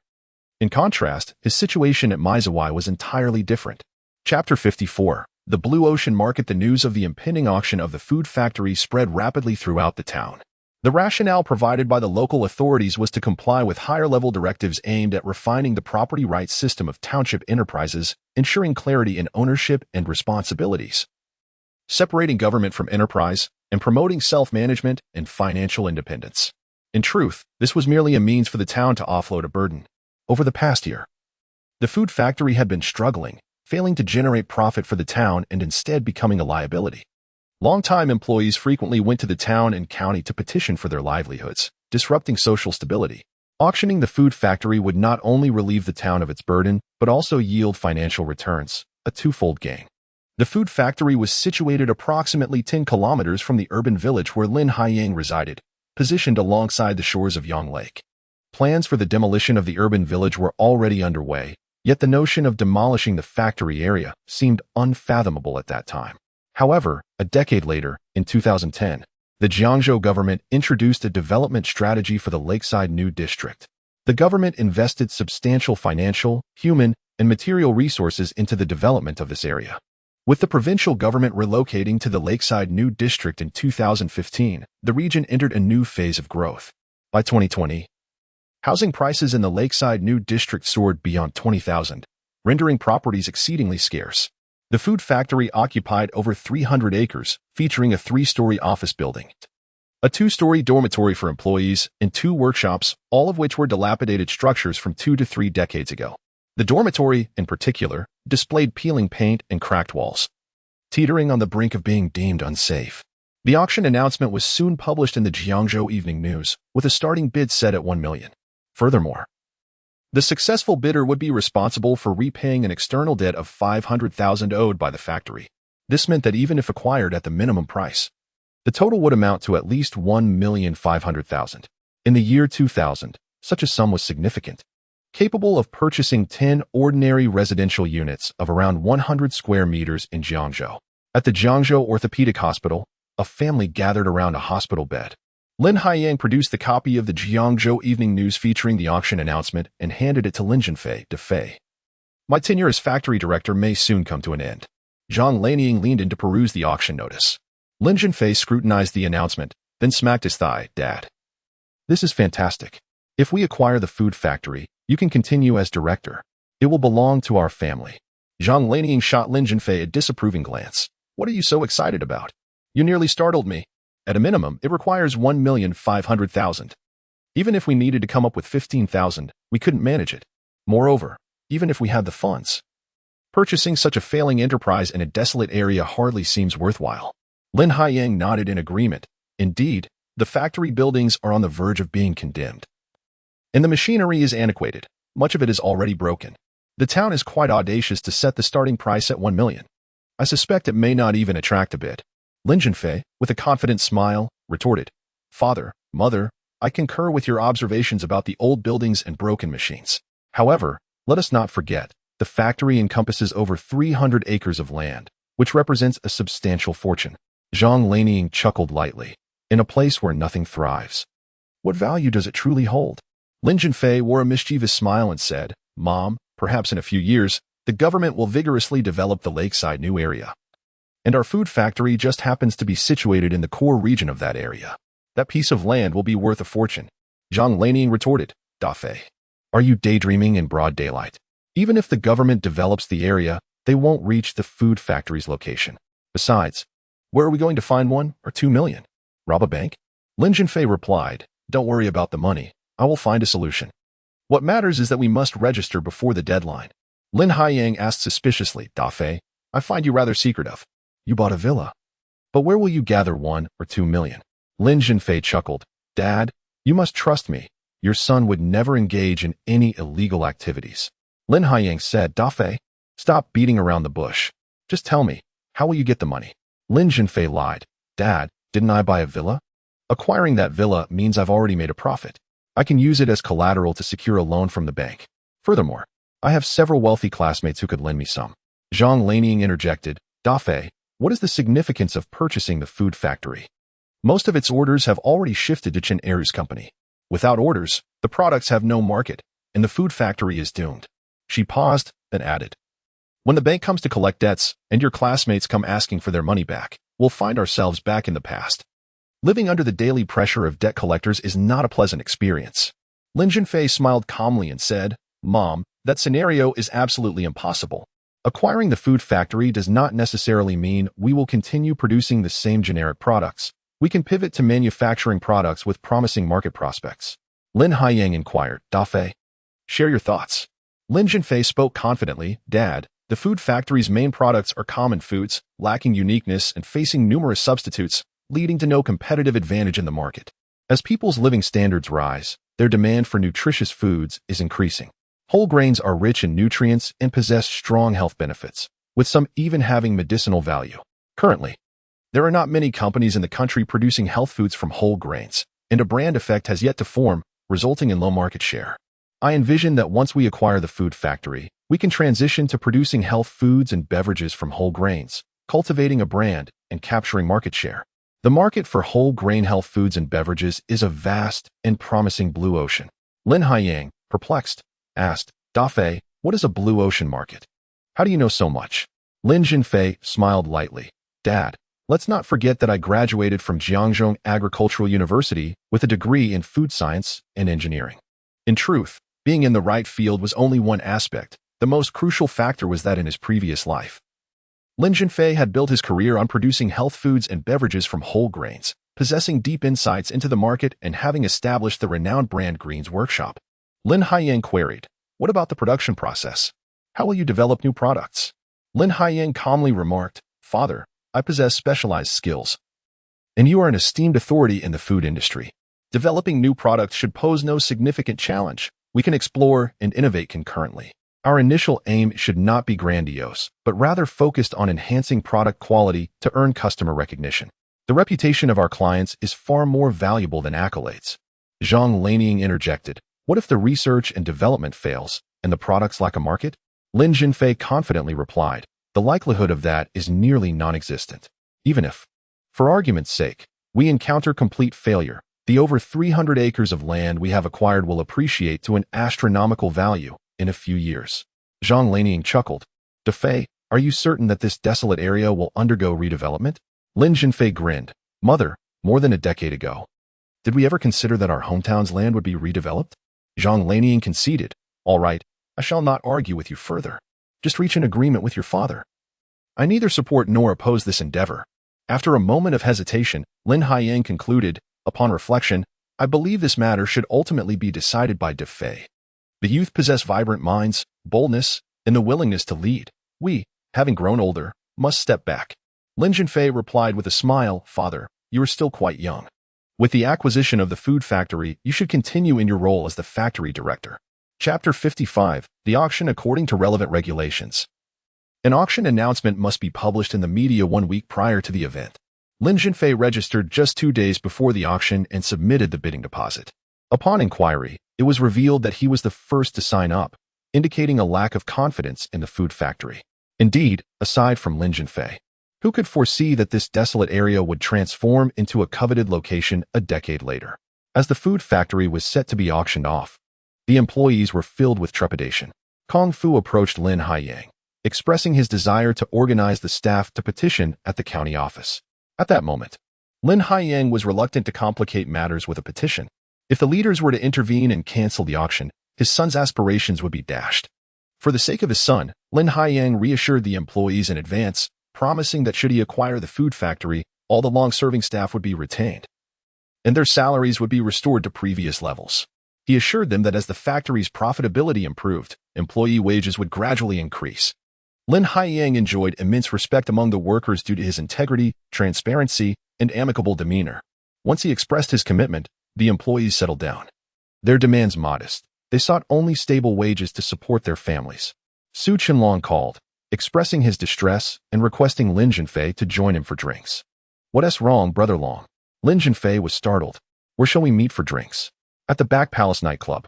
"Ah, why that place?" "Enough chit-chat, just come. I'll be waiting at the entrance." Su Qianlong was a close friend, and Lin Zhenfei would not hesitate to accompany him, even into perilous situations. The Back Palace was owned by the notorious Lu Long, known as the One-Eyed Dragon. Lin Zhenfei's sister, Wu Rulin, had encountered trouble there, and Chun Ruoxi had nearly suffered humiliation. Lu Long's misdeeds were beyond measure.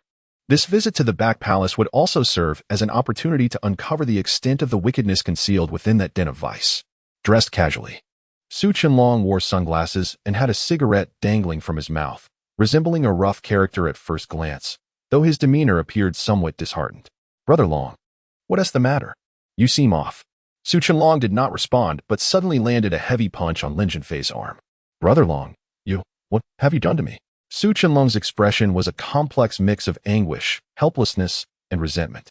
Lin Zhenfei was utterly perplexed. "What have I done to offend you? Damn it. You made me capture evidence against Song Qiming last time, and you've forgotten so soon? Oh, how did I trap you? For years, I have remained single. You once asked me why, and I said I was waiting for someone. Do you know who I was waiting for? Brother Long. You can't be waiting for Long Yuting? You finally got it. If it weren't for that incident, I would have remained lost in a dream. But when the dream fades, I'm sorry, Brother Long. I had no idea you were secretly in love with her. I just learned that Long Yuting resigned from our company and left Jiangzhou, according to her cousin. I inadvertently hurt Long Yuting and, in turn, you. Let us go to the nightclub and drink. Tonight we shall drown our sorrows." In the opulent hall, over 20 young women clad in kipeos stood in a neat row. Curvaceous, slender, graceful, and petite, they dazzled with their enchanting beauty. "Sir, an exquisite service awaits, offering you the experience of a monarch. More than 100 maidens are at your disposal for selection." Attentive hostesses approached eagerly.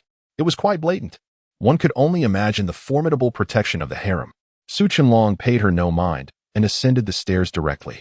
Lin Zhenfei was visiting the harem for the first time, while Su Qianlong was well acquainted with the surroundings. Su Qianlong entered a spacious private room, which boasted a bar, a stage for singing, and a dance floor, exuding luxury. On the dance floor, a young woman was performing a pole dance, her movements fluid and her grace captivating. Some onlookers applauded. As soon as Su Qianlong and Lin Zhenfei settled in, a server approached. "Sir, what beverages would you like?" 2 bottles of Scotch whiskey, along with some snacks. It was Lin Zhenfei's first encounter with foreign liquor. The initial taste struck him as peculiar, revealing notes of smoke, peat, and sea salt. As he savored it slowly, he found it rich, full-bodied, and smooth. "Brother Long, tell me about your story with Long Yuting," Lin Zhenfei prompted. Su Qianlong's narrative unfolded. Lin Zhenfei listened intently. "That time in the hotel room, I obtained the body of the woman I had long desired, Long Yuting. Afterward, as I held her, we both wept uncontrollably. I pleaded with her to let me forget her past. However, she rejected my plea, saying her body was too tainted for me, urging me to forget her. Not long after our separation, she sent me a message. Qianlong, thank you for once loving me. I am leaving for an unfamiliar city. I hope you find your other half soon." Su Qianlong suddenly began to sob. A man may shed tears, but only when truly heartbroken. The lights in the dance area dimmed, and a mix of men and women began to dance closely, their movements exaggerated. The air was thick with not only the scent of alcohol, but also an intoxicating aroma of hormones. At their table, a server lit a red candle, its flickering flame creating an enchanting ambience. A heavily made-up girl, exuding a fragrant allure, seated herself beside Lin Zhenfei. "Sir, may I join you for a drink?" she asked, casually resting her arm on Lin Zhenfei's shoulder. Though Lin Zhenfei had a reputation for being romantic, he had one principle: to steer clear of women of ill repute. He gently pushed her hand away. "Sir, why so unromantic?" She giggled. Suddenly, Lin Zhenfei recognized her. Wasn't she Dandan, the saleswoman from Lakeside Estates? Lin Zhenfei replied coolly. "Have you switched careers?" Dandan widened her eyes, also recognizing him. "I thought it was someone else. Turns out it's a wealthy gentleman. Paying over $1 million in full for a villa at Lakeside Estates. How extravagant." Dandan draped her arm over Lin Zhenfei's shoulder once more. "Sir, Last time I failed to recognize your worth, but tonight, I won't mistake you. For just 1,000 yuan, I am yours for the night. Lin Zhenfei inquired. What about your boyfriend, did you? Dandan scoffed disdainfully that miser is not even worthy of carrying my straw sandals. In the year 2000, many individuals earned less than 1,000 yuan a month. Lin Zhenfei sneered. Do you really believe you are worth 1,000 yuan for a single night? Dandan recognized the ridicule in Lin Zhenfei's words, but remained unfazed, playfully responding, Sir, if 1,000 is too much, how about 800? Given our old acquaintance. Grant me 800 yuan, and I shall be yours for the night. Lin Zhenfei chose to ignore her. He found no merit in humiliating a girl so fixated on material wealth. Believing she had piqued Lin Zhenfei's interest, Dandan pressed on, Sir, I have previously insulted you. You could take your revenge. Strike me with your wealth. Ravage my body. Su Qianlong, who had been a silent observer, finally erupted in anger. A person like you is easily found in droves. Alarmed, Dandan withdrew her hand and, as she turned to leave, added, If you find me unappealing, I can introduce you to others. There are plenty of student girls available. Lin Zhenfei paused, intrigued. There are student girls? Dandan laughed exaggeratedly. So you prefer them young? We have middle school girls, high school girls, and university students, all sorts available. Middle school girls? Indeed, genuine and authentic. The youngest are merely 14 or 15. However, Lin Zhenfei was not seeking mere pleasure or excitement. Rather, he aimed to uncover the dark undercurrents of the harem. He was convinced that many victims remained hidden within. Wu Rulin had resolutely chosen death by jumping from a building. Though she preserved her innocence, she paid a heavy price. What of the other girls? Were there not some whose fates were even more tragic than Wu Rulin's? Chapter 56. Undercover Investigation. Su Qianlong cast a bewildered glare at Lin Zhenfei, utterly perplexed. Was it possible that Fei, who usually exuded an air of seriousness, was merely a fade hiding a more lascivious nature? And at such a tender age of 14 or 15? Lin Zhenfei inquired. Observing Lin Zhenfei's keen interest, Dandan leaned closer to his ear and whispered, Sir, since we are acquaintances, I shall not conceal the truth from you. We do have girls under the age of 14, albeit at a steep price. I typically do not disclose this to just anyone. After a brief pause, Dandan continued, however. It is essential to note that the younger ones require advance reservations due to their scarcity and the significant disparity between supply and demand. There are 2 girls available, one age 15 and the other 16, both currently attending junior high school. They have recently entered the profession, are strikingly beautiful, and possess skin so delicate it seems one could wring it for moisture. Are you interested, sir? Lin Zhenfei queried. What is your connection to the harem? Dandan replied. I serve as the client manager for the harem. Naturally, should a guest require it, I am willing to provide personal service, as long as the payment is made. I can accompany anyone. Such words were spoken with utter candor. Where do these girls come from? Are they here of their own volition? Dandan chuckled lightly. Of course. They are here willingly. We would never engage in unlawful activities. And the cost? It amounts to merely the price of a meal for you, sir. For 2 girls to accompany you for an hour, the total is 2,000 yuan. Just 1 hour for 2,000 yuan. Sir, the imbalance in supply and demand is overwhelming. We are left with no choice. Come with me. Let us indulge in the pleasures of the moment. Where to? Why? To the private room, of course. Surely you do not intend to conduct such affairs in public? Lin Zhenfei rose to his feet, followed by Su Qianlong, who stood in momentary astonishment before also standing. In the private room, furnished with a bed, Dandan stated, Sir, per the harem's policy, payment must be made prior to the service. Will you be paying by card or in cash? Lin Zhenfei inquired, and if I am dissatisfied? Dandan laughed, Sir. How could one possibly be dissatisfied? Every man finds satisfaction here. However, should you genuinely be displeased, we offer free exchanges until you are content. The harem is a splendid establishment. If I were a man, I would scrimp and save just to experience its delights. Have you not heard the saying? To forego the harem is to forfeit one's manhood.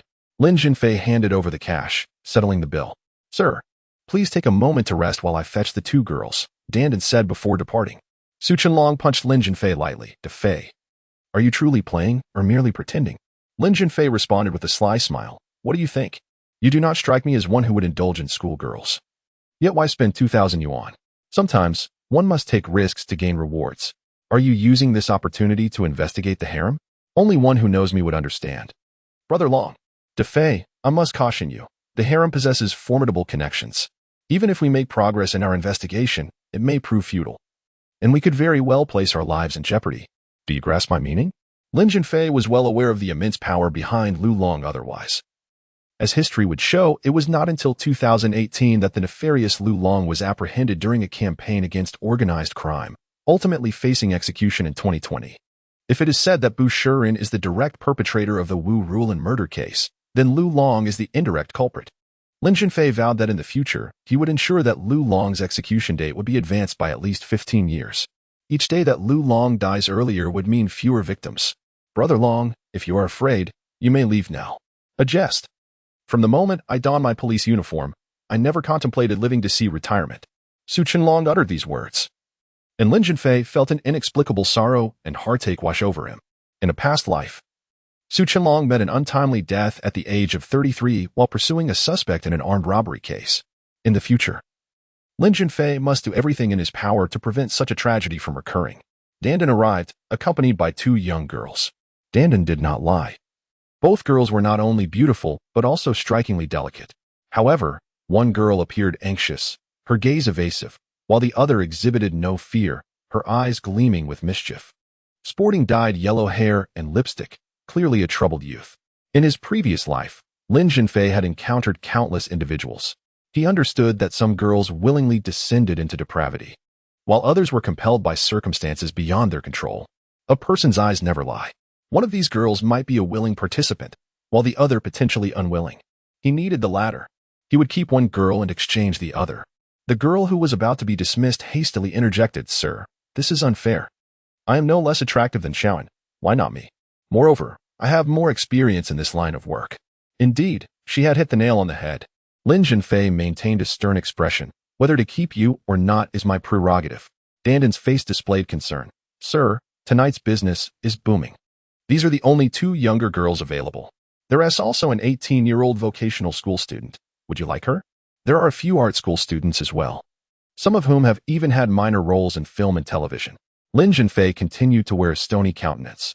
"I am not interested." Dandan proposed. "How about I refund you 1,000 yuan? You can leave your contact information, and when we have fresh talent that suits your preference, I will inform you immediately. I hope you will continue to support our business in the future." Lin Zhenfei nodded in agreement. Dandan returned 1,000 yuan and introduced, "Sir, this is Xiaoan. Just turned 15. Although she is not a virgin, aside from having lost a membrane, she is essentially the same." Before leaving the private room, Dandan wore a mischievous smile. "Xiaoan is too delicate. You 2 big men should treat her with care." That night, several groups of guests were waiting for her. Xiaoan stood respectfully, her head bowed, her expression one of anxiety, her appearance charmingly innocent. "You are called Xiaoan?" Lin Zhenfei inquired, fixing his gaze upon her. Xiaoan nodded and then shook her head. "Look at me," Lin Zhenfei commanded. Xiaoan lifted her exquisitely crafted face, her large, clear eyes resembling a serene pool of fresh water. "Is Xiaoan not your real name?" Lin Zhenfei asked. "They say Xiaoan is my stage name. My real name is Lu Shishir." "Lu Shishir, what a lovely name. How old are you this year?" Lu Shishir replied softly, "I am 16 by Chinese reckoning. 15 years and 3 months by Western standards." "Are you still in school?" "Currently in the 3rd year of junior high school." "Which institution do you attend?" "I am enrolled in Wanghu Town Junior Middle School." The village where Lin Zhenfei resides, along with the food factories, is part of Wanghu Town. Lin Zhenfei then inquired, "Aren't your parents worried if you don't return home at night?" Lu Shishir shook her head. "My mother passed away when I was very young. My father works away from home for long stretches, and his health is poor, so he hardly earns much throughout the year. I have a younger brother who is deaf and mute. He does not attend school and is looked after by my grandfather, while my grandmother has also been deceased for many years." "At such a young age, why aren't you focusing on your studies?" "I have been diligently studying. My academic performance is quite good." Lin Zhenfei expressed his astonishment. "If your grades are commendable, why engage in this activity? Are you being coerced, or is it voluntary?" Lu Shishir lowered her head, tears welling in her eyes, and softly replied, "This is not what I desire, but I have no choice." Lin Zhenfei reassured her, "Little sister, we will not harm you. Could you share your past with us?" Lu Shishir noticed that this handsome young man was unlike others. His demeanor was gentle and kind, and there was no lewdness in his gaze, unlike some men who would immediately make inappropriate advances upon meeting her. Chapter 57. Trap 1. Lu Shishir seemed to have gained a bit of courage as she lifted her exquisitely crafted face and looked at Lin Zhenfei. Are you a police officer? Lin Zhenfei pointed to the despondent Su Chenlong. I am not. He is. Lu Shishir inquired. Are you investigating Lu Long? Lin Zhenfei was taken aback. Do you know Lu Long? Lu Shishir nodded. Not only do I know him, but he has also harmed me. Uncle, could I ask you for a favor? What is it? Could you help me retrieve the photographs from my first encounter with Lu Long? Lu Long took photographs. Yes. Besides Lu Long, did anyone else take such photographs that cannot be disclosed? No. How many men have you been with? Lin Zhenfei found it difficult to articulate and opted for a more euphemistic expression. Just a few, I suppose. Lu Long grew tired of me and forced me into prostitution. According to Xiaowan's demands, I had to go out at least twice a week. I only started taking clients this week. Who is Xiaowan? Xiaowan is my classmate. She struggles academically and spends her days with unsavory characters. She is the one who led me astray. I can assist you in retrieving those photographs, and I can also help you escape their control, but you must agree to my conditions. All right, tell me what to do. And I shall comply. Actually, it is quite simple. My condition is this. You must recount the events as they transpired in full detail and maintain strict confidentiality. Our conversation today must not be disclosed to anyone. Can you manage that? Lu Shishir readily agreed. I promise I can. Lu Shishir recounted her harrowing experiences in detail. She was born into a poor farming family. Her mother passed away early, her father was frail and ill, and she had a disabled younger brother. To support the family, her father worked away from home for long periods, yet earned very little throughout the year. Lu Shishir was a diligent student, consistently ranking at the top of her class. She had a passion for performing arts and possessed a natural talent for it. Whenever the school hosted events, she eagerly took to the stage. Although lacking formal guidance, her performances were remarkably vivid. Last year, during an arts festival in the district, she collaborated with classmates on a skit and won first prize. A month ago, during a break, her classmate Xiaowan approached her. Xiaowan informed her of a scholarship foundation in the district that provided financial assistance to impoverished rural children, offering no less than 500 yuan each semester, akin to the Hope Project and the Spring Bud Project. The process was simple. All that was needed was an application approval. Xiaowan mentioned that a relative worked at the foundation and could help Lu Shishir apply, since it was a familiar connection. She could receive the funds up front and complete the application later. Although Lu Shishir was initially put off by Xiaowan's gaudy demeanor and her penchant for mingling with unsavory individuals, the proposition was too tempting to resist. Receiving the funds first and handling the application later meant she could easily obtain 500 yuan. Her father labored tirelessly for a month and still found it difficult to earn that amount. Confused, Lu Shishir asked, Xiaowan, why are you so eager to help me? Xiaowan remarked, with your exceptional academic performance and remarkable acting talent, you may very well become a celebrated actor in the future, or at the very least, a government official. If one wishes to ingratiate themselves with you, they ought to act swiftly. She chuckled. Am I being too mundane? Lu Shishir, inexperienced in the ways of the world, was oblivious to the treacheries of human relationships. Xiaowan's words dispelled her uncertainties entirely. The following day, Xiaowan summoned Lu Shishir to a secluded corner and discreetly handed her 500 yuan. Lu Shishir was overjoyed, never expecting the application for the financial aid to be so effortless. Xiaowan cautioned her to keep the matter of the aid confidential to avoid inciting jealousy. Lu Shishir dutifully handed over the money to her grandfather, claiming it was a hardship subsidy from the school. A few days later, her brother suffered a leg fracture while playing. The 500 yuan proved invaluable. Shortly thereafter, Xiaowan approached her, stating that the foundation had notified her to promptly complete the application process at the district office, or else the 500 yuan would be reclaimed. Lu Shishir panicked. As the money had already been spent, how could she repay the foundation? Xiaowan reassured her, do not fret. The application process is rather simple. We merely need to visit the district foundation office to fill out a form, and the staff will ask you a few questions which you should answer truthfully. How about this? After class this afternoon, I will accompany you to the district foundation. Lu Shishir inquired. Will I be able to return home tonight? Xiaowan replied. If it gets too late, you can stay at my relative's house. After much hesitation, Lu Shishir agreed. At the end of the school day, she specifically instructed a classmate from her village to inform her grandfather that she would be spending the evening at a friend's house, and that he need not worry. As soon as school was dismissed, Lu Shishir followed Xiaowan to the city. However, instead of leading her to the foundation, Xiaowan took her directly to a nightclub. Puzzled, Lu Shishir asked, why are we here? Xiaowan explained, I just contacted my relative via text, and they informed me that the foundation has closed for the day. Considering you have class early tomorrow, I managed to reach President Liu of the Scholarship Foundation through connections. He is here at the nightclub and requested us to come now to sign a document. Liu sure, feeling cornered, consented. All right, since we are here, let us expedite the process, as I must return to Wanghu for class first thing in the morning. In a lavish private room within the nightclub, Liu sure encountered a middle-aged man. He was robustly built, with a black eye patch over his right eye and a scar on the left side of his face. Xiaowan introduced him.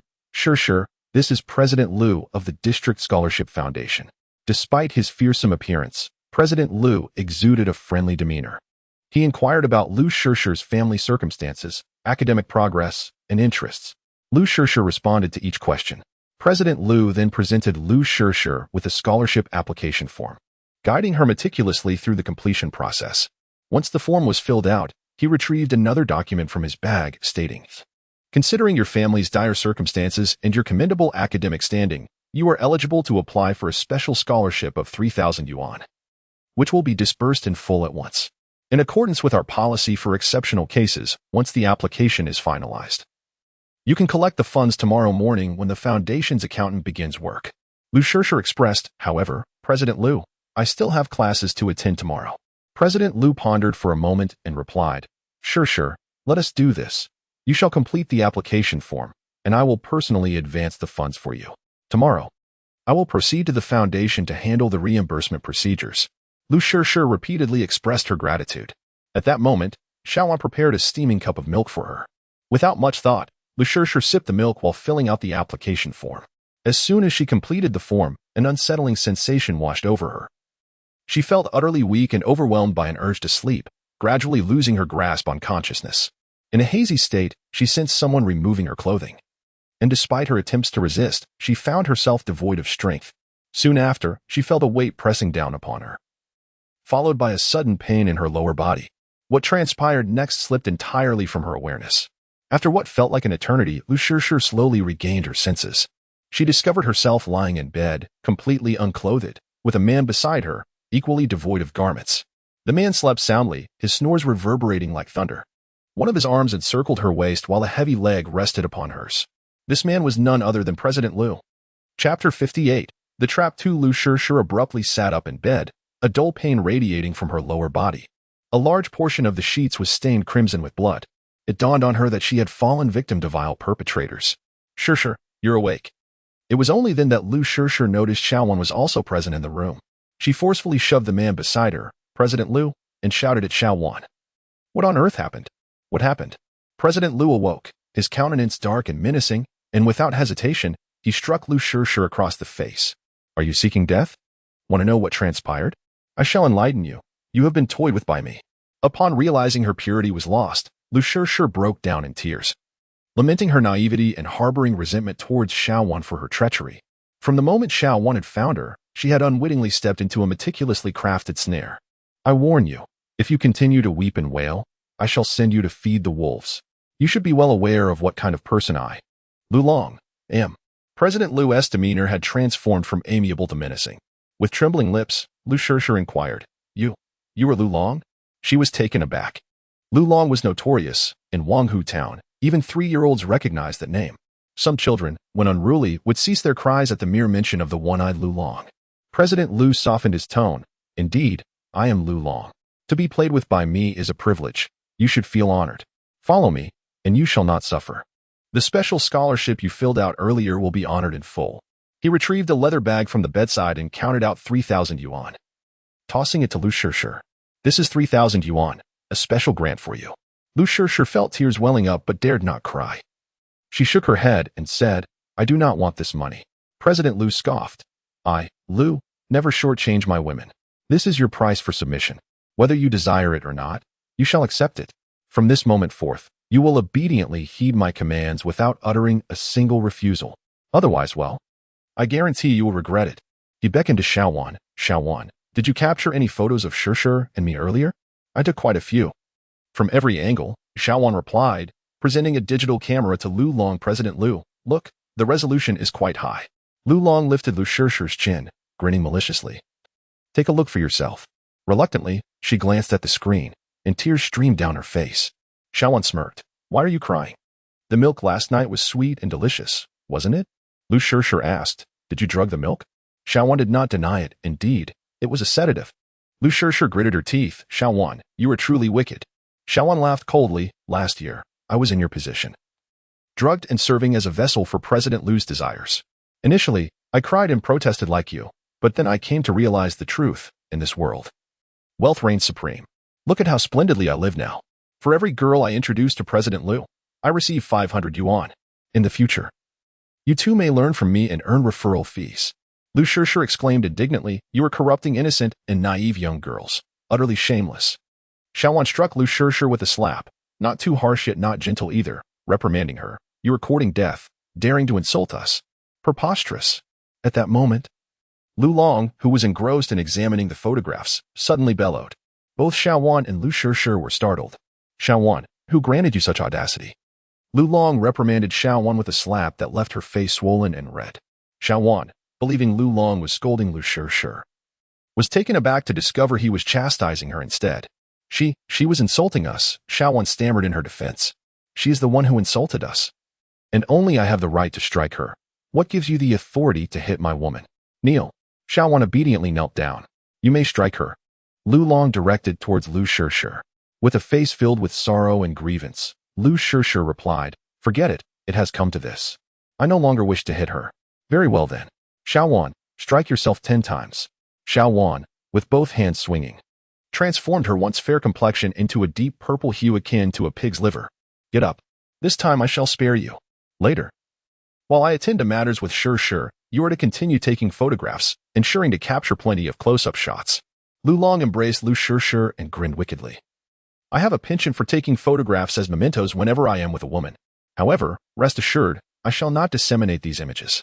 Of course, should you disobey, I will ensure that your pictures are scattered throughout Wanghu town, in every street and corner for all the townsfolk to admire your exquisite form. In that moment, Lu Shirshir comprehended that the true intent behind the photographs was to exert control over her. This villain, with a faade of humanity yet a heart of a beast, was undeserving of life. Her heart ached, and had it not been for her longing for family, she would have wished to dash herself against the wall.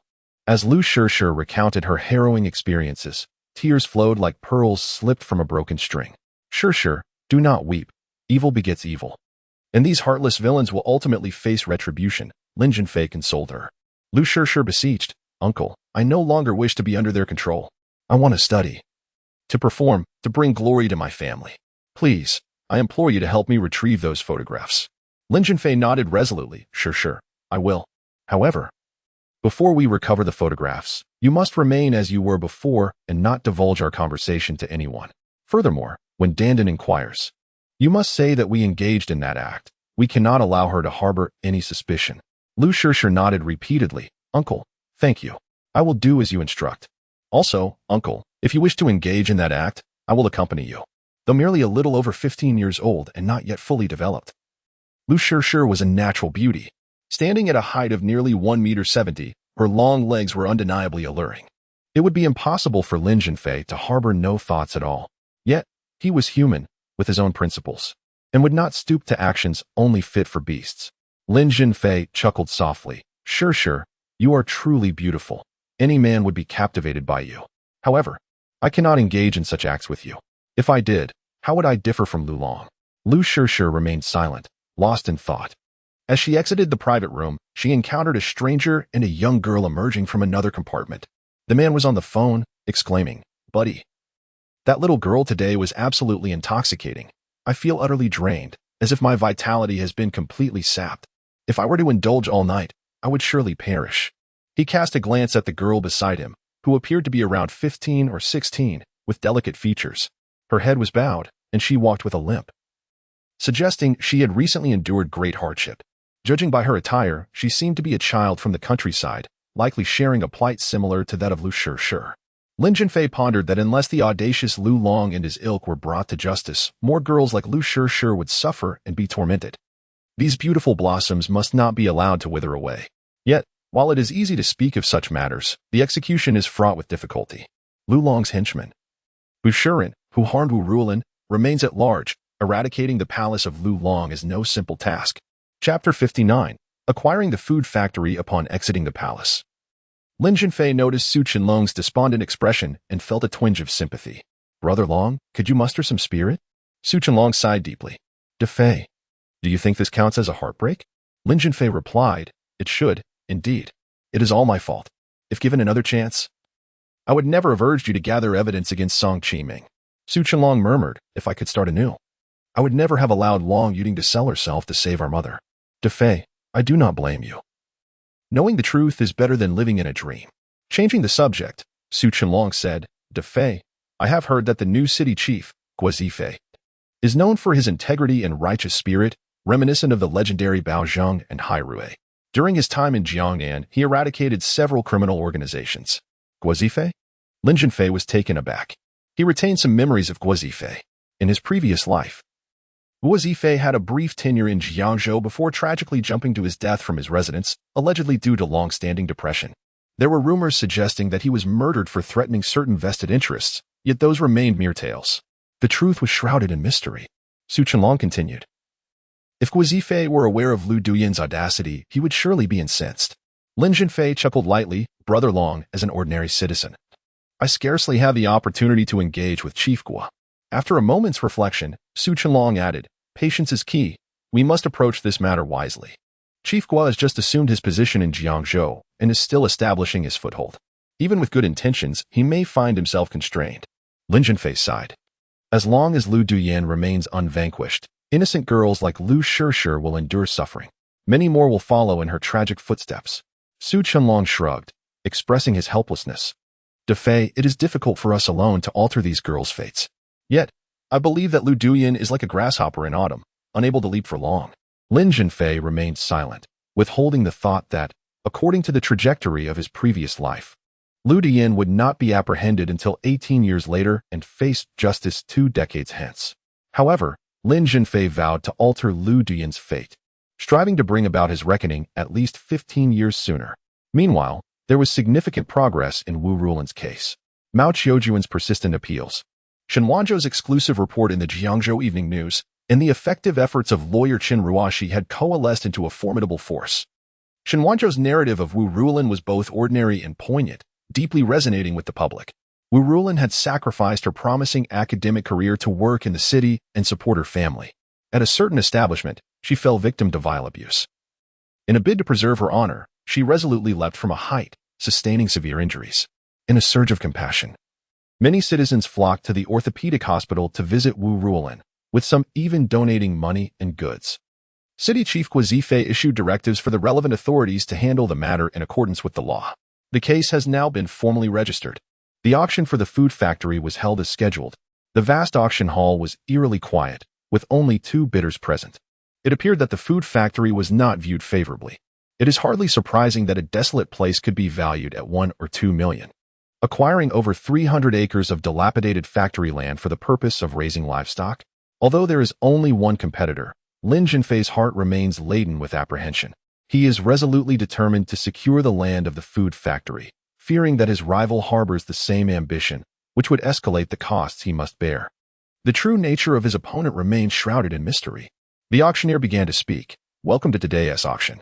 The item up for bid is the land and buildings of the food factory in Wanghu Town, along with its machinery and equipment, with a starting price set at 1 million yuan. Furthermore, the successful bidder will need to assume an outstanding debt of 500,000 yuan. I will now announce the rules and important points of the auction. Lin Zhenfei is designated as bidder number 1, while another company represents bidder number 2. The bidding commences with increments of 10,000 yuan. Bidder number 2 raises their paddle, 1 million and 1. Lin Zhenfei counters, 1 million and 2. To his astonishment, his competitor refrains from raising their paddle. The auctioneer proclaims, 1 million and 2, first call, 1 million and 2, second call, 1 million and 2, third call. With the resounding fall of the gavel, the auctioneer declares, sold for 1 million and 2. What he had presumed to be a formidable rival turned out to be a mere pretender. Subsequently, Lin Zhenfei discovered that bidder number 2 was a hired actor brought in by the town, although the auction law does not stipulate a minimum number of bidders. Jiangzhou City mandates that at least 2 bidders must be present for land auctions. As the registration deadline approached, Lin Zhenfei remained the sole bidder. The town, eager to rid itself of the burden of the food factory yet unwilling to lower the minimum bid, devised a clever scheme. They temporarily recruited a company to meet the bidding requirement. During the official auction, this company placed a single bid and then hesitated to continue. Thus, Lin Zhenfei effortlessly secured the ownership of the food factory. After signing the auction confirmation, Lin Zhenfei was elated, practically dancing with joy. Some onlookers derisively whispered, "What a foolishly affluent individual." According to the auctioneer's announcements, the procedures for transferring the land and building ownership would commence 3 days hence. Lin Zhenfei resolved to resign from his position at Xingnong Food Company. "You're quitting?" Zhao Hailing inquired, her eyes wide with surprise. "Indeed." Lin Zhenfei replied with a calm smile. "Have you found a better job?" she asked. "No, I have decided to venture into entrepreneurship." Entrepreneurship? The food company is a state-owned enterprise with commendable economic performance. Many aspire to join. While I respect your choice, as an elder sister, I must offer a word of caution. Zhao Hailing recounted a true story about a relative. This relative, initially a bureaucrat, had a modest salary, yet it was secure. Growing weary of a stagnant existence, he sought new opportunities and chose to resign from public service. His new employer, a private enterprise, offered an enticing salary. But their primary interest lay in his network of connections. Individuals like him were abundant in society. A year later, the company deemed his value negligible and concocted an excuse to dismiss him, leaving him unemployed. Later, he ventured into several companies. Yet he departed from each in a brief span. It was either due to his disdain for the stringent management of his employers or their perception of his inadequate abilities. Zhao Hailing inquired, "Stalin, can you guess his current situation?" Lin Zhenfei speculated, "Is he starting his own business?" Zhao Hailing chuckled, "You are partially correct. He has indeed embarked on entrepreneurship, renting a stall at the entrance of the vegetable market to sell grains and oils." Zhao's lengthy discourse, though somewhat circuitous, was motivated by genuine concern, aimed at persuading Lin Zhenfei against hasty decisions that he might regret for a lifetime. "Zhao Jia, I have made up my mind. In 3 days, I shall officially resign from the company. Thank you for your concern." "Very well, since you are resolute, I shall refrain from further discourse. I wish you success. Should you encounter any difficulties, do not hesitate to reach out to me. I will assist you as best as I can." "Thank you, Zhao Jia." Lin Zhenfei expressed his heartfelt gratitude. "My resignation will not hinder my tutoring for Yuyan." Xiaolin, Yuyan scored 90 in her recent English exam, her best performance to date. She attributes this achievement primarily to you. Yuyan is quite intelligent. Her improvement in English is a testament to her diligence. The teacher mentioned that English has always been her weak point, but with this score, gaining admission to a prestigious university is within her grasp. Yuyan is confident. She even told me last night that as long as teacher Lin continues to guide her, she is determined to strive for a score of 95 in the final exam and to aim for full marks in the next academic semester. Yuyan is remarkable. She possesses the capability, and I have great faith in her. Last night, Yuyan inadvertently shared with me her greatest anticipation, the weekends.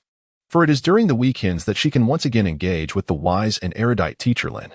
Chapter 60. A hidden blade in the sleeve. As Lin Zhenfei ascended the staircase in search of Chen Kiki, he encountered Song Qingming. Initially, Song Qingming wore a broad smile. But upon seeing Lin Zhenfei, his expression darkened instantaneously. A cunning old fox like Song Qingming, who had honed his skills over the years, deduced the moment Su Chenlong opened the door to the hotel room that the instigator was likely Lin Zhenfei. This was because Lin Zhenfei was most probably eavesdropping on his clandestine conversation with Long Yuding. Yet, Song Qingming could not fathom why Lin Zhenfei would target him. He did not offend Lin Zhenfei, rather, he has been attempting to win him over. Did Chen Kiki make any promises to Lin Zhenfei? Or could it be that Lin Zhenfei harbors inappropriate intentions towards Long Yuding, leading to a transformation of love into hatred, and thus deliberately tarnishing her reputation? What Song Qingming was unaware of was that he had offended Lin Zhenfei in Lin Zhenfei's past life. With a sullen expression, Song Qingming elicited both amusement and irritation from Lin Zhenfei, who deliberately greeted him with feigned politeness, saying, "Good day, Manager Song." Song Qingming let out a cold snort. Ignoring him, after taking a few steps, Song Qingming turned back and said, "Shaolin, come to my office." What schemes is Song Qingming concocting now? Lin Zhenfei followed Song Qingming into the office. "Shaolin, have I not treated you well?" Song Qingming maintained a stern expression. Lin Zhenfei, with a tongue unrestrained, declared, "Manager Song's kindness towards me is as profound as a mountain. My entrance into the food company is entirely due to your merit. Even in ancient times, it was understood that a drop of kindness should be repaid with a gushing spring. Yet here you are, repaying kindness with enmity. Manager Song. I do not comprehend your meaning. I have always held you in high regard. Shaolin, I am not one to harbor grudges. Tell me, have I ever been the target of your actions? Manager Song, the more I listen, the more perplexed I become. My mind is rather dull, and I find it challenging to grasp what you are conveying. Lin Zhenfei, having lived 2 lives, exuded a sense of maturity and composure. He feigned an expression of innocence, successfully deceiving the cunning and shrewd Song Qingming. Song Qingming could not help but ponder, have I misjudged? Am I suspecting the innocent? Song Qingming donned a new facade, his signature smile re-emerging upon his face. Xiaolin, you are an outstanding student from Jiangnan University, and I have always held you in high regard. Alas, it is unfortunate that you choose to disregard my counsel and insist on serving as Chun Keek's chauffeur. Such a waste of talent. Lin Zhenfei deliberately remarked, Manager Song. Let's speak candidly. President Chen is ahead, and she is the one in charge. We cannot afford to offend her. Song Qiming dismissively retorted, nonsense about being in charge. A mere woman, utterly ignorant, only knows how to fumble about aimlessly. In my opinion, she will not last long and will soon depart in disgrace. Manager Song. Do you believe that General Chen will not last long? Xiaolin, please take a seat. Suddenly, Song Qiming became warm and enthusiastic. The 3 fires ignited by Qin Kiki have strayed far from the realities of the company, leading to widespread discontent among the staff. Her fate is reduced to 2 possibilities. Either she departs on her own accord, or she is ousted from her position. Lin Zhenfei squinted and inquired, if General Manager Chen departs, will Manager Song ascend to the position of General Manager? Song Qiming said triumphantly, of course, I have a strong backing. Lin Zhenfei, feeling somewhat curious, inquired, does Director Chen not have a backing? Song Qiming disdainfully remarked, is that what one would call a background? It is well known that Qin Dahua serves as the Deputy Director of the Municipal Health Bureau, while his wife holds a position at the Municipal Food and Drug Administration. My classmate is a municipal leader.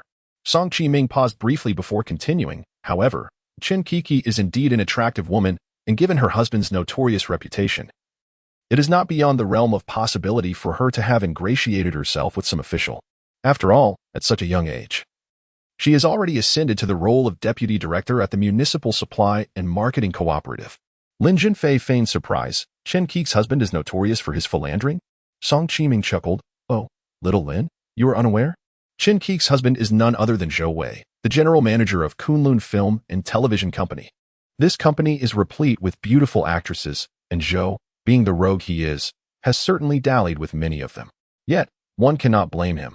Were I in his position, surrounded by such allure, maintaining composure would be a Herculean task. Oh, so that is the case, Lin Zhenfei remarked. Do you know how old Zhou Wei is? He is a full 20 years older than Qin Kiki, a prime example of an old bull seeking tender grass. Song Qingming's face bore a hint of jealousy. Lin Zhenfei scoffed inwardly, realizing that Song Qiming himself was at least 20 years older than Long Yuding, yet had the audacity to cast judgment. Curiosity piqued, Lin Zhenfei inquired, why would Qin Kiki marry Zhou Wei, a man old enough to be her father? Song Qiming replied, I am not entirely certain. Qin Kiki studied abroad in the beautiful country, and Zhou spent some time there as well. It is likely they became involved while overseas. Zhou is wealthy and possesses a silver tongue, which can easily ensnare a vulnerable young woman far from home. Lin Zhenfei pretended to be impressed. Manager Song certainly knows a great deal. Song Qiming laughed, merely gossip. Little Lin, would you care to follow in my footsteps? Lin Zhenfei nodded. Song Qiming beamed. Turning away from the shadows is indeed wise. Following Qin Kiki, you will only catch a whiff of her perfume and perhaps witness her vanity. There is little to gain. But with me, you have prospects. Little Lin, once I manage to oust Qin Kiki, I shall promote you to Deputy Director of the Human Resources Department. Song Qiming began to lavish promises. Lin Zhenfei cautiously asked, Manager Song, what exactly would you require me to do? Should I be transferred to the Human Resources Department? Song Qiming waved his hand dismissively. No, you shall remain as Qin Kiki's personal driver. Little Lin, gather evidence that could be used against her for my benefit. As her designated chauffeur, you will be in a prime position to uncover such matters. Lin Zhenfei understood that Song Qiming intended to use him to undermine Qin Kiki, orchestrating her downfall. Little Lin, I have numerous methods to deal with Qin Kiki. This woman thinks she can contend with me. She is still quite inexperienced. Previously, during a heated argument in Qin Kiki's office, the two had clashed multiple times in managerial meetings, effectively severing any semblance of civility between them. Thus, Song Qiming felt emboldened to malign Qin Kiki without reservation. Qin Kiki has lived in a state akin to mourning these past few years. I refuse to believe she can withstand solitude. Song Qiming pressed, as her personal driver, have you noticed her being particularly close to any other men? He scrutinized Lin Zhenfei, eager for the desired response. Lin Zhenfei shook his head. No, Manager Song. As you know, I have only been her personal driver for a few days, and my attendance has been rather sporadic. Lin Zhenfei spoke the truth. With the passage of time, the fox's tail will inevitably reveal itself. Shaolin, as long as you gather evidence detrimental to Qin Kiki, I shall not suffer a loss. In Lin Zhenfei's recollection of his past life, Song Qiming conspired with Ma Zhengqi to oust Qin Kiki.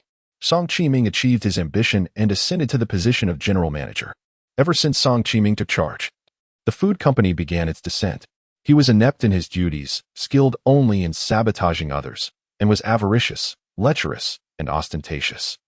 A well-functioning food company was systematically ruined by Song Qiming and his ilk, leading to its bankruptcy in 2005. Song Qiming sat beside Lin Zhenfei, patting his shoulder affectionately, saying, Shaolin, I withstood pressure to recruit you, recognizing your talent. However, the corporate world is not akin to an ivory tower. One must learn to choose sides. You are an astute individual, and I believe you understand without further elaboration. You are young and accomplished. I have high hopes for you. The position of deputy section chief is within reach, and section chief is merely a matter of a year or two. Song Qiming was relentless in his attempts to win hearts and minds. Lin Zhenfei scoffed inwardly, thinking, you are an old fox facing a hunter. Even if I do not leave the food company, I would rather follow Qin Kiki and endure her disdain than sully myself for your empty promises. A treacherous schemer who smiles while concealing a dagger is hardly worth following. The door to Qin Kiki's office was tightly shut, yet the out-of-office sign indicated her presence. Lin Zhenfei, undeterred, knocked on the door. To his surprise, it opened. Qin Kiki was inside, her face clouded with sorrow, tears lingering at the corners of her eyes. Lin Zhenfei, unable to bear the sight of a woman in tears, felt a pang of compassion. Has Song Qiming been bullying you again? He asked. Qin Kiki shook her head, deflecting the question. Shaolin, where did you go yesterday on your leave? Lin Zhenfei certainly would not divulge that he had participated in the auction for the Wanghu Town Food Factory. He smiled and replied, Director Qin, I have come to submit my resignation. Qin Kiki, taken aback, inquired, are you truly resigning? I had planned to visit Jiangnan province this afternoon for a business discussion. Lin Zhenfei asked, how long will your trip to Jiangnan last? Qin Kiki replied, I plan to leave this afternoon and return the day after tomorrow. Lin Zhenfei responded, no problem. I shall serve as your dedicated driver for another 3 days. Qin Kiki questioned, are you steadfast in your decision to resign? Have you found a better opportunity? Lin Zhenfei shook his head. No, I intend to start my own venture. Qin Kiki seemed somewhat reluctant. Very well, I shall not force you. Suddenly, Lin Zhenfei asked, Director Qin, does Song Qiming target you at every turn? Chapter 61. Journey to Jiang, and Qin Kiki let out a cold snort, exclaiming, he is nothing but a petty person. Greedy and incorrigibly lecherous. Lin Zhenfei warned, be wary of the alliance between Song Qiming and Ma Zhengqi. Indeed, Ma Zhengqi is of the same ilk. It is merely that he lacks an appetite for the opposite sex. It appears that Qin Kiki is quite well acquainted with both Song Qiming and Ma Zhengqi. With a softening demeanor, Qin Kiki remarked, Shaolin, I have heard that your father has returned safely. Congratulations are in order. Lin Zhenfei responded coldly, thanks to you. He has not languished in prison. Qin Kiki smiled faintly, Shaolin, even if my second brother has erred, that is all in the past. When will the cycle of vengeance cease? We must look ahead. Lin Zhenfei remained silent. The treachery of Chun Eru towards his father, though currently evading legal consequences, is a grudge he cannot forget. Qin Kiki's journey this time was to negotiate a collaboration with Waiting Company. Jiangzhou is over 300 kilometers away from the headquarters of Waiting Company in Yunchuan City, Jiangnan Province. Lin Zhenfei drove the car, with Qin Kiki as his passenger. In another vehicle were the deputy manager in charge of sales, Ma Zhengqi, and the sales section chief, Wang Han. Wang Han, a hefty man weighing a full 200 pounds, possessed the eloquence essential for his role as sales chief. Waiting Company is a diversified enterprise. Qin Kiki's intention for this visit is to leverage Waiting Company's extensive national sales network to distribute the food company's products across the country. Additionally, she aims to introduce 2 new production lines once sales figures significantly increase, aspiring to double revenue within a year. In the following years, She plans to invest in establishing new branches and timely initiate a diversification strategy. Xingnong Company specializes in Jiangzhou's renowned delicacies, such as sesame cakes, baked cakes, and baijie. Currently, sales are not an issue. However, for a company's survival and growth, a sense of crisis is paramount. Remaining complacent, clinging to one small patch of land, is destined for obsolescence. It can be said that Qin Kiki, having transitioned from government to enterprise, possesses a keen sense of crisis and strategic vision. In the remnants of Lin Zhenfei's previous memories, the downfall of Xingnong Food Company was undoubtedly linked to the corruption of Song Qiming and his ilk. However, the crux of the matter lies in the lack of crisis awareness among the company's leadership, who, ensconced in the glory of past achievements, missed the optimal strategic opportunity for consumer transformation and diversification, leading to a drastic decline in sales. Fatigued from the journey, Qin Kiki reclined in the back seat. Resting her eyes, the car's audio system played Lin Zhishuan's single love song. "Shaolin, are you seeing anyone?" Qin Kiki suddenly inquired, her eyes fluttering open. "I broke up," Lin Zhenfei replied tersely. "So you are currently single?" Qin Kiki retorted, "Is there any need to ask?" Her eyes widened in indignation. "Is this how one speaks to their superior?" Lin Zhenfei coldly replied, "In a couple of days, you will no longer be my superior." Qin Kiki's anger simmered. "Xiaolin, even if my second brother has wronged your father, I have not. Just because I am Qin Eru's sister, you harbor resentment toward me?" Lin Zhenfei fell silent. He loathed Qin Eru, Qin Xiaohu, and Qin Dao, extending his animosity to Qin Kiki as well. "If you despise me, why did you agree to be my driver? You could have easily declined." Lin Zhenfei too was perplexed by his own consent to become Qin Kiki's personal chauffeur. Was it her beauty, or some irresistible charm that captivated him? "Speak up," Qin Kiki urged. Lin Zhenfei muttered, "I never said I hated you, but I certainly don't have any fondness for you." "Ah, that's truly amusing. Do I need your affection? I know you care about Zhou Wei's feelings. Unfortunately, he doesn't care about you." Qin Kiki's breaths quickened with indignation. "If you remain silent, no one will mistake you for a mute." Lin Zhenfei chose not to respond, realizing he might have overstepped. Although Qin Kiki was part of the Qin family, she had not participated in the persecution of his father. With her arms crossed defiantly, Qin Kiki was visibly upset. The car's audio system played Lin Ilian's "I Heard Love Has Come Back." As the melody enveloped her, tears began to flow. "Are you crying?" Lin Zhenfei couldn't help but inquire. Qin Kiki retrieved a tissue to dab her tears, coldly retorting, "Mind your own business." Lin Zhenfei added, "Did you break up with Zhou Wei? How did you know?" "Just a guess. It's evident you care about him. To be frank, given your attributes, what kind of outstanding man could you not attract? Are you suggesting Zhou Wei isn't exceptional? A rural boy without connections or education who, through sheer effort, has built his current career. Such a person isn't remarkable? Then tell me, what does it mean to be exceptional? An exceptional person should possess admirable character. Are you implying Zhou Wei lacks good character? A man who is fickle and lecherous cannot possess good character. Xiaolin, although I have divorced Zhou Wei, you shall not insult him. Lecherous? Are there no lecherous men? Are there cats that do not stray?" Lin Zhenfei shook his head, pondering the extent of Zhou Wei's allure that could so captivate Qin Kiki. The journey continued in near silence. By dusk, they finally arrived in Yinchuan City. Yinchuan, a prefecture-level city in Jiangnan Province, rivaled the prosperity of Jiangzhou, the provincial capital. As the lights began to twinkle, the vibrant city unveiled its enchanting visage beneath the night sky. Qin Kiki's university classmate, Qin Linger, served as the head of the finance department at Whiting Company. Though of similar age to Qin Kiki, Qin Lingo's figure rivaled that of women in their 20s. Her years as a senior executive bestowed upon her an aura of unassailable nobility. Dressed in a tailored gray suit, her ample bosom accentuated the outfit, creating a tantalizing curve that caught the eye. Beneath the gray skirt, a pair of exquisite legs, encased tightly in black stockings, were on display. Her legs were firm and elongated, brimming with elasticity and tension. Such beauty was enough to captivate the gaze of the vast majority of men in this world. Qin Kiki and Qin Linger, having not seen each other for many years, embraced tightly upon their reunion. "Linger, you remain as youthful and beautiful as ever, albeit with a newfound maturity that signifies womanhood. Kiki, you too. The years seem to have left scarcely a trace upon you. A woman as beautiful as you would surely make any man's heart race. Were I a man, I would go to any lengths to win your affection." Qin Kiki playfully pinched Qin Lingo, laughing, "Linger, you still speak so irreverently as you did in the past." Lin Zhenfei stood quietly to the side, striving to exude an air of gentlemanly grace. This handsome fellow is Qin Lingo inquired with a smile. My personal driver, Lin Zhenfei. Kiki, you truly have an eye for talent. Even your driver is strikingly handsome. It couldn't possibly be. Qin Linger leaned closer to Qin Kiki, whispering 2 words conspiratorially.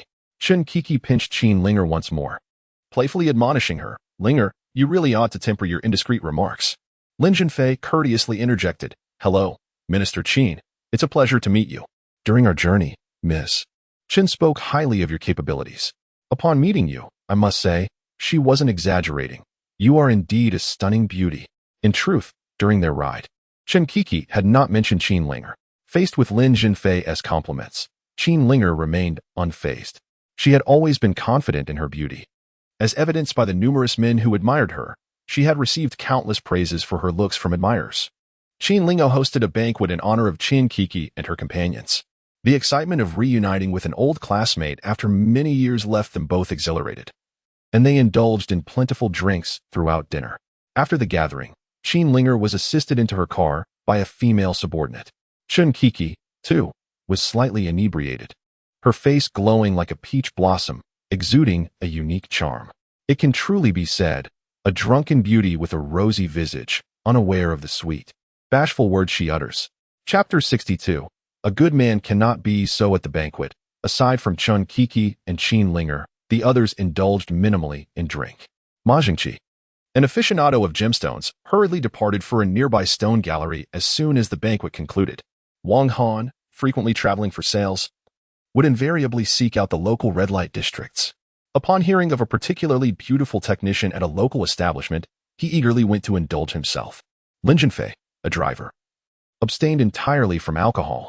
He assisted Qin Kiki into the hotel room, only for her to suddenly lean against him, wrapping her arms around his neck, murmuring incoherently, "Zhou Wei, please don't leave me, all right?" Lin Zhenfei couldn't help but smile wryly. It seemed Qin Kiki had mistaken him for Zhou Wei. Though he was not a man of unyielding virtue, he was certainly not one to take advantage of a vulnerable moment. He gently pushed her away. Suddenly, Qin Kiki retched violently onto the floor. Afterward, she appeared somewhat more lucid, staring blankly at the ceiling, silent and unresponsive. Lin Zhenfei distinctly noticed the glimmer of unshed tears in her eyes. After a considerable effort, he managed to clean the floor. Just as he was about to leave, Qin Kiki gazed at him vacantly and weakly requested, "Shaolin, help me to the bathing area. I need a shower." "Perhaps it's best not to," he cautioned, observing her limp state. "Do you truly have the strength for a shower?" "I must. I can't bear the discomfort. I have a bit of a cleanliness obsession." In the bathing area, as Lin Zhenfei prepared to release her, Qin Kiki nearly collapsed. Supporting her with one arm, while turning on the faucet with the other, he adjusted the water temperature. Water cascaded into the tub, steam began to envelop the space, and a mist settled in the air. "Please leave," Qin Kiki insisted. Freeing herself from his grasp and leaning against the wall, Lin Zhenfei stepped outside, closing the door behind him. Yet he remained apprehensive about her well-being and did not leave the room. He turned on the television and absent-mindedly flipped through channels. The programs ranged from wartime dramas to urban romances filled with intrigue between primary and secondary characters. Disinterested, he eventually settled on the martial arts series The Legend of the Condor Heroes, featuring Louis Koo and Carmen Lee. The show was captivating. Suddenly, Lin Zhenfei recalled that Qin Kiki had been in the bath for some time. The silence was unsettling. He quickly rose and approached the bathing area. The door was closed, and an eerie stillness prevailed, devoid of even the sound of dripping water. A chill ran down his spine. What if something had gone awry with Qin Kiki? His thoughts darted to the frequent news reports on electric water heater accidents, and he felt a surge of dread. Just days prior, a well-known brand had been implicated in a tragic incident, resulting in the electrocution of a young couple in the capital. Leaning closer to the door, he strained to listen. But silence persisted. "Qin Zong," he called out, but received no response. Time was of the essence. With a sudden burst of urgency, he forcefully pushed the door open and rushed inside. Qin Kiki's head rested on the edge of the bathtub, with most of her body submerged in the water. Deep in slumber, her cheeks were flushed, and her lips moved slightly, emitting soft, rhythmic breaths. Her exquisite form was fully displayed before him. Lin Zhenfei bent down to test the water's temperature with his hand. It still retained some warmth, but it would soon grow cold. Qin Kiki appeared to be in a profound sleep, showing no signs of awakening. Having consumed alcohol, she was at risk of catching a chill. What should he do? Lin Zhenfei repeatedly questioned himself. At this moment, if he were to leave the bathing area, the sleeping Qin Kiki would remain oblivious to his gaze upon her. Yet, if he were to rouse her, would she not feel an overwhelming sense of embarrassment? After considerable deliberation, Lin Zhenfei resolved to awaken Qin Kiki. There was reason for his actions, and she would likely forgive him. Miss Qin, please wake up. Lin Zhenfei gently shook her arm. Qin Kiki opened her drowsy eyes and, in a hazy voice, murmured, "Zhou Wei, carry me to bed." Lin Zhenfei initially intended to correct her, saying he was Stalin, not Zhou Wei. However, considering the situation, he decided to indulge her delusion, lifting her into his arms and transporting her to the bed before discreetly departing.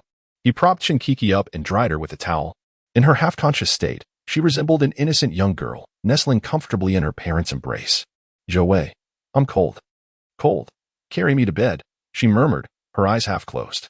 Lin Zhenfei laid her down and covered her with a blanket. Just as he was about to leave, Qin Kiki unexpectedly clutched him, saying, "Zhou Wei, don't leave me. Stay and sleep with me, please."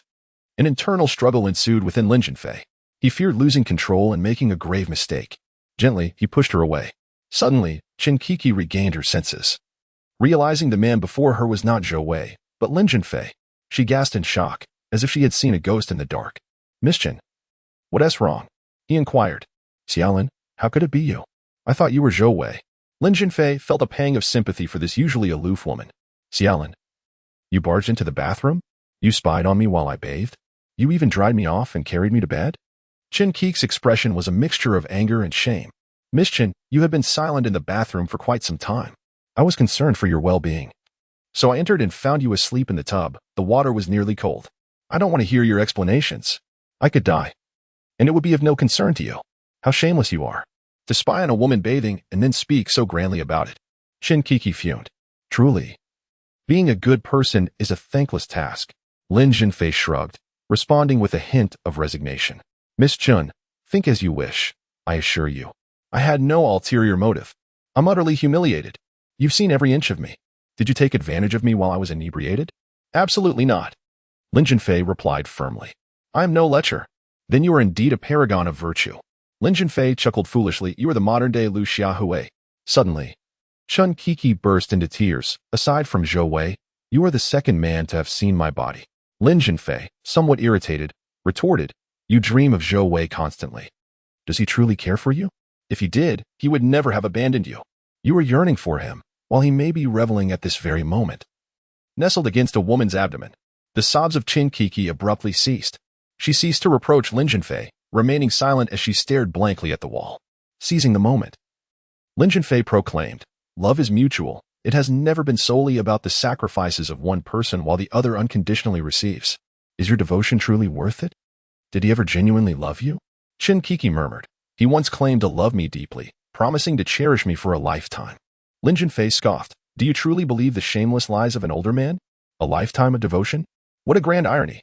It's only been a few years. Moreover, I have yet to mention that he nearly purchased a lakeside villa for a girl who possesses a beauty spot at the corner of her mouth." "The girl with the beauty spot? Are you referring to Su Banksia?" "I am unaware of her name, yet I have witnessed her beauty. The essential point is that she is younger than you, and Zhou Wei holds deep affection for her. Enough of this. I demand that you leave this place. At once." Immediately, Lin Zhenfei walked away without looking back. Just before exiting, Qin Kiki called out loudly, "Remember to wake me up before 8 in the morning." Chapter 63. Insufficient Accomplishments. Awakening from slumber, Lin Zhenfei noticed the sun had risen high, the clock reading 7:30. Suddenly, he recalled that Qin Kiki had requested him to wake her. Dismayed by this capricious and ungrateful woman, he hesitated to confront her. He dialed the internal phone line, which connected promptly. "You're awake," Lin Zhenfei remarked with mild astonishment. With a curt response, Qin Kiki said, "We have a meeting scheduled at 9:30 with the relevant personnel from Waiting Company. We shall depart at 9. Also, have Ma Zhengqi and Wang Han risen? We cannot afford any delays." Lin Zhenfei proceeded to call the rooms of Ma Zhengqi and Wang Han, but no one answered. Perhaps they had ventured to the dining hall for breakfast? After consideration, he attempted to reach Wang Han's mobile, but it was turned off. He then called Ma Zhengqi's phone, which connected, yet Ma was away from the hotel, perusing the gemstone market. Lin Zhenfei relayed the morning's itinerary, to which Ma replied dismissively that he would not attend as long as General Manager Chen was present. Before Lin could protest further, Ma Zhengqi abruptly ended the call. Together with Song Qingming, Ma Zhengqi opposed Qin Kiki, albeit with differing strategies. Song was overtly confrontational, while Ma preferred a fa of cordiality, opposing her subtly. When Qin Kiki summoned him to Jiangnan, he had agreed without hesitation, a response Song would have vehemently rejected. However, Ma had already calculated his gains. Seeing this trip not as a professional obligation but rather as an opportunity for leisurely exploration, Lin Zhenfei resolved to inform Qin Kiki of the situation regarding the two men. Yet the internal line remained unanswered. Presumably, they were indulging in breakfast. Indeed, in a corner of the buffet restaurant, he spotted Qin Kiki dining alone. With her head bowed, she consumed her meal slowly, as though counting the grains of rice in her bowl. After preparing his breakfast, Lin Zhenfei took a seat across from her. Qin Kiki instinctively lifted her gaze, her cheeks flushing upon recognizing him, before she returned to her meal in silence. Manager Ma is at the gemstone market and will not be partaking in the morning activities. I have been unable to reach Wang Han, Lin Zhenfei stated. Qin Kiki's expression darkened with frustration. How could this be? Even during leisure, one must prioritize work. She promptly dialed Ma Zhengqi. Manager Ma, are you aware of the morning's work arrangements? Ma responded, General Manager Qin, with you present, I shall abstain from participation. Qin Kiki replied coldly, Manager Ma. Our primary purpose in Jiangnan is to negotiate a partnership with waiting company. Naturally, once we fulfill our work obligations, some leisure time may be warranted. However, Ma interrupted. General Manager Chun, I cannot converse further. I found a jade piece I'm currently negotiating for. He then ended the call. Fuming. Qin Kiki's complexion turned a shade of green, her breath coming in heavy bursts, her chest rising and falling with agitation. Today, she donned a khaki-belted jumpsuit that accentuated her graceful figure splendidly. Upon recollecting the visual feast of last night, where he beheld his alluring female superior from head to toe, Lin Zhenfei could not suppress a sense of secretive pride. In his moment of triumph, a smile crept upon his lips, eliciting an involuntary chuckle. What are you laughing at? Qin Kiki shot him a furious glare, her brows furrowed in displeasure. Feigning a sense of grievance, Lin Zhenfei replied, Do you wish to see me in tears? In a hushed tone, Qin Kiki warned, What you did last night will bring down the wrath of heaven upon you. Lin Zhenfei shrugged nonchalantly, brimming with self-satisfaction. I come equipped with a lightning rod. It cannot strike me. At that moment, his phone rang, displaying an unfamiliar number. To his astonishment, it was a call from Wang Han. Zhenfei, save me. I'm at the Nangguan police station. Send money. 3,000 yuan. Wang Han's voice quivered with distress. What happened? Lin Zhenfei exclaimed, taken aback. Last night at the club. The police raided it, and I got caught. They're fining me 3,000 yuan and imposing a 3-day detention. If I don't pay, it'll be 15 days. And my workplace will be notified. Irritated, Lin Zhenfei retorted, Did you really think to go out without any cash? Wang Han replied, How could I not bring money? It was all confiscated. Zhenfei, I know you're a good person. Please help me out. I promise to repay you once I'm out. And I'll treat you to dinner or a night out at the club. Although Lin Zhenfei had limited interactions with Wang Han, he had always perceived him as a good-hearted man, albeit with a notorious penchant for indulgence. Yet, to truly understand someone, mere encounters were insufficient. Wang Han's predicament at the club left Lin Zhenfei feeling that he could not rely on him this time. He conveyed the truth, fully aware that Qin Kiki had overheard. This is a mess waiting to happen. Qin Kiki exclaimed in frustration. He brought this upon himself. Let us not concern ourselves with him. We leave for waiting company at 9. Lin Zhenfei hesitated. It's only 8. We still have time. I'll make a quick trip. I assure you it won't delay our plans. Qin Kiki, displaying her authoritative demeanor, insisted, No. You must heed my words on this matter. Lin Zhenfei countered, Director Chun, if the police notify his workplace, it will reflect poorly on us. Besides, Wang Han was with you when this occurred. His misfortune implicates you in terms of responsibility. Qin Kiki's eyes widened in disbelief. How's this my fault? After a moment, her tone softened. All right, go quickly and return promptly. Do not let this disrupt our schedule. Lin Zhenfei hastily consumed a few bites of food before rushing to the Nangguan police station. Instead of driving, he opted for a taxi due to his unfamiliarity with the roads. In the year 2000, mobile navigation was not yet a convenience. At the Nangguan police station, Wang Han was confined in a large room, guarded at the entrance. To the left sat a row of men, numbering 20 or 30, while to the right, a dozen women with commendable figures and features were gathered. Lin Zhenfei mused to himself. So this is where all the beautiful women have ended up. Upon seeing Lin Zhenfei, Wang Han's face lit up with gratitude, as if he had encountered a savior.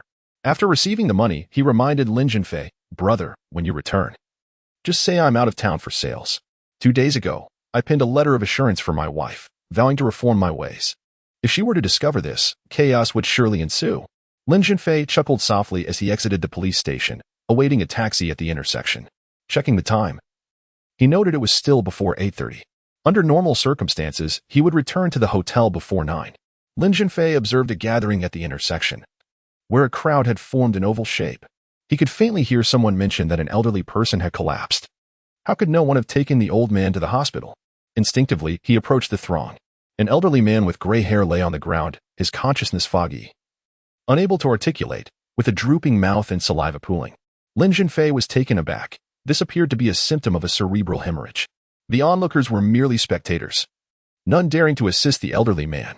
Yet, one could hardly fault the crowd for their apathy. The benevolence and justice that once existed in society had been eroded by the betrayal of a few.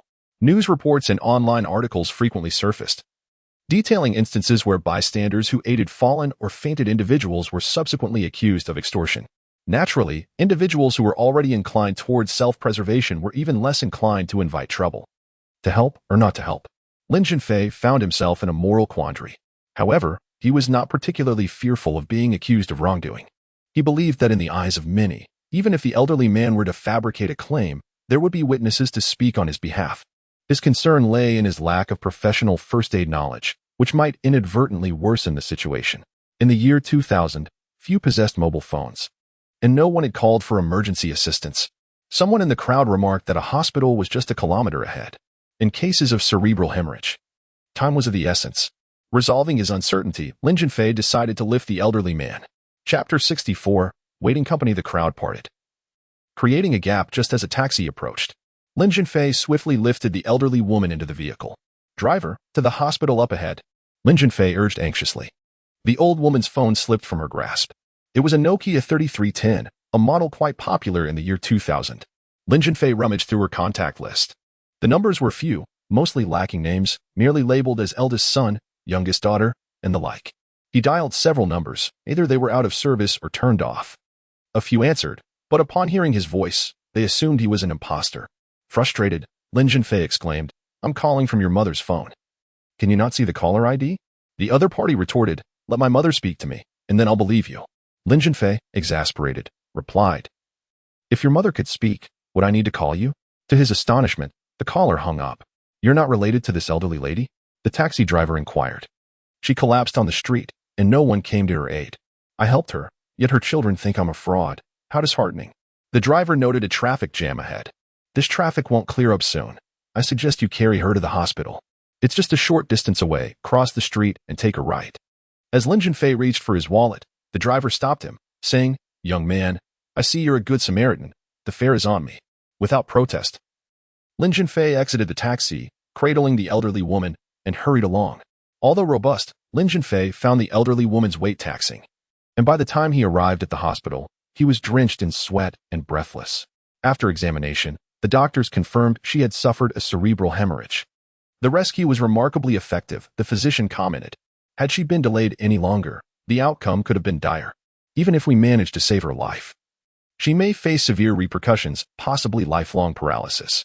As the ancients said, to save a life is to build a 7-story pagoda. His father often remarked that those who perform good deeds tend to enjoy favorable fortune. Suddenly, the phone rang. The caller ID displayed youngest daughter. It dawned on Lin Zhenfei that the elderly woman's phone was still in his possession. The daughter, astonished, asked, "Who are you, and why do you have my mother's phone?" Lin Zhenfei briefly recounted the events, to which she responded skeptically, "Is this true or false?" Lin Zhenfei retorted, "You can verify the truth at the city hospital's emergency room." Noticing the time, he realized it was already past 9:30. Oh no. He fished out his phone to find 7 or 8 missed calls, all from Chen Kiki. Attempting to reach her, Lin Zhenfei found no answer. He braced himself for her inevitable scolding upon their next meeting. Resigned, he thought, let her scold me. In just 2 days, I will resign. Chen Kiki could drive herself or take a cab. She could easily reach waiting company without him. After all, he was merely a driver, and his presence at waiting company was of little significance. Before long, the elderly woman's phone rang again. "Hello, where are you?" "I've arrived at the emergency room." Lin Zhenfei approached the doorway, where he beheld an exquisite young woman. She appeared to be in her 30s. With a voluptuous figure, ample bosom, curvaceous hips, and a waist that could be clasped with a single hand. Her face bore no makeup. Yet her complexion radiated the luster of fine jade. With a delicate nose, rosy lips, and elegantly arched brows reminiscent of distant mountains, her dark, shimmering eyes flowed like tranquil waters. The young woman donned a pristine white lace ensemble, embodying an immaculate hue. She surpassed the beauty of a blossoming lotus. And the fragrance of her presence was as captivating as a gentle breeze. Such an enchanting yet unpretentious beauty would undoubtedly be considered a rare gem among mortals. In ancient times, she could have been a siren, capable of bringing nations to ruin. Lin Zhenfei suddenly felt a sense of familiarity with this stunning woman, as if he had encountered her before, though he could not recall when. "How is my mother now?" the beautiful woman inquired, her demeanor slightly flustered. "She has turned from peril to safety." Lin Zhenfei succinctly recounted the events. The woman hurried into the hospital room to see his mother, who, though still frail, was now able to speak. Confirming Lin Zhenfei's words, his mother echoed the doctor's assessments. "Thank you, sir. My family has misunderstood you, and I sincerely apologize." The young woman expressed her remorse. She continued to express her gratitude profusely. At that moment, Chen Kiki called, her voice filled with indignation. "Where have you been? Have you been arrested like Wang Han?" Lin Zhenfei, aware of his misstep, replied with a tinge of regret. "I apologize, Director Chen. A sudden situation arose that delayed your schedule. You're more of a hindrance than a help. If you hadn't submitted your resignation, I would have had to dismiss you." At critical moments, everyone falters. Chen Kiki's frustration hinted that negotiations with Waiting Company had likely fallen through. Tentatively, Lin Zhenfei inquired, "How did the discussions with Waiting Company go?" "They collapsed. Could it have gone any differently?" During the meeting, 3 or 4 representatives from Waiting attended, while I was left alone, an isolated figure. They must have thought we looked down on Waiting, as if we did not regard them seriously. Waiting is a large corporation, whereas we are merely a small firm. And the disparity in our numbers during negotiations was glaring. If you had been there, at least you could have lent some support. Isn't your classmate Qin Linger the finance minister at Waiting? Could she not advocate on your behalf? She is the finance minister, but I am not negotiating with her. Waiting has a comprehensive set of regulations, including avoidance protocols. Even if she wished to assist me, she would be powerless. This venture has yielded nothing. Upon my return, Song Qiming will have more ammunition to target me. With that, Chen Kiki hung up in exasperation. The beautiful woman gently inquired, "I heard you mention Waiting Company. Did you come to Yunchuan to negotiate a collaboration with them?" Lin Zhenfei nodded. "Indeed, our president wishes to discuss a cooperative project with Waiting." "Oh, do elaborate. Perhaps I can be of assistance." Lin Zhenfei was taken aback, wondering if the enchanting woman had connections within Waiting. She handed him a gold-embossed business card. And as he accepted it with both hands, he was astonished to discover that she was Cheng Feifei, the vice president of Waiting. Cheng Feifei's husband was none other than Ma Wei, the president and founder of Waiting Company. In the year 2000, Waiting Company was in its growth phase. Yet it had already achieved a certain level of recognition within the domestic market. Subsequently, Waiting evolved into a multinational conglomerate with assets exceeding $1 trillion. Delving into various sectors including real estate, automotive, education, finance, cross-border trade, food, healthcare, e-commerce, information technology, logistics, entertainment, and hospitality.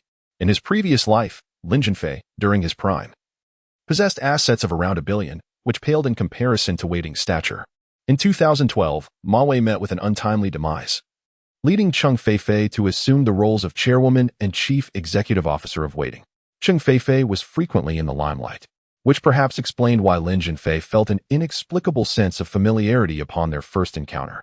In his past life, Lin Zhenfei had minimal interaction with Cheng Feifei, having only caught a distant glimpse of the formidable businesswoman during the Waiting Supplier Conference in 2015. At that time, despite being in her middle age, Cheng Feifei retained her beauty and grace, exuding an innate air of nobility. Little did he anticipate that in a future life, he would unexpectedly save Cheng Feifei's mother. Chapter 65. I am the driver. Cheng Feifei smiled radiantly. This is a splendid development, a win-win conclusion. Allow me to inquire about the situation. Cheng Feifei made a call back to headquarters. Mr. Lin, our team reported that initially, we placed great importance on collaborating with your esteemed company. However, during the negotiations, we noticed that only one representative from your side attended, which seemed to convey a lack of sincerity and perhaps even a hint of disdain towards us.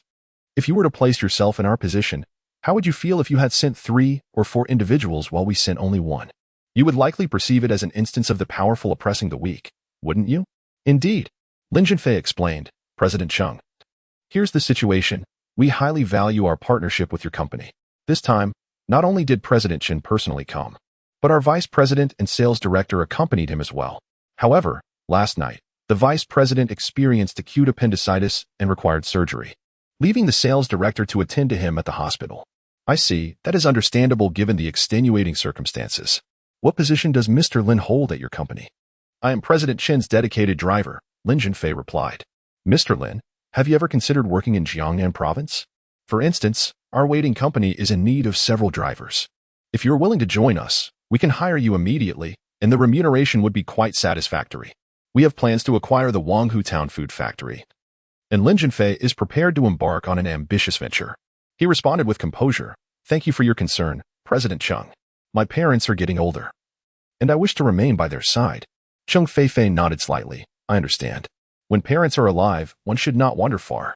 This shows that Mr. Lin is a person of great filial piety. Lin Zhenfei smiled gently. President Chen, you are as well. Chung Feifei chuckled softly. The sheep kneels to nourish its young, and the crow returns the favor. Honoring one's parents is a duty we must uphold. By the way, Mr. Lin, if you are interested in collaborating with our company, I would appreciate it if you could visit in person. I will make the necessary arrangements on my end. Lin Zhenfei was overjoyed. Thank you, President Chung. I will go right away. After bidding farewell to Chung Feifei, Lin Zhenfei returned to the hotel. His spirits were high, and he hummed a cheerful tune. Suddenly, he felt a sense of dissonance. Even if he were to sign a cooperation agreement with waiting company, what relevance would it hold for him? In just a couple of days, he would resign. Assisting Chen Kiki? She belonged to the Chen family. Moreover, she was capricious and ungrateful. Why should he help her? Never mind. A noble man does not engage in conflict with a woman. He would assist her. Consider it a parting gift to her before he left Xingnong Food Company. President Chen, where are you? Lin Zhenfei dialed Chen Kiki's number. I've returned to the hotel. Are you still waiting to pick me up? Chen Kiki replied, her annoyance still palpable. Lin Zhenfei chuckled. President Chen, I was just about to come for you. If you don't believe me, listen to the music playing in the car. The car's audio system was playing Aime's May I Embrace You. May I embrace you, darling. Allow me to call you that one last time. You two have no choice. I will smile and take my leave. Lin Zhenfei felt a wave of frustration. How coincidental. Chen Kiki scoffed. Humph. Embrace your head. You despicable scoundrel. Lin Zhenfei found himself in a state of bemusement and deftly shifted the topic. Mr. Chen, has the collaboration with waiting company come to naught? Chen Kiki, seething with anger, retorted. You lot are utterly incompetent. Before I arrived in Yinchuan, the cooperative framework was nearly finalized, just a step away from signing the agreement. And yet, it could still fall through. You can't even manage to gather a few people. Mr. Chen, we should embody the spirit of perseverance, seeking out the other party multiple times if necessary. If one attempt fails, we try again and again until we succeed. Have you read too many novels? Or has your head been caught in a door, spouting nonsense? Mr. Chen, the reason we haven't signed the agreement is that I haven't personally intervened. If I were to go, success would be assured. You've become quite the deity, haven't you? I'm ending this call. I shan't waste my breath on such a shameless individual. Wait, Mr. Chen, I assure you, I'm not jesting. I guarantee that if we go together this time, we will succeed. You're boasting beyond measure. What if we fail? Do as you wish. Do you believe you still hold any value? Lin Zhenfei chuckled awkwardly. Haha. I am quite the seasoned driver with exceptional skills. I can drive. Very well. If we don't succeed this time, you must promise me not to resign and continue as my dedicated chauffeur. Lin Zhenfei chuckled in disbelief. Chen Kiki was indeed an enigma. Just moments ago, she had threatened to dismiss him if he didn't resign, and now, her stance had completely reversed. The mind of a woman is inscrutable. One cannot fathom it no matter how hard one tries. Not a problem, I agree. Lin Zhenfei felt assured of success. Chen Kiki's tone softened. Where are you now? I'm right at the hotel entrance. Minutes later, Chen Kiki arrived, exuding grace. She had changed into a knitted avocado-colored top, a floral-patterned skirt, and white casual leather shoes. Chen Kiki's skin was flawless, as delicate and supple as a baby's, with pores scarcely visible. Even her anger was aesthetically pleasing. Her beauty was devoid of any blemish, prompting admiration for the creator's craftsmanship in producing such a flawless being. Lin Zhenfei, akin to a scanner, appraised Chin-Kiki from head to toe and inquired with a smile. Dressed so casually. Are you off to shop? What are you staring at? Keep looking, and I'll gouge out your eyes. Everyone has a heart for beauty. Besides, I was merely admiring your attire. Upon entering the car, Chin-Kiki playfully jabbed Lin Zhenfei's shoulder with her delicate fist, neither too hard nor too soft. I'll deal with you, you scoundrel. As Chin-Kiki's fist drew back for another playful strike, Lin Zhenfei exaggeratedly exclaimed, No. If others see, they might think we're flirting. Only then did Chin-Kiki relent. The journey was silent until they approached waiting company. Your driving skills seem impressive. How many years have you been driving? Over 20 years. But how old are you? How can you have 20 years of driving experience? Lin Zhenfei spoke no falsehood. In his previous life, he had learned to drive during university. I have been able to drive since the moment I entered this world. Nonsense. Have you not realized that I am a seasoned driver? My driving skills are exceptional. Having navigated a diverse array of vehicle types, what is there to boast about? Your only skill lies in driving, akin to playing a lute to a cow. Chin-Kiki is utterly oblivious to the fact that I am an experienced driver, which carries an additional connotation. Forget it. This is the year 2000. And the phrase experienced driver emerged many years later. At the entrance of the waiting company, a few individuals engaged in negotiations with Chin-Kiki stand outside. May I inquire if you are Mr. Lin? A leading figure inquired. Who am I? Lin Zhenfei replied calmly, Mr. Lin, General Cheng has made arrangements. We shall proceed to sign the cooperation agreement, and in the future, we can further deepen our collaboration. He deliberately disregarded Chin-Kiki. Chin-Kiki was exceedingly embarrassed and utterly perplexed. The contract was successfully signed, and waiting company even hosted a banquet in celebration. On the way back to the hotel, Chin-Kiki's mood visibly improved. Xiaolin, how do you know General Cheng from waiting company? She is my senior from school. Why do you ask? What is serious nonsense? Cheng, having graduated from Tsinghua University, how could she possibly be your senior? Perhaps she admires my handsome appearance and has developed a fondness for me. How vain. Do not, under any circumstances, hold a basin of water to gaze at your reflection. Chin-Kiki initially intended to say, take a leak and look in the mirror, but thought better of it and retracted. Someone remarked that I resembled Su Yuping from the Little Tigers. Lin Zhenfei, brimming with self-satisfaction, declared, narcissist. I think you look more like Su Yongkong. With a soft chuckle, Lin Zhenfei couldn't help but laugh aloud. Chin-Kiki joined in the laughter, her gaze lingering on the chiseled contours of his profile, reminiscent of a masterfully sculpted work of art. He truly possessed an undeniable charm. One might even say he bore a striking resemblance to Su Yuping. Chapter 66, Egret Island, a smile to dissolve grudges in truth. Lin Zhenfei and Chin-Kiki bore little animosity towards one another. Lin's father had been wrongfully imprisoned, with Chin-Kiki merely an outsider to the tumultuous events. Moreover, Lin's father had since exonerated himself. Lin Zhenfei was inherently a cheerful, optimistic, and humorous individual, yet the upheaval within his family had cast a shadow over his spirits. Fortunately, the most challenging phase had now passed, and the clouds of despair were gradually lifting. By the way, my classmate Qin Lingo has invited me to explore the nearby area this afternoon. Are you coming? Chin-Kiki suddenly inquired. If it doesn't involve driving, I would prefer to indulge in a good nap.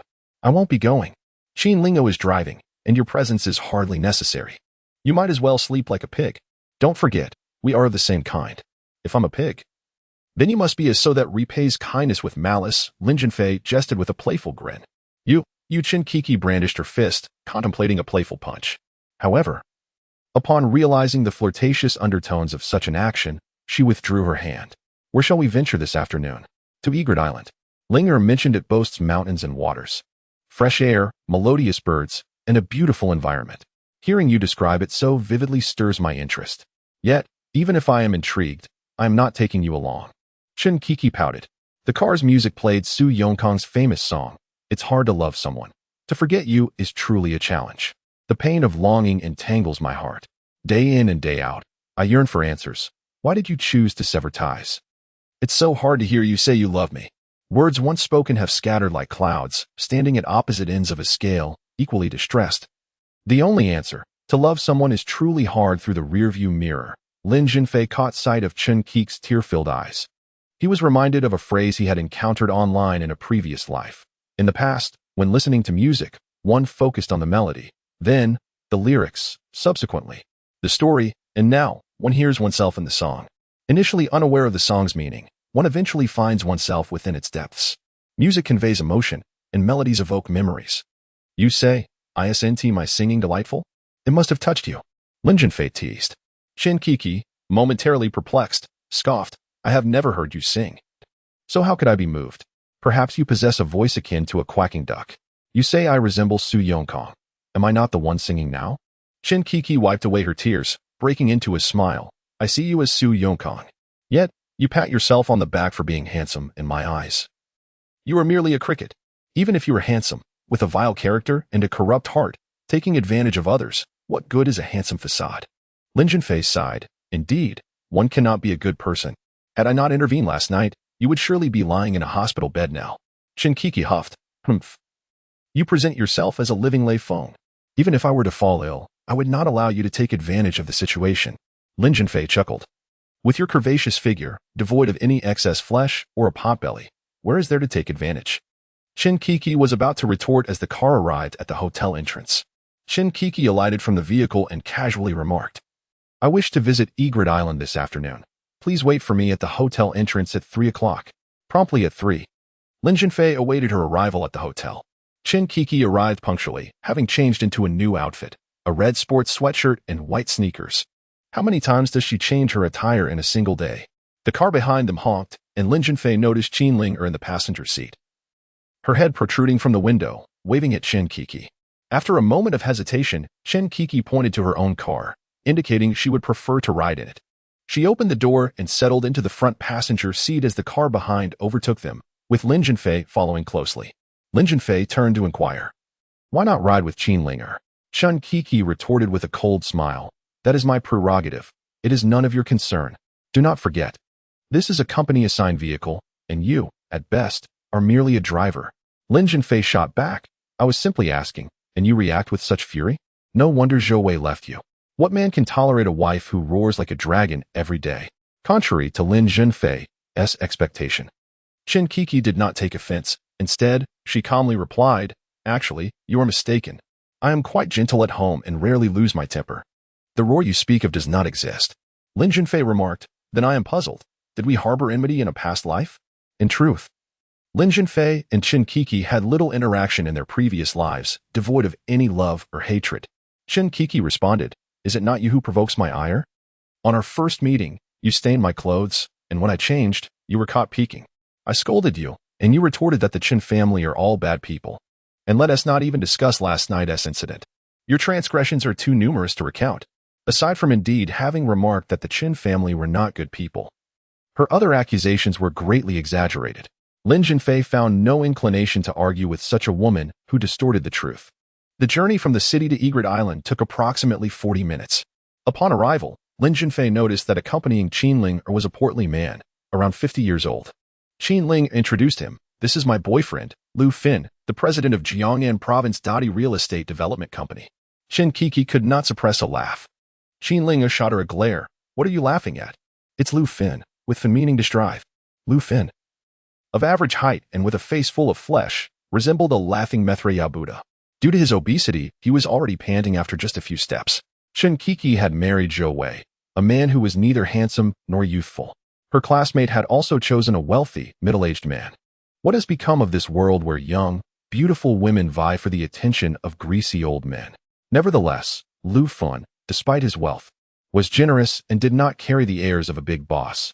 He exhibited a warm and approachable demeanor. Egret Island, nestled amidst mountains and waters, boasts a lake with islands within it. The lake's winding paths weave through dense forests, verdant hills, and sparkling waters, creating a picturesque environment with fresh air and a pleasant climate.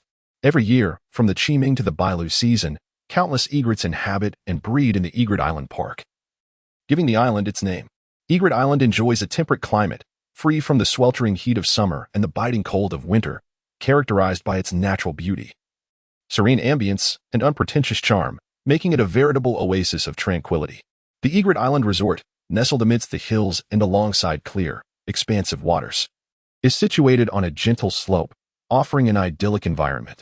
Although it lies far from the bustling urban life, it boasts comprehensive amenities, including hunting grounds, camping, and adventure zones, off-road racing tracks, and hot spring parks, allowing visitors to fully immerse themselves in the picturesque landscape while relishing a life reminiscent of a paradise hidden from the world. A party of 4 revels in nature's splendor, exploring the hunting grounds and indulging in the hot springs, basking in joy. Unbeknownst to them, twilight gently descends. According to Qin Lingo's plan, they would spend the night on Egret Island, embracing the joys of the mountains and forests. The accommodations on Egret Island come in 2 varieties: standard hotel rooms and charming standalone wooden cabins nestled among the hills. These cabins, though smaller in size, akin to 50 square meters, are entirely constructed of wood, featuring 2 bedrooms, a living room, and a bathroom. Lufin reserved 2 of the woodland cabins. Lingo, let those 2 gentlemen share a room while we stay together for a good chat tonight, Chen Kiki whispered to Qin Linger, pulling her aside. Qin Linger chuckled mischievously. Kiki, do you think that is possible? I would love to discuss our friendship, but Lufin would never agree. Just a few days ago, I had my period. And Lufin was like a ravenous wolf. After finally seeing it off, do you think he would let me go? Is it really so? You want me to share a room with Shaolin? Kiki, you are divorced from Zhou Wei and are now a single lady. Although Shaolin is just a driver. He is handsome and brimming with vitality, perfectly manly, if you will. Chen Kiki blushed deeply. Enough. Stop with the nonsense. Linger, how many boyfriends have you had in recent years? Not many, just an average of 1 per year. How chaotic. Kiki, I am not like you, only loving Zhou Wei. I advised you from the start that Zhou Wei was not suitable for you, but you did not listen, claiming he saved your life. There are many ways to express gratitude. Why should it involve sacrificing oneself? I never had faith in your relationship, and now it seems I was right. Is a flirtatious middle-aged man truly worthy of such devotion? Linger, do not mock me from a distance. I see Lufin is no better than Zhou Wei. That is different. I have no intention of marrying Lufin. We are merely enjoying each other's company. Who knows, I might soon kick him aside and seek new affection. Chapter 67. You must be happy, Chen Kiki remarked. Lingo, given Lufin's wealth, why doesn't he reserve more accommodations? Must I share a room with Shaolin? Very well. I shall book a little wooden cabin for myself. Qin Lingo gazed at Chen Kiki with a puzzled expression. Kiki, isn't Shaolin your lover? Chen Kiki's eyes widened. Linger, do you truly believe that? Kiki, while Zhou Wei flirts with others, you remain faithful to him. Is that truly worthwhile? Moreover, you are already divorced, despite your Western education. Your thoughts are rather conservative. Let me arrange for Lufin to reserve another suite. Qin Linger continued. Kiki, the wooden cabin is nestled in the woods. And you are so beautiful. Aren't you afraid that a nefarious man might knock on your door at night? Besides, the cabin has 2 bedrooms. You can each have your own.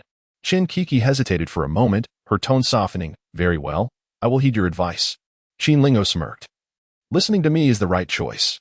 Kiki, if I were in your position, I would be overjoyed to be alone with a handsome man. Alas, for the sake of facilitating your happiness, I am making sacrifices. Chen Kiki playfully pinched Qin Linger. Stop your nonsense. Qin Linger pouted. Kiki, one day I shall snatch Shaolin away from you. Just wait and see if you dare to bully me then. Qin Lingo deliberately raised her voice, ensuring that Lin Zhenfei and Lufin could hear. Lufin displayed his signature smile. Linger, do you find me too old and unattractive? Are you seeking a younger, more handsome man? Qin Linger dashed into Lufin's embrace, playfully declaring, I was merely joking with Kiki. With so many flowers around me, how could I possibly part with you, my dear cow dung? Lufin hugged Qin Linger. Come, let us head to the wooden cabin. Chen Kiki and Lin Zhenfei entered the cabin, where Chen Kiki chose a bedroom and assumed an intimidating stance. Shaolin, from this moment forth, you are forbidden to set foot in this room. Otherwise, I shall not spare you. Lin Zhenfei calmly replied. Do you truly believe I would even consider entering? Chen Kiki huffed. You are incorrigible. You dare to barge into the bathroom. I must be ever vigilant. Lin Zhenfei chuckled. My dear General Chen, if I were to take advantage of the situation, we would have, he trailed off, but the implication was unmistakable. Chen Kiki's cheeks flushed crimson as she swung her fist towards Lin Zhenfei. He did not evade her. As her fist approached, he caught her hand, causing her to tumble into his embrace. Ah! Chen Kiki instinctively exclaimed. At that moment, her phone rang. Chen Kiki's face turned even redder as she opened her phone to find it was a call from Chineru. Second brother, do you need something? Kiki, is this a convenient time to talk? Chen Kiki glanced at Lin Zhenfei and replied, Second brother, go ahead. Kiki, you know that my friends and I have established a food company, right? With our close proximity, I would like to explore a collaboration with your company. Collaboration on what? Kiki, it is best to keep resources within the family. Your company is a state-owned enterprise, while mine is private. We can discuss the specifics of our collaboration when we meet next. I assure you, I will offer you a generous commission. Second brother, do you expect me to engage in unethical practices? Coco, one must seize the opportunities presented by state-owned enterprises. After all, it is the norm across the nation. Second brother, let me be unequivocal. This is out of the question. I do not oppose your establishment of a new company, but do not even think about exploiting state enterprises. Coco, I am your elder brother. If you do not assist me, who will? Precisely because you are my second brother, I will not allow you to engage in illegal activities. We must uphold integrity, operate within the law, enhance product quality, and broaden sales channels, rather than constantly seeking to benefit from the state. There is no need for you to lecture me. Chen Eru angrily ended the call. Chen Kiki, in frustration, remarked, Xiaolin, do you think my second brother is delusional? Lin Zhenfei scoffed. I have heard nothing. I know nothing. It's like playing the lute to a cow. Chen Kiki uttered these words and stormed into her bedroom. Lin Zhenfei also retreated to his own room. He opened the wooden window, and distant twinkling lights emanated from the scattered cabins in the forest. A gentle breeze rustled the leaves, producing sounds akin to a bamboo flute's harmonious melody, soothing the spirit. To Lin Zhenfei's surprise, there was a guitar on the wall of his bedroom, the only instrument he was proficient in. He took it down and began to strum and sing He Jie as you must be happy. In the stillness of the night, I recall the flowers he gave, along with heartfelt declarations of love. Betting on a chance for happiness in the bustling streets, I wonder how he is now, yet I cannot provide the answers you seek. But you must be happy. As he sang, tears welled in Lin Zhenfei's eyes. The image of Lu Yuyan flickered before him like scenes from a film. He had met Lu Yuyan in 2008. 2 years later, she left for England in a fit of anger. In the summer of 2011, after much effort, Lin Zhenfei managed to contact Lu Yuyan again. They engaged in a transcontinental video call. Lin Zhenfei professed, Yan, I have squandered your unwavering affection. Return, and let us marry. Lu Yuyan replied, Zhenfei, can spilled water be retrieved? He countered, a broken mirror can be reunited. Yuyan, do you still love me? To which she responded, I hate you.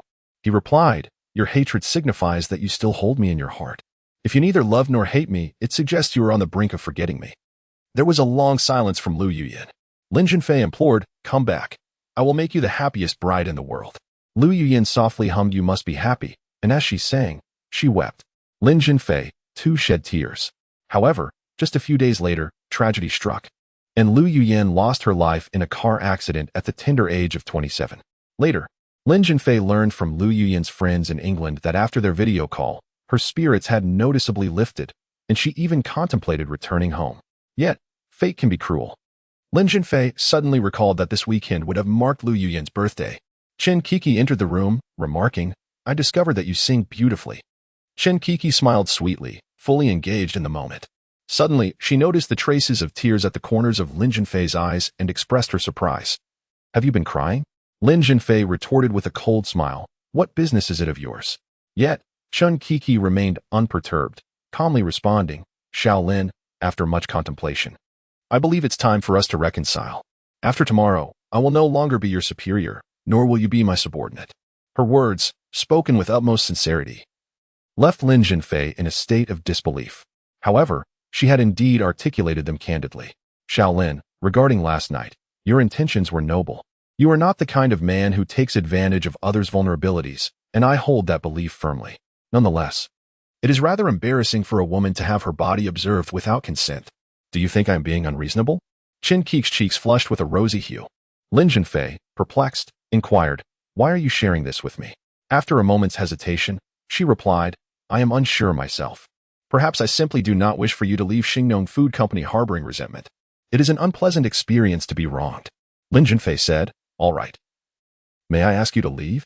I wish to be alone for a while. Chapter 68. Outsourcing. Chen Kiki, feeling somewhat irate, retorted, are you issuing an eviction notice? Lin Zhenfei responded coldly, you just warned me not to set foot in your bedroom, yet you have entered mine without my consent. Is this not a double standard? Chen Kiki, fuming, exclaimed, you are utterly unreasonable. As she stormed away, Lin Zhenfei suddenly realized that perhaps he had indeed overstepped. His feelings toward Chen Kiki were intricate and contradictory. He longed to draw closer to her yet found himself inadvertently provoking her ire.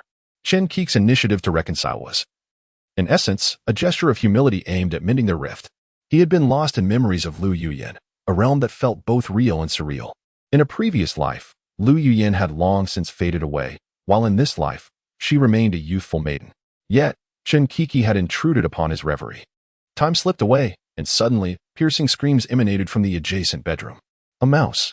A wretched mouse. The quaint cabin nestled within the woods was not immune to the intrusion of rodents. Some people harbored a profound fear of mice, akin to their dread of snakes. Lin Zhenfei stood at the threshold, contemplating entry, but the memory of Chen Qi's warning held him back. Ah! Chen Qi's terrified cries rang out anew. The bedroom door swung open, and in her panic, she collided directly into Lin Zhenfei's embrace. "You villain, abandoning me in my time of need," she chastised, delivering a few playful punches. Lin Zhenfei shrugged and offered a wry smile. "You said I should not cross the threshold of your bedroom. Are you oblivious to your own contradictions? You are just here to watch me make a fool of myself." Fuming, Chen Kiki dialed the front desk, insisting, "There are mice in my room. I demand compensation for emotional distress." After a lengthy explanation from the front desk, she calmed down and proposed the idea of switching rooms. However, the resort was bustling with guests, and no rooms were available. Subsequently, she called Qin Linger. "There are mice in my bedroom." The front desk said they could waive the room fee, but there are no spare accommodations. "Don't you have multiple bedrooms?" Qin Lingo, panting, replied, "Kiki, if you're brave enough, feel free to come. Just remember, if Lufin mistakenly enters your room tonight, don't blame me for not warning you." Kiki felt her face flush with embarrassment as she hurriedly hung up. To Lin Zhenfei's astonishment, Chen Kiki boldly entered his bedroom, asserting, "I will sleep here tonight. You can go to the other room. I am terrified of mice." "How audacious." Lin Zhenfei scoffed, "I am not afraid of mice. Just a few moments ago, several were listening to me sing." "Ah, this room has mice too." Chen Qi's face turned pale. "Oh no, now I have nowhere to rest." In truth, Lin Zhenfei was merely attempting to frighten her. At least up to that point, no signs of mice had been detected in the room. As he began to pack his belongings, preparing to move to the adjacent bedroom, Chen Kiki intercepted him, adopting a pitiful expression. "I have been afraid of mice since childhood." "Deeply so. Can you stay with me tonight?" Lin Zhenfei was taken aback. "Stay with you? In what manner do you wish for my company? You are young and vigorous. Staying awake all night poses no concern, does it? Just sit here in your clothes, leaving the lights on to keep me company. Of course, if you truly feel fatigued, you may lean back in your chair and take a brief nap." Chen Kiki gazed at Lin Zhenfei with pleading eyes. Lin Zhenfei, unable to refuse, acquiesced. "Very well. I shall indulge you." Chen Qi's face lit up with joy. "Shaolin, really? By the way, you mentioned starting your own business after resigning. What exactly do you mean by that?" "I will return to my original field, food processing." Chen Kiki appeared intrigued and pressed for details. "Could you elaborate?" "I purchased the food factory in Wanghu Town. I heard that the Wanghu Town food factory was up for auction, and you acquired it? Over 1.5 million? Chen Kiki was taken aback. "Indeed," Lin Zhenfei replied nonchalantly. "How do you possess such wealth?" "I won it through the lottery. Do you believe that?" Chen Kiki shook her head. "I do not believe it. You seem to be an enigmatic man." Lin Zhenfei chuckled. "You are the second person to say that." Chen Kiki tilted her head and asked, "Who was the first?" "A female lawyer." "Oh, I see. Is she your friend?" "Yes. Shaolin. I heard that prior to the auction, the food factory had no orders and was struggling financially, unable to pay its workers. Is that true?" Lin Zhenfei countered. "You heard that from Chen Eru, didn't you?" "Yes. All of this is thanks to Chen Eru. He has embezzled public assets for personal gain." Lin Zhenfei spoke with righteous indignation, yet Chen Kiki remained surprisingly calm. "Shaolin, in fact, we could collaborate." "Collaborate?" Lin Zhenfei was taken aback. "Shaolin." "After signing a cooperation agreement with Waiting Company, before purchasing production lines and investing in new factories, our company's products will be in high demand. My idea is to sign processing agreements with some manufacturers that would only be responsible for production. I can provide you with orders." Having lived 2 lives, Lin Zhenfei was no stranger to processing agreements. Such agreements essentially involve private labeling. I place orders, and you produce according to my specifications, branding it as my product. The contracting companies are solely responsible for research and development, design, and market expansion. Many renowned brands do not possess their own factories. After acquiring the Wanghu Town food factory, Lin Zhenfei had already mapped out a path for the company's survival and growth, producing health foods and beverages from grains. However, the processes of research and development, production, sales, and profit generation take time. They cannot be realized in a matter of days. Before the company turns a profit, what will sustain its existence? How can the wages and benefits of over 100 employees be guaranteed? These are pressing and realistic concerns. Lin Zhenfei earned $2 million from selling rare stones. Yet after purchasing the food factory, his available funds were less than $500,000.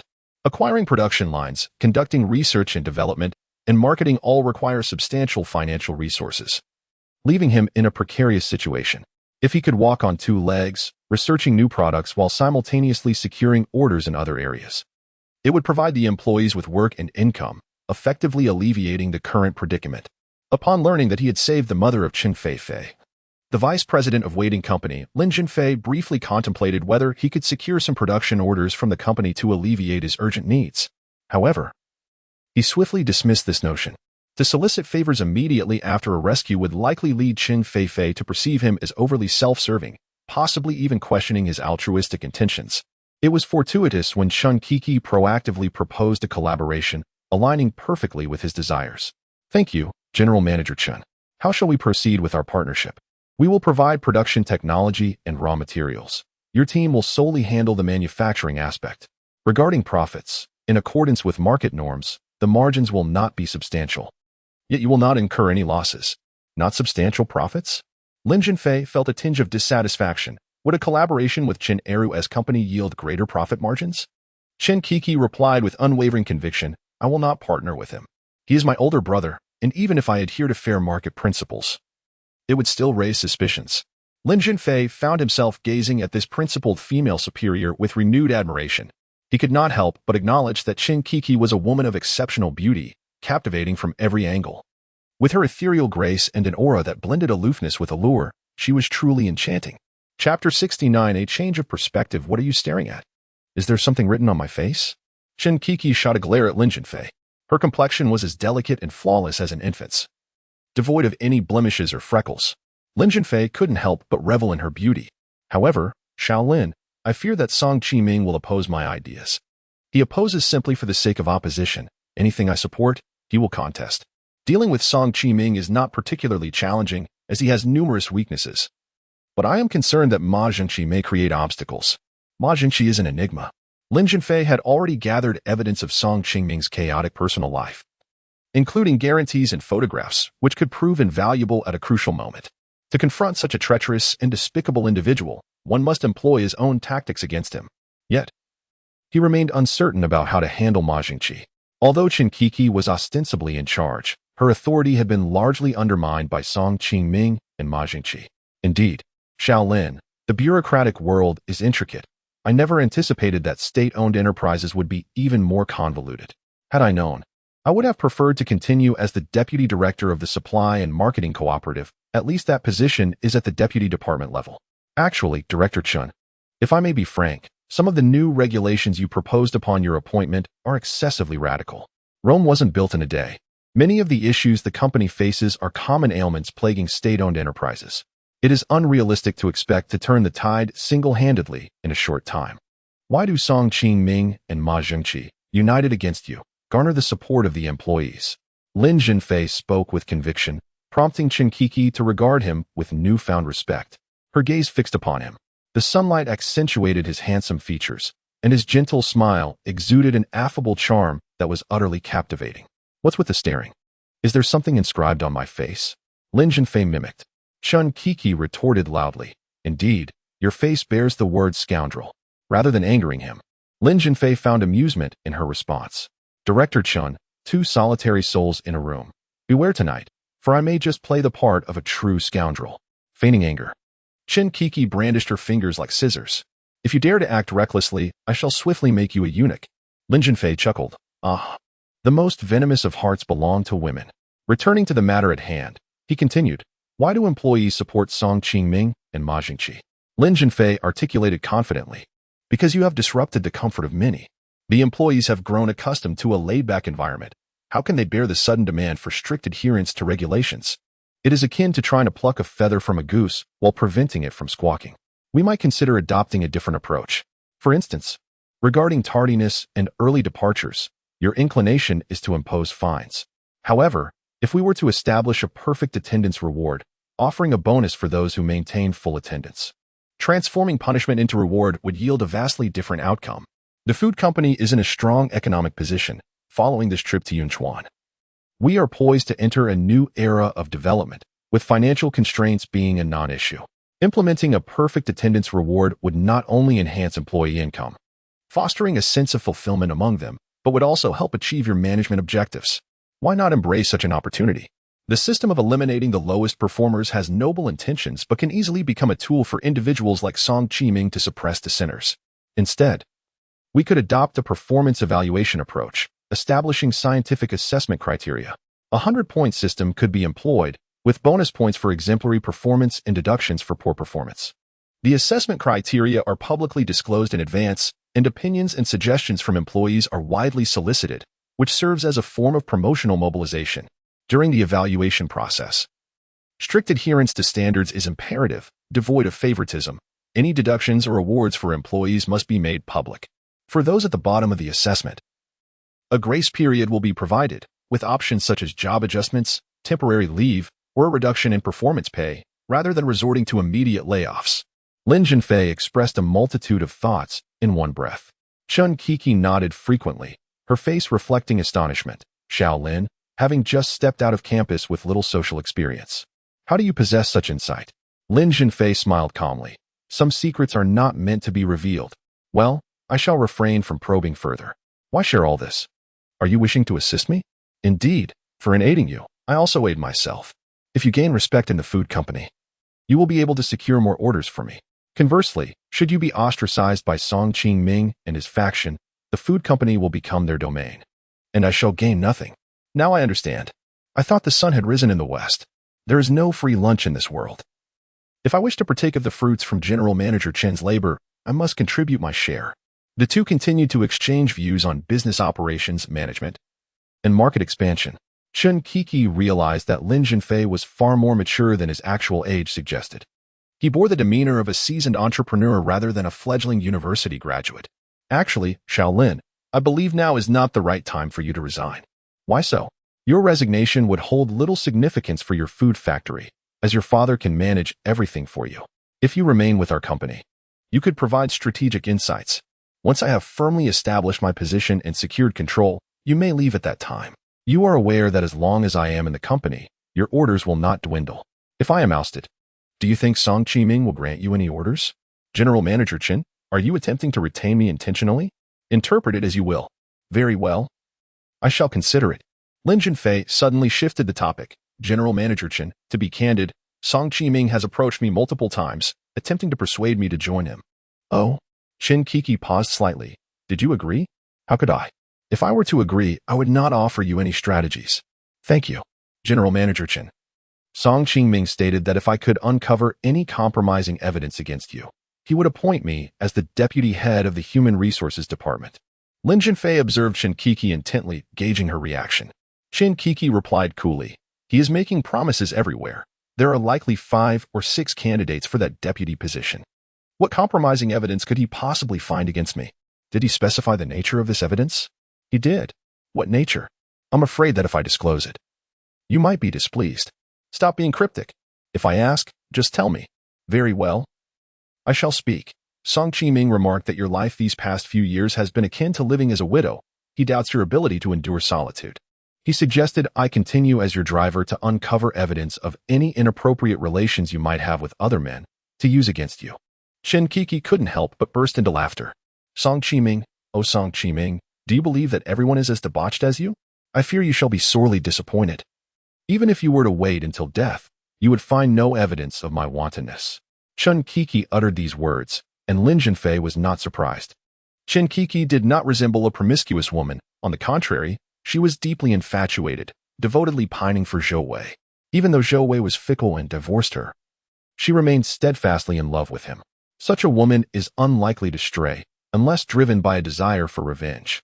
Having just joined the company, Song Qiming insinuated that I become his mistress, claiming that together we could seize control of Xingnong Food Company. He even made unwelcome advances towards me, which ignited my fury.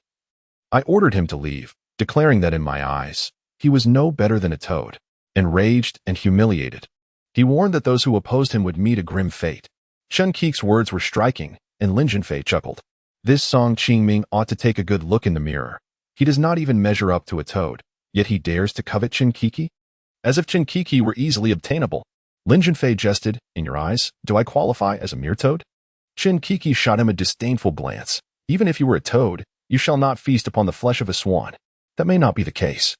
When the swan sleeps, the toad might just seize the opportunity. You, Chinkiki fixed her gaze on Lin Zhenfei, you must not act recklessly at night.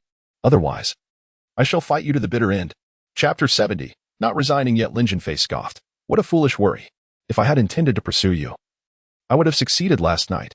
Chinkiki softened her tone. All right, I shall momentarily place my trust in your character.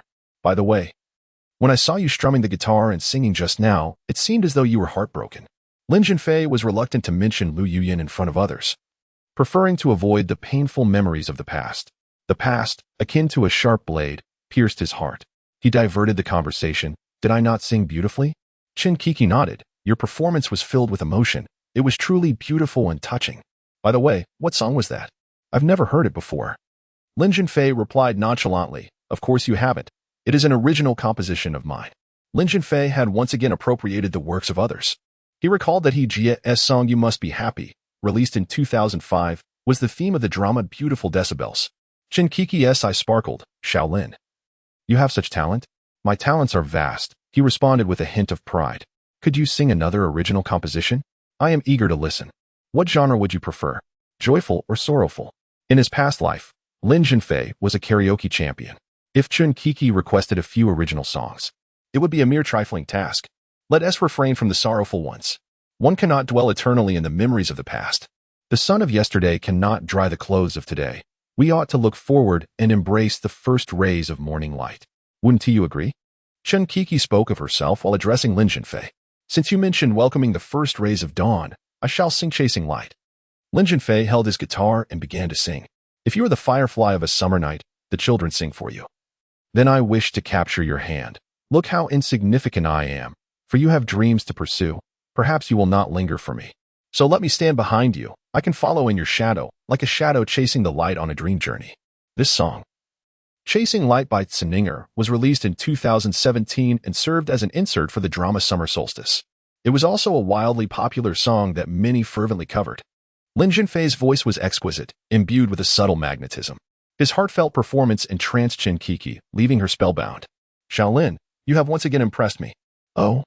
When was the last time? When you bravely confronted those thugs during the incident at the company, you were truly formidable. Lin Zhenfei felt a sense of pride. Are you beginning to admire me? Go to hell. Chinkiki yawned. I am feeling a bit tired. I wish to sleep. After rinsing her mouth, Chinkiki climbed into bed while still dressed.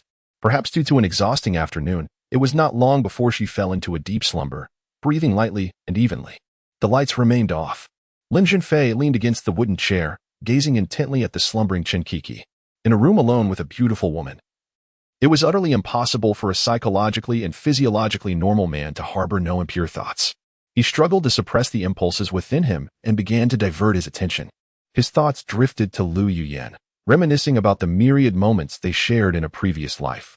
In that bygone era, he was surrounded by numerous beautiful confidantes.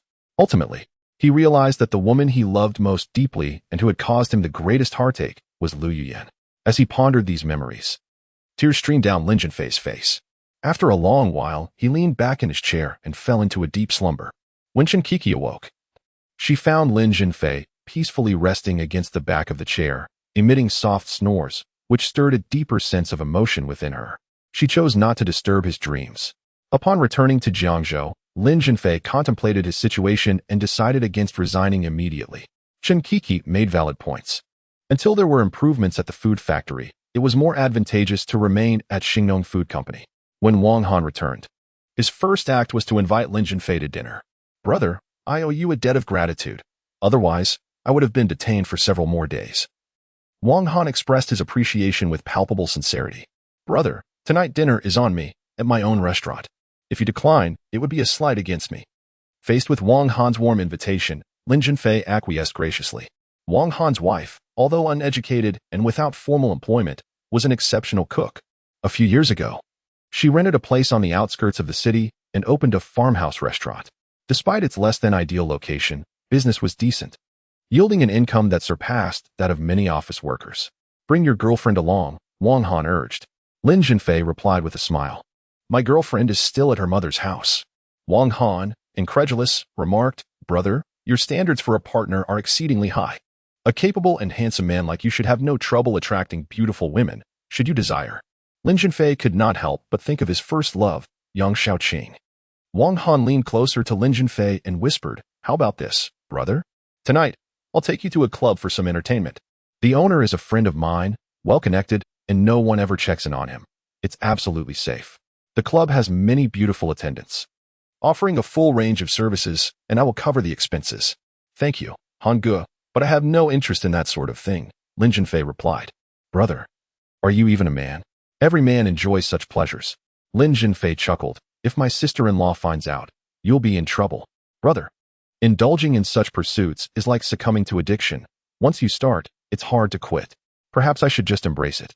Sometimes, I feel quite guilty towards my wife. Wang Han paused and lit a cigarette. My wife works tirelessly, managing such a large establishment with only 2 employees. She toils from dawn till dusk, shopping for ingredients, washing vegetables, cooking, and cleaning. Meanwhile, I indulge in revelry outside. Lin Zhenfei remarked, Indeed, it's time for a change. Wang Han shook his head. Change is elusive. Brother, the truth is, my escapades stem from a lack of love for my wife. Lin Zhenfei was not surprised. There were many couples devoid of affection, married merely for the sake of marriage. Brother, I will not hide anything from you. In those years, I had a fondness for several young ladies. Yet they deemed me too portly and were not inclined towards me. As I matured and found myself unable to wait any longer, I sought a spouse among the migrant workers, Fang Chunhua, a diligent girl from the city. Lin Zhenfei remarked, In truth, life is but a series of mundane moments, woven together by the threads of daily necessities. Wang Han concurred, My dear brother speaks wisely.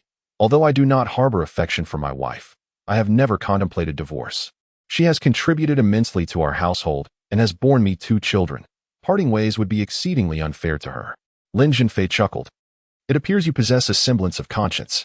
Wang Han grinned. Brother, do not be deceived by my penchant for revelry outside, at home. I am exceedingly obedient to my wife. Moreover, I never retaliate when struck or insulted. Should she instruct me to kneel on a washboard, I would never submit to kneeling on the wooden floor. Lin Zhenfei erupted in hearty laughter. Come, dear brother, tonight I shall treat you to my wife's culinary delights. Fang Dajie's agritourism establishment boasted a 2-story building, replete with 7 or 8 private dining rooms of various sizes, complemented by a small parking lot at the entrance. Lin Zhenfei was introduced to Wang Han's wife, Fang Chunhua. She was tall and robust, a fitting match for Wang Han. While not conventionally beautiful, she was certainly not unattractive. Chunhua, this is my colleague and friend, Lin Zhenfei, Wang Han introduced. Are you part of the 4 great ironies of life? Have you ever indulged in the company of courtesans? Fang Chunhua inquired with a laugh. Chunhua, do not speak nonsense. He is yet to experience romance, a true bachelor. Wang Han retorted. In truth, Lin Zhenfei remained a bachelor. However, in this day and age, being 22 and still a virgin was hardly a point of pride.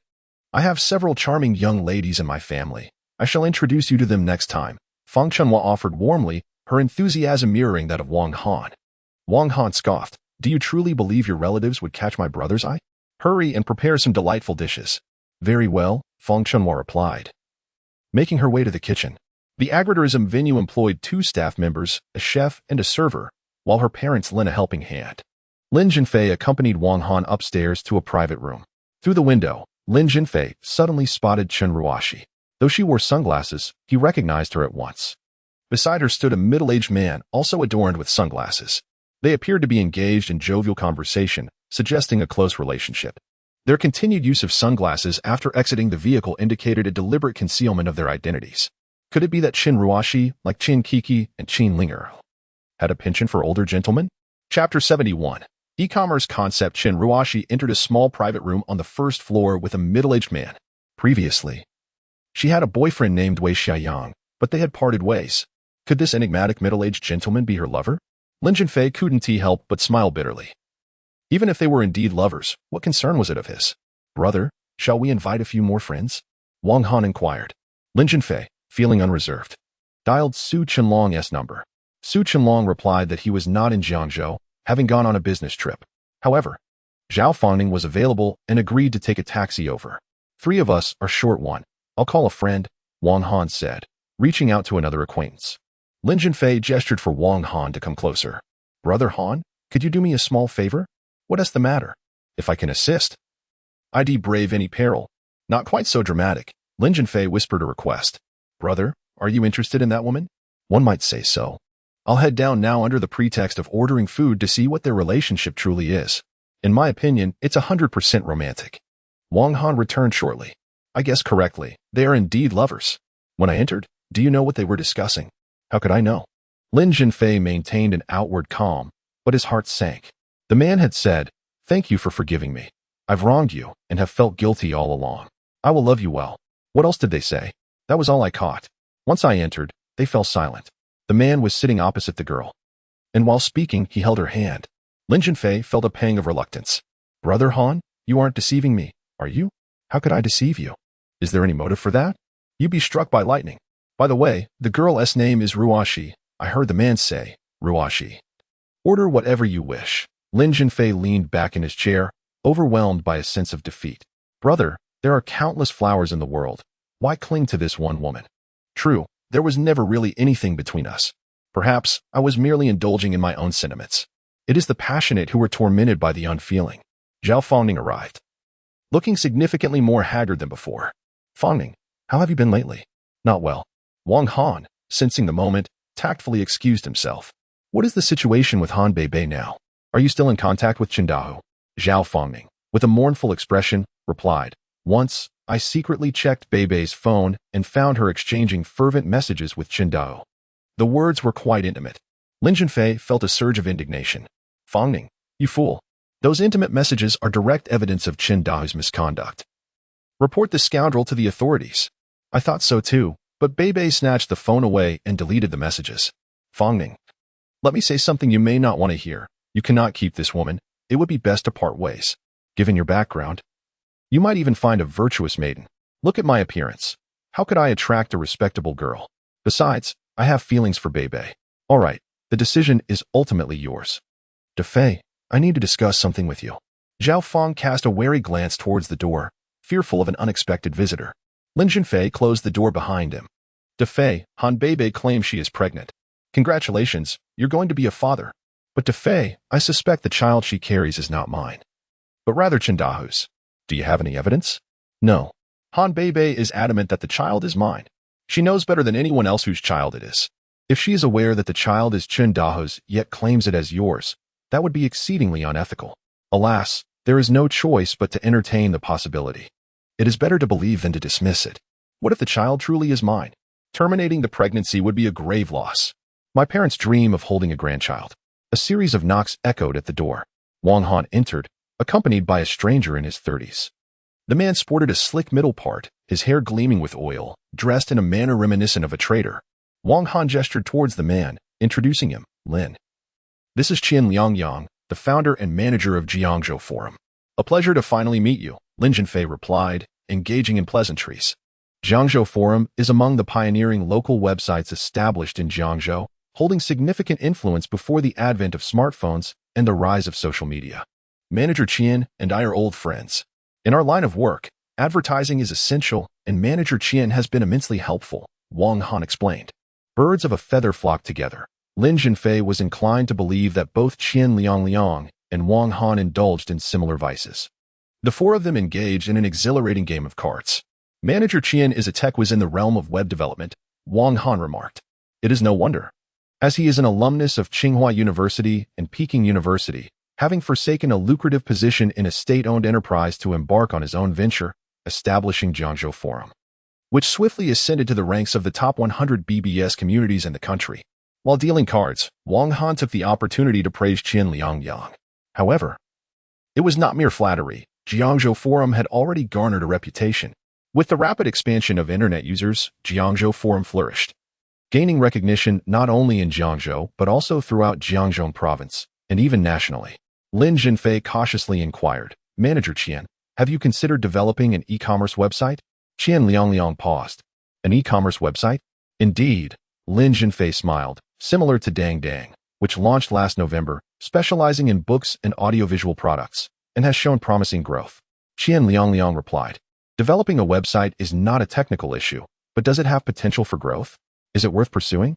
At that moment, Qian Liang could not foresee how immensely popular online sales would become in the years to come. Reflecting on the evolution of notable domestic e-commerce platforms, Taobao launched in 2003. In early 2004, Jingdong ventured into e-commerce. Vipshop emerged in 2008, while Suning Ego followed in 2009, and Pinduoduo, although late to the game, surged onto the scene in 2015, exhibiting remarkable growth. Lin Zhenfei smiled. From the perspective of development trends, online sales will undoubtedly become increasingly prevalent, emerging as a new engine of economic growth, and will transform corporate strategies and consumer habits. Qian Liang shook his head. I am not optimistic about e-commerce. The proliferation of online sales necessitates the resolution of three pivotal issues. Firstly, a sufficient number of consumers must engage in online shopping. Secondly, the logistics and delivery of online purchases must be effectively addressed. Thirdly, the challenges associated with online payment must be resolved. Lin Zhenfei remarked with a smile. Allow me to address your three inquiries in order. Regarding the first question, the significant increase in the number of internet users will undoubtedly lead to a growing acceptance and fondness for online shopping among consumers. As for the second question, concerning logistics and delivery, prior to the establishment of a logistics company, one could leverage the extensive postal network that spans the nation for distribution. For the third question, the development of third-party payment tools is essential. Until such tools are created, alternatives such as online banking payments or cash-on-delivery can be utilized. In 2003, Paybao launched simultaneously with Taobao. The establishment of an e-commerce website, the development of a third-party payment platform, and the formation of a logistics company were all meticulously planned by Lin Zhenfei following his rebirth. Presently, he faces two formidable challenges: funding and talent. Time is of the essence, and it is imperative to construct the website and third-party payment platform ahead of Taobao and Paybao. Chapter 72. Technological Equity. Qian Liang shook his head and said, I remain skeptical about e-commerce, although your arguments seem quite reasonable. Where will the funding originate? Who will bear the risks? Lin Zhenfei replied with a calm smile. Manager Qian, I will secure the funding and assume the risks. In due course, I shall establish a company and invite you to design the website and manage its maintenance. In return, I will compensate you with a service fee and offer you shares, effectively allowing for a technical equity stake. What do you think? The prospect of receiving both a service fee and shares without bearing any risk was an opportunity too rare to find. Qian Liang readily agreed. All right. You can determine the service fee and shares, as we are friends, provided it is not too disadvantageous. The dining experience had not yet concluded when the dishes were served. The four of them enjoyed a feast comprising 8 dishes: bamboo chicken and pork rib pot, osmanthus river shrimp, fragrant grilled beef ribs, stir-fried asparagus with preserved meats, fish belly with lamb stew, stinky mandarin fish, braised wild tofu, and stir-fried mustard greens with black fungus. Each dish was a visual and gastronomic delight. Lin Zhenfei picked up a grilled beef rib, dipped it in sauce, took a bite, and savored its rich, juicy flavor that lingered in his palate. Indeed, your sister-in-law's culinary skills are exceptional, he exclaimed, giving a thumbs up. Wang Han beamed with pride, stating, Indeed, many guests travel from afar just to savor our signature dishes. The only drawback is its somewhat secluded location. Qian Liang interjected, A fine wine fears no deep alley.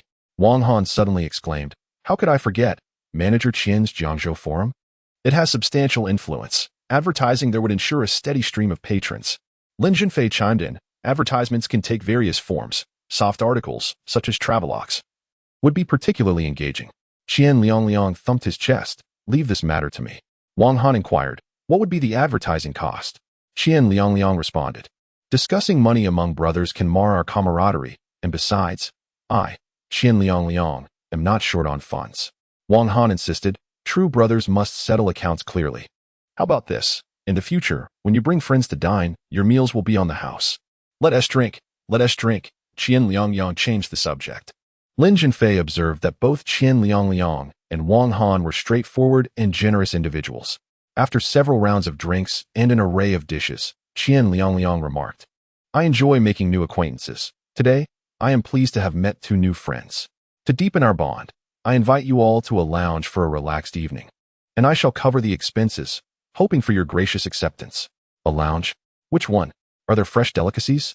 Upon hearing the mention of the lounge, Wang Han's eyes widened with excitement. You shouldn't go. I wouldn't want your household to descend into chaos again. Wang Han pleaded.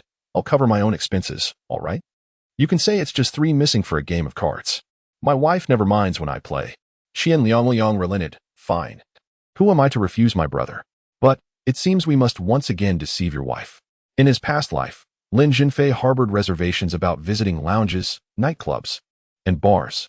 However, for the sake of social obligations, he found it necessary to comply. Qian Liang's warm invitation left little room for refusal, especially considering the potential for future collaboration. As Lin Zhenfei descended the stairs, he once again encountered Qin Ruoxi, albeit this time only her silhouette. She walked behind a middle-aged man, who led the way. After they had traversed a distance, a passing car halted beside them, and both entered the rear seat of the vehicle. Each adorned with sunglasses, they maintained a mysterious air reminiscent of spies in clandestine meetings. Meanwhile, Qian Liang and his group of 4 took a taxi, stopping before an unremarkable villa, devoid of any distinguishing marks. With a smile, Qian Liang remarked, "One should not judge by appearances. Even houses can be deceptive." This villa, while seemingly ordinary from the outside, harbored significant secrets within. It was, in fact, the pinnacle of exclusive clubs in Jiangzhou, known to only a select few. Wang Han interjected, "I've heard that the finest club in Jiangzhou is the harem. And what of the Tianshang Renjian?" Qian Liang chuckled. "The harem and Tianshang Renjian are merely superficial. Those places are accessible to anyone with wealth. This establishment, however, operates differently.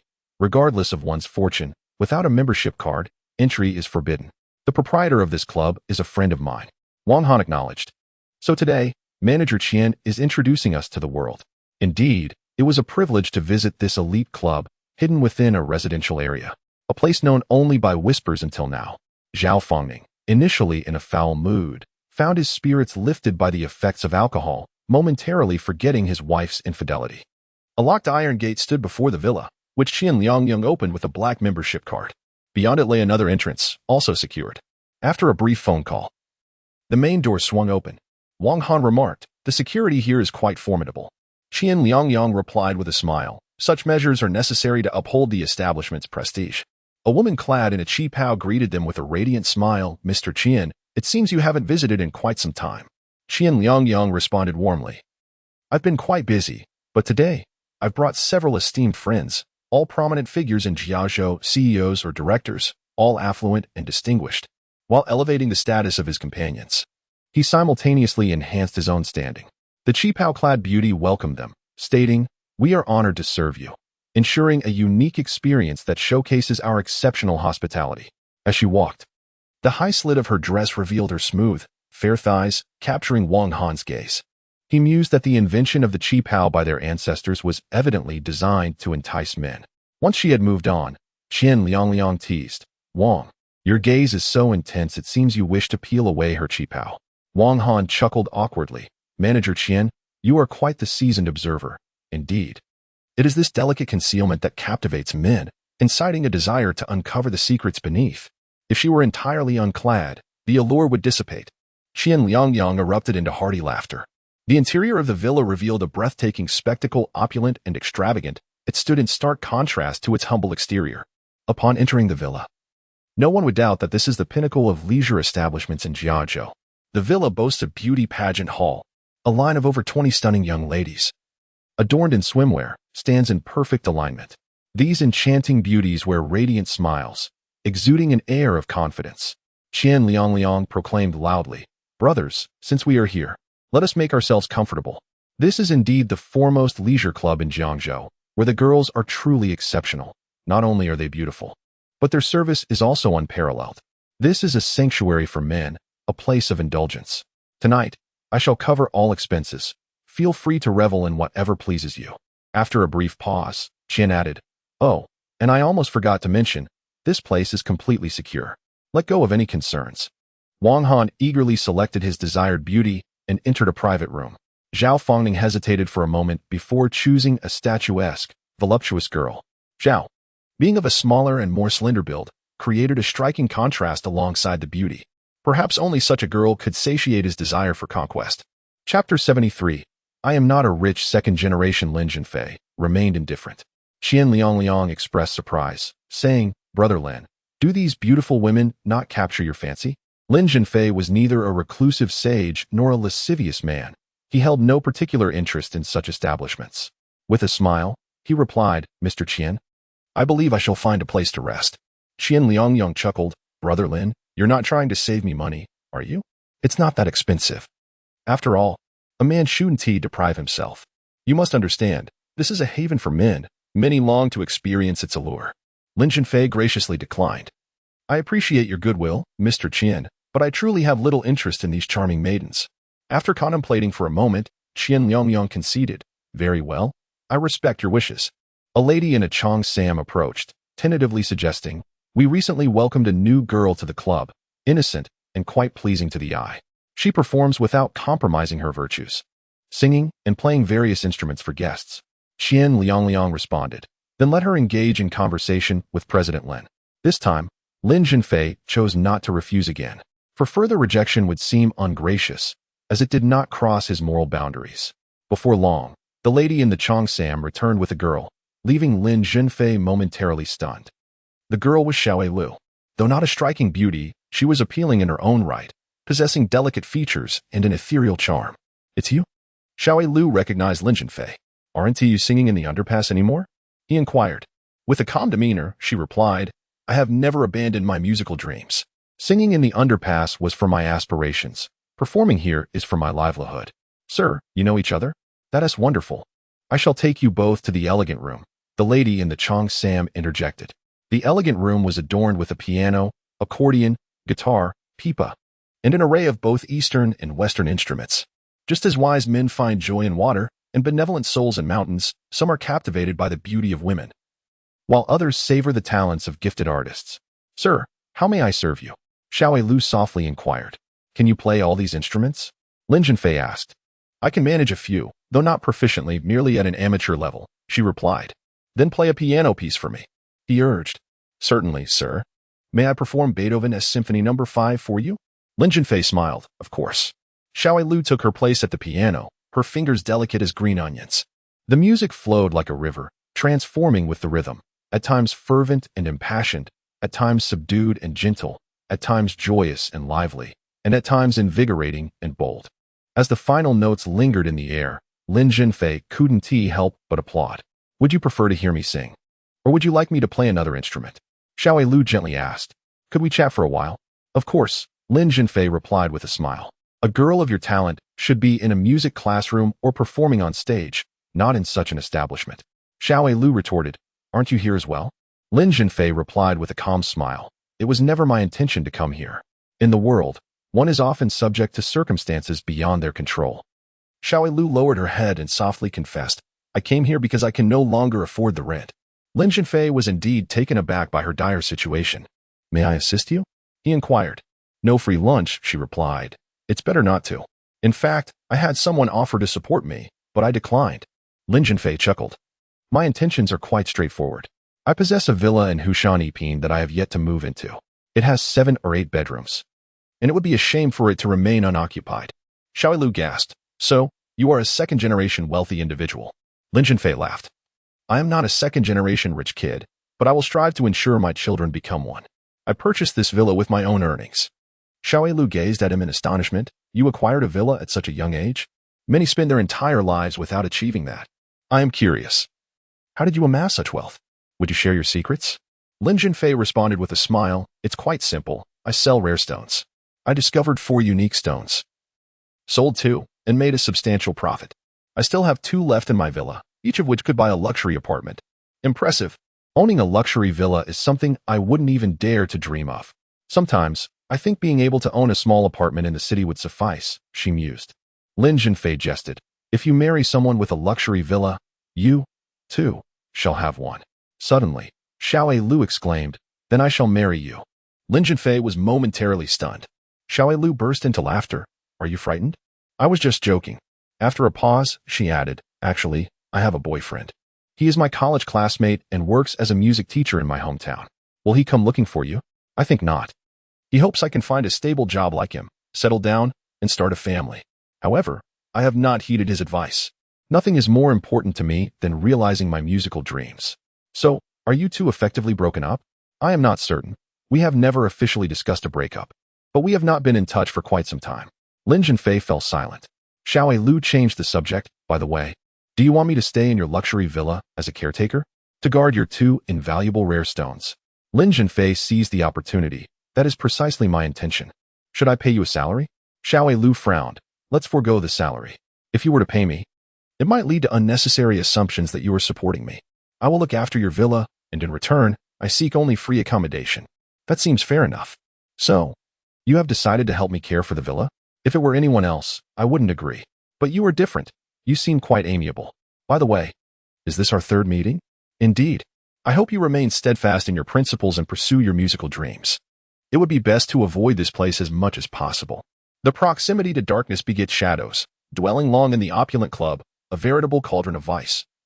It is no trivial endeavor to emerge untainted and uphold one's virtue. Having established my footing, why then must I linger in the establishment? I shall continue to sing in the underground passage, exclaimed Xiao Lu with fervor. Then come with me now, I urged. Yet, Xiao Lu hesitated, saying, but the club has already advanced me 500 yuan in wages, which I have given to my landlord. I have not paid rent for several months. Lin Zhenfei erupted in laughter, a mere trifle. I shall redeem you. Blushing, Xiao Lu shyly retorted, I have not sold myself to the club, as I have stated before. I sell my art, not my body. Upon exiting the club, under a starry sky with the moon shining brightly, the evening breeze gently carried the fragrance of osmanthus. Xiao Lu inhaled the fragrant air with greedy delight, reflecting, the outside world is far superior. The club is rife with the stench of smoke, sweat, and feet, mingled with the intoxicating allure of excess and debauchery. I never wish to return to that place. Lin Zhenfei remarked, your aspirations should reach for a loftier stage. You possess the talent, merely lacking the opportunity to soar. And opportunities are bestowed upon those who are prepared. Xiao Lu murmured, who does not yearn for success? Yet, how many can truly achieve it? With a smile, Lin Zhenfei replied, I have faith in you. By the way, may I inquire your true name? Xiao Lu answered, my name is Qinzhen, with the character Fourier from the East and precious for Jin. Is it not rather pedestrian? Lin Zhenfei chuckled, a name is but a symbol. And yours? I am called Lin Zhenfei, he responded. Chapter 74. Su Bangxia's Despair. The upscale club is situated at the foot of Qinglong Mountain, less than a kilometer from the luxurious lakeside villa. Shall we walk back? Lin Zhenfei inquired. Absolutely. Breathing in the fresh air and admiring the night view is quite delightful. Xiao Lu readily agreed. It was already past 11 at night, and there were few pedestrians on the road. Ahead lay the Emerald Lake. Suddenly, Lin Zhenfei noticed a woman weeping against a tree by the lakeside. Dressed in white, her face remained obscured by the dim light of the street lamps. What could compel her to cry by the lake at such a late hour? Had she encountered some sorrowful event?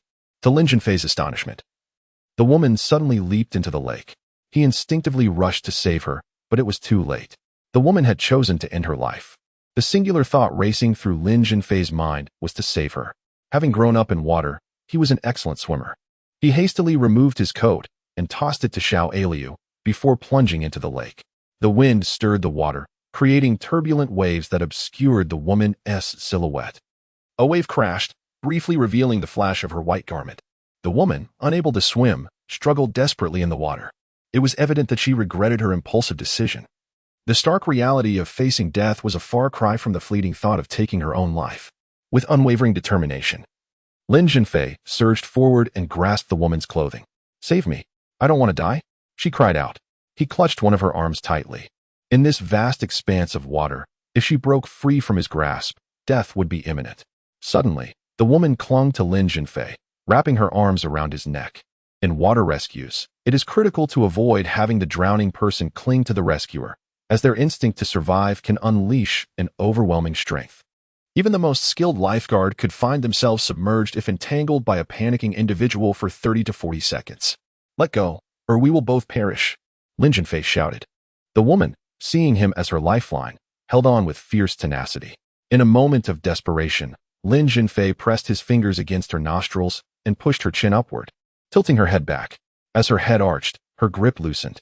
Seizing the opportunity, he swiftly encircled her waist with one arm while using the other to propel them through the water.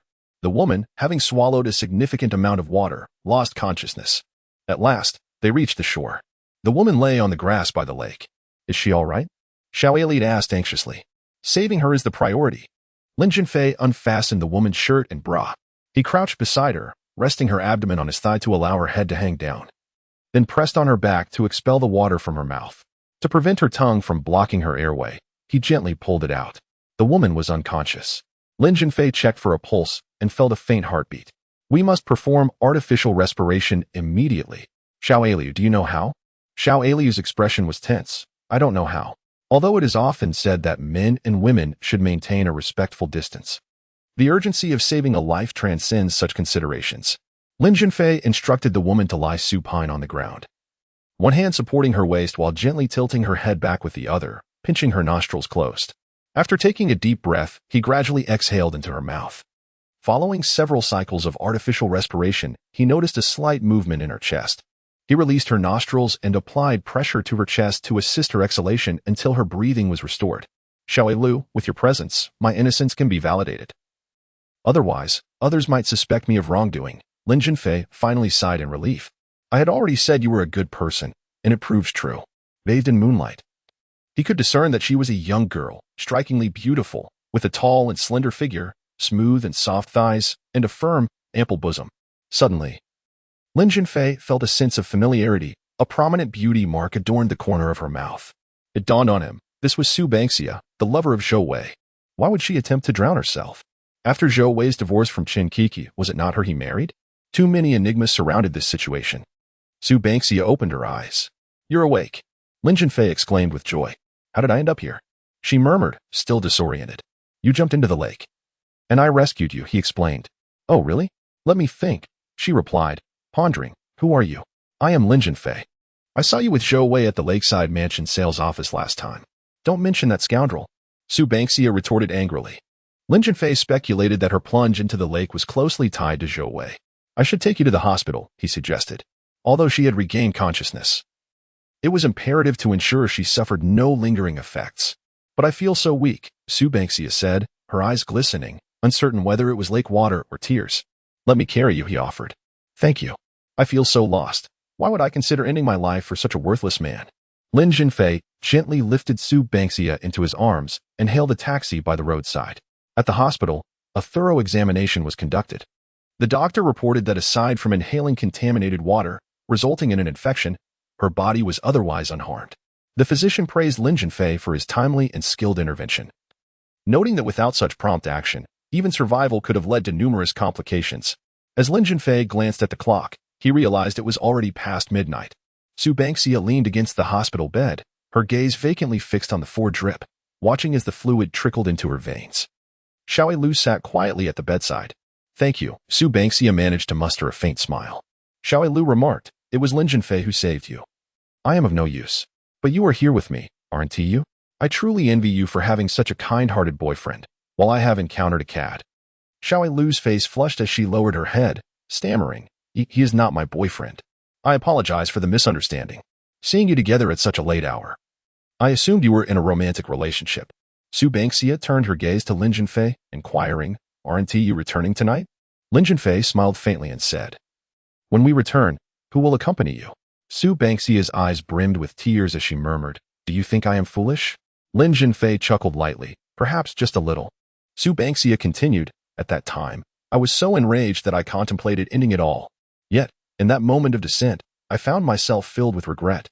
It was not fear of death that held me back, but rather the overwhelming sorrow I would inflict upon my loved ones. To have a parent mourn the loss of their child is an unbearable agony. Lin Zhenfei responded, our bodies and skin are gifts from our parents. Suicide is the act of a coward. While one may find a sense of release, the family is left to endure eternal suffering. Su Bangxia expressed her gratitude. Thank you for saving me. If you are weary, you may rest. The hospital room contained 2 beds, one of which was unoccupied. I'm not tired. Lin Zhenfei said to the drowsy Xiao Liu, why not lie down on that bed? Xiao Liu nodded, and perhaps due to her exhaustion, she soon fell asleep. You are Su Bangxia, aren't you? Lin Zhenfei inquired. How did you know? Su Bangxia was taken aback. I heard it from Zhou Wei's ex-wife, Qin Kiki. She should know you, right? Know me? That's an understatement. We had quite the fierce argument back then. She accused me of stealing her husband.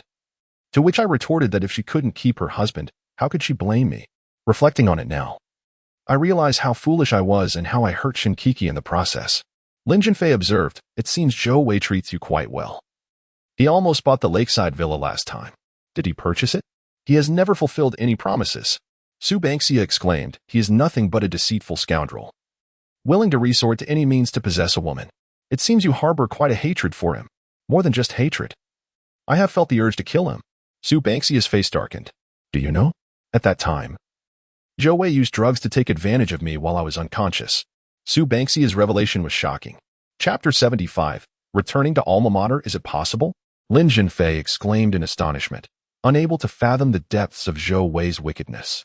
How could it not be? Would I deceive you? Su Bangxia unveiled Zhou Wei's true nature. A graduate of the Film Academy, Su Bangxia signed with Kunlun Films during her senior year. From the moment Zhou Wei laid eyes on her, he was entranced by her beauty and relentlessly pursued her. He even divulged the industry's unspoken rules. Either you spend the night with me, or you shall languish in obscurity for all eternity. Initially, Su Bangxia stood firm in her principles. However, during a company gathering, Zhou Wei orchestrated a scheme that involved slipping a drug into her drink. Groggy and disoriented, Su Bangxia found herself in a hotel room, where Zhou Wei took advantage of her. Upon awakening and learning the truth, she was engulfed in tears and turmoil. Zhou Wei, employing deceitful charm, professed his love for her, claiming that he had no feelings for his wife, Chen Ku, and that he would soon divorce her to marry Su Bangxia. He promised her a leading role in a major production, vowing to launch her to stardom. Having crossed the point of no return, Su Bangxia chose to forgive him. Under Zhou Wei's pretense of affection, she gradually developed an attachment to him. Yet, Zhou Wei failed to fulfill his promises. He neither married her nor granted her significant roles. Over the course of a year, the most prominent part she secured was that of the third female lead in a low-budget film. Recently, Zhou Wei indeed divorced Chen Ku, but proceeded to marry a younger woman, one whose beauty paled in comparison to Su Bangxia's. When she confronted Zhou Wei, he sneered, "You come from humble beginnings. Her father is a wealthy tycoon and her mother a government official. Do you think you stand a chance against her?" He boasted of the numerous beautiful women he had entertained, even naming a few whom Su Bangxia recognized. Some were artists under Kunlun Films, while others were from different agencies. The most devastating blow came when Zhou Wei callously dismissed her, stating that the company had terminated her contract and that she should cease her pursuit of him. In a fit of despair, Su Bangxia attempted to take her own life by jumping into a lake. Lin Zhenfei mused that those who suffer often have their own reasons. It was Su Bangxia's fragility, her indulgence, and her foolish love that had led to this tragic outcome. "Thank you for trusting me enough to share your personal matters," Lin Zhenfei said. Su Bangxia replied, "It is precisely because I believe in your character that I confided in you. A person who risks everything to save others in peril possesses undeniable integrity." Lin Zhenfei responded modestly, "I appreciate your kind words, though I cannot claim to be virtuous. I am neither a paragon of virtue nor a scoundrel." Su Bangxia expressed her gratitude for his willingness to listen, stating, "In times of anguish, one longs for a patient audience." Lin Zhenfei recalled a famous saying, the author of which he could not remember. "There are two types of people in this world, the blissful pigs and the tormented souls. We must choose to be among the afflicted rather than the contented swine. Everyone bears their own sorrows, only pigs know happiness." Su Bangxia chuckled softly. "Before I jumped into the lake, I was engulfed in despair, contemplating death as the ultimate escape. Yet now, I feel much better. I will not act foolishly again. I would rather endure suffering than seek a premature end." Lin Zhenfei remarked, "Let the past remain in the past." Su Bangxia replied, "I have decided to leave Jiangzhou. It is a place of sorrow for me." "Where are you headed?" "To the capital. Perhaps there are more opportunities awaiting me. Moreover, my alma mater is there, and many of my classmates are striving in the capital. Some are even doing quite well." In her previous life, Su Bangxia was but a nameless figure. Lin Zhenfei had never even heard her name. Perhaps she had long since taken her own life. "Before departing Jiangzhou, I must apologize to Chen Kiki in person." Su Bangxia turned to Lin Zhenfei and asked, "By the way, you mentioned you know Chen Kiki?" Lin Zhenfei smiled nonchalantly. "She is my superior. We had a quarrel when she was at the Municipal Supply and Marketing Cooperative. Now she is the general manager of Xingnong Food Company." Lin Zhenfei felt a sense of schadenfreude. He hoped Su Bangxia would unmask Zhou Wei before Chen Kiki, revealing him as a wolf in sheep's clothing. It was absurd that such a scoundrel was still loved foolishly by Chen Kiki, who awaited his return to her heart. At Jiangzhou Agricultural University, Lin Zhenfei returned to his alma mater. Having been away for several months, every blade of grass and tree was so familiar to him. By Kaisi Lake, Black swans rested on the bank while young couples nestled on benches, sharing their hearts. He recalled the moments spent with his girlfriend Yang Xiaoqing, who had once nestled by Kaisi Lake, exchanging vows of eternal love. However, time had passed, and things had changed. Lin Zhenfei's return was to visit his esteemed mentor, Professor Yu Dehong, and to discuss the development of health foods and beverages made from grains. Professor Yu was an authoritative figure in food research, holding numerous patents. He was rigorous in his academic pursuits, selflessly dedicated to his students, and deeply respected by them. The faculty dormitory building, constructed in the 1980s, was painted red and colloquially known as the Red Building. It was an old, multi-story structure with peeling walls, reflecting a certain weariness. The reverence for teachers often remained a mere slogan, as indicated by the living conditions of the professors. Professor Yu resided on the 5th and top floor, without an elevator. It was no small feat for someone in his 50s to ascend and descend. He abstained from alcohol, but had a strong affinity for smoking and enjoyed tea.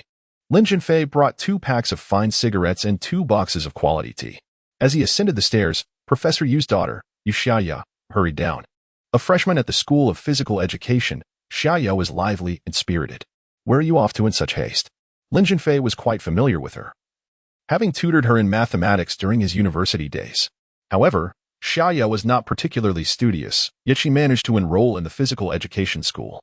"My classmates invited me to sing at KTV, Lin Zhenfei. Will you join?" Despite having been her tutor, she never referred to him as teacher, always calling him by his name instead.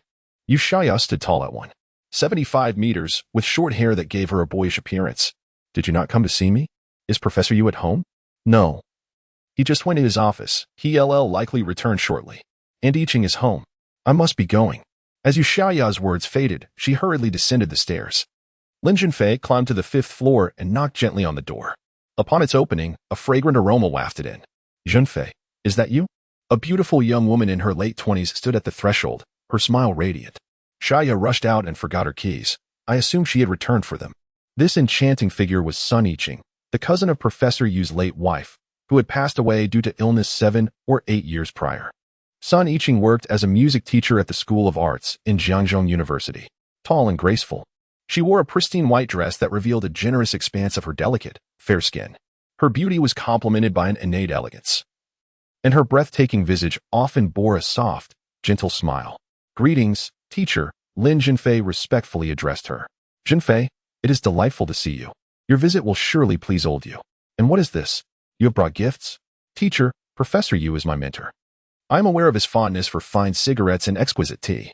Now that I have entered the workforce, it is only fitting that I express my gratitude to him." Chapter 76, Exploring Technological Research and Development. Sun Iching smiled radiantly.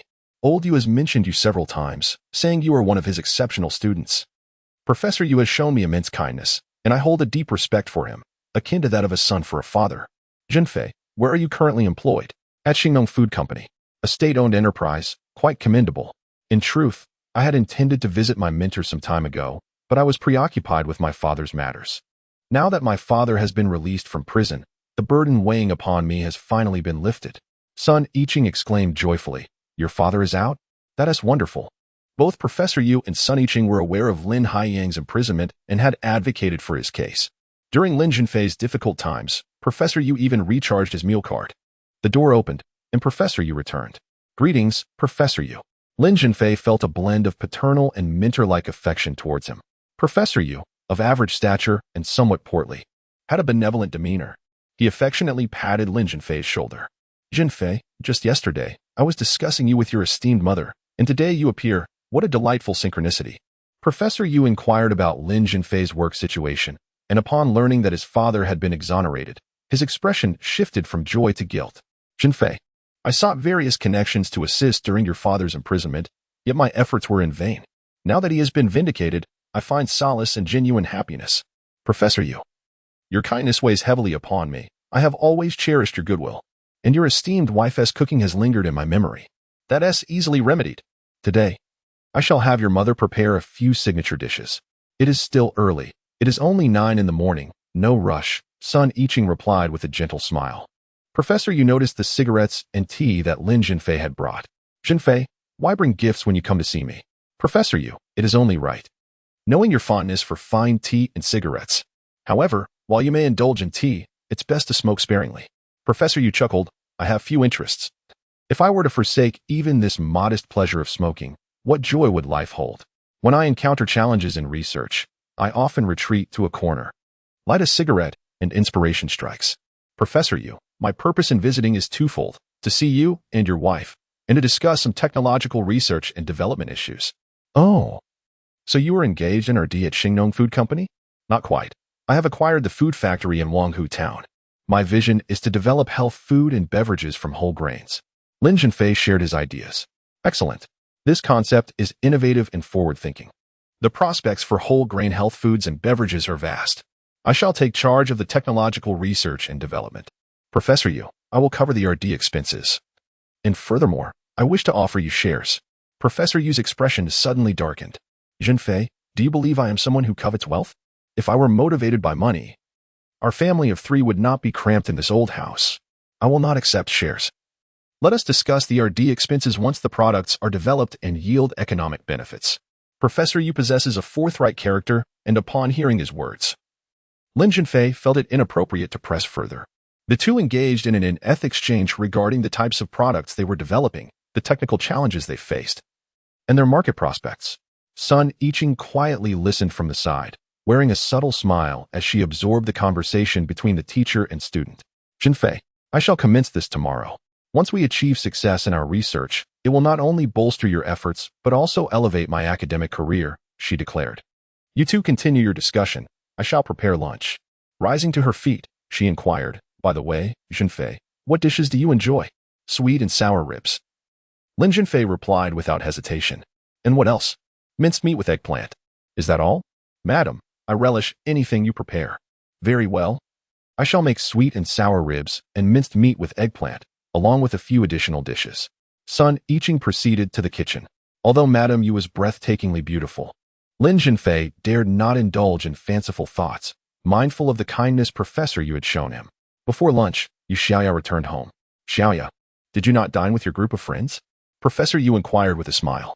Professor Yu, group of friends carries a derogatory connotation, you know? Oh, I forgot. You are from a technical background, Yu Xiaoya replied, leaning her half-body against her father's shoulder with a grin. I find it rather curious. Every time we go to karaoke, we do not return until the sun has set, yet you are back after just over 2 hours today. Did the sun rise in the west? She gestured towards Lin Zhenfei, saying, Lin Zhenfei is here. If I do not join him for a meal, he will think I am lacking in hospitality. Xiaoya, are you trying to compress your father's spine with your weight? Yu Xiaoya straightened up and laughed. Father is made of steel. How could I possibly break him? All right. I believe you should assist your Aunt Yiqing in the kitchen now. Dad, you know I cannot cook, but you can learn. Look at your Aunt Yiqing. Her culinary skills are so refined she could work as a chef in a restaurant. Yet you, with your delicate fingers untouched by household chores, which man would be willing to marry you? Professor Yu chuckled as he addressed his beloved daughter. Suddenly, Yu Xiaoya winked at Lin Zhenfei, saying, if I remain unmarried, I shall marry you. Although she spoke in jest, it aligned with her carefree character, leaving Lin Zhenfei taken aback. Yu Xiaoya covered her mouth and laughed. Have I stunned you into silence? Professor Yu remarked, Xiaoya, you are the epitome of a tomboy. Do you truly believe Zhenfei would be attracted to you? Furthermore, you are rather lackadaisical, neglecting household chores. A young lady's room is typically tidy and pristine. Just look at your room. It's quite unbearable. As he spoke, Professor Yu rose and headed towards Yu Xiaoya's bedroom. Lin Zhenfei, ever the spectator, followed suit. Indeed, as Professor Yu had described, the bedroom was in disarray, with unmade beds and socks scattered about. The absence of the typical cosmetics and toys one would expect in a young lady's room was glaring. Professor Yu reproached Xiaoya. You are now a young woman. You can no longer afford to be as careless as before. Otherwise, you truly risk remaining unmarried. I shall amend my ways, I promise. Father, do you have any promising students? Please introduce one to me when the time comes. All my roommates have boyfriends, while I remain single. Yu Xiaoya is not unattractive, but she dresses in a rather unflattering manner, reminiscent of Chungo, albeit slightly more appealing. No boys are pursuing you? Professor Yu inquired. Indeed, there are. But they all possess a rather effeminate charm, lacking in masculine vigor, which does not appeal to me. The sports academy boasts numerous strong men, yet they prefer long-haired, gentle beauties, not someone of my disposition. Sun Yiqing entered the bedroom, donned in an apron, her face adorned with a subtle smile. Her bosom was astonishingly pronounced. Lin Zhenfei cast a glance before swiftly averting his gaze. Aunt Yiqing, is the dish ready? Yu Xiaoya embraced Sun Yiqing, revealing the warmth of their camaraderie. In truth, Sun Yiqing was only a decade older than Yu Xiaoya. Not yet. I'm still simmering the dish.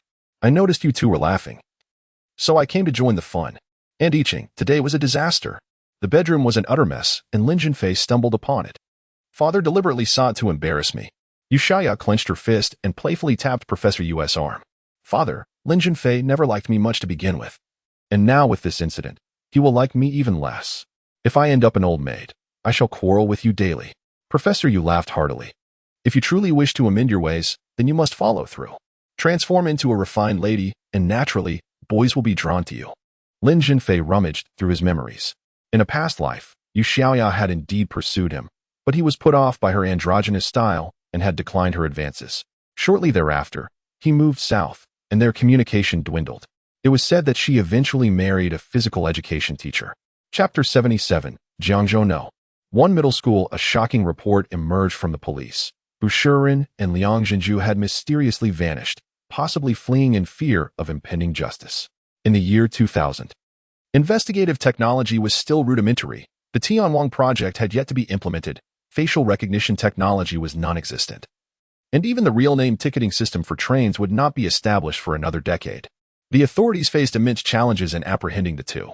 For instance, from 1996 to 1999, Lao Rongji, in collusion with her boyfriend Fa Ziying, committed numerous crimes across various locations, resulting in multiple fatalities.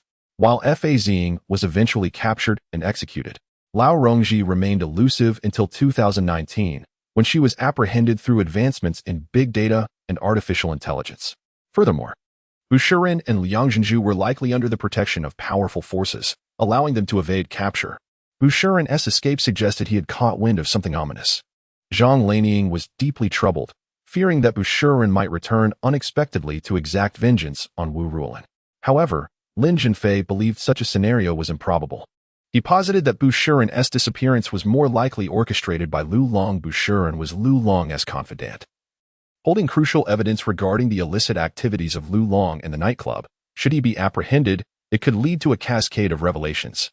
To safeguard against any potential threats, the Lin family decided to transfer Wu Ruolin to the orthopedic ward of the provincial hospital, which boasted superior medical expertise compared to the orthopedic clinic, crucial for Wu Ruolin's recovery. Today was Sunday, the birthday of Lu Yuyan. As previously arranged, supplementary lessons were set to begin at 2 o'clock in the afternoon. Lin Zhenfei went to the supermarket to purchase an array of treats, including Lu Yuyan's favorite chocolate. He also bought a teddy bear, as Lu Yuyan, even in adulthood, cherished hugging it while sleeping. As Lin Zhenfei passed by Jiangzhou No. 1 middle school, he noticed a brazen young man beneath a banyan tree outside the school's walls. The boy grasped Lu Yuyan's wrist with one hand while brandishing a box of chocolates with the other, insisting on forcing it into her hands. Mu Xiaolong. I've told you, I do not like chocolate. Lu Yuyan protested. Mu Xiaolong retorted, Yuyan, do not deceive me. Xingwan told me that chocolate is your favorite.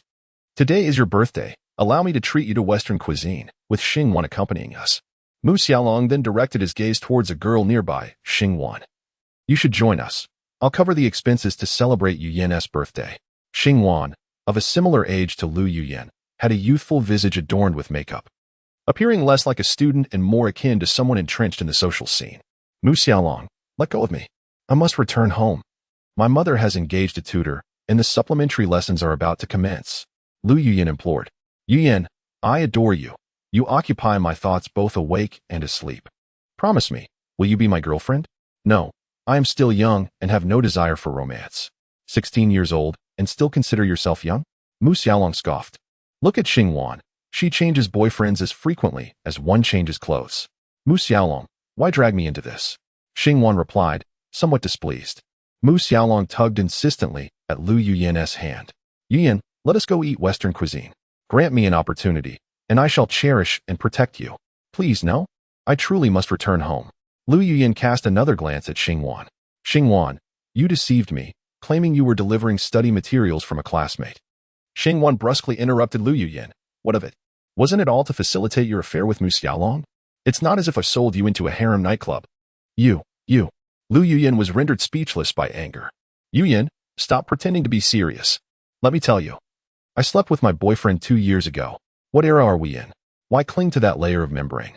Xingwan then addressed Mu Xiaolong. Mu Xiaolong. I've lured Yuyan out. The rest is up to you.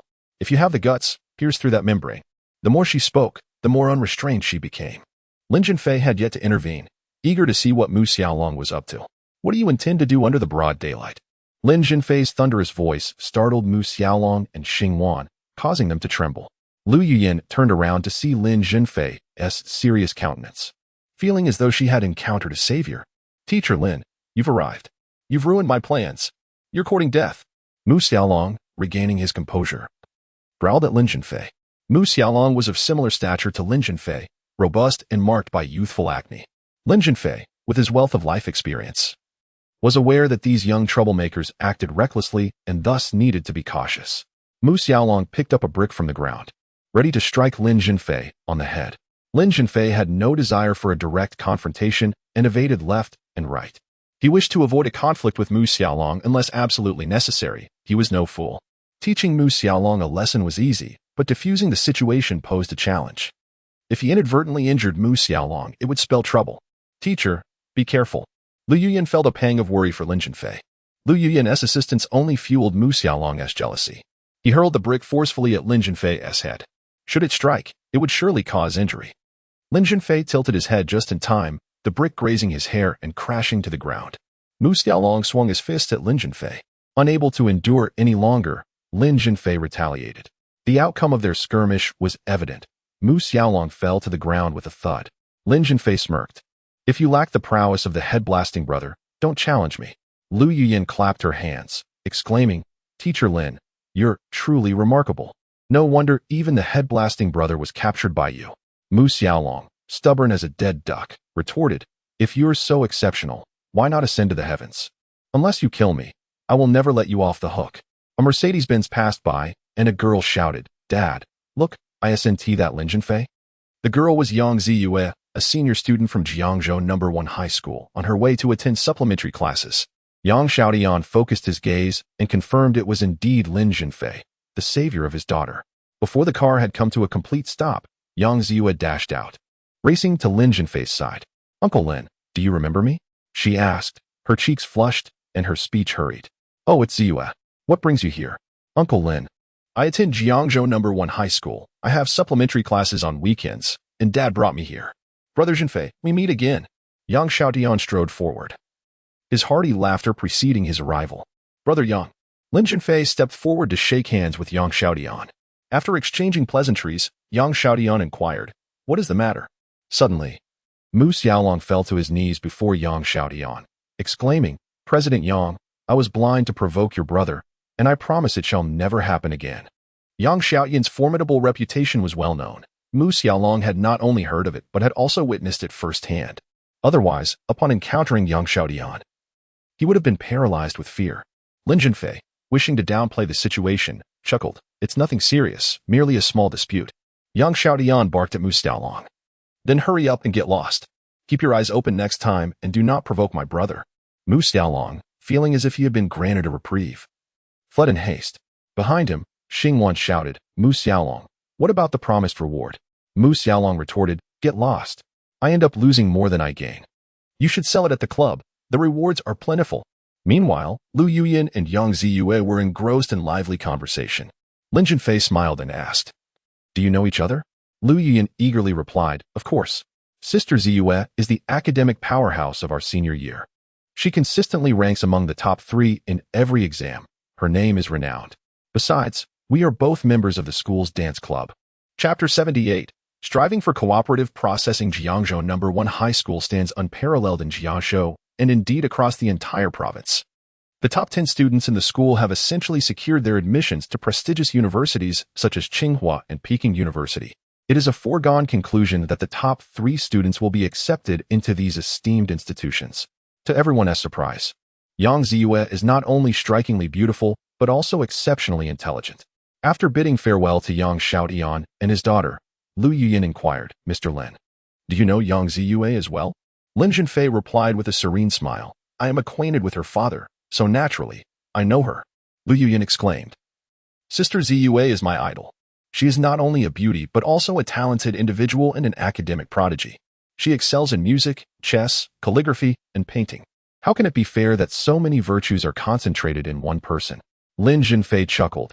Ziyue's excellence is undoubtedly attributed to her innate talents, but it is equally a result of her diligent efforts. In fact, Yuyan, you are quite remarkable yourself. Lu Yuyan raised her exquisitely sculpted face in surprise. Really, Mr. Lin? Lin Zhenfei replied earnestly. Indeed, I speak nothing but the truth. Lu Yuyan leaped with joy. Thank you for the compliment, Mr. Lin. I will strive to surpass Sister Ziyue. She took the plush bear from Lin Zhenfei's hands, embraced it tightly, and planted a kiss on it, exclaiming, Mr. Lin, how did you know I love plush bears? Lin Zhenfei smiled. I also know that today is your birthday and that you adore chocolate. Lu Yuyan asked, did my mother tell you? Lin Zhenfei merely smiled in response. Lu Yuyan picked up the chocolate with excitement. Mr. Lin, you are so thoughtful, knowing I love chocolate. Lin Zhenfei playfully remarked, just now. I distinctly heard you tell Mu Xiaolong that you don't like chocolate? Lu Yuyan made a face and cheekily replied, that depends on who buys it for me. Lin Zhenfei inquired, is Mu Xiaolong a classmate of yours? Lu Yuyan explained, he and Xing Wan are both my classmates from middle school. Mu Xiaolong attends another high school, while Xing Wan is enrolled in a vocational school. Does Mu Xiaolong frequently bother you? Lin Zhenfei asked. Yes, he often waits for me at the entrance of Jiangzhou No. 1 high school, but I ignore him. Today is Sunday, and he tricked Xing Wan into luring me out, claiming that a classmate was delivering study materials. I fell for it. I was too naive. Yuyan, one must always be cautious of others. Look at Xing Wan. Despite her young age, she adorns herself excessively, presenting herself as a troublesome girl. Henceforth, try to avoid such company. Understood. Xing Wan was a good student in our first year of middle school and quite well behaved. However, during the first semester, her parents divorced and she was placed with her father. With her father often away for work and her mother remarrying far away, she became a child without supervision, associating with unsavory characters, which completely altered her life trajectory. Kong Kei returned to the Xingnong Food Company. Her beautiful visage overshadowed by a melancholic air, reminiscent of Lin Daiyu from Dream of the Red Chamber. Lin Zhenfei remarked, I am acquainted with your father. Kong Kei merely responded with a non-committal sound, sparing no further words. Zhao Hailing entered with a radiant expression, exclaiming, wonderful news. It seems we are to receive a salary increase. In addition to our wages, each employee will be granted a monthly attendance bonus of 200 yuan. Lin Zhenfei inquired with a smile, has the managerial meeting approved this? Not yet, she replied, but this was personally hinted at by General Manager Chen in a public setting. What about Song Qiming and Ma Zhengqi? Do they oppose it? Oppose it? The attendance bonus is merely a disguised salary raise. Who would dare defy it without inciting public ire? Lin Zhenfei felt an inner delight, realizing that Chen Kiki not only embraced his suggestion but also took the initiative in winning the hearts of the employees. At the Municipal Supply and Marketing Cooperative, a meeting for statisticians was underway, and Kong Kei, who served as a part-time statistician, had attended. As he watched her retreating figure, Lin Zhenfei could not help but say, Sister Zhao, Kong Kei is the daughter of a friend of my father. She seems rather out of place. When she first joined last year, she was warm and generous, getting along well with her colleagues, but she suddenly changed, becoming melancholic. Could it be a heartbreak? Heartbreak? Kong Kei is beautiful, kind-hearted, and gentle. What boy would not cherish her? Zhao Hailing glanced outside, ensuring there was no one around, and whispered, last year, Kong Kei visited Ma Zhengqi's home several times. Ma Zhengqi and Kong Kei's father were classmates. It was Ma Zhengqi who facilitated her entry into Xingnong Food Company. How do you know this? Kong Kei's father told me directly. Suddenly, Zhao Hailing leaned closer to Lin Zhenfei and whispered, Ma Zhengqi has a daughter named Ma Yuan, who is a few years older than Kong Kei and works at a state-owned enterprise. Ma Yuan is quite the socialite, capable of charming any man. What does Kong Kei's despondency have to do with Ma Yuan? After Kong Kei visited Ma Zhengqi's home a few times last year, her mood shifted drastically. I even caught her secretly crying in the office on several occasions. Despite my subtle inquiries, she refused to divulge anything. Sister Zhao, are you familiar with Ma Yuan? Not closely, but I have seen her a few times. Ma Yuan may not be conventionally attractive, yet she knows how to present herself beautifully, exuding a captivating allure. For instance, who does she associate with closely? She mingles with all walks of life, officials, wealthy merchants, you name it. It is rumored that she is one of the mistresses of Zhen Dafu, the richest man in Jiangzhou. Lin Zhenfei was taken aback. She has managed to entangle herself with Shindafu? Zhao Hailing chuckled. It's merely hearsay. The truth remains uncertain. It seems unlikely that such rumors are baseless.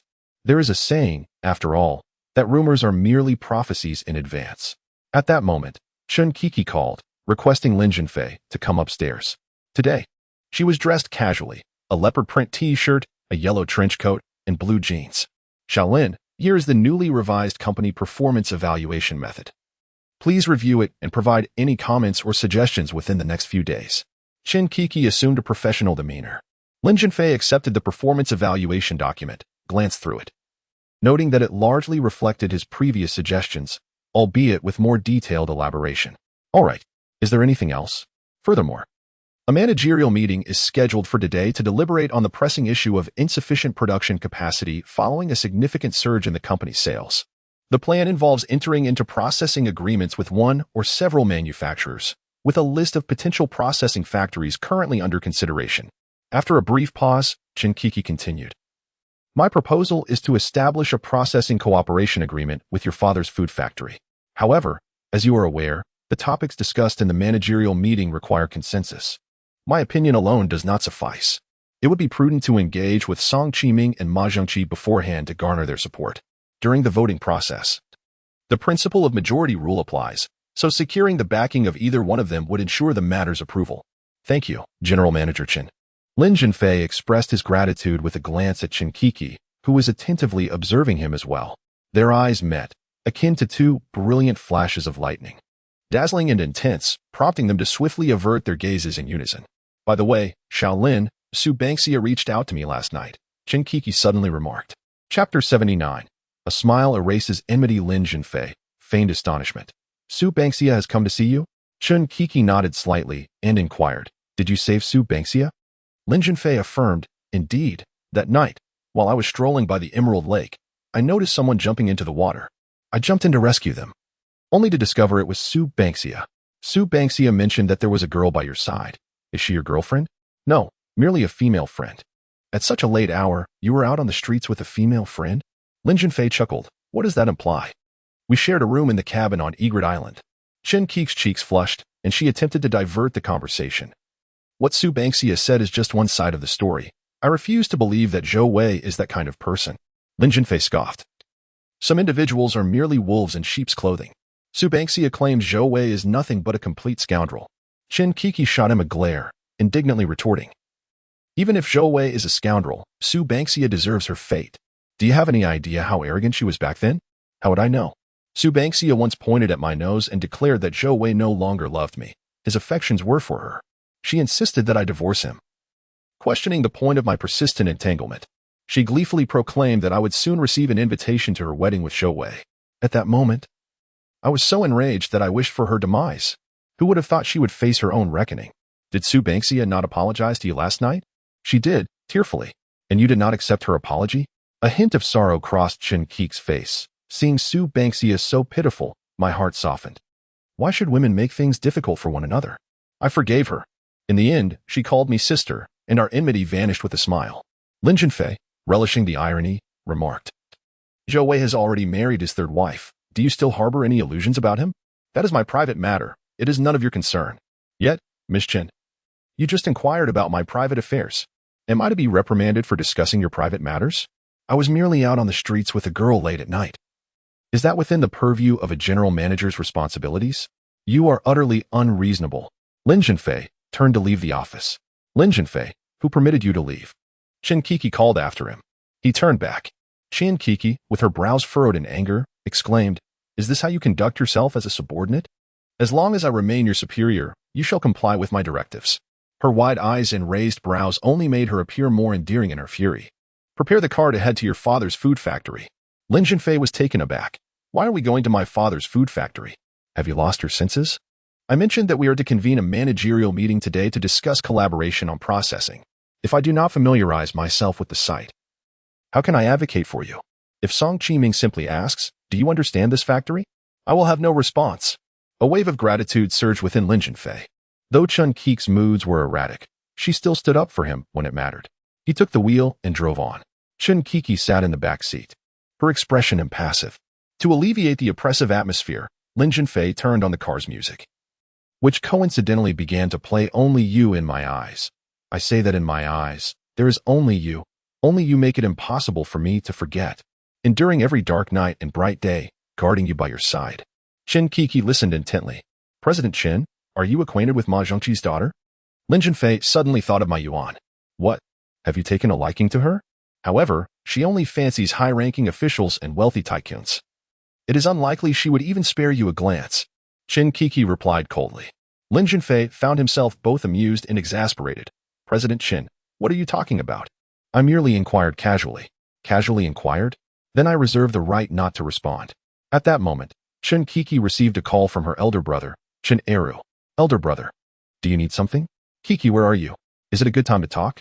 I am on my way to the food factory in Wanghu town. Please go ahead. Elder brother. Kiki, I heard that your food company is struggling to meet demand and is seeking a processing factory. Our Maizawai food company has just introduced 2 production lines and currently lacks sufficient orders. 1 line is idle. Kiki, we can allocate part of our capacity to serve as your processing factory. Elder brother. Our Xingdong Food Company is a state-owned enterprise, not a private one. You are my dear brother, and everyone in the company knows that. If we allow your company to act as a processing factory, not only would it violate the conflict of interest policy, but others might accuse me of nepotism and exploiting my position for personal gain. Kiki, this collaboration can adhere to market principles. I do not wish to earn excessive profits. I have spoken to Song Qiming, and he has agreed. You mean Song Qiming has consented? Yes, Kiki, it only hinges on your approval. You are my dear sister, and I trust you will assist me. Elder brother, precisely because you are my brother, I cannot assist you. I am currently en route to the food factory in Wanghu town with the intention of establishing it as our processing facility. Ah, Kiki, you are turning your back on your own family. You refuse to help your brother, yet you would assist Lin Haiyang? Why? Because I wish to atone for your misdeeds. You know full well the things you have done. Elder brother, my mind is made up. As long as I remain at Xingdong Food Company, do not entertain thoughts of collaborating with us. This is both a principle and a boundary. Kiki, do you still consider me your brother? Business is business, and personal matters are personal. You are my brother, and thus you should support me without bias, leaving no grounds for others to criticize. Kiki, I will state my position clearly. If you do not assist me this time, I shall consider you no sister of mine. Qin Era angrily hung up the phone. Lin Zhenfei inquired, President Qin, are you truly prepared to sever familial ties for righteousness? Qin Kiki retorted angrily, Lin Zhenfei, please refrain from your sardonic remarks. Lin Zhenfei hastily begged for forgiveness. President Qin, I understand that you are willing to offend even your dear brother for my sake. Please be magnanimous and do not hold this against me, your subordinate. Qin Kiki's tone softened somewhat. This is the attitude you ought to maintain. Lin Zhenfei seized the opportunity. In gratitude for your concern, Mr. Chun, I would like to treat you to a meal. You may choose the time and place. Mr. Chun, would you do me the honor? Qin Kiki was quite anxious about the prospect of a flat refusal from Qin, yet to her surprise, Qin agreed, seeing your sincere attitude. I shall grant you this favor. Tomorrow evening it shall be. You decide the location, just ensure it is not a crowded place. Suddenly, Lin Zhenfei recalled that tomorrow marked the birthday of Jiang Furong. Mr. Chun, would tonight or tomorrow afternoon work? No, I have prior commitments this evening, and I need to rest at noon. What is this? Did you not say the timing was up to me? Lin Zhenfei awkwardly chuckled. I just remembered that tomorrow evening is my cousin's birthday. Well then, your cousin's birthday is indeed a significant matter. No need to invite me. Even if you do, I would decline. Once more, he had managed to irritate Mr. Chun. The vehicle arrived at the food factory. No, the precise name should be Jiangzhou Green Workshop Food Company, Limited. Following the auction, the property transfer formalities had been duly completed as per regulations. Chapter 80. The Green Square Food Company. The Wanghu Town Food Factory has been renamed Jiangzhou Green Square Food Company, Limited. However, the new company has yet to be officially registered, as the procedures for industrial and commercial tax registration have not been fully completed. Lin Haiyang stood at the entrance, his expression a tapestry of complex emotions. He yearned to collaborate with Xingdong Food Company. Yet the thought of Qin Kiki being the sister of Qin Eru evoked an undeniable sense of reluctance within him. Uncle Lin. Qin Kiki approached with a radiant smile, embodying the adage of not striking a smiling face. Besides, she was here to discuss cooperation. Lin Haiyang's face broke into a smile. Isn't this Kiki? It has been many years since our last meeting. Chun Kiki beamed back. Indeed, Uncle Lin. It's been at least 7 or 8 years. You still look so youthful. Lin Haiyang sighed. Ah, age catches up with us. Time is relentless. Kiki, I heard from Zhenfei that our green square has the potential to become your company's processing plant. And I truly cherish this opportunity. The company has just been established, and there are numerous challenges ahead. The livelihoods of over 100 workers rest in my hands. And the pressure is immense. Chin Kiki replied, Uncle Lin, you are a respected elder and a fellow townsman. Under equal conditions, I will prioritize your company. Accompanied by Lin Haiyang, Chin Kiki took a tour around the factory area. Once a township enterprise, Green Square Food Company occupies a vast area. Yet in various aspects, such as infrastructure, equipment, talent, and the morale of its employees, it falls short compared to Meiji Wei. Setting aside the avoidance of the system, Xingnong Food Company would be better suited to collaborate with Meiji Wei or other food companies with superior production conditions. Yet, her choice of Green Square seemed to stem from a desire to atone for her brother's transgressions, as well as her connection to Lin Haiyang. Perhaps, however, the influence of Lin Zhenfei was a more significant consideration. Chin Kiki harbored complex feelings towards him. Had he been anyone else? His indifferent attitude would have led her to dismiss him long ago, or at the very least, cast him aside. Yet, for him, she even wished to prevent his resignation, finding ways to retain him. After the tour, on the return to Xingnong Food Company, she remarked, Shaolin, the condition of Green Square seems quite dire. The factory is dilapidated, the equipment outdated, and the employees appear dispirited. Did you notice? A few workers were smoking in the factory area. The production workshop is chaotic and unkempt, and many did not wear hairnets or gloves during food processing. The sanitation situation is alarming. Lin Zhenfei had also observed these issues. He noted the flies buzzing about, the sewage flowing freely, and employees spitting indiscriminately. The production management was unregulated, and the processes were not standardized. If such circumstances did not receive thorough rectification, Green Square was destined for failure. Lin Zhenfei explained, President Chun, these are old problems left behind by the previous food factory. New company regulations are currently being formulated and have yet to be officially implemented. Old habits? Was the factory always like this? Can such an environment produce healthy, safe, and sanitary food? The well-being of the populace hinges on food, and safety must come first. When my father was the factory director, although there were issues, it was never this severe. All of this is a result of your brother's actions. Why have I been unjustly accused again? I have visited Meiji Wei, and it is nothing like what you describe. The food factory is a township enterprise, while Meiji Wei is a private company. Can they be compared? In my opinion, Chun Eru is deliberately attempting to undermine the food factory. You are merely a contrarian. Shaolin, if you were the general manager of Xingnong Food Company, would you feel secure collaborating with Lu Zifang? Certainly not. Lin Zhenfei responded emphatically, and my father has also stated that Lu Zifang is in dire need of revitalization. Next time you come to inspect, you will witness a completely transformed Lu Zifang. I shall take your word for it. I am at a loss as to how to advocate for Lu Zifang during the managerial meeting. My refusal to cooperate with Meiji Wei is devoid of favoritism. But what about collaborating with Lu Zifang? Would that be too indulgent of you? Mr. Chen, I know you genuinely care for me, and I sincerely apologize for my previous disrespect. Lin Zhenfei spoke with utmost sincerity, his words resonating with authenticity. In the past, he had indeed acted excessively, not for any other reason than that she belonged to the Chen family. In a previous life, he had held the position of a CEO. If a subordinate were to disrespect him, it could be forgiven once or twice, but not thrice. Should there be a third instance, he would undoubtedly ensure that they are dismissed. A person who disrespects their superior and frequently challenges them, regardless of their capabilities, cannot be retained. This is not tyranny. It is the preservation of a leader's authority. Are you even aware of your own faults? Chin Kiki scoffed, retorting sharply. Mr. Chen, my previous ire directed at you was unwarranted, as you are well aware. I've reflected on how you have always defended me, yet I have harbored resentment towards you, which feels somewhat ingratitude. I am ashamed, truly ashamed. Mr. Chen, can you forgive me? Listen to my words and observe my actions. Mr. Chen, I shall not disappoint you. By the way, regarding the dinner invitation, I hope you might consider it. Let us discuss that once the matter of selecting the processing factory is settled. Mr. Chen, even if Lu Zifang is ultimately not chosen as a processing factory, I am still profoundly grateful to you. Today, with my spirits low, you owe me a meal. Mr. Chen, it is crucial for women to maintain a cheerful disposition. Otherwise, They risk aging prematurely. Chen Kiki replied defiantly, what does it matter if I age? The one I loved is already gone. Xingnong Food Company. Song Qingming's office. The door was ajar. Song Qingming was on the phone. You really can't let go. There are many positions. It cannot always be me on top. By the way, are you sure your husband is not home? Song Qingming sensed movement at the door. Hastily ending the call and calling out, come in. Lin Zhenfei pushed the door open.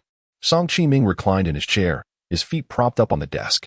One hand was digging into his nose, a look of ecstasy on his face, as if he were unearthing not mere nasal mucus, but glimmering gold nuggets.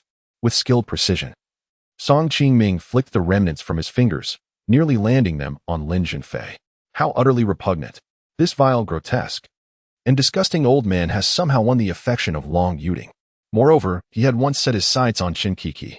He wouldn't even take a moment to reflect upon himself, falling short of even a toad. Shaolin, have there been any developments? Song Qingming rose to his feet, a trademark smile adorning his face. What developments? Lin Zhenfei was taken aback. Shaolin, do you take my words so lightly? Song Qingming's smile faded as he inquired. Has Chen Kiki been associating with other men lately? Oh, is that what this is about? President Chen is a person of integrity, unwavering in his conduct, truly beyond reproach. Lin Zhenfei resolved to confront Song Qingming head-on. Are you composing an ode to her? Have you become addicted to inhaling her foul airs? Song Qingming's words were shockingly crude. I take pleasure in her odorous airs, so what? Her stench is 100 times more valuable than your empty promises. Song Qingming stared at Lin Zhenfei in disbelief, wondering how this fellow had suddenly transformed. Lin Zhenfei, do not presume that by associating with Chen Kiki, you are somehow clinging to a powerful ally. Do you believe I won't have you packing your bags? It is you who should be the one to leave. Besides your flattery, womanizing, and self-serving antics, I cannot discern any other talents you possess, Song Qingming. Song Qingming trembled with rage, his beard quivering. This is insurrection. Get out of my sight. Immediately. Right now. Lin Zhenfei calmly replied. Song Qingming, why the agitation? Which woman will you be rendezvousing with tonight? Be cautious not to be caught in the act. I have preserved the photographs of you and Long Yuting's escapades in room 520 of the Dongqing Grand Hotel, along with a notarized statement. So it was you who orchestrated this all along. I had my suspicions. You hid it so well. I have always conducted my affairs with transparency. But for a scoundrel like you, one must return evil with evil. Chapter 81. Establishing Management Policies. Song Qingming hastily closed the office door, gripped by an overwhelming sense of dread. The issue of conduct could escalate into something significant. If pursued with rigor, it would spell the end for his deputy manager. Shaolin, lower your voice. Don't you think this is an act of ingratitude? Song Qingming whispered urgently. Lin Zhenfei, for the moment, did not wish to amplify the situation. By leveraging Song Qingming rather than ousting him, he could maximize his own benefits. Lin Zhenfei scoffed. Manager Song, do you believe you have done me a favor? Do you really think my entry into the food company is due to your merit? Song Qingming waved his hands in haste. Shaolin, let us not discuss that. What is it that you require from me? Cunning and astute. Song Qingming discerned that Lin Zhenfei had ulterior motives. Let us speak plainly. The company's choice for a processing factory should primarily be the Yuan Wanghu Town Food Factory. I heard from Chen Eru that you acquired it and renamed it Lifsi Fong Food Company. Chen Eru was formerly the director of the Wanghu Town Food Factory. Does Chen Eru's Maizawai Food Company also aspire to be a processing factory for Xingnong Food Company? Just as the conversation unfolded, Chen Eru called Song Qingming. Furrowing his brow, Song Qingming hesitated before answering. Song Zong, this is Chen Eru. Are you free tonight? What is the matter, Director Chen? Tonight, I invite you to the Hogong nightclub. We have a few young ladies, around 15 or 16, with skin so tender it seems to glisten. In a few days, I can arrange something for you. Director Chen, I'm currently occupied. I will return your call shortly. Song Qingming hurriedly terminated the call. Lin Zhenfei smirked. Manager Song seems to be living a life of revelry, akin to a celestial being. Feeling somewhat embarrassed, Song Qingming replied, it was a call from Director Chen's brother. You know he has requests of me. Although Director Chen is his sister, unless I express my stance, Maizawai has no chance of becoming our processing factory. Lin Zhenfei stated. Manager Song, I can assure you that Director Chen firmly opposes Maizawai acting as our processing factory. Taken aback, Song Qingming inquired, would Director Chen truly oppose it? After all, Chen Eru is her brother. Lin Zhenfei retorted with disdain, do you think everyone operates in the shadows like you, engaging in corruption? Song Qingming's mind raced. Initially, I was concerned that Chen Eru might blame me for not assisting him. As long as Director Chen opposes it first, I will have an excuse. Previously, Chun Eru had invited Song Qingming to dinner, gifted him a 2,000 yuan red envelope, and indulged in a lavish night at a club, enjoying the company of a stunning model with an alluring figure. Lin Zhenfei declared, "Excellent. I have faith that Manager Song is a wise individual. A wise individual ought to engage in prudent actions. Furthermore, do not constantly contemplate pushing Director Chen out of the picture. Your capabilities as a leader are lacking, and your virtue does not match your position." Song Qingming trembled. "I harbor no ambitions. Being a deputy manager is quite satisfactory, devoid of worries, and the income is decent." Lin Zhenfei scoffed. "Take care of yourself." In the managerial meeting, Chun Kiki stated, "Now, let us deliberate on the topic of processing factories. Our potential manufacturers include companies such as Green Haven and Mei Jiwei. We shall select one or several of these companies as our processing partners. In my opinion, Green Haven Food Company is the most suitable choice. Although Mei Jiwei Food Company also meets the criteria, the owner is my second brother, and in accordance with the conflict of interest regulations, we shall not consider it. I invite Manager Song and Manager Ma to share their thoughts." Song Qiming expressed, "I wholeheartedly agree with President Chen's proposal." Ma Zhengqi stared blankly at Song Qiming, pondering how this individual had suddenly changed his stance. For a long time, Song Qingming had opposed everything that Chen Kiki endorsed. Had he finally misstepped today? Chen Kiki found it equally perplexing that Song Qingming supported her. It was as if the sun had risen in the west, with both Chen Kiki and Song Qiming advocating for Green Haven. Ma Zhengqi realized that it would be challenging for him to alter the outcome on his own and decided it would be wiser to go along with the tide. Thus, Green Haven was undoubtedly chosen as the processing partner.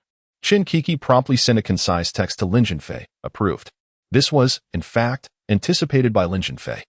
Song Qiming lamented, feeling the discomfort of being at the mercy of others. Lin Zhenfei held his guarantee letter and compromising photos, akin to grasping at his vulnerabilities, capable of causing him distress with just a gentle tug. He could not afford to remain passive. After deep contemplation, Song Qiming devised a plan, a feigned divorce from his wife. Once divorced, he would be a single man, and Long Yuding would also be single. With two single men together, it would not raise any concerns regarding lifestyle choices. Furthermore, the timing of the photographs was irrelevant. He could assert that he had been estranged from his wife due to emotional discord. Besides, a classmate of his held the position of deputy mayor and could lend a hand when needed. However, convincing his wife would be a formidable task. She was a formidable character and would not be easily swayed by mere words. Shingnong Food Company, in truth, possessed a comprehensive set of regulations. Yet they were merely a FAAD, lacking genuine implementation. Without rules, order cannot be maintained. Lin Zhenfei utilized these regulations and refined them with his prior management experience to establish the management system for Green Haven Food Company. This system encompassed attendance policies, job responsibility frameworks, meeting protocols, financial regulations, performance evaluation criteria, as well as production process control, product inspection standards, and food safety and hygiene regulations, among others. Lin Haiyang was astounded. During his tenure as a factory manager, he relied on authority and punitive measures to manage the enterprise. Lin Zhenfei's system, however, was characterized by both rewards and penalties, clearly delineating the two. For instance, a monthly attendance bonus of 100 yuan would be awarded for perfect attendance, while each instance of tardiness or early departure would incur a deduction of 5 yuan, and absenteeism would result in a 20 yuan penalty until the total deductions were exhausted.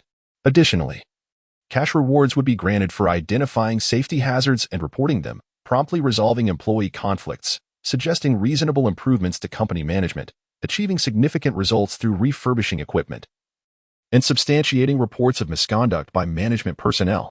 Conversely, violations of company regulations would lead to varying degrees of penalties based on severity, including public reprimands, financial sanctions, suspension for study, probation, termination, or dismissal. Certainly, unless absolutely necessary, one should refrain from hastily resorting to punitive measures such as dismissal or expulsion. Today marks the birthday of Jiang Furong. Lin Zhenfei purchased a mobile phone as a birthday gift for her. It is a Nokia 3310, a model that was quite popular in 2000, identical to the one owned by Cheng Feifei's father.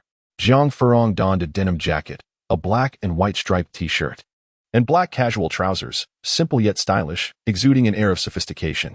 The current Jiang Furong, as reflected in her attire, embodies the essence of a fashionable urban girl.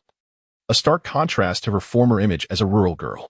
At the 1978 Western restaurant, a place of distinctive elegance in Jiaozhou, they found a window-side table on the second floor. The restaurant's ambience is refined, with opulent decor. A red carpet graces the floor while a crystal chandelier hangs from the ceiling, creating a tidy and inviting atmosphere.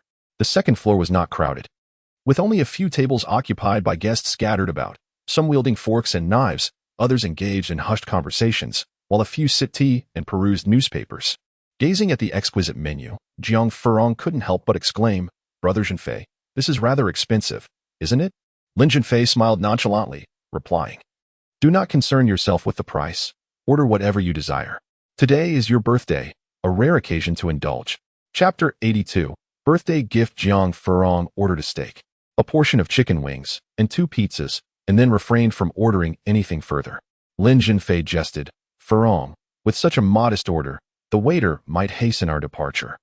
Blushing, Jiang Furong replied, "I think it's quite enough."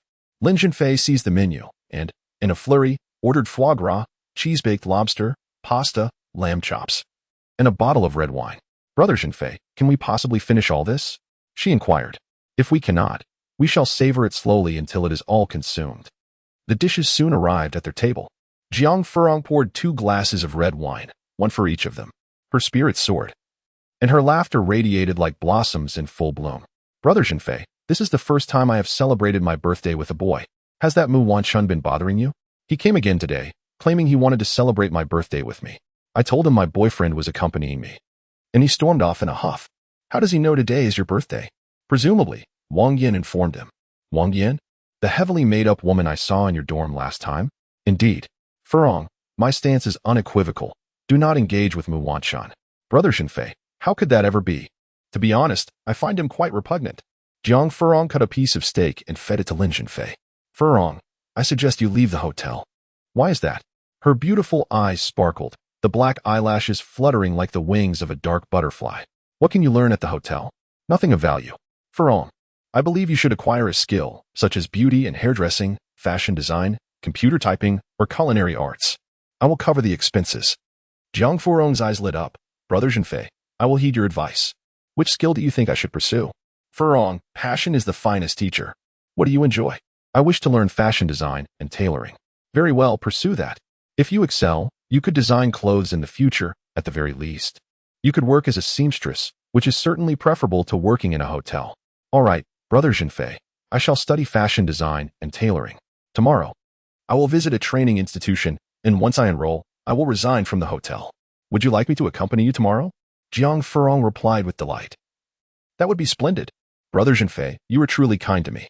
Lin Zhenfei responded, "What else would I be for my dear sister?" A subtle shadow of sorrow crossed Jiang Furong's face. "Brother Zhenfei, do you see me merely as a lovely sister?" Lin Zhenfei chuckled and retorted, "Furong, you call me Brother Zhenfei with such frequency, aren't you my sister? How annoying." Jiang Furong transformed her frown into a smile. "Brother Zhenfei, may I call you Zhenfei directly?" "Certainly." "Wonderful, Zhenfei. About that girl I saw last time, you mentioned you were merely acting. Are you still involved with her?" "She is a lawyer. I sought her out initially due to my father's case. That day, she invited me to her class reunion and asked me to pretend to be her boyfriend, which you happened to witness. Are you satisfied with my explanation?" Jiang Furong smiled charmingly. "I'm satisfied." "Zhenfei, I thought she was your girlfriend." "No, she already has a boyfriend," came the reply, "to be precise, a lover." The thought of Chun Roashi clandestinely rendezvousing with a middle-aged man gnawed at Lin Zhenfei's heart like the taste of a half-eaten insect, a bitter discontent. A lover? In truth, if one cannot become another's beloved, then being their lover is not without merit. "Furong, do you still entertain such notions?" Jiang Furong appeared to be slightly inebriated, her complexion blooming like a peach blossom, her gaze dreamy. Lin Zhenfei retrieved his phone from his bag. "Furong, this is a birthday gift for you. Do you like it?" Jiang Furong gasped in surprise and delight. "I love it, but this gift seems a bit too extravagant." "It is but a small token," he replied. "For no gift is too lavish for you, my dear sister." Jiang Furong pouted. "Zhenfei, I no longer call you brother. So could you refrain from calling me sister? You know my true feelings." Bashfully, she lowered her gaze. Lin Zhenfei was well aware of Jiang Furong's affections, yet he feigned ignorance. "Furong, a girl's heart is a mystery. I cannot fathom your thoughts." Suddenly, Jiang Furong remarked, Zhenfei, do you recall what I told you last time? I said that on my birthday I would give you a precious gift, and tonight I must fulfill that promise. Lin Zhenfei squinted, intrigued. What precious gift? You naughty boy. You know perfectly well, she teased. Lin Zhenfei gazed intently at Jiang Furong. Frankly speaking, apart from her modest education, she possessed no notable flaws. Her gentle demeanor and beauty were compelling, particularly as she harbored deep affections for him. Zhenfei, I heard from my mother that you purchased a villa? Lin Zhenfei nodded with a smile. May I visit your villa? You mean now? Yes. Is it convenient? Zhenfei, you aren't hiding a mistress there, are you? Hiding a mistress? Suddenly, Lin Zhenfei recalled that Xiao Eli possessed a key to the villa, having given her a room there. Sure, Furong. Since you are studying fashion design and lack an income and a place to stay, you can reside in my villa.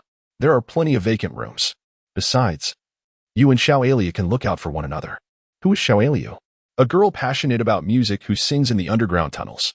Jiang Furong's expression turned gloomy. Zhenfei, you truly are hiding a mistress. Xiao Eli couldn't afford rent and performed at a club. Surely, that was no place for a girl. Thus, I allowed her to stay in my villa, treating it as a means of safeguarding my property. Jiang Furong fell silent. Initially, she believed that the distinguished female lawyer posed no threat, but unexpectedly, Xiao Ailu emerged as a formidable rival. However, what troubled her further was that just as she was about to leave, Lin Zhenfei greeted another pure and beautiful girl. She was Zhang Qianying, a sophomore from the School of Arts at Jiangzhou University, accompanied by 3 or 4 classmates. This is the impromptu singing king I mentioned last time. Zhang Qianying introduced Lin Zhenfei to her peers. Well, seeing is believing. Today, let the king perform an impromptu piece. A petite girl exclaimed. Lin Zhenfei waved his hand, suggesting, perhaps another time. This setting is not conducive to singing, as it may disturb others. Lin Zhenfei, is she your girlfriend? Zhang Qianying inquired with a smile. Gazing at Jiang Furong, Lin Zhenfei remained silent, a smile gracing his lips. Your girlfriend is truly beautiful. Zhang Qianying chuckled, covering her mouth. The petite girl chimed in. Qianying, your idol is already taken. Zhang Qianying nudged her with her elbow, retorting, Tang Shui, who says he is my idol.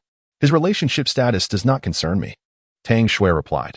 Qianying, you mention the impromptu song king so often that my ears have developed calluses. Go on. Who mentions him every day? Zhang Qianying shot a glare at Tang Shui. A boy interjected, Qianying, it's time to order. Chapter 83. Lin Zhenfei. Jiang Furong suddenly looped her arm through Lin Zhenfei's. This was a bold declaration of sovereignty, as well as a proclamation of love. In their past life, Lin Zhenfei had let Jiang Furong down, leading to an irreparable tragedy. In this life, he was overly cautious, fearful of causing her harm. Zhang Qianying held the menu with a focused expression, while a young man stood behind her, resembling a guardian of flowers. Let us go, Zhenfei, Jiang Furong gently urged him. All right. Lin Zhenfei had barely taken a few steps when he could not help but turn back, casting a glance at Zhang Qianying.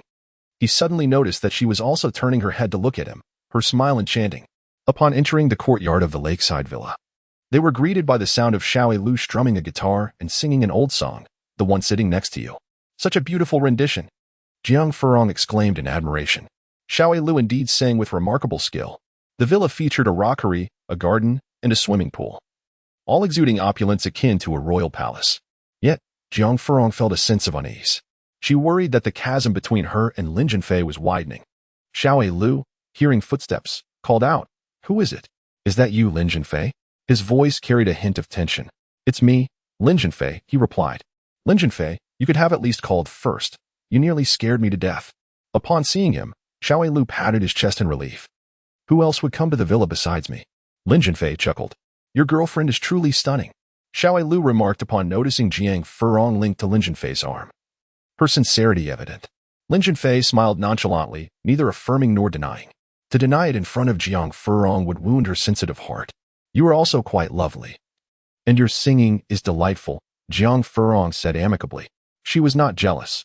Rather, she made an effort to feign indifference. In this world, perhaps a few girls might avoid eating, but not a single girl could claim to be free from jealousy. In terms of appearance, Xiao Lu was somewhat inferior compared to Jiang Furong. The two girls had begun to familiarize themselves with one another. In terms of age, Xiao Lu was 1 year older than Jiang Furong, being 22, the same age as Lin Zhenfei. In a half-joking, half-serious manner, Xiao Lu said, Furong, As the mistress of the villa, I must curry favor with you, lest you decide to cast me out in a fit of anger. If that happens, I would find myself homeless. Jiang Furong blushed, stammering, I am not the mistress. Xiao Lu pressed further. Aren't you Lin Zhenfei's girlfriend? Lin Zhenfei interjected. Xiao Lu, starting tomorrow, Furong will stay with you in the villa. You can look out for each other. Xiao Lu was thrilled, her hands dancing with joy. That is wonderful. Living alone in such a large villa is not only lonely but also quite frightening. Especially at night, the slightest rustle sends me into a panic. The villa boasted 3 floors, spanning 600 to 700 square meters, with 7 or 8 bedrooms. It also included a reception room, gym, music room, study, home theater, and more, all fully equipped. Lin Zhenfei's parents held a profound attachment to their old house and had yet to move in. The 3rd floor housed 3 bedrooms, one of which Lin Zhenfei occupied. He had given one room to Xiao Lu and the other to Jiang Furong. Lin Zhenfei graciously led Jiang Furong into her designated chamber. Do you like it? He inquired with a smile. Suddenly, Jiang Furong wrapped her arms tightly around Lin Zhenfei's neck, rose onto her tiptoes, and planted a soft kiss on his cheek. Zhenfei, tonight, I wish to offer you my virginity. This is the precious gift I bestow upon you. Jiang Furong was strikingly beautiful, bearing a resemblance to actress Zhao Lucy, yet she stood taller and possessed an allure that surpassed her. In the year 2000, Zhao Lucy was but a child. With her ample bosom, curvaceous form, and perfect silhouette, she exuded an intoxicating essence of youth. Lin Zhenfei had never been the type to remain unmoved by beauty. However, in that moment, he hesitated. Jiang Furong was too innocent, too kind, too deeply enamored. If he were to take her most sacred and treasured virtue, yet could not marry her, would that not inflict profound harm upon her? Zhenfei, I adore you and wish to remain by your side for eternity. Jiang Furong's gaze was filled with longing and expectation. Within Lin Zhenfei's heart, a fierce internal struggle ensued. It felt as though he were torn in two. One part was wicked, while the other was virtuous. The malevolent side argued that Jiang Furong was willingly offering herself, and he had not coerced her. Why should he not claim her body? The benevolent side countered that a girl's most precious possession was her chastity. If he were to take it, could he ensure a future marriage and a lifetime of happiness for her? If he could not guarantee that, then he should not proceed. The wicked side retorted that Jiang Furong was so beautiful, if he did not seize the opportunity, would he not be leaving her to others? Just as in a past life, when Jiang Furong had fallen for the scoundrel Mu Wanchun. I must have her, declared the wicked Lin Zhenfei. The virtuous side warned. In the past life, I betrayed her. In this life, am I to inflict pain upon her once more? The two facets of Lin Zhenfei were evenly matched. Jiang Furong gazed at him with a pitiful expression. Zhenfei, do you not like me? The virtuous side gained the upper hand temporarily. Furong, perhaps it is best not to. A girl's most precious and sacred treasure is her chastity. I fear I cannot provide you with the happiness you seek. Please, be my sweet and lovely sister. Tears streamed down Jiang Furong's face, evoking deep pity. Zhenfei, after all this, you still do not like me.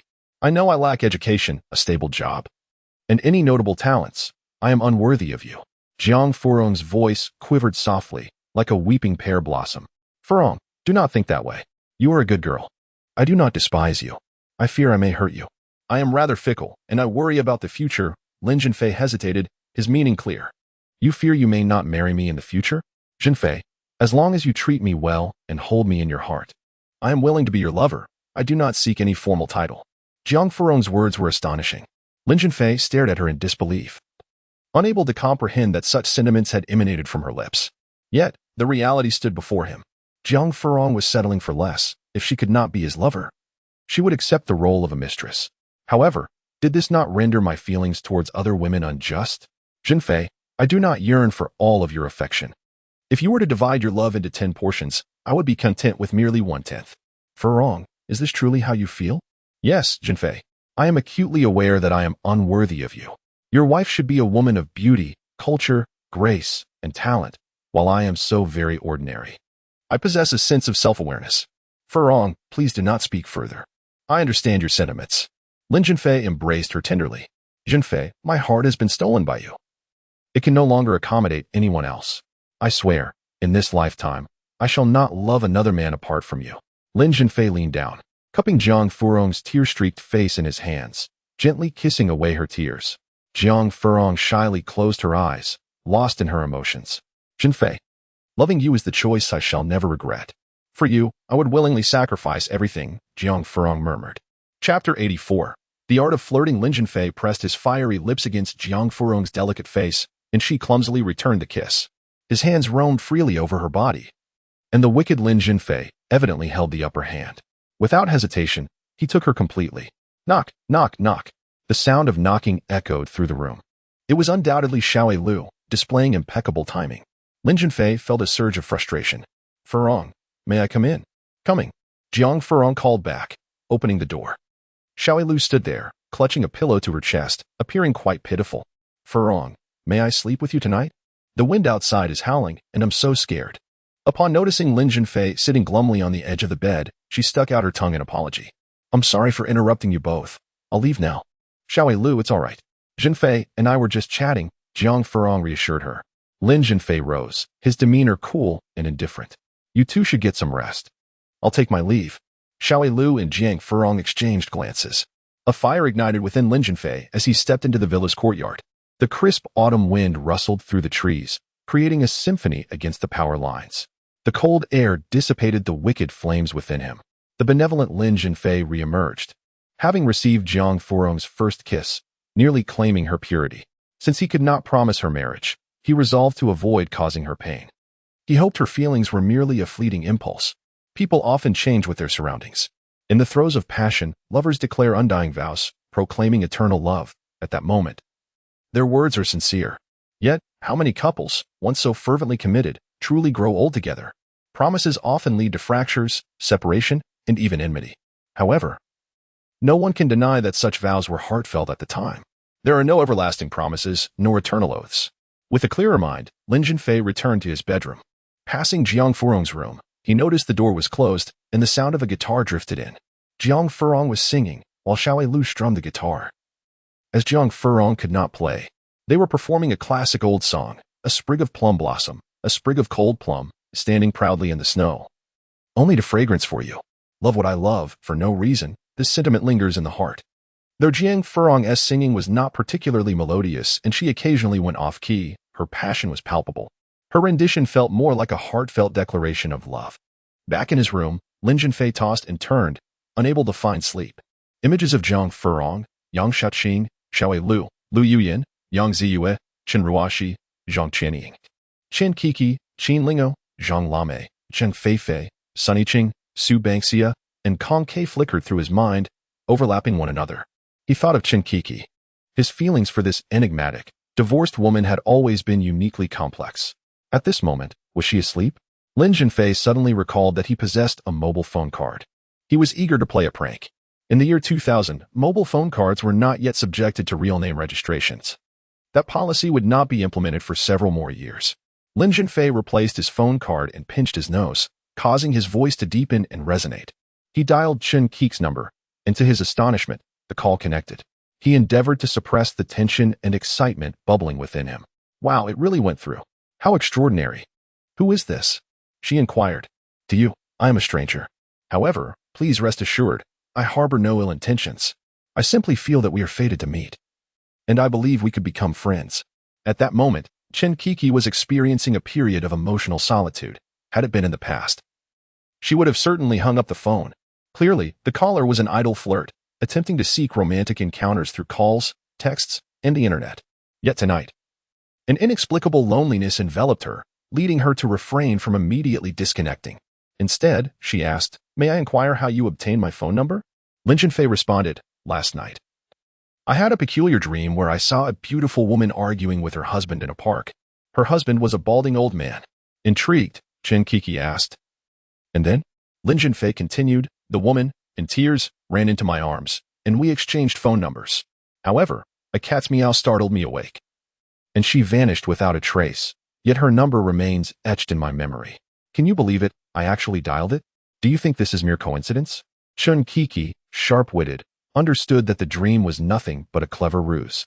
Such tricks might fool naive young girls, but she was far too astute for that. Nevertheless, she chose not to expose him just yet, suspecting that he must know her. However, she could not immediately discern his identity. Lin Zhenfei felt a surge of delight, yet he feared that the truth would eventually surface. Prolonged conversation could unveil his deception. Tentatively, he inquired, Do you have a QQ number? QQ was an instant messaging platform. After his rebirth, Lin Zhenfei had considered developing a competing instant messaging tool, but after weighing various factors, he decided against it. Primarily, he had already missed the opportunity to capture users. By June 2000, QQ had surpassed 10 million users. Additionally, the challenges of technology development, operations, and particularly capital investment were formidable and at that time, insurmountable. Thus, he shifted his focus to the realm of e-commerce where, at that moment, nearly all renowned e-commerce websites had yet to be established. To his surprise, Chen Kiki provided her QQ number. In 2000, personal computers were not yet widespread. Only the affluent could afford one. Naturally, Chen Kiki possessed the financial means to purchase a personal computer. Lin Zhenfei was elated as he powered on his computer and added her QQ number. After a short while, Chen Kiki added him back. Her QQ nickname was Dream Awakens, while Lin Zhenfei's was Greasy Uncle. In a previous life, Lin Zhenfei had encountered a term, PUA, an acronym for pickup artist. This refers to men who engage in flirtation with women online, interacting to establish and define their relationship until intimacy ensues. These insidious men refer to their target women and those they have successfully seduced as prey and pets, subjecting them to psychological manipulation and coercion. Although Lin Zhenfei lacks expertise in PUA, he possesses some experience in online chatting. Oily Uncle, your nickname is Waking from a Dream. Has your husband betrayed you, causing you to awaken from your dream? Waking from a dream. I sense you must have seen me before. Pray tell, who are you? Oily Uncle, I am but a stranger. Naturally, I would prefer to meet you in the future, should fate allow. Waking from a dream. I am not accustomed to online chatting, nor do I meet strangers. This evening, my mood is rather dismal, and I find your fabricated tales somewhat amusing. Have you not deceived numerous women with such tactics? Oily Uncle, I assure you, I have not deceived you. All that I speak is the truth. I too am perplexed by how I dreamt of you, and even recall your phone number. Waking from a dream. So you claim that the woman in your dream is a beautiful one?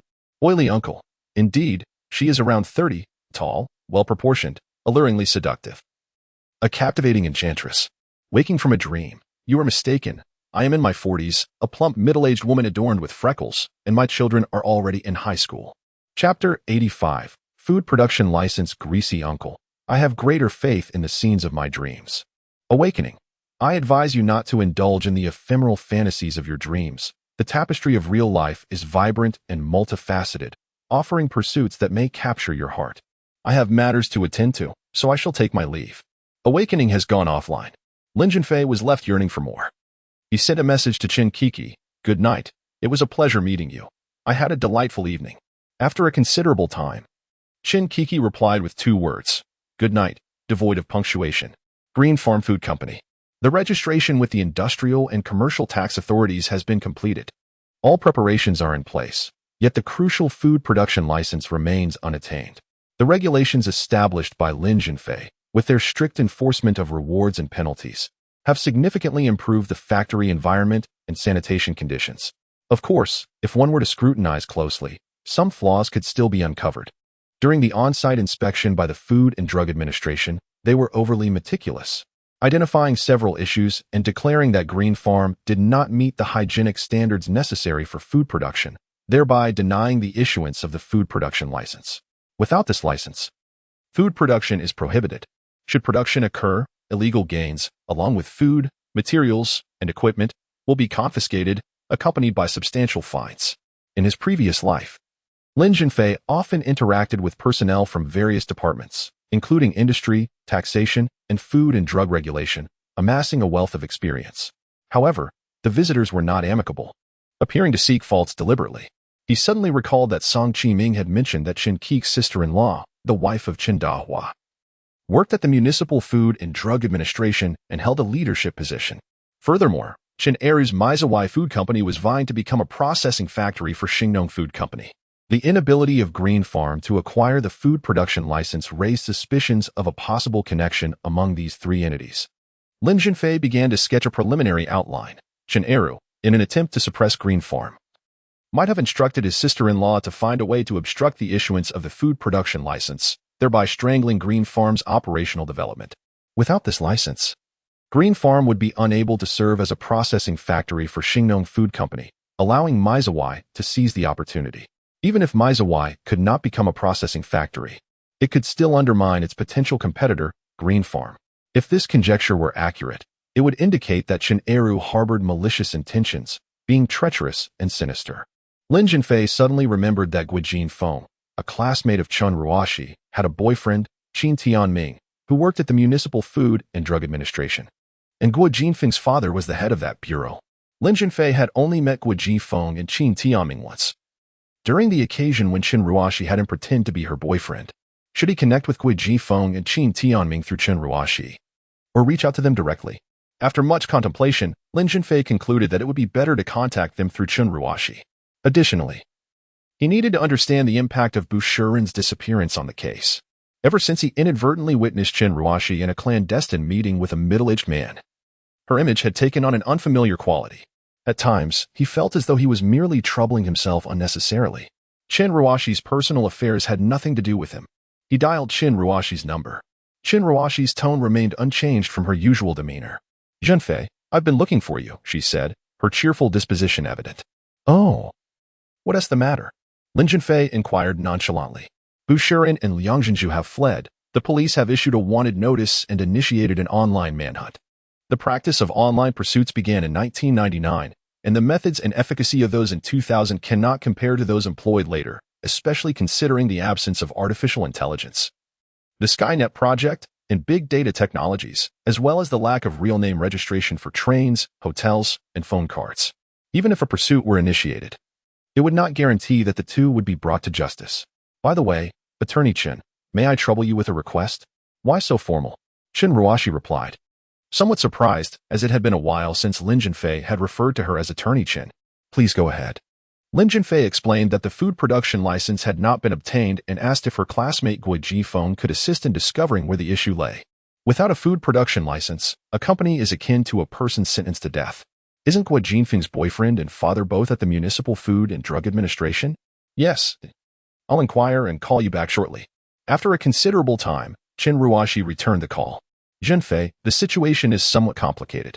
This time, Deputy Director Kang Hui of the Municipal Food and Drug Administration personally alerted the relevant departments to strictly scrutinize the qualifications for the Green Ji Fong food production license." "Who is Kang Hui?" "She is notoriously formidable at the FDA. Even Guo Jinfeng's father yields to her." "What does it mean to scrutinize strictly?" "That's nitpicking.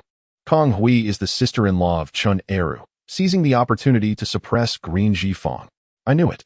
Kang Hui is Chen Eru's sister-in-law." "Zhenfei, Guo Jifeng mentioned that they too are powerless in this matter. They managed to find out this much, which is already a considerable effort.